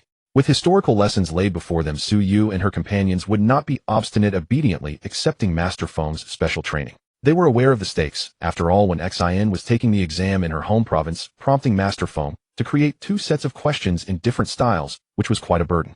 Su Yu managed to navigate this with ease. This mid-autumn festival, the attribute of her signing, and finally reflected a bit of intelligence. In over 3 years of signing, and she had only gained 3 points in intelligence, along with a bit of refined intuition, while the rest were all beauty. The effect of the intelligence points was quite evident, at least Su Yu felt so. When studying, she could not only understand 1 point from 10, but also draw inferences from 1 instance, often deriving new insights from the texts. The legendary feeling of becoming happier with more reading, which Su Yu had not experienced in her past life, she was finally feeling in this one. On this day, Su Yu took a day off to return home. The Zhao family was to come and deliver a marriage proposal concerning Yuan Yang, so she naturally had to go back. Madame Zhao had returned nearly half a month ago, and the Su family had been waiting for the male side to come, hoping to unite the 2 young ones. However, for some unknown reason, the Zhao family had not yet arrived, and Suyu had speculated whether there had been some unforeseen circumstance. Now the guests had come as promised, reportedly with great courtesy and a humble attitude, bringing over 30 specially meaningful gifts as they sought to propose. Madame Zhao was a beautiful woman resembling Zhao Shuangqing in her features, clearly taking after her mother. She conducted herself with grace and was very warm towards the Su family. When the parents of the bride welcomed her, Feng Sure exchanged pleasantries with her, smiling. "I have long heard that there is a Zhao family in the neighborhood, a household of officials quite different from us common folk. Their family maintains a virtuous reputation, and I have always wanted to make your acquaintance. Today, I finally have the chance." This is purely flattery, for the Zhao family's rise began when the elder Zhao passed the imperial examination and built connections to serve as county officials. However, everyone loves to hear sweet words. Upon meeting Feng Sure, Madame Zhao was struck by her beauty. She knew this lady was Yuan Yang's stepmother, but had not expected her to be such a stunning beauty. Feeling a stir in her heart, she also lavished compliments, speaking of the various merits of the Su family, ensuring that the atmosphere did not become cold. When she finally met the entire Su family, Madame Zhao had to admit that there was not a single ugly person among them. Especially the famous younger brother of the future daughter-in-law. Madame Zhao could not help but glance at him several times, feeling as if his features were painted with exquisite detail. Upon reflecting, this young man had already passed the preliminary examination. Madame Zhao sighed inwardly. No wonder her father-in-law had dismissed young ladies from families of former colleagues, insisting on adhering to his son's wishes. Forget it, her own obstinate son was clashing with her, making it a thankless task. Though she thought this internally, she maintained a very gentle and affectionate demeanor towards Yuan Yang, showering her with praise. Suyu quietly observed, knowing something was not right, but when she saw Zhao Shuangqing behind Madame Zhao glancing at her sister repeatedly, his ears reddening with each look, she said nothing more. Regardless, as long as her sister could marry a husband who cherished her, that aspect overshadowed many negatives. Moreover, with the Zhao family's excellent attitude, it indicated that despite some issues they had accepted her sister and would at least not be harsh. In ancient marriage customs, though it involved the 3 letters and 6 rites, in ordinary households it would not be strictly adhered to. Usually several items were combined into one. The Zhao family came to propose exchanged marriage letters and inquired about Yuan Yang's given name. After combining their birth dates, it symbolized that the two families had formally established a marriage contract. Before leaving, Zhao Shuangqing pulled Suyu aside and presented her with a brocade box containing a small gold hairpin. Though modest in materials, it was exceedingly delicate. "You dear, please give this to your sister." As he spoke, he glanced back where Yuan Yang was on her way back. Her silhouette was that of a young girl, and his voice grew softer. "I tell Yuan Yang that I harbor feelings for her." Suyu accepted the brocade box, looking deeply at him before cryptically saying, "Since you have expressed your feelings, you had better not waver." She played the role of a courier, delivering the item to Yuan Yang and repeating his words. Seeing Yuan Yang's face instantly flush with a faint red as she gently caressed the gold hairpin, Suyu left with a smile. A pair of lovers, how sweet it is. Studying was the best way to pass the time, and before she knew it, another year had slipped by. In mid-April, the government office posted a notice for the students that this year's provincial examination was now open for registration. A scholar, originally a term for those of exceptional talent, gradually became a designation for students who passed the county, prefecture, and academy examinations as the imperial examination system gained popularity. It is also the second tier of the gentry class, only slightly above the child scholars, yet possessing various privileges elevating them above the common folk. This aspect was thoroughly researched and understood by Suyu. They are exempt from corvée labor, do not have to pay taxes on land under 20 mu, do not kneel before the county magistrate, and officials cannot arbitrarily punish scholars unless their titles are revoked. If one performs well and ranks among the top scholars, they can receive 2 taels of silver and some rice, oil, coal, and tea from the government each year. This ensures they have no worries about food and clothing, effectively elevating their social status. With so many benefits to becoming a scholar, and given that Hangzhou is a place teeming with literati, the annual academy examination resembles carp leaping over the dragon gate, with an exceedingly large number of candidates and an acceptance rate akin to 1 in 100. Countless candidates have taken the examinations, and none who succeeded as scholars in Hangzhou were without merit. During this period, the streets of Hangzhou were permeated with a tense atmosphere. Many scholars were inexperienced and prone to provoking conflicts, and as everyone was a competitor, disputes often escalated into fights. After registering, several disciples were kept indoors by the experienced master Feng, not allowed to step outside. With your frail physiques, you can hardly withstand a slap from others. Don't let the academy examination catch you off guard, or you might end up bedridden for 2 days before even entering the threshold. Master Feng pointed at the 3 disciples with his folding fan, a glint of amusement flashing in his eyes, and with a smile, he said, obeying the master's orders. They all agreed. They did not wish to fall ill before their first outing. However, the next day, Suyu had no choice but to go against her master's wishes. An inconspicuous old servant from Magistrate Li's household came to invite Suyu alone. At this crucial moment, she dared not agree hastily, though just as she was about to refuse, Master Feng leisurely spoke up, "Go ahead, it's of no consequence." He subtly nodded at Su Yue, and her heart skipped a beat, sensing something amiss, so she agreed to the old servant. The old servant spoke respectfully at a steady pace. "Young master, the magistrate is available during the evening watch. Please do not delay."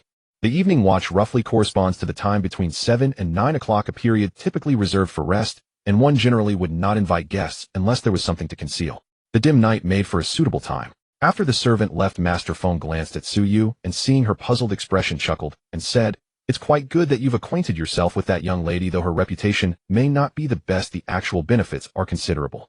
"What does Master Feng mean? Why pretend to be confused?" Master Feng shot a look at Su Yu and straightforwardly explained, "The education official dispatched this time is, to my knowledge, a close friend of Li Mingyuan with a good relationship. One is local while the other is in the capital. Due to the passage of time, few mention it anymore. His invitation for you now is likely to inform you of the likes and dislikes of the education official. Moreover, he sent only a trusted old servant to invite you rather than issuing an official notice, just as the reason for your visit to the Li residence is to avoid drawing attention and leaving behind any incriminating evidence." Master Feng eyed Su Yu with a hint of curiosity in his tone. Why risk such danger if he could avoid it? Yet he has taken action and will undoubtedly leave traces. Is your Su family known for producing beauties?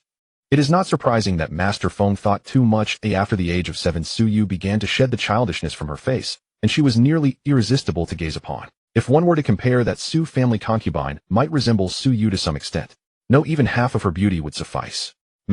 Su Yu replied with a hint of helplessness. At the stroke of the evening watch, a carriage stopped at a small gate of the magistrate's residence, shrouded in the night. Guanshu disembarked the carriage, first checking for any anomalies outside before helping Su Yu down. Just then the door opened, and a familiar old servant led them in. As Su Yu followed along, she thought to herself, this is what it means to take the back door. Quite apt. The old servant carried a small lantern, weaving left and right until they reached the study, gesturing for Su Yu to enter.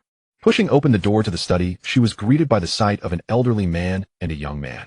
The elder wore a light purple robe, was slender, and had a dignified appearance, faint traces of his youthful charm still evident. This was Magistrate Li, who appeared much more approachable than when he donned his official robes during the prefectural examination. The younger one Su Yu was more familiar with, Li Jinghua. Li Jinghua lightly nodded at Su Yu. Since deciding to make a name for himself, he had always been intelligent, quickly winning the favor of Magistrate Li. He even often received guidance from him. After Su Yu performed the traditional greeting for scholars, a gentle voice came from the head of the room. "No need to be formal. Please have a seat. You should have met me during your last visit to the residence, yet due to our sensitive statuses at the time, we refrained from meeting to avoid gossip, thus failing to observe proper etiquette." Under the light, Su Yu appeared calm and replied, "I dare not." Having just topped the prefectural examination, the magistrate treated her as family, yet Su Yu felt unworthy to approach him. After some idle chatter, Magistrate Li treated her as he would a relative, his demeanor warm and instructive. Li Jinghua couldn't help but think to himself, his grandmother truly possesses extraordinary means. Women should never be underestimated. After a moment's pause, Magistrate Li stroked his beard and casually remarked that 2 officials, one from the north, one from the south, had recently impeached each other at court, igniting a major political tremor. The rift even split the court into 2 factions, culminating in a physical brawl during the morning audience, an act that enraged His Majesty. Ahem. Scholarly tradition flourishes in the south. During imperial examinations, southerners consistently rank highest. Indeed, most of this dynasty's Zhuangyuan have hailed from Jiangnan. As he spoke, Magistrate Li glanced towards Su Yu, and noting how her eyes tightened, she had grasped the implication. He nodded, inwardly satisfied. For generations, northerners and southerners at court had been locked in rivalry, and this latest upheaval had grown so severe that His Majesty's fury swept even the Hangzhou prefectural examination into its vortex.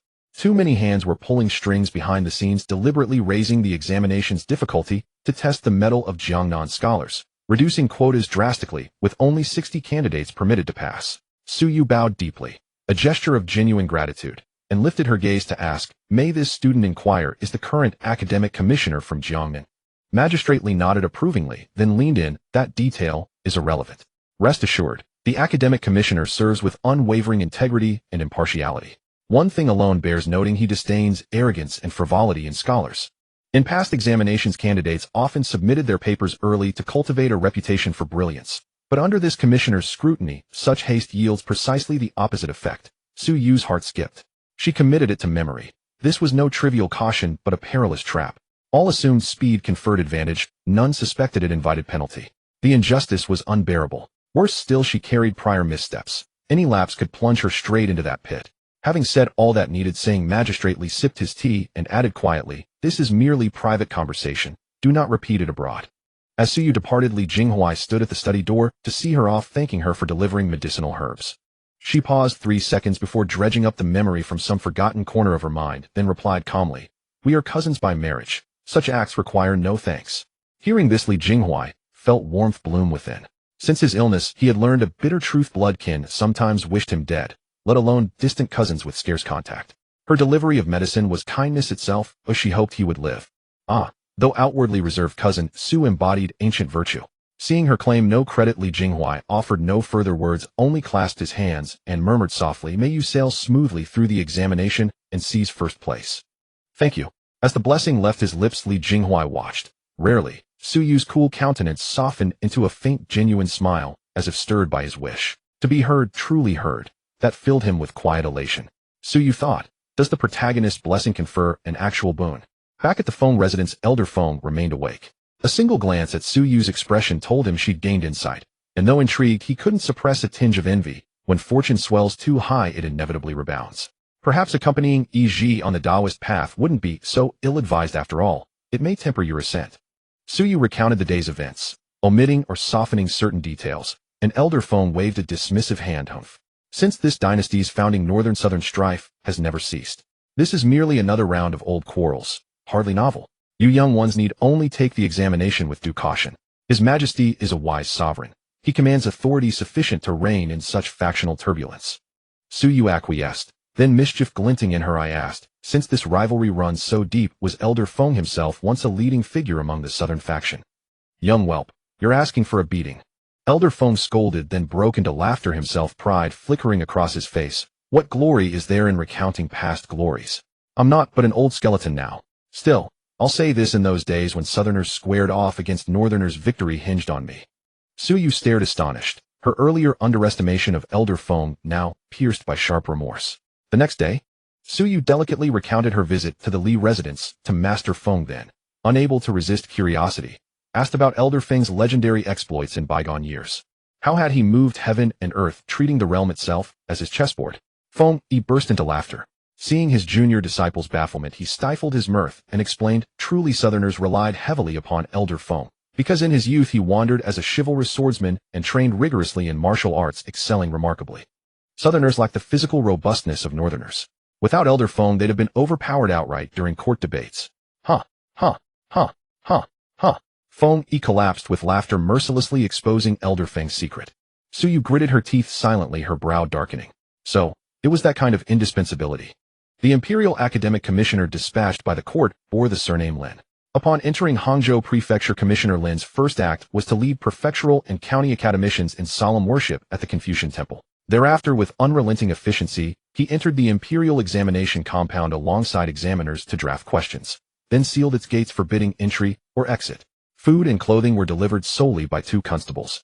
Should any irregularity be detected, both constables would be executed on the spot, and their families punished alongside them.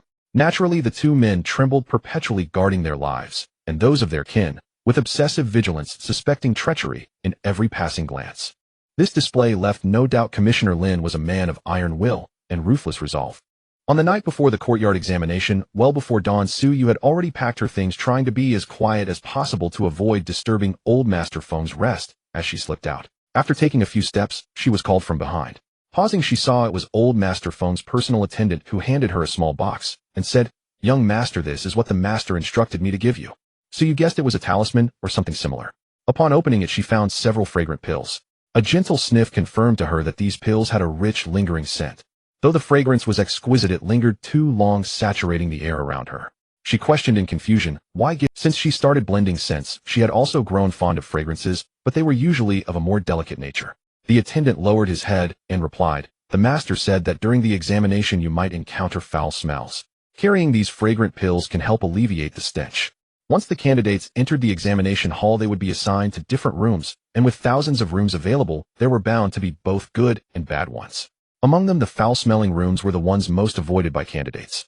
In the examination hall, the rooms were lined up in rows with the toilets at the end of each row. With 70 to 80 rooms in each row, the toilets would be overflowing by the end of the day. The foul-smelling rooms were the closest to the toilets, and when the odor wafted over it made life unbearable. Who would have the energy to answer questions under such conditions? In previous years there had been odd occurrences. One candidate assigned to a foul-smelling room rushed out of the examination hall and assaulted a fellow candidate he had seen using the toilet, shouting and crying, "I let you go, and you made it so filthy." Clearly he had been greatly traumatized. Thinking of this, Suyu immediately pocketed the fragrant pills, feeling immensely grateful to old Master Phone. After reuniting with her fellow students, she took out the pills in the carriage and explained everything to them under their curious gazes. "How did I not think of this?" He-shun exclaimed in horror. Among the 4 disciples, despite being the strongest, he was also the one most pampered. Xiaoyu also frowned as if she could smell the scent from when fertilizer was applied at home and thought about how unlucky it would be to smell it all day. "Here, each of you take one. These fragrant pills should last until the main examination ends, and who knows, we might not be that unfortunate." Suyu distributed the pills while comforting the 2. Upon arriving at the entrance of the examination hall, she also gave a fragrant pill to her future brother-in-law, Zhao Xuanqing, who had come for the exam. Once inside the examination hall, after verifying the candidates' appearances to prevent impersonation, 2 officials inspected the candidates' hair, clothing, and trousers, allowing them in only after confirming there were no issues. If it weren't for the thin summer clothing that couldn't conceal anything, the checks would have been even stricter. Having barely passed the inspection, Suyu couldn't feel happy. The courtyard examination was already so stringent, and she had heard that the searches would become even more rigorous as one advanced. Plus, as she grew older, perhaps after becoming a scholar, she could specialize in poetry and gain some fame to attract attention. Or she could enlist in the army. After all, there was no rule stating that only civil officials could be renowned. But the chances of being discovered while in the army were higher, and with her lacking combat skills, she felt inadequate. Servicing the prince as an advisor to gain merit, or conquering the commercial world to master the economic lifeline for an opportunity to enter court. Suyu's mind was flooded with countless ideas, even considering teaming up with an agricultural magnate to incite a rebellion. In the end, she dismissed each thought one by one. None of these paths seemed flawless compared to entering the officialdom through the imperial examination. But the problem was that if she pursued the examination, she had to ensure her identity as a daughter was not discovered. With dark clouds looming in her heart, Suyu maintained a calm facade as she carried her examination basket into the hall, where she was assigned to room B45. Positioned in the middle of a row of rooms, she had no worries about foul smells. However, she noticed He-shun's face was pale, and in his hand was the number for room C78, notoriously known as a foul-smelling room. Among them only he had drawn the short straw. Despite her own overwhelming worries, seeing this made Suyu chuckle. Thankfully, she had given him a fragrant pill, otherwise this pampered senior brother might not survive the examination. Finding her assigned room, she saw a small narrow space divided by wooden planks roughly 1 square meter in size, containing a long table and an uneven stool. With the frequent rains in Jiangnan, the room exuded a musty odor. Suyu crushed half of the fragrant pill she had cut and lit it with a fire stick, placing it in a bowl. As the fragrance wafted in, it masked the mustiness. Nearby some candidates had already arrived, and upon catching the scent drifting over, they grimaced at the sight of Suyu. How could she have not thought to bring some fragrance? The musty smell was unbearable. Suyu first used her clothes to cushion the uneven stool, preventing it from shaking and dirtying her answer sheets when she sat down. Just as she settled in, a voice from the system echoed in her mind. "Host, you don't need to worry too much. If you can achieve the top score in this examination, you will unlock the small 3rd rank achievement and can exchange it for a corresponding reward. For example, a concealment technique or something similar. As long as you don't allow it, no one can see through the illusion. Why didn't you say this earlier?" Suyu's mood initially brightened, as if encountering spring after a long winter, but then she gritted her teeth and questioned the system. The system fell silent. Why? Because it had never considered that Suyu could reach this point. Achieving the small 3rd rank was not an easy feat. In ancient times, there were so many scholars, especially in Jiangnan, where talented individuals were as plentiful as fish crossing a river. It was necessary to secure the top place in 3 examinations: county, prefecture, and academy. This required not only talent, but also luck, what is often referred to as the right timing, geographical advantages, and harmony among people. All 3 are essential. If it were not so difficult, merely passing as an ordinary scholar would not have left Suyu with any options for rewards, and naturally, there would be host. The past is in the past.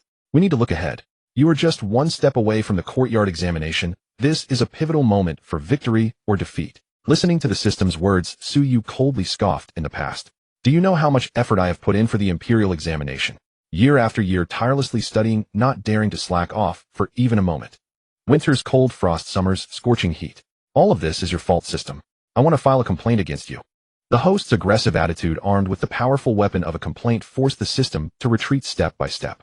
In the end, it had to concede to multiple humiliating treaties to conclude the matter. Then in a split second Suyu returned to a calm demeanor, stretching her wrists in preparation for the examination.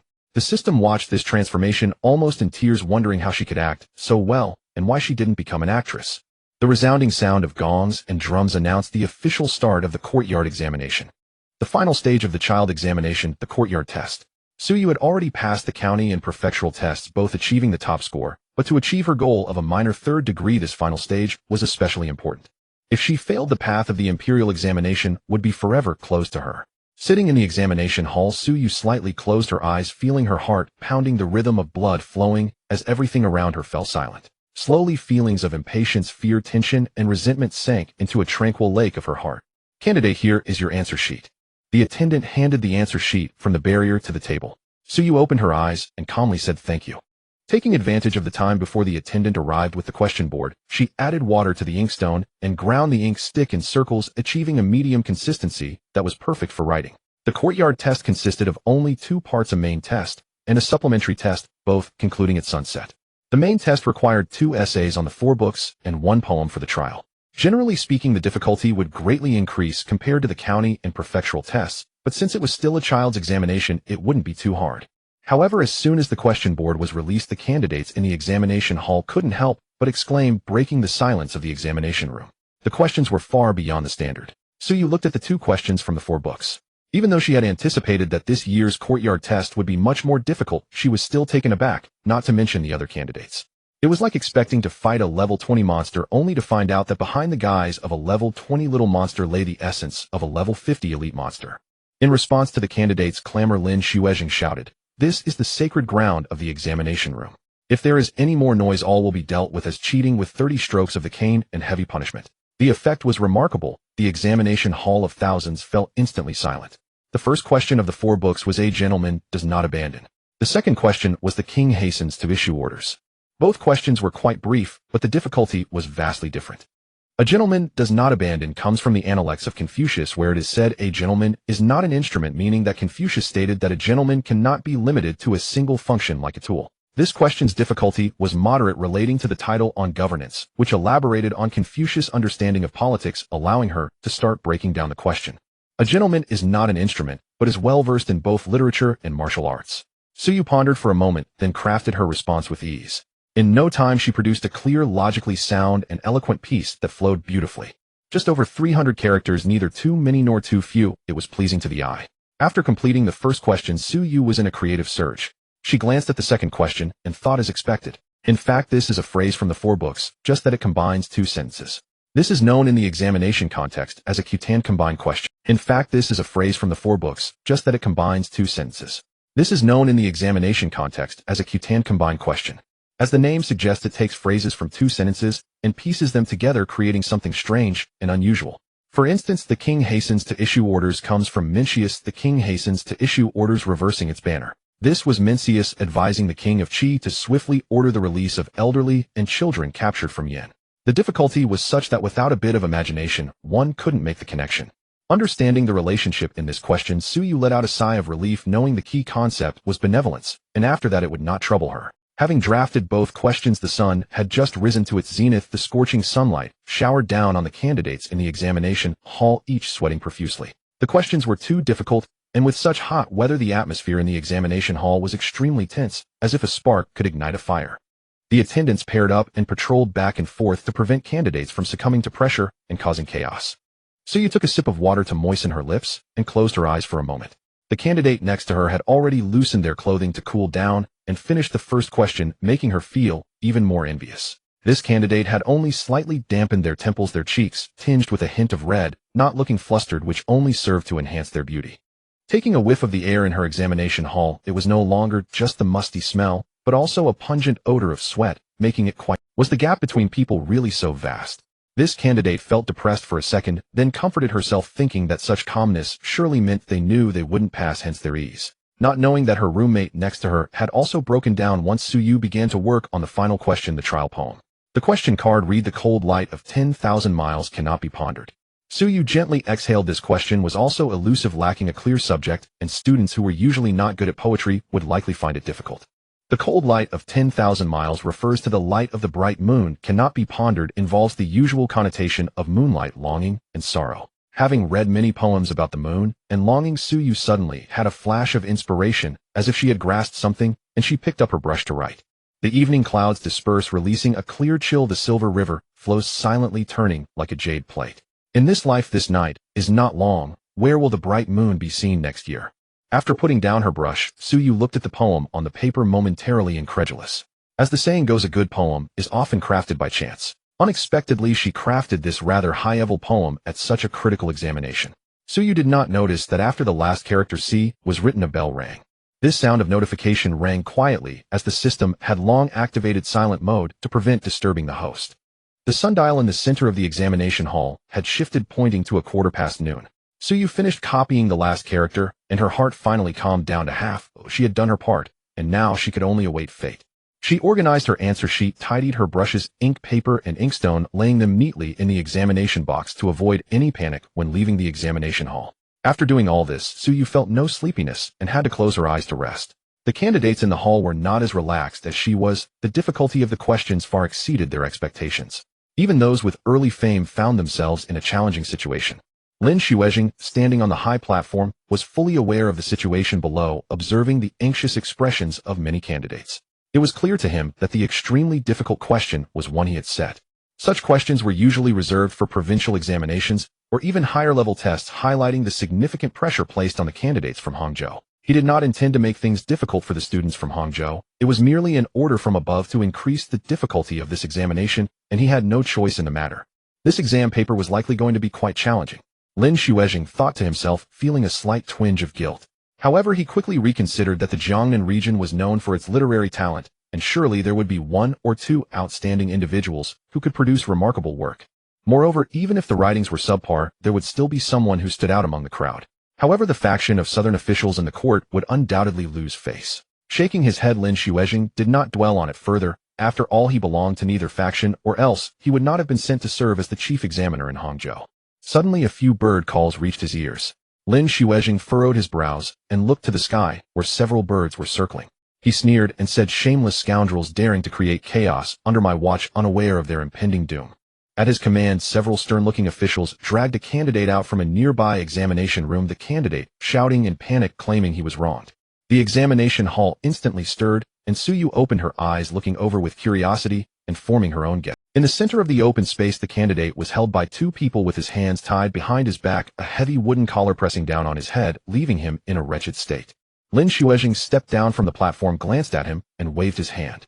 Someone promptly presented a white dove, still alive, but with its wings broken. "Your Excellency must see, this bird has been raised by me since childhood. The bond between us is deep. Perhaps it was due to my family's negligence that it came looking for me." Upon seeing the white dove, the candidate's eyes filled with panic, and he swallowed hard, instinctively explaining himself. Lin Xuejing interrupted the candidate with a sharp reprimand, his gaze as piercing as a blade. He coldly stated, "You claim to have raised this dove since childhood, yet upon seeing it you appear despondent, showing no signs of affection. Instead, you speak sweetly to excuse yourself. It seems to me you wish to use this dove to cheat." The candidate's eyes turned blank, completely terrified, unable to respond. Under the sunlight, everyone could clearly see a stain appearing on his clothes. Lin Xuejing looked at him without an ounce of pity, viewing the candidate as one would a filthy maggot. With a flick of his sleeve, he declared, "A rat has skin, but a person lacks dignity. You are the most despicable and shameless creature in the world. Strip him of his clothes and title right here to uphold justice." Hearing this, the candidate, who had been as lifeless as a dead fish, suddenly became agitated, tears streaming down his face as he shouted, "I was wrong. I beg the master for forgiveness. Do not take away my title. I've worked hard for 10 years. Lin Xuejing coldly replied, "Silence him." Subsequently, the cheating candidate was stripped of his clothes, left in only his inner garments, wearing a wooden collar, his hair disheveled, in the blink of an eye reduced from a scholar with a title to a criminal. Killing the chicken to warn the monkey. All the observing students understood why Lin Xuejing dealt with this person in front of so many people. The chief examiner did not hide his intentions, turning around, stroking his beard, and looking at the many candidates in the examination rooms. He coldly snorted, elongating his words, "For 10 years, who among you has not endured 10 years of hardship? I remind you not to be like this fool." The candidates fell silent, feeling a sense of dread. "Oh, I did not endure 10 years, Suyu silently retorted. "Because even if you count the time in the womb, I am not. Once can be forgiven," but in her heart, Suyu knew better than to act foolishly. Watching the cheating candidate being dragged away, she looked gratefully at Lin Xuejing, thinking, "Well done." Though the possibility was slim, what if this candidate was a cheating genius and stole her top position? Lin Xuezheng was very perceptive and caught that unusual fiery gaze, feeling a moment of joy in his heart, realizing that there were still people who understood his intentions. After all, he was doing this for their own good. Cheating is not a good thing. One misstep could lead to irreversible consequences. Following the gaze, he was taken aback, first noticing her beauty. No wonder they say Jiangnan produces beautiful women. Coming back to his senses, he was struck by her youthful age and couldn't help but sigh. After all, he was doing this for their own good. Cheating is not a good thing. One misstep could lead to irreversible consequences. Once the hour of shun had passed, people immediately came to collect the examination papers. Some candidates who had not finished lost their composure, pleading for more time. The collectors rebuked them, and they reluctantly handed in their papers.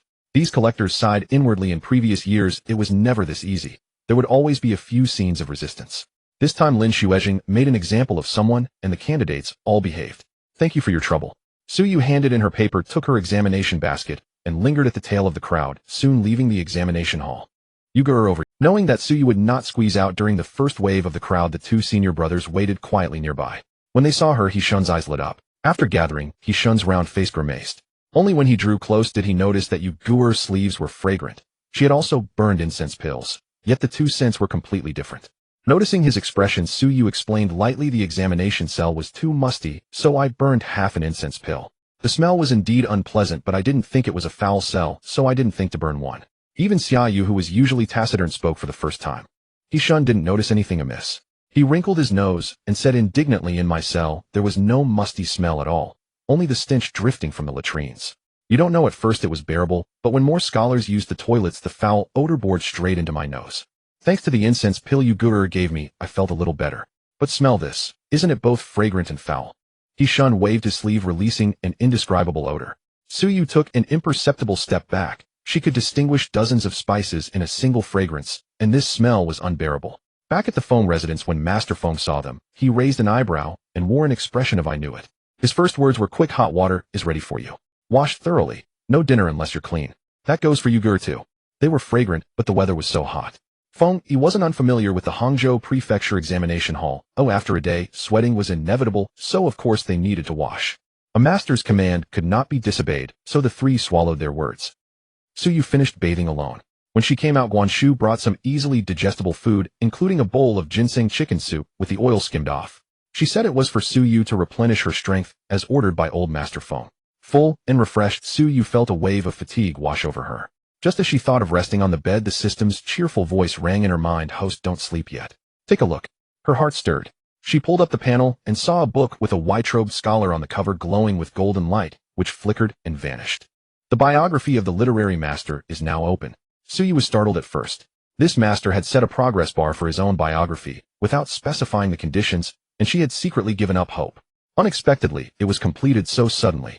After examining carefully, Su Yu understood the master's profound intention. The first requirement for being a literary copyist is possessing the corresponding poetic and literary accomplishment. If you lack it yourself, no amount of reputation you gain will be safe. Literati have many ways to play with poetry, such as the famous winding stream banquet. When the wine cup stops, one must match the last rhyme of a poem and improvise a line that must fit the theme. How could anyone play that? A poet renowned far and wide, unable to handle such a trivial literary game, could excuse it once or twice as a lack of inspiration. But if it happened repeatedly, others would naturally grow suspicious. So Su Yu's address to this predecessor as a literary master was not false. Someone who could eat from this bowl, naturally. Besides being cautious, that person was a master of literature even before their transmigration. In ancient times, the elders in the family were all refined and talented, providing a nurturing environment. With natural talent, the person's everyday poetry was already full of inspiration. What was so surprising about someone like that producing world-shaking poems? Even the great poets couldn't produce masterpieces every time. So Su Yu's poem, composed in the examination hall, met the literary master's requirement, filling the last half of the progress. She hadn't expected this condition. Su Yu found it very reasonable. She opened the biography's table of contents. The master was meticulous, categorizing by type, and even grading by level, with higher levels indicating greater lasting fame. As expected of a predecessor, such a grand vision. Su Yu sighed with pleasure. Then she heard the system say casually, of course. The tasks of leaving a name in history and commanding the winds and clouds. How could any of those successful hosts be simple? For every successful tasker, there are at least thousands of failures. Oh, so this task was that difficult. Su Yu looked at the simple line in the system, become a renowned minister, and her face remained calm, but her heart surged. Su Yu looked at the simple line in the system, become a renowned minister, and her face remained calm, but her heart surged.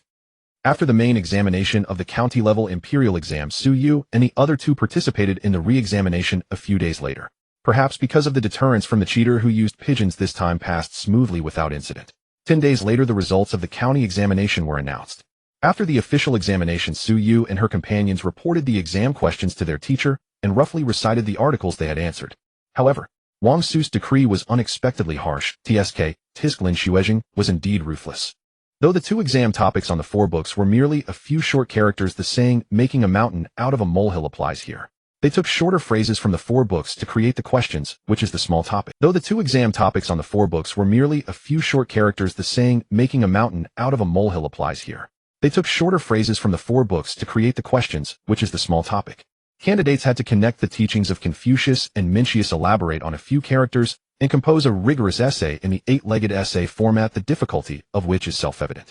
Thus, the unwritten common knowledge of the examination field suggests that small topics are harder than big ones.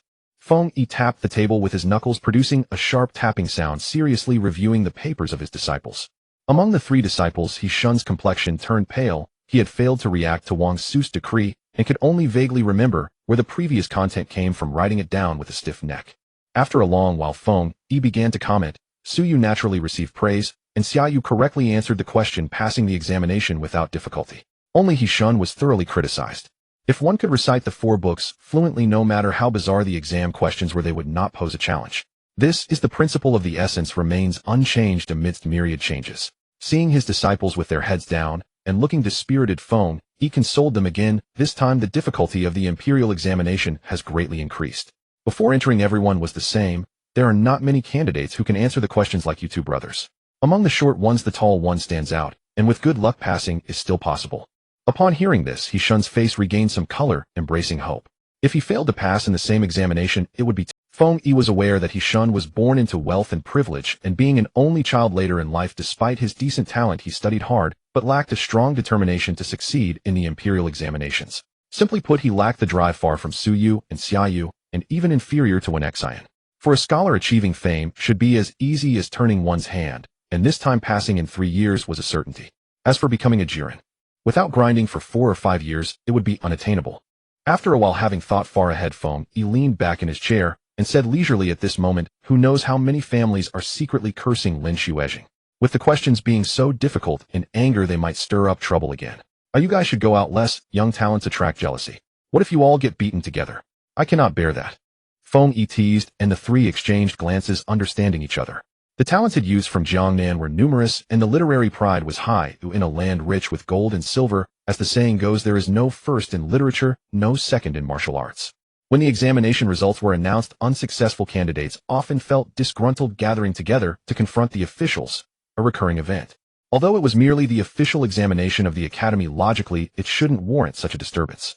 However, Lin Zuzhang's questions were too difficult. Although he had no choice, the candidates were unaware of this.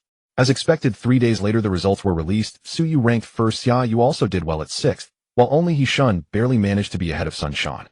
Once the results came out as anticipated, a group of candidates who did not enter the official examination gathered together carrying a statue of Confucius, but instead of going to the tribute hall, they went to where Lin Xuejing was, their emotions running high. They dared to act this way, Su Yu believed, was simply a psychological tendency observed throughout history. The law does not punish the many. Little did they expect Lin Xuejing, known for his rigidity, would far exceed everyone's expectations, refusing to explain anything to them. He summoned the station's soldiers and directly apprehended all the troublemaking scholars. The 8 leaders stripped off their clothes and were brutally beaten, suffering the utmost humiliation, losing their scholarly titles. The remaining followers also faced punishment, barred from participating in the imperial examinations for 3 years. The scholars of Jiangnan fell silent. Old Master Feng, while blending fragrances with Su Yu that morning, spoke of this matter with a seasoned critique. Those in power, whether round or square, clear or greedy, all follow a common tune. Most officials in this world value harmony and avoiding offense. Then why isn't this Lin Xuejing like that? Su Yu asked humbly. People like him can be divided into 3 types. The first type seeks fame and is unafraid of anything for the sake of a good reputation. The second type is like Lin Xuejing, having a powerful backing. He is not afraid of offending others as long as his support. Old Master Feng snorted, speaking vaguely. Lin Zuzhang's mother comes from a royal family and is closely tied to the imperial family. What does he have to fear? Su Yu firmly remembered the old man's words. The emperor is the most unbreakable support. No wonder Lin Xuejing was so unyielding. The third type is the fool. Old Master Feng scoffed. and they are the most numerous among the three types. They are foolish and understand nothing, have no grasp of the situation, and have never considered the consequences, making them the easiest to be used as pawns. As he spoke, old Master Feng glanced at Su Yue, who was listening intently. What I say today comes from my mouth and enters your heart. If outsiders ask, I will deny it. Thank you, Master Feng, for your guidance. Su Yu bowed solemnly. The re-examination, as expected, was more difficult than in previous years. As they left the tribute hall, a chorus of sighs filled the air. Finally, the results were announced. Once again, the sounds of knocking and tapping appeared outside the Feng residence, and all three of Feng Yi's disciples passed. Others were amazed. Oh, what an exceptional master this is. The difficulty of this year's academy examination was well known, and countless candidates had failed.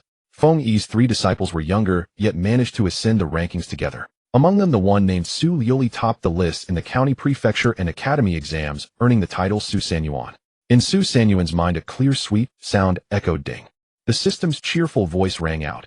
Host, congratulations on achieving the small triple crown, surpassing 95% of taskers, and obtaining a golden grand reward. Hurry up and open it to see. After saying this, the system let out a sigh of relief. Finally, its excellent host could resolve the most pressing issue at hand. But why wasn't the host excited? Even this bystander who had witnessed the host's hardships all along was thrilling with excitement. Su Yu stood still for a moment in a daze, then clicked on the golden reward. Observing it, it displayed World Will Distortion. A line of small text explained that after using this prize, the tasker would appear male in everyone's eyes, a distortion of human consciousness that could not be seen through. Note: it can be used 3 times per month, each time lasting 1 day. Please use it cautiously. The host is truly lucky, it's actually this one. The system cheered jubilantly. Su Yu pointed at the reward, somewhat dissatisfied. Why was there still a usage time limit? Couldn't it just be permanently active? As she thought this, she voiced it aloud. The system's voice was a bit surprised. Though the small triple crown is rare, its level is only so high. This is already the best in this tier. As long as it's used, there will be no side effects, and it will never be discovered. I've also browsed other similar rewards in the background, and they all have rather significant flaws. It gave an example: the gender transformation pill. As the name suggests, after taking it, one would directly change from female to male. This was by no means a good thing. Forcibly altering one's innate biological sex defied the harmony of nature. It could easily make the tasker weak and sickly, shorten their lifespan, or even lead to an early death in their prime. As the saying goes, there is no such thing as a free lunch. If something were truly perfect, the price to pay would naturally be unimaginably high. Su Yu listened, and only then did she feel slightly relieved. Regardless, she no longer had to worry about her secret being exposed and her inability to participate in the imperial examinations. At this moment, the system gave a forced cough, drawing Su Yu's attention, and said, "There's one more thing. A private congratulatory gift from me. Congratulations to the host for overcoming countless difficulties and achieving an incredible accomplishment." A delicate jade slip fragment appeared. Its jade quality was exceptionally clear and translucent, glowing with a lustrous sheen. Anyone who looked at it could tell it was extraordinary. This thing is very precious, you know. Let's call it even for everything that happened before. The system added a pained remark. There was no helping it. It had behaved badly before, and being a system that understood the ways of the world, it knew this gift had to be given. Su Yu cast a sidelong glance at it and clicked open the jade slip. The introduction was very simple: inner refining technique, a foundational cultivation technique of the great world. Practicing it can dispel illness and strengthen the body, balancing hardness and softness to achieve the most perfect state of the human physique. The system chattered on like a salesman.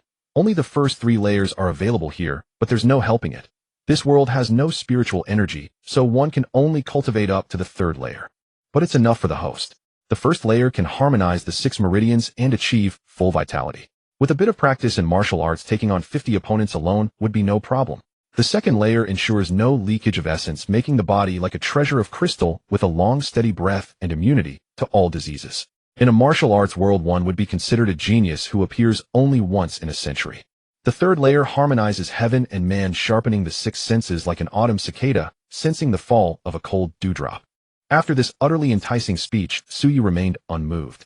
She said with a half smile, "Oh, it sounds quite good, but I don't believe it. Given the nature of this trashy little system, how could it possibly give her such a huge benefit for nothing? When something is out of the ordinary, there must be a catch."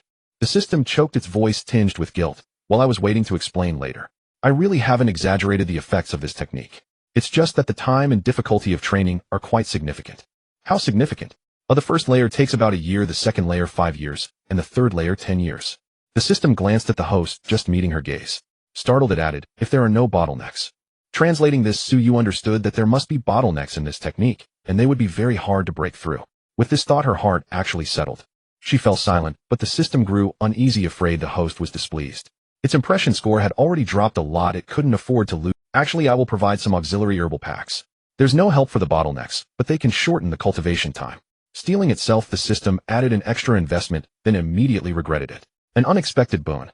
Suyu naturally accepted gladly. Joy brings good spirits, and little use complexion is really excellent. Half a month had passed since the results were announced, and the stir it caused need not be said. How could an 80-year-old scholar overpowering everyone to secure the top spot not astonish those who heard of it? Upon further inquiry, Suyu was not some unknown figure who appeared out of nowhere. She was actually quite well known. First, she was the disciple of Feng Yiji and had gained some poetic fame with the line, "Colorful clouds scatter easily, crystal glass is fragile." Second, she had taken first place in both the county and prefectural examinations, and now in the college examination, she had achieved the rare small triple crown. Even so, there was no shortage of gossip and rumors. It was only when the contemporary essays from this examination were printed and the scholars saw Suyu's paper that they finally quieted down. They felt deeply inferior.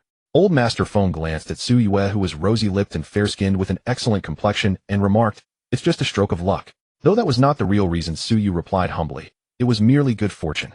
After practicing the internal refining technique for just half a month, Suyu clearly felt the changes within herself. It was like a small tree being nourished by droplets of sweet rain, thriving from the inside out.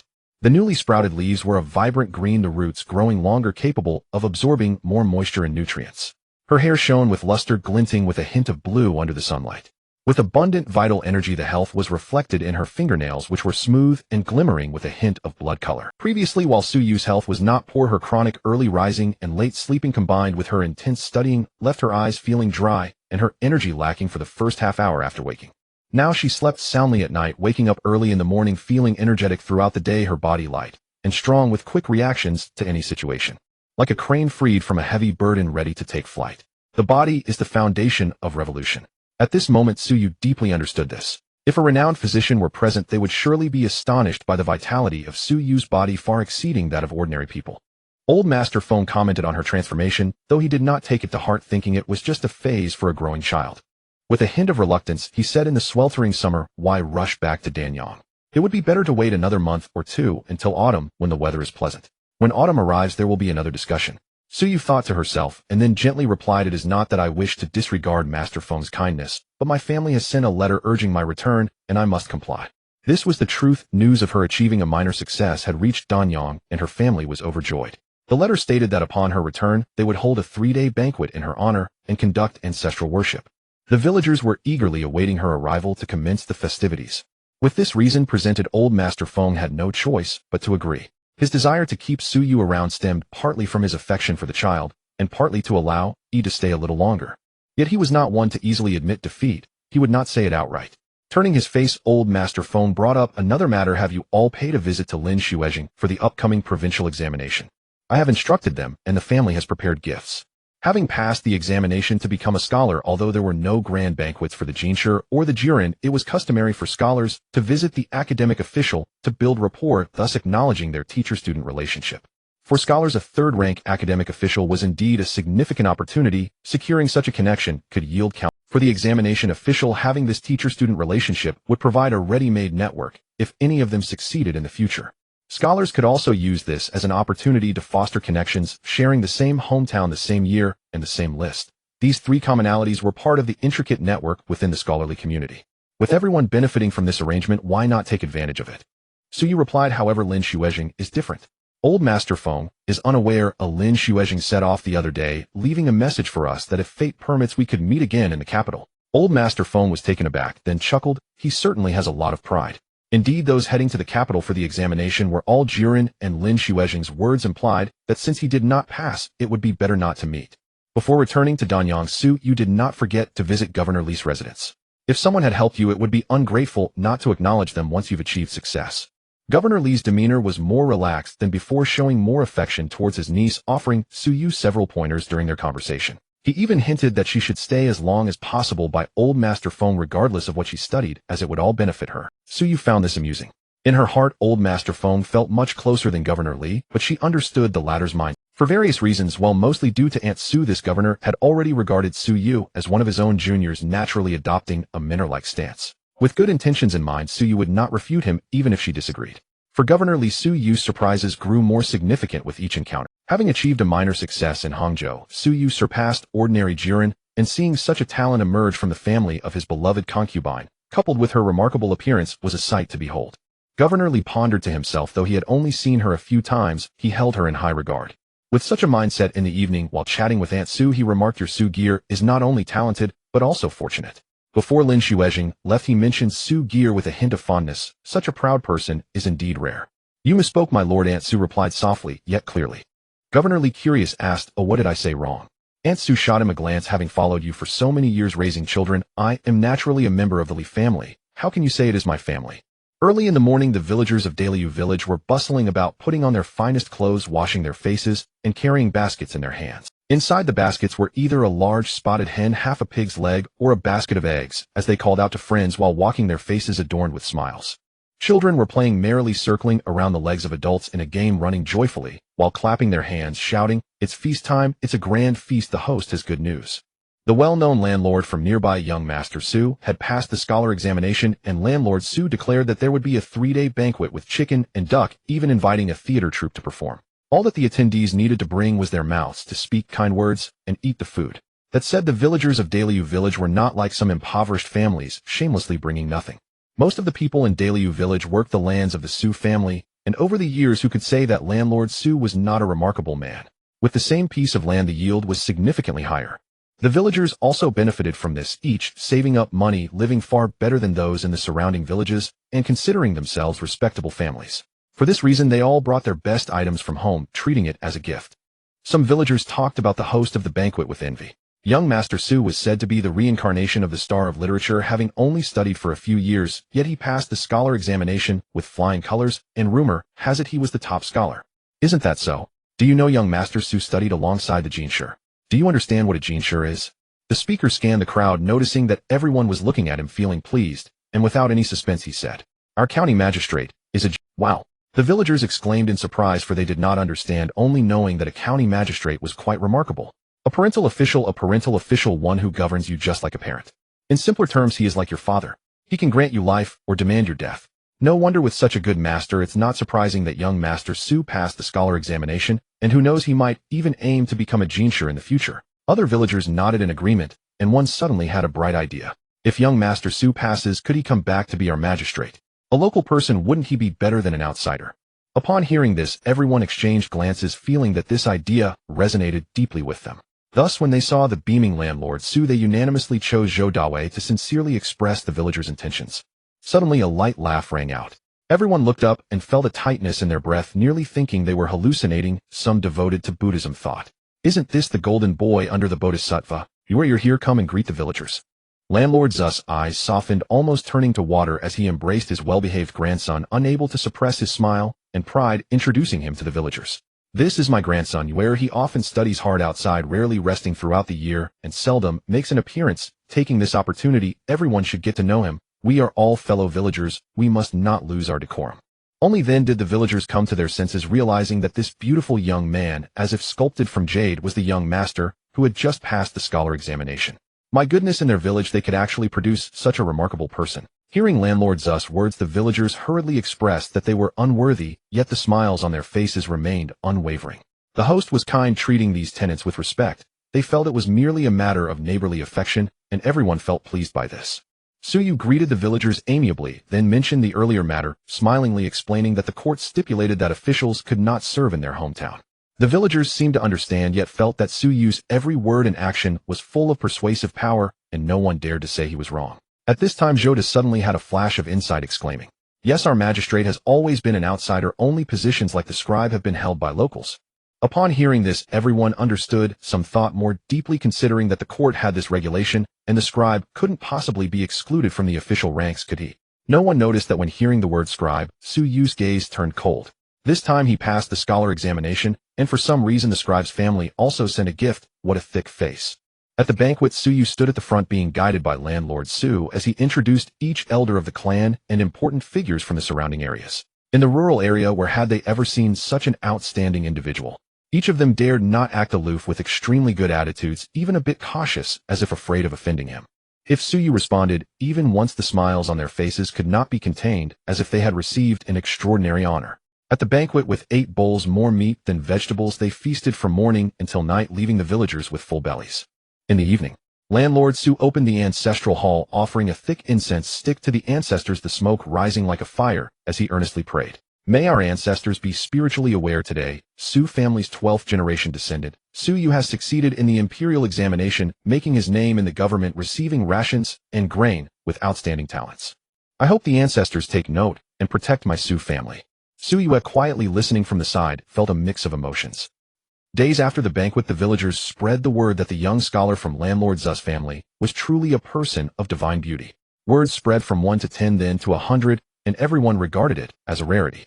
Even Feng Yi heard about it and jokingly teased Suyu. An 80-year-old top scholar, such a rare occurrence, surprisingly cannot overshadow your good looks. Tisk, what girl in the future would be willing to marry you? As he spoke, Feng Yi shook his head seriously with an expression of sighing. Talented and beautiful, the young man possesses both talents and extraordinary beauty. One person already has a pair of good matches. Then not getting married is just fine. Suyu lightly interrupted Feng Yi's teasing, his demeanor half serious, half casual. At first, Feng Yi thought this statement was a joke. However, the following day, when a young disciple brought a copy of the Nanhua and asked for his guidance, Feng Yi's heart sank, prompting him to reflect on himself for the first time. Was he being too indulgent, not realizing that he should not overly revere the Tao in front of an uncertain disciple? Thus Feng Yi painstakingly persuaded the young disciple, racking his brain as he experienced the frustration of his own grandfather when looking at him, both angry and helpless. No matter how many profound principles he explained, the young disciple maintained an attitude of "I know, but I don't want to." In just a few days, Feng Yi felt that he had gained several more white hairs. Twisting a strand of white hair, he sighed deeply, leaning back in his chair, gazing at his young disciple. As dusk approached, she stood by the window, a ray of twilight casting down upon her. Her dark eyelashes seemed to absorb the sunlight, enveloping her in a soft glow, her divine aura radiating as if she were an otherworldly being. Feng Yi was momentarily dazed. Such a divine appearance could only belong to a celestial being descending from the heavens. He was not one to adhere strictly to conventions, so he said, "Very well, those born with extraordinary talent must possess their own uniqueness.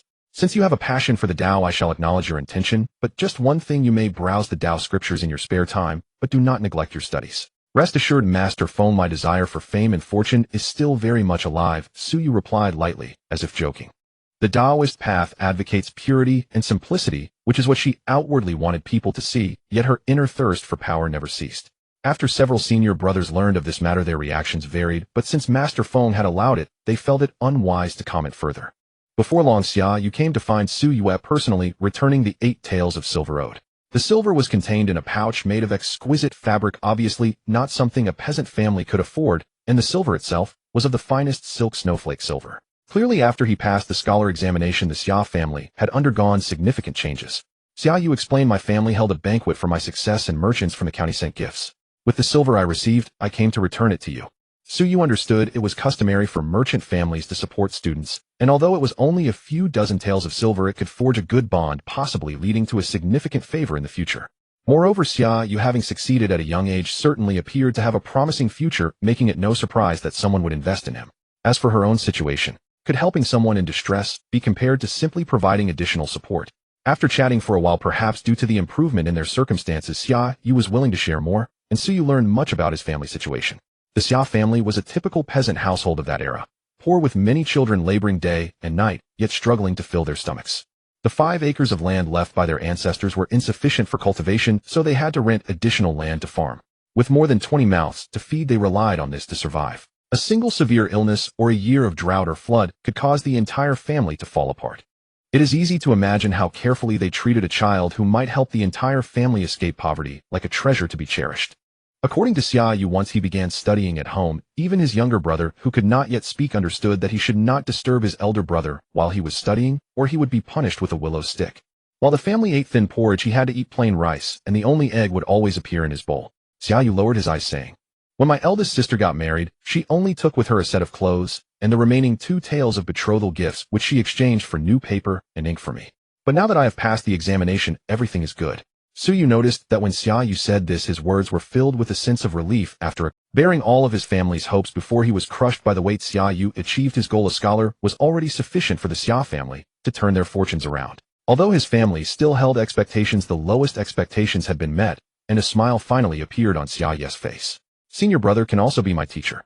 Suyu felt emotional. In the face of such circumstances, being able to break free while maintaining such a steadfast mindset was something ordinary people could hardly rival. Xiaoyu was taken aback, seemingly not expecting Suyu to say such a thing, almost thinking that he was mocking him.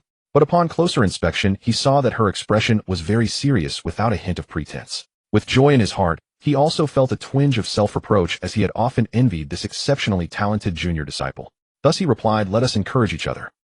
2 years later. In the summer, flowers bloomed abundantly. The tenants of the Su family who kept bees sent 6 jars of honey pure. Since ancient times, honey has been regarded as a nourishing delicacy, cherished by all. The Su landlord did not take advantage of the tenants paying them the market price, and buying up the remaining stock, half of which was given to Suyu for her use. Suyu examined the quality and was very pleased. Some fragrant recipes required honey to enhance sweetness and aroma, and could also be used as an adhesive for making incense pellets. Before she could finish preparing a fragrant gift of maple and fungus for Yuan Yang's comingafage ceremony, 2 significant events occurred in succession. 2 months later, on September 13th, it was the 15th birthday of Yuan Yang. At the age of 15, a girl binds her hair with a hairpin, signifying that she has reached adulthood and is eligible for marriage. Suyu naturally placed great importance on her sister's significant life ceremony and sought out a craftsman early on to create a beautifully exquisite hairpin made of emerald green jade for the occasion. The family had also made preparations. In the past 2 years, the Fong family had firmly captured her husband's heart, even controlling his private assets. However, when it came to the matters of Suyu and her brother Fong, did not dare to intervene at all. The Su family's wealth had grown increasingly prosperous, with an annual income of at least 4,000 to 5,000 taels. Over the past 2 years, most of the fertile land sold in Danyang County had fallen into the Su family's hands. Unable to acquire fertile lands, the Su family also made substantial investments in barren mountains, dry fields, and shops. Miraculously, each venture yielded considerable returns. With financial resources abundant, the landlord Su planned to hold a grand ceremony for Yuan Yang's comingafage ritual, especially since Yuan Yang was the legitimate granddaughter of the Su family, making her more esteemed than her sisters. Everyone in the household was focused on Yuan Yang's comingafage ceremony, and preparations were underway in an orderly fashion. However, just prior to the ceremony, unexpected guests arrived. The old lady, being advanced in age, deeply misses her family. The 6th young lady has spent a few years under her care, and their bond is quite profound. As Liang Mam spoke, her eyes scanned the surroundings, and she was quite astonished, for it was said that the 6th young lady had been hastily married off to a landlord's family. It was said that she did not live long and died of sorrow. When this news reached the Wu family, they had already anticipated it, as all the young ladies of the Wu family belonged to official families. Though their ranks were not high, who were the sisters married to? Talented scholars, county officials of the 8th rank, or at the very least families with over 1,000 acres of fertile land. Only the 6th young lady, neglected by her father and mother, was married into the Su family. As for the old lady, her words sounded pleasant, but in her heart, she only valued male heirs. Moreover, taking a step back, she regarded the legitimate granddaughter, who represented the family's status, with considerable importance. Having raised her for a few years was also a way to ease her own loneliness. When the 6th young lady was married off, the old lady did not object at all, and even the wedding preparations were rather ordinary. The 6th young lady had been dead for so many years, and only now did the Wu family think of sending someone to find her, as the old lady was on her deathbed, and recalled this granddaughter casually mentioning, "Consider it a grace allowing the 6th young lad's children a chance to meet her." As Liang Mam thought of this, she glanced at the Su family members, among whom the most outstanding one was not young anymore, and her breath caught her arrogance diminishing. She secretly thought that the family's intentions might be misguided. Especially knowing that this Su Gear's earlier success in the scholar examination made Liang Mam struggle to continue her words. Packing her things, she would take the 2 back to the Wu family today. Whether to die or not, she would not come to the Su family pretending to be important. Suyu felt indifferent, finding the Wu family and its members laughable. Even though Liang Mam spoke highly of the Wu family having stayed in the Feng residence, Suyu sharply assessed the Wu family's status. The family did not even have a jinshi and relied on past relationships and connections to make ends meet, living like a fallen family with the best of the younger generation only achieving the 7th rank. Did this so-called old lady consider herself as important as an empress dowager? The thoughts of everyone in the Su family were similar. They did not wish to pay attention. Over the years, the Wu family had never regarded the Su family as relatives, and their sudden visit was indeed rude. The landlord Su did not hide his displeasure at all, and declined Liang Mam's request with a few words, saying, "It seems unfortunate, as Yuan Yang is to hold her comingafage ceremony, and my Su Gear is still young and weak, likely unable to endure the travel. They can't go." Liang Mam felt like she was sitting on pins and needles, and despite trying to persuade them a few times, it was futile, so she left in a hurry. Upon arriving at the county, she exchanged glances with the coachman and inquired about the situation of the Sioux family, and the more she heard, the more astonished she became. In recent years, the Sioux family had seemingly become a major landlord, even establishing a clan school and producing several family members who had passed the county examination. Most impressively, that Sioux Gear had a master who was actually a jeansher and had achieved the third place in the small examination at the age of 8. Half a month later, the Wu family sent another message that the old lady had passed away and invited Yuan Yang and her brother to pay their respects. They prepared a modest gift to send over, but naturally they would not attend. In previous years, the Feng family would always send dozens of letters to Danyang, and the contents were mostly the same. Feng Yi was never too keen on reading them, as they interrupted his pursuits of transcendence. Only twice a year he would take his disciples to stay in Hangzhou for a while. One day a thick letter arrived at home indicating there were many pages. Feng Yi spent the entire day reading this letter, the flickering light casting shadows, and after a long time he did not speak. The handwriting of his grandfather, Old Master Feng, was so familiar. You may enter officialdom now. The next morning, Su Yu and her companions arrived at the Feng family to study as usual. After a full day of learning, just as they were about to disperse, Feng Yi casually announced some news. He was going to take an official position. The several disciples were momentarily taken aback, and Yi Shun quickly asked in confusion, "Why are you suddenly going to take an official position?" Wasn't Master Feng dissatisfied with his examination results, which led him to resign? When Xian pondered a bit deeper, as he had once heard elders mention a practice called nurturing reputation. Poor examination results. No problem. Just stay at home and build your reputation. Once the fame is established, arranging a good official position would be a piece of cake. As the disciple who understood the hidden circumstances the most, Su Yu speculated that perhaps a solution had been found for the matter of the third prince. Or perhaps the storm they needed to avoid had already passed. Hearing He Shun's words, Feng Yi tapped his knuckles against his head, and only when he heard the pain did he calmly say, "As scholars, we take the imperial examinations to serve the country. What's wrong with me wanting to take an official position?" Born into a family like the Feng's, despite Feng Yi's seemingly carefree and unconcerned demeanor, he had never wavered in his ambition for achievement and success. After studying for over a decade, being selected to the court was not just about wielding power, guiding the nation, and seeking the welfare of the people, but also about establishing a lasting legacy. All the previous setbacks were merely small obstacles. Feng Yi recalled what was written in the letter. That person had survived countless life and death encounters on the border, and perhaps due to the immense terror experienced between life and death, had finally relented and decided to marry and have children. With the emperor feeling great relief, he raised his hand, and this unfortunate little figure Feng Yi could naturally bask in imperial favor. He thought to himself, this is truly wonderful. The Feng family had extensive connections built over many years. With a shift in the upper echelons, finding a good position for Feng Yi would be an easy task. However, he was unwilling to cooperate. He turned down positions as lucrative as the transport officer for the salt trade, as prestigious as the trial imperial censor, and as respectable as the county magistrate of a large county, opting instead for a remote position as a county magistrate in Guangnan. The region had little development. Most people were fishermen living precariously year after year, relying on the court for relief, and it was hard to find many literate individuals in such a county. His rank was even lower than that of an ordinary county magistrate, only at the 7th grade. This position was not something the Feng family sought, but rather recommended by Feng Yi's mentor, the current left deputy minister of personnel. Though the coastal regions are tough, there is great potential. His Majesty has a broad mind. Over the years, he has pacified the Miao territories to the south and resisted the barbaric tribes of the northern grasslands. After 18 years, the momentum has been established. Now that a prosperous era is approaching with peace in both court and society, His Majesty desires to expand maritime benefits, yet lacks capable individuals. This is precisely your opportunity. A few short sentences in the letter solidified Feng Yi's resolve. As his mentor said, he wasn't incapable of leveraging his family's influence to find a desirable position in the eyes of others. But if he did so, his future would be forever limited. The name Feng Yi bore ominous connotations in the heart of the supreme emperor within the palace. If he remained complacent, he would always be stuck in the localities. When others mentioned the name Feng Yi, it was accompanied by pity sighs and a hidden sense of schadenfreude. A tree that stands out in the forest will be toppled by the wind. Who told you to be too outstanding and too unrestrained?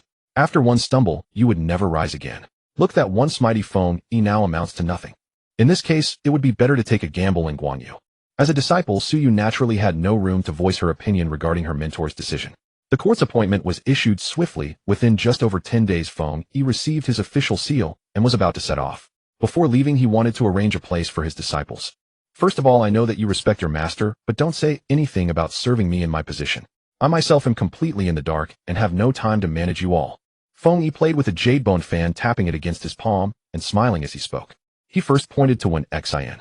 During the last imperial examination, he had participated in the local exams, and though he did not achieve the top spot, he ranked quite high. This year marked the year for the provincial examination, and he intended to participate. Having thought through the situation, Feng Yi said, "When Xian, you are the oldest among us, and your family intends to arrange a marriage for you. Moreover, your father has been promoted and has returned to the capital to serve." Upon hearing this, Su Yu and the others emitted meaningful chuckles, while Wen Xin's face turned red. Feng Yi paused and continued without hesitation. "In this year's provincial examination, you are in a position where you could either pass or fail. Rather than waste your efforts, it would be better to focus on studying for a while longer to ensure success. You should return to the capital. I will write a letter to your master to request a spot in the Guozijian for you. Do not be negligent. A spot in the Guozijian." When Xian was so excited that he did not care about his flushed face. It should be known that only those who pass rigorous selection or the descendants of ministers ranked above the 3rd grade can enter the Guozijian. "Thank you, Master Feng, for making arrangements for your disciple." This expression of gratitude conveyed Wen Xin's overwhelming excitement. Gaining entry to the Guozijian was something he had never even dreamed of, although his family had a spot it naturally belonged to his uncle, the one who inherited the title. Feng Yi waved his hand with great flair very generously. A spot in the Guozijian was indeed valuable, but the fact remained that Feng Yi's mentor was the deputy minister of personnel known as the Heavenly Official. The grand scholar of the Guozijian was indeed under his tutelage. Since he had already taken on the title of your master, one spot could be treated as a gift. Naturally, the other disciples had their arrangements. Heishun had barely passed the imperial examination, and unlike when Xian, his knowledge was insufficient to enter the Guozijian, but the local academy was just right for him. Hangzhou Prefecture, being one of the top cities in the world, had an equally excellent academy, more than capable of educating Heishun. Xiaoyu was also in the same situation, and he was a gifted student able to enter the academy without an exam. He enjoyed excellent treatment, unlike Heishun, who still had to take the test. As for the last little disciple, Feng Yi looked at her and felt a headache coming on. At 10 years old, she was no longer a child with hair as dark as crow feathers, its color lush and shining, captivating like the day she was born. Yet she possessed an aura of coldness like a cool breeze and bright moon, illuminating all with an inner chill that stifled her overly. Even having watched her grow up a little, Feng Yi often felt a sense of disbelief. Fortunately, as she aged, Yuer's talents also grew, becoming more intelligent day by day, grasping concepts quickly. Occasionally going to Hangzhou, participating in poetry meetings once or twice every time a beautiful couplet was shared, the townsfolk praised her excessively. Yet it was precisely this brilliance that made Feng Yi feel troubled. A piece of rare jade, even being carefully carved in his hands, would make him anxious. How could he trust it to others? Half a month later, the grand ceremony for Yuan Yang's comingafage was a sensation in the countryside. The next day, Su Yu was packed off to the Feng residence along with an extremely earnest letter, causing old Master Feng to nearly faint upon receiving. The general meaning, "Grandfather, I am entrusting my little disciple to you. My only request is that Yuer wins first place in the upcoming provincial examination. Oh, and don't forget about the 6 arts of a gentleman and similar subjects. Going to take up a post in Guangnan, a remote place teeming with miasma and sparsely populated." Even Feng Yi, being human, felt a trace of doubt and unease in his heart. Before seeing his young disciple off to the dock at Hangzhou Prefecture, Feng Yi saw Yu turn back, bow deeply, and say with a serious expression, "I wish my master a safe and smooth journey, and that you may achieve the meritorious deeds of the Lingyan Pavilion, benefiting 1,000 years." Feng Yi was startled. For some reason, though it was just an ordinary blessing, he felt as if he truly saw his own prosperous future. Perhaps it was because Yu's expression was too resolute. Thinking this, a surge of heroic pride rose in his heart, and he smiled back. "I shall take your auspicious words to heart."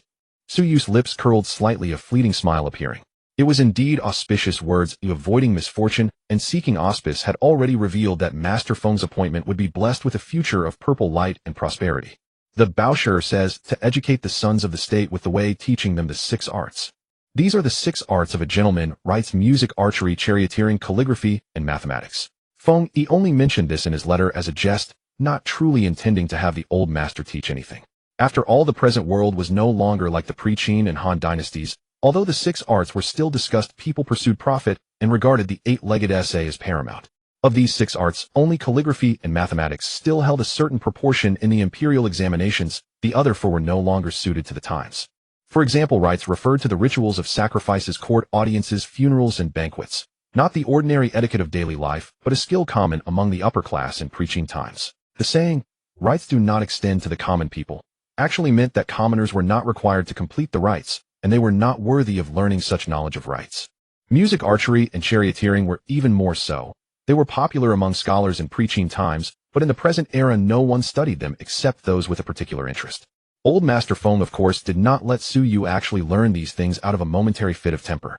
He simply looked at Yu Gear, who was becoming more and more outstanding, like a white crane, especially at the 81 jade Taoist prayer beads wrapped around his wrist, and his eyes twitched slightly. Day and night revolve. The cycle of heaven is endless, like water flowing without cease. The stars are round like beads, hence the name flowing beads. This is one of the Taoist ritual implements. Frustrated by his failure to live up to expectations, he had already passed the threshold and half entered the Tao. Yi was truly unambitious. Studying a couple of Taoist scriptures was one thing for calming the mind, but now he had even worn the prayer beads on his wrist at such a young age. How could this be acceptable? Master Feng, is there something wrong with your student? Sui Wei, seeing old Master Feng remain silent for a long time with his eyes fixed on him, could not help asking. Oh, it's nothing. With a sigh, old Master Feng shook his head, then asked about Su Yu's progress in his studies. Satisfied, he nodded. If you were to take the provincial examination this year, you would surely achieve something. However, it would be better to wait for the next one. Master Feng also says so. What is the reason? Su Yu asked curiously. Old Master Feng laughed heartily and said, first, the provincial examination is different from the prefectural examination. The status of a juror is already eligible for official appointment, so there is an unwritten rule: candidates who are too young, even if their essays are excellent, will be held back. As he spoke, old Master Feng gave Su Yu a knowing look. Second, don't you want to win the top spot in the provincial examination? Your essay's maturity is not yet there, so naturally you must wait for the next session. He appeared calm on the surface, but his ambition was higher than anyone's. Your student has learned from your instruction. So you found both reasons very reasonable. Her reaction was indifferent, and old Master Feng found it uninteresting, so he began to talk about his arrangements for Su Yu. In terms of essay writing, naturally the old master would teach him. In his youth, Master Feng was also a Tanhua third place in the imperial examination, who paraded through the streets on horseback. Yi said you should learn the 6 arts of a gentleman, and I cannot go against his wishes as your master. Old Master Feng drew out his words full of amusement and arranged for a martial arts instructor to have Su Yu practice boxing and kick starting tomorrow. People of the time valued fair skin and refined demeanor. By practicing boxing horse stance and spending more time in the sun, his full 10 points of beauty would be reduced by several. It was beneficial to the body and had indescribable advantages. Killing 2 birds with 1 stone, wasn't that a great thing? Hearing this arrangement from old Master Feng, Su Yu did not think much, only feeling that it suited his wishes perfectly. 2 years passed, and the inner refinement technique was stuck at the perfection of the first layer, about to break through to the second layer. It was exactly the time to practice martial arts as a cover. I shall obey Master Feng's command. Your student will never dare to slack off. Old Master Feng nodded with satisfaction, and then spoke of the art of mathematics. He had never been good at these things. When he was posted to a local area in the past for fear of delaying matters, he always had a secretary skilled in this art by his side. However, old Master Feng directed Su Yu to seek advice from a certain person. You mean Prefect Li? Su Yu's tone was somewhat surprised. You must remember this: never judge a person by their appearance. Old Master Feng explained with a smile in detail. Although this man ranked extremely high in the examinations, being the second rank, first scholar Chuanlu, what he truly loves is the art of calculation. Few in the entire Hangzhou prefecture can match him. Under his administration, losses and deficits in money and grain and all kinds of deception of superiors and concealment of the truth have greatly decreased. It is solely because Prefect Li is skilled in calculation. It is said that with an abacus in hand, he can calculate exactly how much tax should be paid this year and how much surplus remains, leaving little room for subordinates to deceive him. Such a talent, after his term as prefect of Hangzhou ends, according to information old Master Feng obtained from the court, the Ministry of Revenue has already reserved him. Su Yu felt both strange and surprised. He had not expected that Prefect Li, who seemed to be indulging in the pleasures of the boudoir, actually had another side, one not even mentioned in the original book. Yet it was not surprising. How could a few brief words in a book fully portray a complete and complex person? Moreover, regarding the art of calculation at this time, she understood its importance, which went far beyond simple practical applications in daily life. Thus, she actually felt a trace of admiration for Prefect Li. Steadying herself, Su Yu admitted that she had been too one-sided in judging people. Old Master Feng's intention was clear: let Su Yu go to the professional Prefect Li to learn the art of calculation. Since they had this connection, why not make use of it? That day, concubine Su went to the study again. She first saw her grandson from a concubine serving and receiving instruction there, and could not help feeling pleased. In her branch of the family, her son's heart was not in studying. Although he barely managed to obtain the title of shortstory, he could never pass the higher examinations. Now there was Hui Gear, who had passed all 3 levels of the child examinations in the last session. Although he was not like her nieces Yu Gear, who achieved the little San Yuan first in all 3 exams, he was still a Bingxing stipend scholar. How could concubine Su not be delighted? Good child, you have been studying all day, go and rest. Having said that, she turned to Prefect Li and said softly, "Master, you don't care for your own grandson. He is still growing, not as energetic as you." Hearing this reproach, Prefect Li was not at all angry. Instead, Li Jinghuai hurriedly said he was not tired. After some conversation, Prefect Li, addressing his beloved concubine, mentioned that Suyu would come to seek his advice on the art of calculation, speaking with a hint of pride. Some self-styled refined literati could never get used to his expertise in the vulgar matter of calculation, priding themselves on their only those who know it's worth realize how important calculation is. Just consider his household, where corruption and kickbacks among servants are minimal. That alone is a great benefit. Chinese ancient mathematics is said to have originated from the legendary He Tu and Luo Shu, involving multiple aspects characterized by its emphasis on practicality in daily life. For instance, taxation, land measurement, architecture, etc. It is a highly specialized discipline. Governor Li has been sensitive to numbers since childhood, and after starting to learn calculations, he was able to draw inferences from one instance to another, often losing himself in computation. Once he became an official, his exceptional calculation skills brought him numerous benefits. When confronted by Su Yue, who came to seek guidance, he stroked his beard and earnestly shared his years of insights. Nowadays, although the imperial examination does not emphasize calculations, once you truly enter the court, you will understand that writing well is one aspect, but having a skill is essential for being a good official. Today I will teach you this skill of calculations. You must study diligently and cannot just muddle through. Do you understand? Su Yu naturally nodded in agreement. Governor Li, seeing this, was very pleased and handed over a set of papers which contained 10 questions he had worked on overnight. The questions ranged from difficult to easy. He had spent a whole hour figuring out the most challenging one. His excitement was palpable since everyone else seemed to overlook calculations. Governor Li felt like a master martial artist whose skills were unappreciated. Finally finding someone who recognized his worth and wanting to learn, he couldn't help but showcase his abilities. He estimated that if Su Yu could solve 2 or 3 of the problems, it would indicate talent. If she struggled, it would naturally spur her determination, and she would take the path of calculations more seriously. I give you 1 hour, do as many as you can. Understood. Upon receiving the papers, Su Yu carefully glanced at them, and a subtle joy flickered in her heart. Governor Li had included practical questions about measuring land, straightforward large number calculations, and slightly more complex equation problems. For example, a classic problem of chicken and rabbit in the same cage. Now there are chickens and rabbits in the same cage with 35 heads and 94 feet altogether. How many chickens and how many rabbits are there? There were also problems involving timely pear and fruit purchases. 999 coins buying 1,000 pears, 11 coins for 9 pears, and 4 coins for 7 fruits. The question is, how much do the pears and fruits cost? Quite familiar, isn't it? It's a linear equation from elementary school and a quadratic equation. Perhaps because Su Yu lingered on these problems for a while, a hint of pride appeared on Governor Li's face, and he proactively said, "These few are relatively difficult. If you cannot solve them, it's fine. I will teach you how to do it later. Just give it a try, don't be afraid." Upon hearing this, Su Yu felt a strange sensation. Initially, she had planned to directly fill in the answers she calculated in her mind, but she decided not to be too outrageous. At least leave some face for others. After a stick of incense, having dealt with a political matter, Governor Li sat up straighter, feeling a soreness in his back, and patted it with his hand. Out of the corner of his eye, he suddenly noticed that Su Yu had just put down her pen, thinking that this young scholar was truly stumped and could not make any progress. At that moment, his back pain vanished, and he cleared his throat a couple of times, finally seeing Su Yu's pair of jewel-like eyes looking at him. Governor Li, showing concern, reached out to take the papers and said in a calm voice, "Let me see how you did.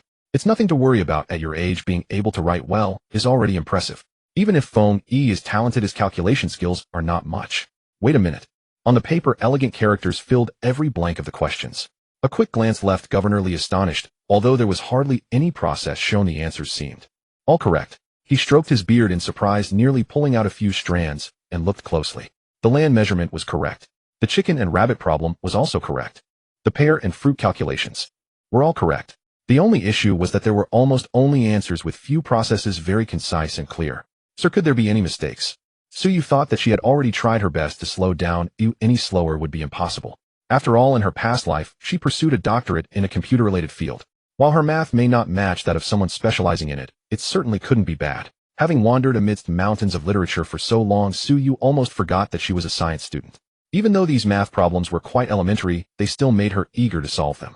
Having wandered amidst mountains of literature for so long, Su Yu almost forgot that she was a science student.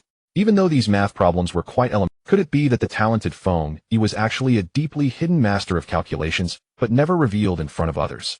To say I've formally studied would be inaccurate. I've only browsed through a few works by past masters and attempted to solve some problems, which were not too difficult, she answered, Governor Li, thick-skinned. In her past life, there was no way she could mention that of course, it was her exceptional talent. Upon hearing this, Governor Lee's feelings were complex and hard to express. Just by flipping through a few books one could reach such a level.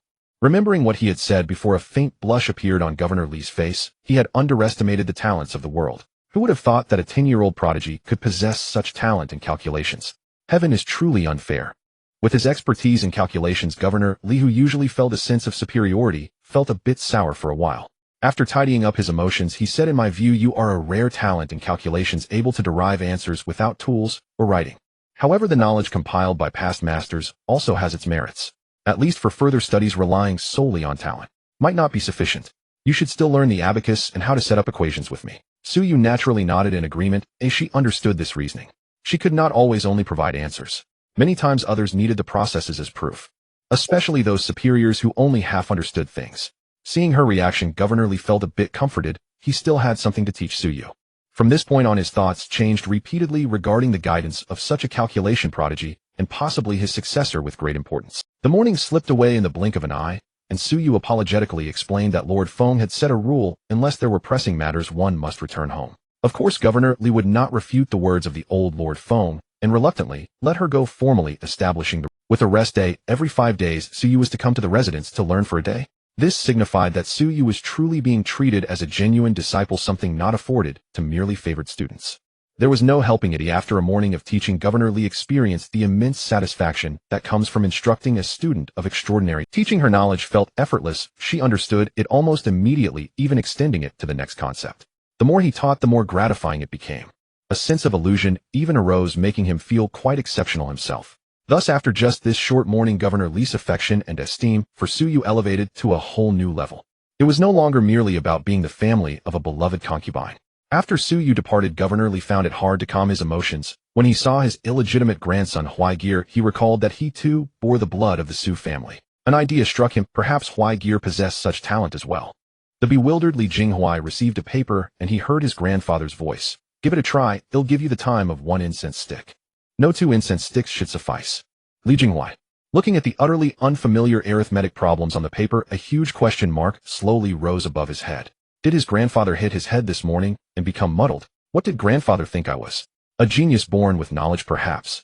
Yes, Governor Lee's thoughts were likely along those lines as he looked at his grandson with encouraging eyes. "Hurry up and write."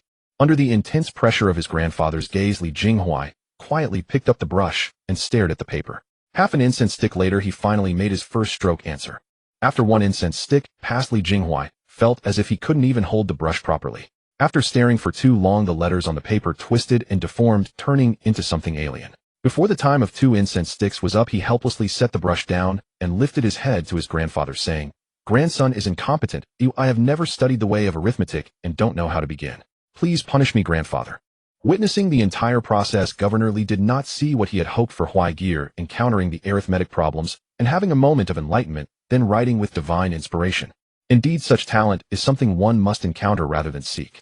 "What do I need to punish you for?" It was just a moment of wishful thinking on my part." With a long sigh, Governor Lee casually mentioned Su Yu's astonishing performance in the morning. In Li Jinghuai's eyes, when his grandfather spoke of this matter, there was an unmistakable smile in his expression. According to his grandfather, cousin Yu was also a once-in-a-century genius in arithmetic, surpassing even the talent shown in essays. Though this remained to be seen. After all, grandfather loved arithmetic and might be biased.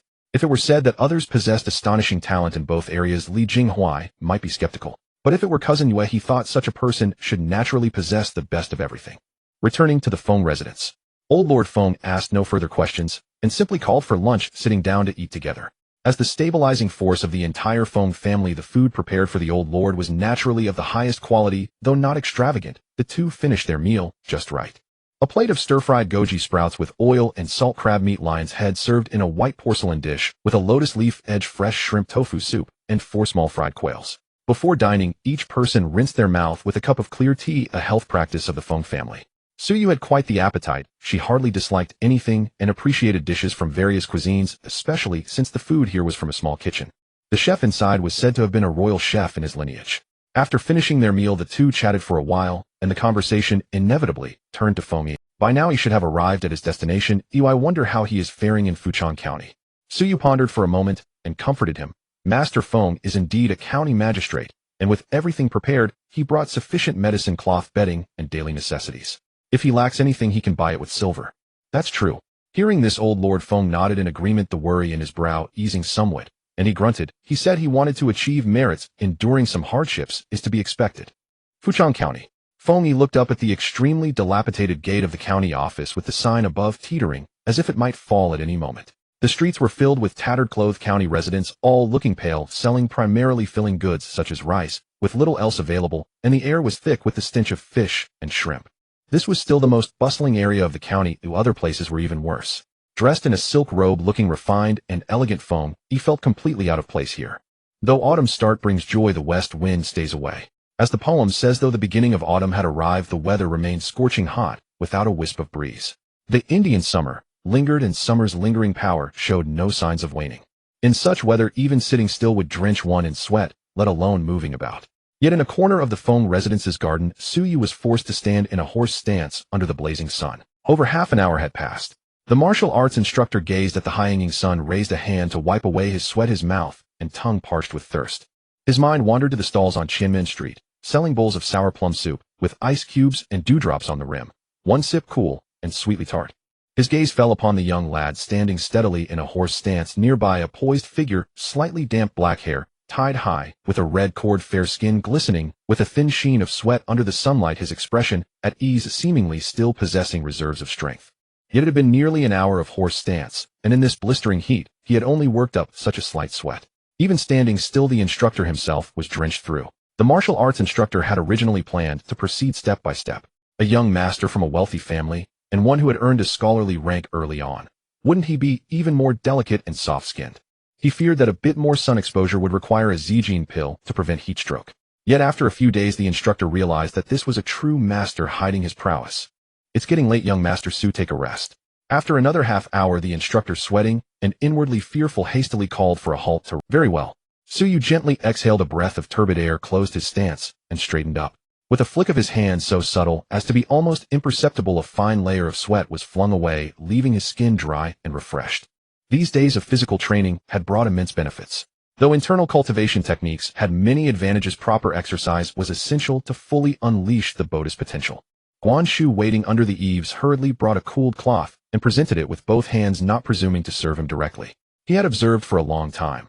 This young master had indeed earned the epithet cold from the servants. He was extremely fastidious, disliking servants attending to his personal affairs, and mostly handled everything himself. Taking the snow-white cloth, he wiped himself casually, then discussed his arrangements with the martial arts instructor. The horse stance foundation could be extended to an hour and a half, shifted to the morning. By working up a bit of sweat, his chi, blood, and energy would be more vigorous. Then studying blending incense, learning the flute and zither. These scholarly arts would yield twice the result with half the effort. Under Elder Feng's protection, Su Yu lived like a fish in water at the Feng residence, each day fully scheduled. A fledgling eagle must first strengthen its wings before taking flight. She deeply understood this principle and accepted all of Elder Feng's arrangements without exception. In his leisure time, Elder Feng maintained the habit of reading the official gazette deliberately or not allowing Su Yu to attend him. Perhaps a few mundane words in the gazette under Elder Feng's analysis would reveal turbulent undercurrents and profound meanings. Yet Elder Feng would not say too much. In his words, without even passing the imperial examination, knowing too much was useless and would only nurture a spirit of frustration and discontent. Instead, it would corrupt one's character. Days passed one after another. On this particular day, even Elder Feng could not help but ask. There must be a balance between tension and relaxation. If you're tired, you may take a day off.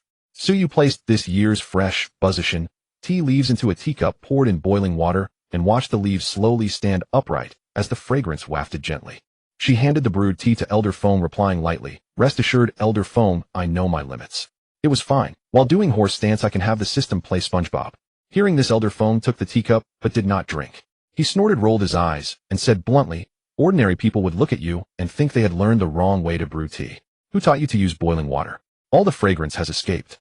Seeing Su Yu exposed, her face still composed, as if it were not about her, the elder had to praise her thick skin. Busy days passed in fulfillment.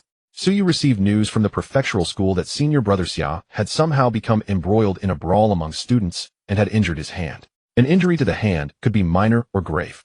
If it went wrong and prevented him from taking the imperial examinations, it would be a devastating blow to someone as promising as Xia Yu. After consideration, Su Yu reported to Elder Feng and took people to visit the prefectural school. The years are bright with vibrant peach and plum blossoms adorned with flowers to match a gentleman. Hangzhou has always been a place of romance. In every street and alley, whether among young maidens or gentlemen, everyone loves to adorn their hair with a flower. As late summer gives way to early autumn, when flowers bloom abundantly, the flower seller's basket is filled with fresh, delicate blossoms, alluring and delightful. Just after making a sale, the flower seller, styled with twin hairpins, was startled as a four-wheeled red-painted carriage suddenly stopped before her. Her eyes brightened with the knowledge that a substantial business opportunity had arrived. "Young master, please take a look. Our flowers are fragrant and beautiful, just freshly picked from the branches this morning, perfect for wearing." As she brought the flower basket closer to the carriage window, the young flower seller froze, captivated by the sight of a half-exposed face as the curtain was gently lifted. Yet with just this half of a face, the flower seller was momentarily speechless. Suddenly she recalled a line from a poem recited by a scholar who had come to buy peonies. "Only the peony is truly the national flower, its blooms stirring the capital city at the right season." But that wasn't right. The flower seller thought in a flurry, peonies are too gaudy, too heavy. This young master resembles a being formed from ice and snow. Suyu lifted the curtain and chanced upon a basket of fresh flowers, indeed quite exquisite. She casually plucked a half-bloomed lotus from it and said, "These flowers are lovely, I'll take them all. How much silver is required?" Having not been in contact for several months since her last visit to Hangzhou, Suyu felt a twinge of guilt when she saw a street full of flower bearers and thought to buy some flowers to send over to Xiaoyu. Throughout history and across cultures, bringing fragrant flowers when visiting sick relatives and friends is not considered a breach of etiquette. Does the young master wish to wear flowers? There's no need to buy so many, one flower will suffice."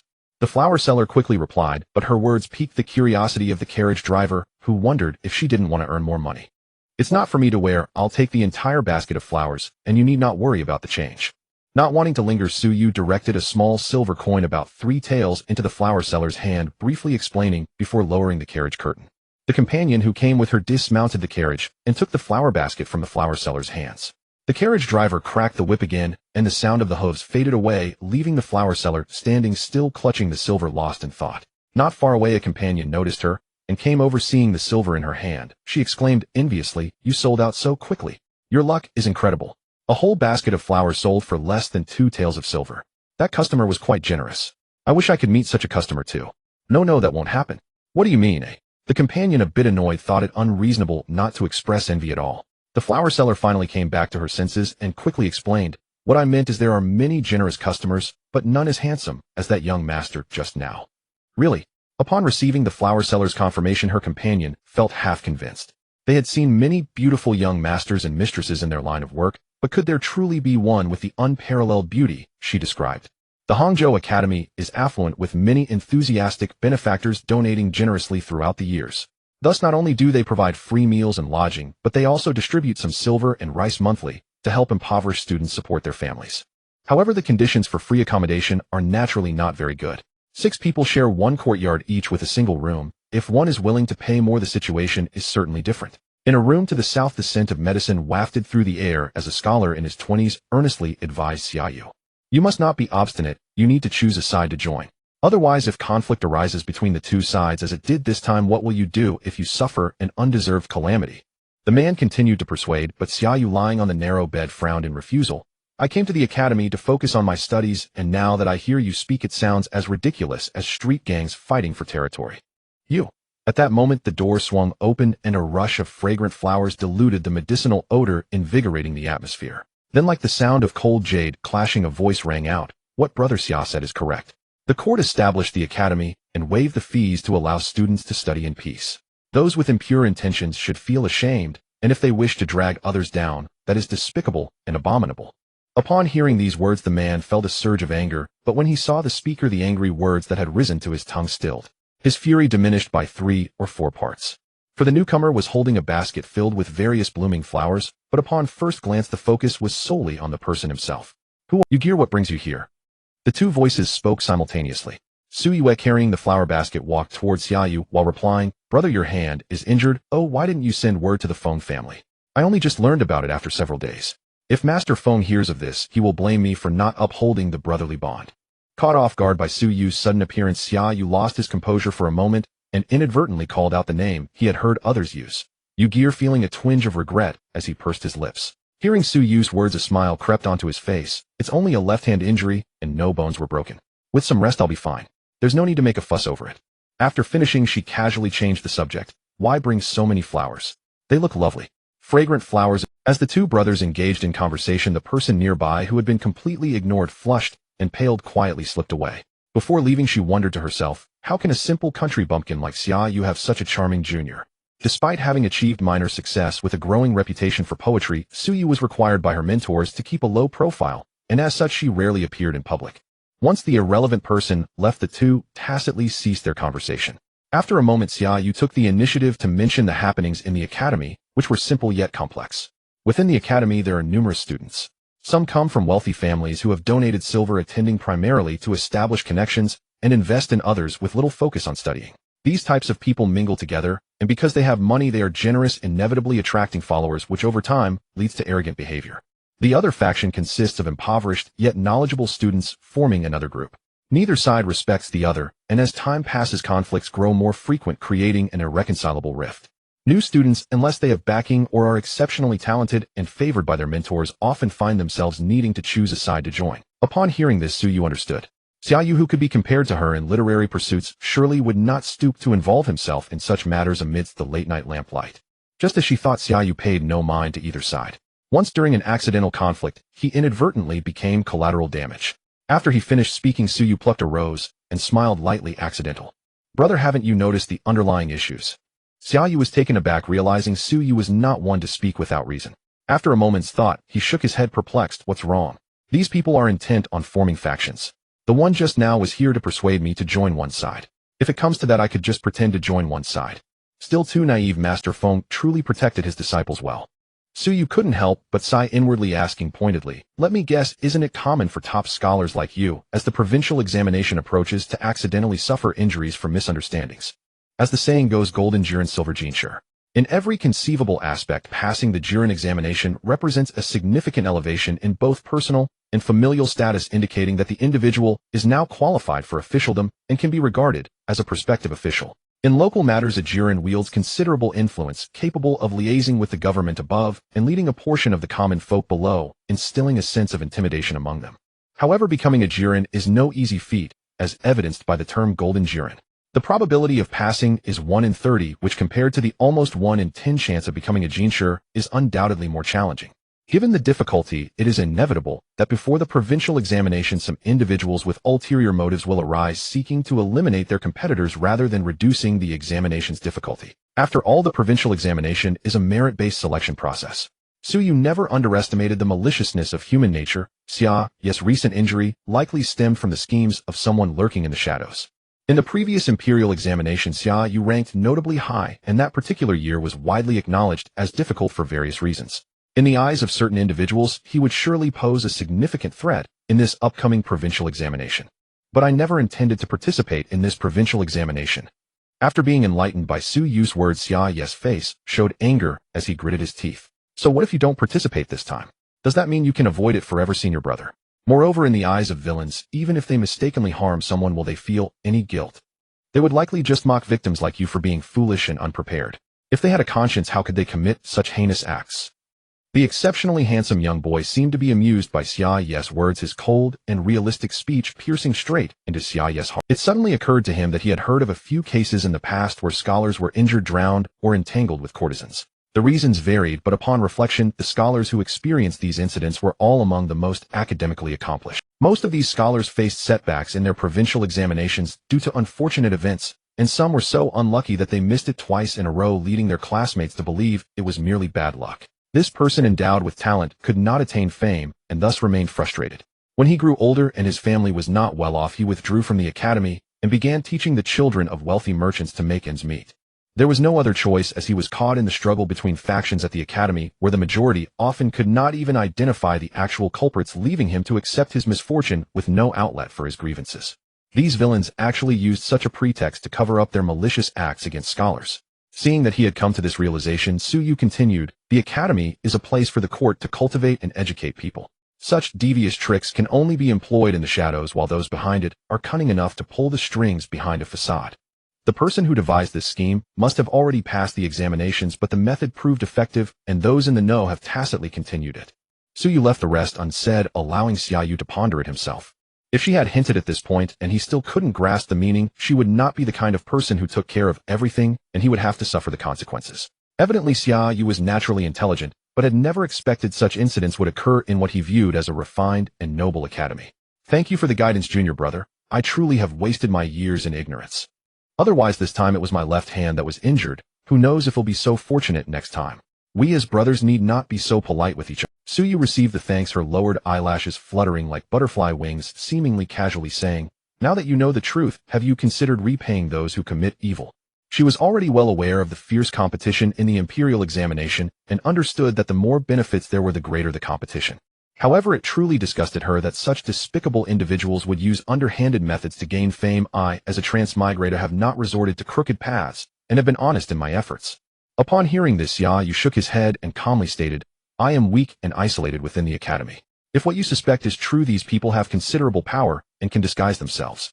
A reckless counterattack would only lead to greater losses. He certainly felt unwilling, but the situation was as it was. Actually, it is not without solutions.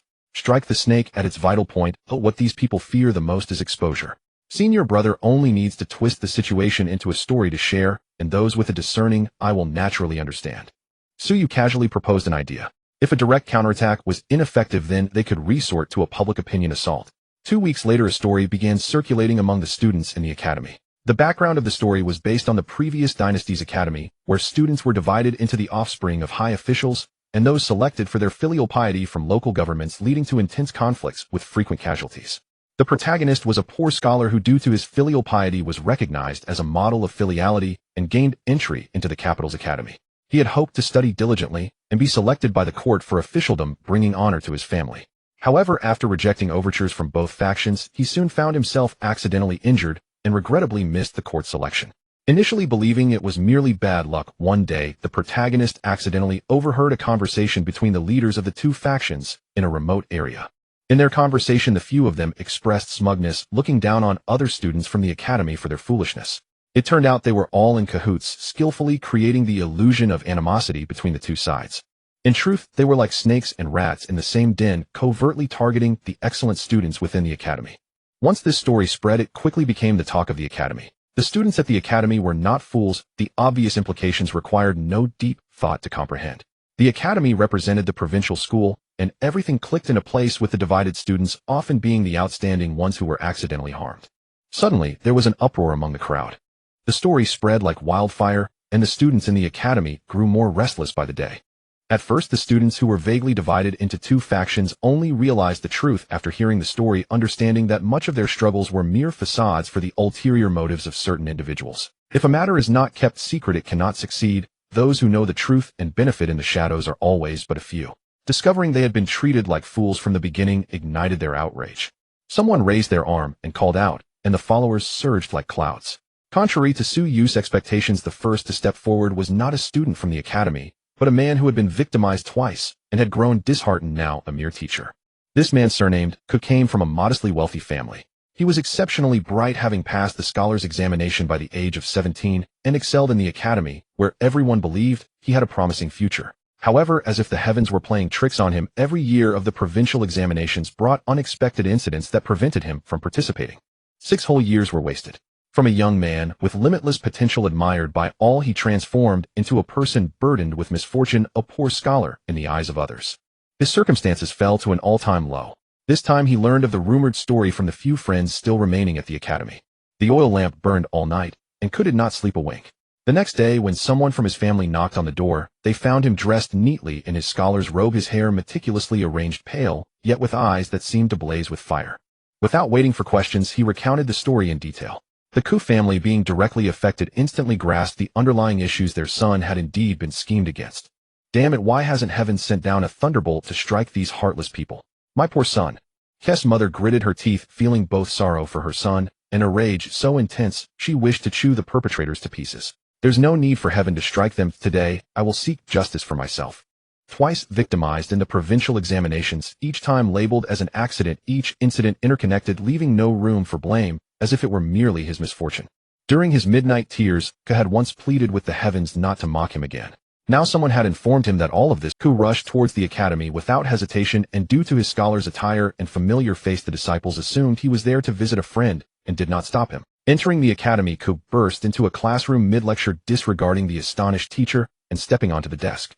With a sweeping gesture, he passionately began to speak, using himself as an example to tearfully describe the despicable and vile nature of those behind the scenes. A single spark ignited 1,000 waves. The students, already like a powder keg, could no longer contain themselves, rallying their peers and connecting with one another.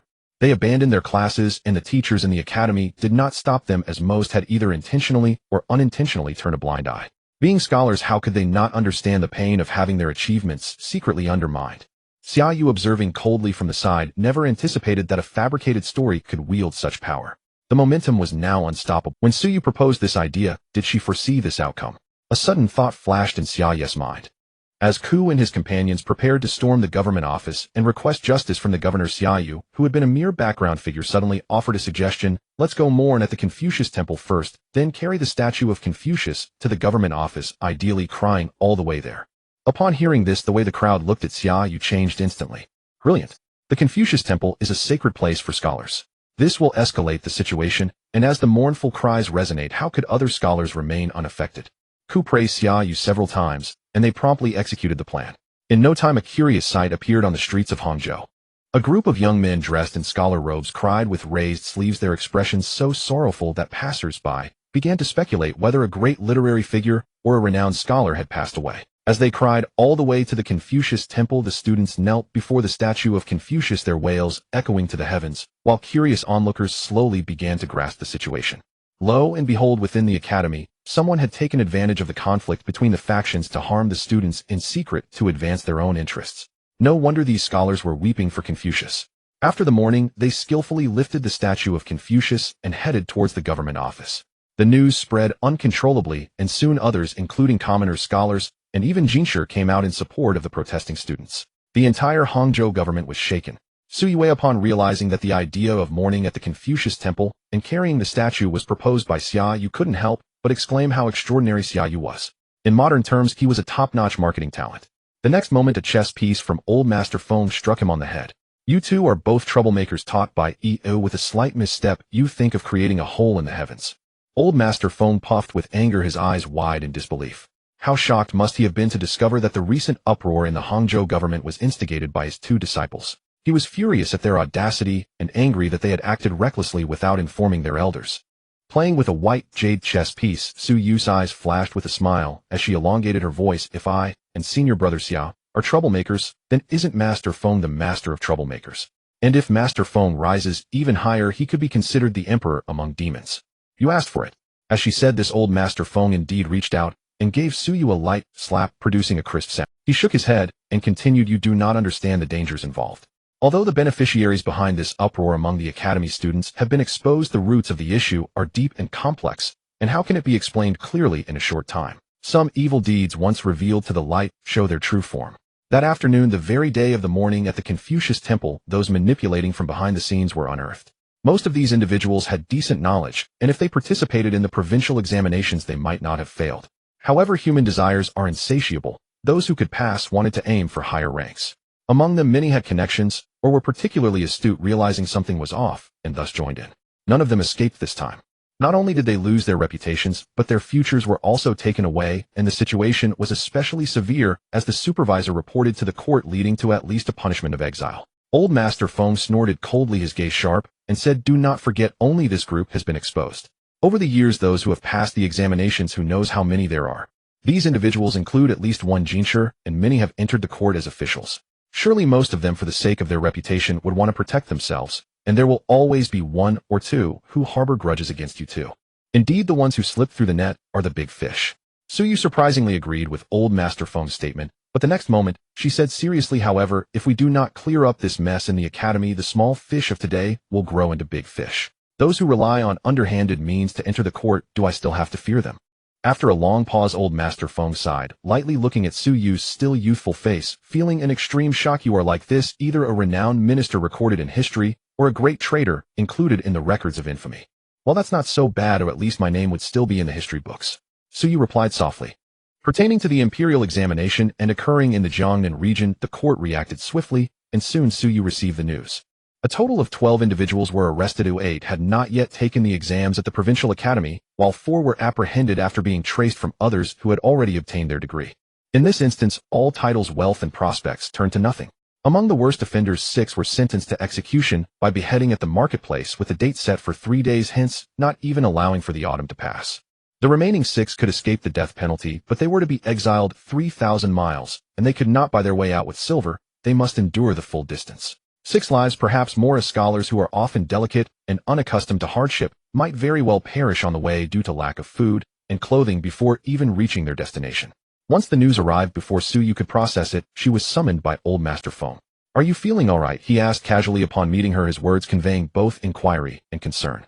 Suyu was taken aback, considered for a moment, and unexpectedly shook her head, showing no hint of regret on her face, only a bit of confusion as she asked, "I have looked through some legal texts in similar cases from previous years. At most it should have resulted in exile. Why is this punishment so severe this time?"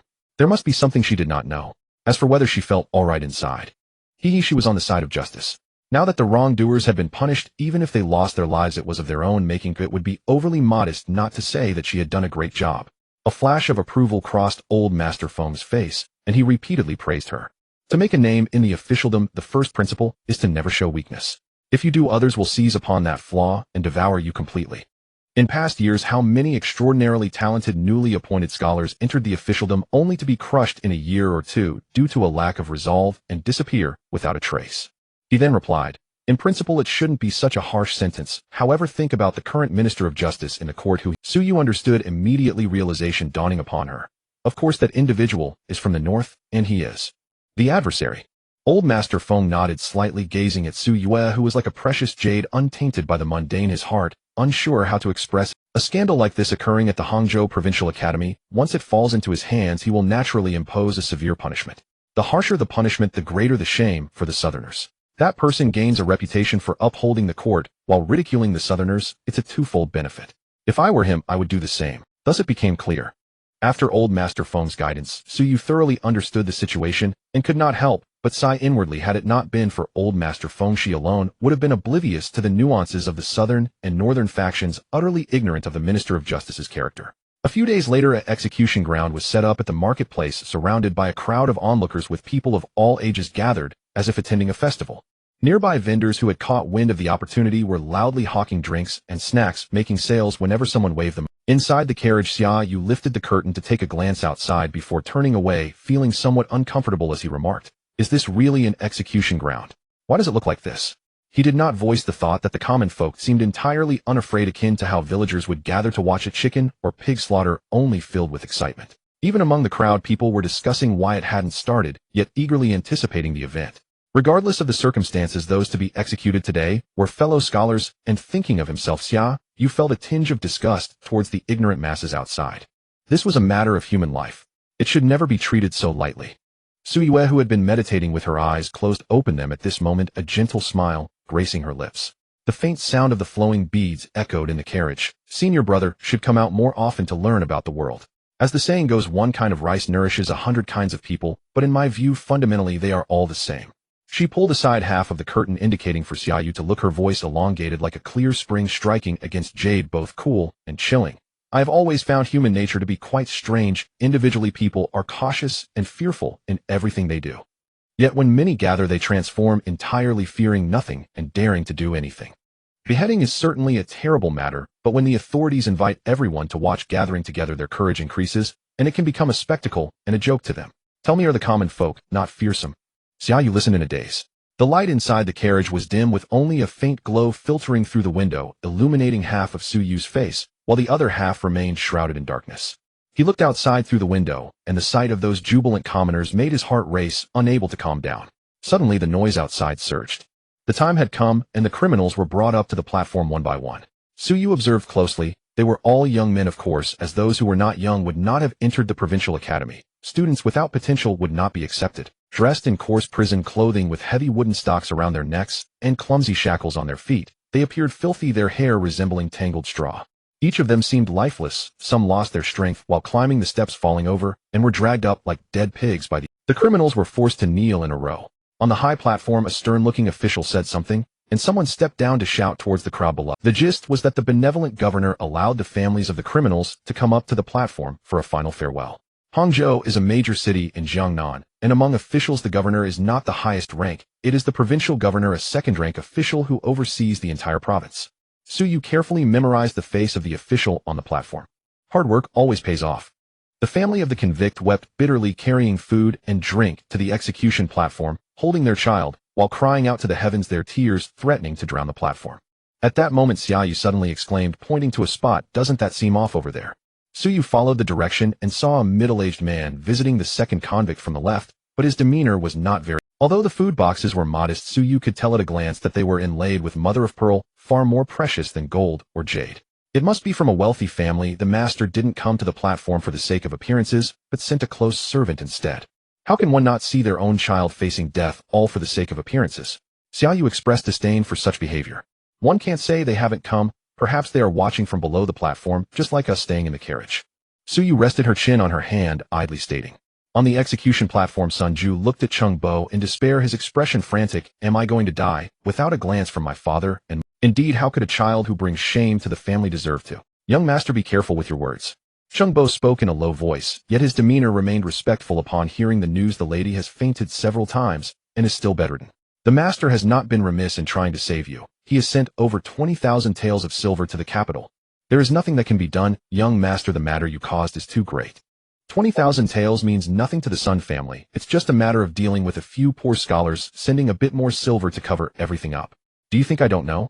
The family has been smuggling salt, though every year dozens of laborers die, yet nothing ever happens to them.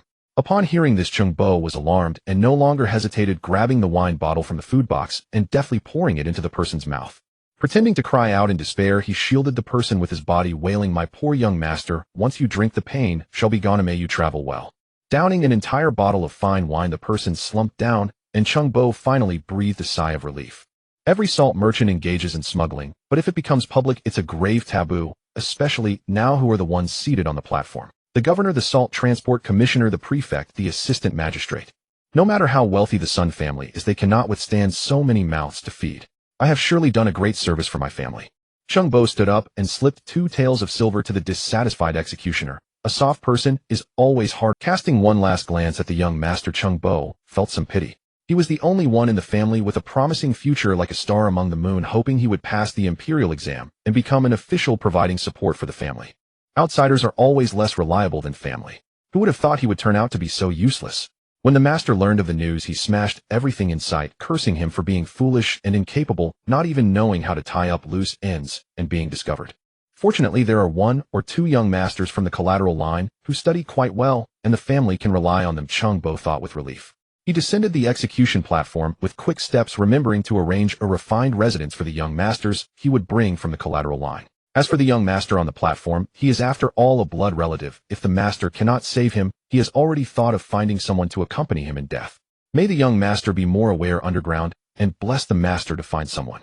At noon, when the yang energy is at its peak, the executioners raised their blades in unison and shouted. The flash of the blades shone and blood splattered. The curtains of the carriage had long been lowered, and the coachman was smiling. Gentlemen, the old master has instructed that you are not to witness anything bloody for fear of startling your souls and causing you to have a restless night. Even without this warning, Su Yu had no curiosity to lift the curtain. After the execution, the onlookers scattered like birds and beasts, leaving only pools of blood on the platform, yet the executioners had not left. They waited for the convict's family to collect the body, and it would cost at least 7 or 8 taels of silver to redeem the head, ensuring that the corpse would be intact at the burial. This was also an unspoken gray income for the executioners. The officials did not collect this silver, finding it inauspicious. In a corner, Su Yu and her companion watched the entire transaction from the carriage, and when the servants came to dismantle the execution platform, the carriage finally moved forward. Seemingly by coincidence, she cast one last glance, silently smiling, her eyes shining brilliantly. She had already understood the old Master Feng's intention in having her, and Xiaoyu witnessed this event. Returning to the Feng residence, a large brazier was placed in the center with 2 young servants standing nearby, holding slender willow branches. Quickly cross over the brazier to dispel all the bad luck, otherwise misfortune will befall you, Old Master Feng said with a cheerful smile from his chair. Reluctantly, Su Yu complied, while the 2 young servants clearly did not dare to hit hard, only lightly brushing with the willow branches, as if caressing with feathers. The incident at the Confucian Temple has finally come to a close and days have returned to tranquility. No one knows that this significant event, which turned the entire Hangzhou prefecture upside down, was initiated by two young boys. Old Master Feng had people tidy things up, and with so many mouths around the story had been passed around so much that the original source Xia Yu was long lost. After a few days, Su Yu was no longer just practicing stances, she began to learn boxing techniques. Her progress was remarkable, and it would not be an exaggeration to say she was advancing by leaps and bounds. The martial arts instructor was quite excited. No one understood better than him that this young Master Su was a bona fide martial arts prodigy. In learning every technique, she grasped them all with ease, and her vigor was strong enough that a typical person would struggle to match even a third of her strength. If she were in a family of generals or martial artists, having such a descendant would ensure their wealth and nobility for generations. However, her talent for studying was no less impressive than her martial prowess. Although the era of valuing literature over martial arts had passed, pursuing education and the imperial examinations was still recognized as the proper path. How could one not feel regret? With such thoughts, the martial arts instructor inadvertently revealed his concern in his daily words and actions. Su Yu remained non-committal. Her intent in learning martial arts was merely to gain self-defense capabilities, not to seek wealth and status on horseback. The autumn air grew thick with its essence.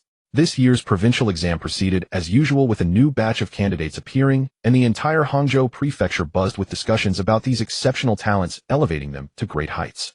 The student could gain the most fame, achieving 5th place in the provincial examination, and even receiving a remark from the governor, "Great talents mature late." For a time the atmosphere was splendid. The public adored such dramas, and everyone spoke of them with delight. Seizing this momentum, the most renowned theater troupe in Hangzhou, Chunhui Troupe, announced plans to adapt this event into a play. When Xia Yu came to see Su Yue, he mentioned the matter of the scholar Ku, saying, "I heard that once scholar Ku achieved success, people came bearing houses and fields to seek his favor, and in just a day or two his entire family moved into a grand residence, with the ladies donning silk garments and adorned with gold and jade." Seeing a hint of envy on Xia Yu's face, Su Yu poured him a cup of tea and handed it over, saying, "This person has truly endured hardships to achieve success. As the saying goes, doing good deeds can accumulate virtue. Who knows, perhaps in the next examination senior brother will also gain enlightenment." Upon tasting the fragrant tea, the bitterness spread from his tongue, throughout his mouth, rushing straight to his head. The bitterness twisted his face, and he had to swallow it down. "Oh, it must be that today's tea leaves are poor. Don't drink it yet. Have a pastry to alleviate the taste," Su Yu explained lightly, casually pushing over a plate of sweet rice cakes. Xia Yu hesitated for a moment before picking one up, and the sweetness perfectly countered the bitterness. "Not bad, but does the Feng family really have bad tea leaves?" Clearly all the steps were correct, so why was it still so bitter? It turned out that it wasn't just his taste buds, others found it bitter as well. Beneath Su Yu's calm exterior, her heart was quite troubled. Perhaps it was a matter of not being skilled with this type of tea. Indeed, she decided to try a different one next time. Autumn is also a time for harvest. The Feng family's various estates were busy, with the estate heads coming to the residence to settle this year's profits. Besides the usual chickens, ducks, and wild game stored away, there were sea cucumbers, bear paws, various dried fruits, beef, tongue, deer sinews, and more. In addition, the silver from selling the surplus filled the Feng family's storeroom to the brim. The estate heads coincidentally brought many gifts to show their respect to their masters. These individuals, who spent years in the estates and held actual power, feared nothing more than losing their master's favor. Thus each of them was keenly observant, keeping an eye on the movements in the residence, well aware of which master was in favor and whose words carried weight. Seizing the opportunity of this annual visit, they sought to network and curry favor in order to maintain their own standing. At old Master Feng's side, there was now a young Master Su who was particularly favored, and these people had already gathered information about him. Although he did not share the Feng surname, he still received a portion of respect. A list was compiled of what each person sent, which was handed to Su Yu. She glanced at it during her leisure time and smiled, seeing gifts of 10 jean of hazelnuts, pine nuts, walnuts, a pair of rabbits, several fine fox furs, as well as herbs like yellow essence, ginseng, and ganoderma, not to mention red charcoal, green rice, honey, and other assorted items. She took the list to find old Master Feng, handing it over and saying, "I just realized that staying with old Master Feng has such benefits. If I stay a few more years, I might become quite wealthy." Old Master Feng glanced at it, understanding in his heart, and casually replied, "Since these people have shown you respect, just accept it. After all, you are not an outsider. If you don't take it, it will just end up in their own pockets." He then chuckled, saying, "Don't speak nonsense. This little bit of stuff isn't worth anything." Su Yu had just received the list, and not long after someone came seeking her out.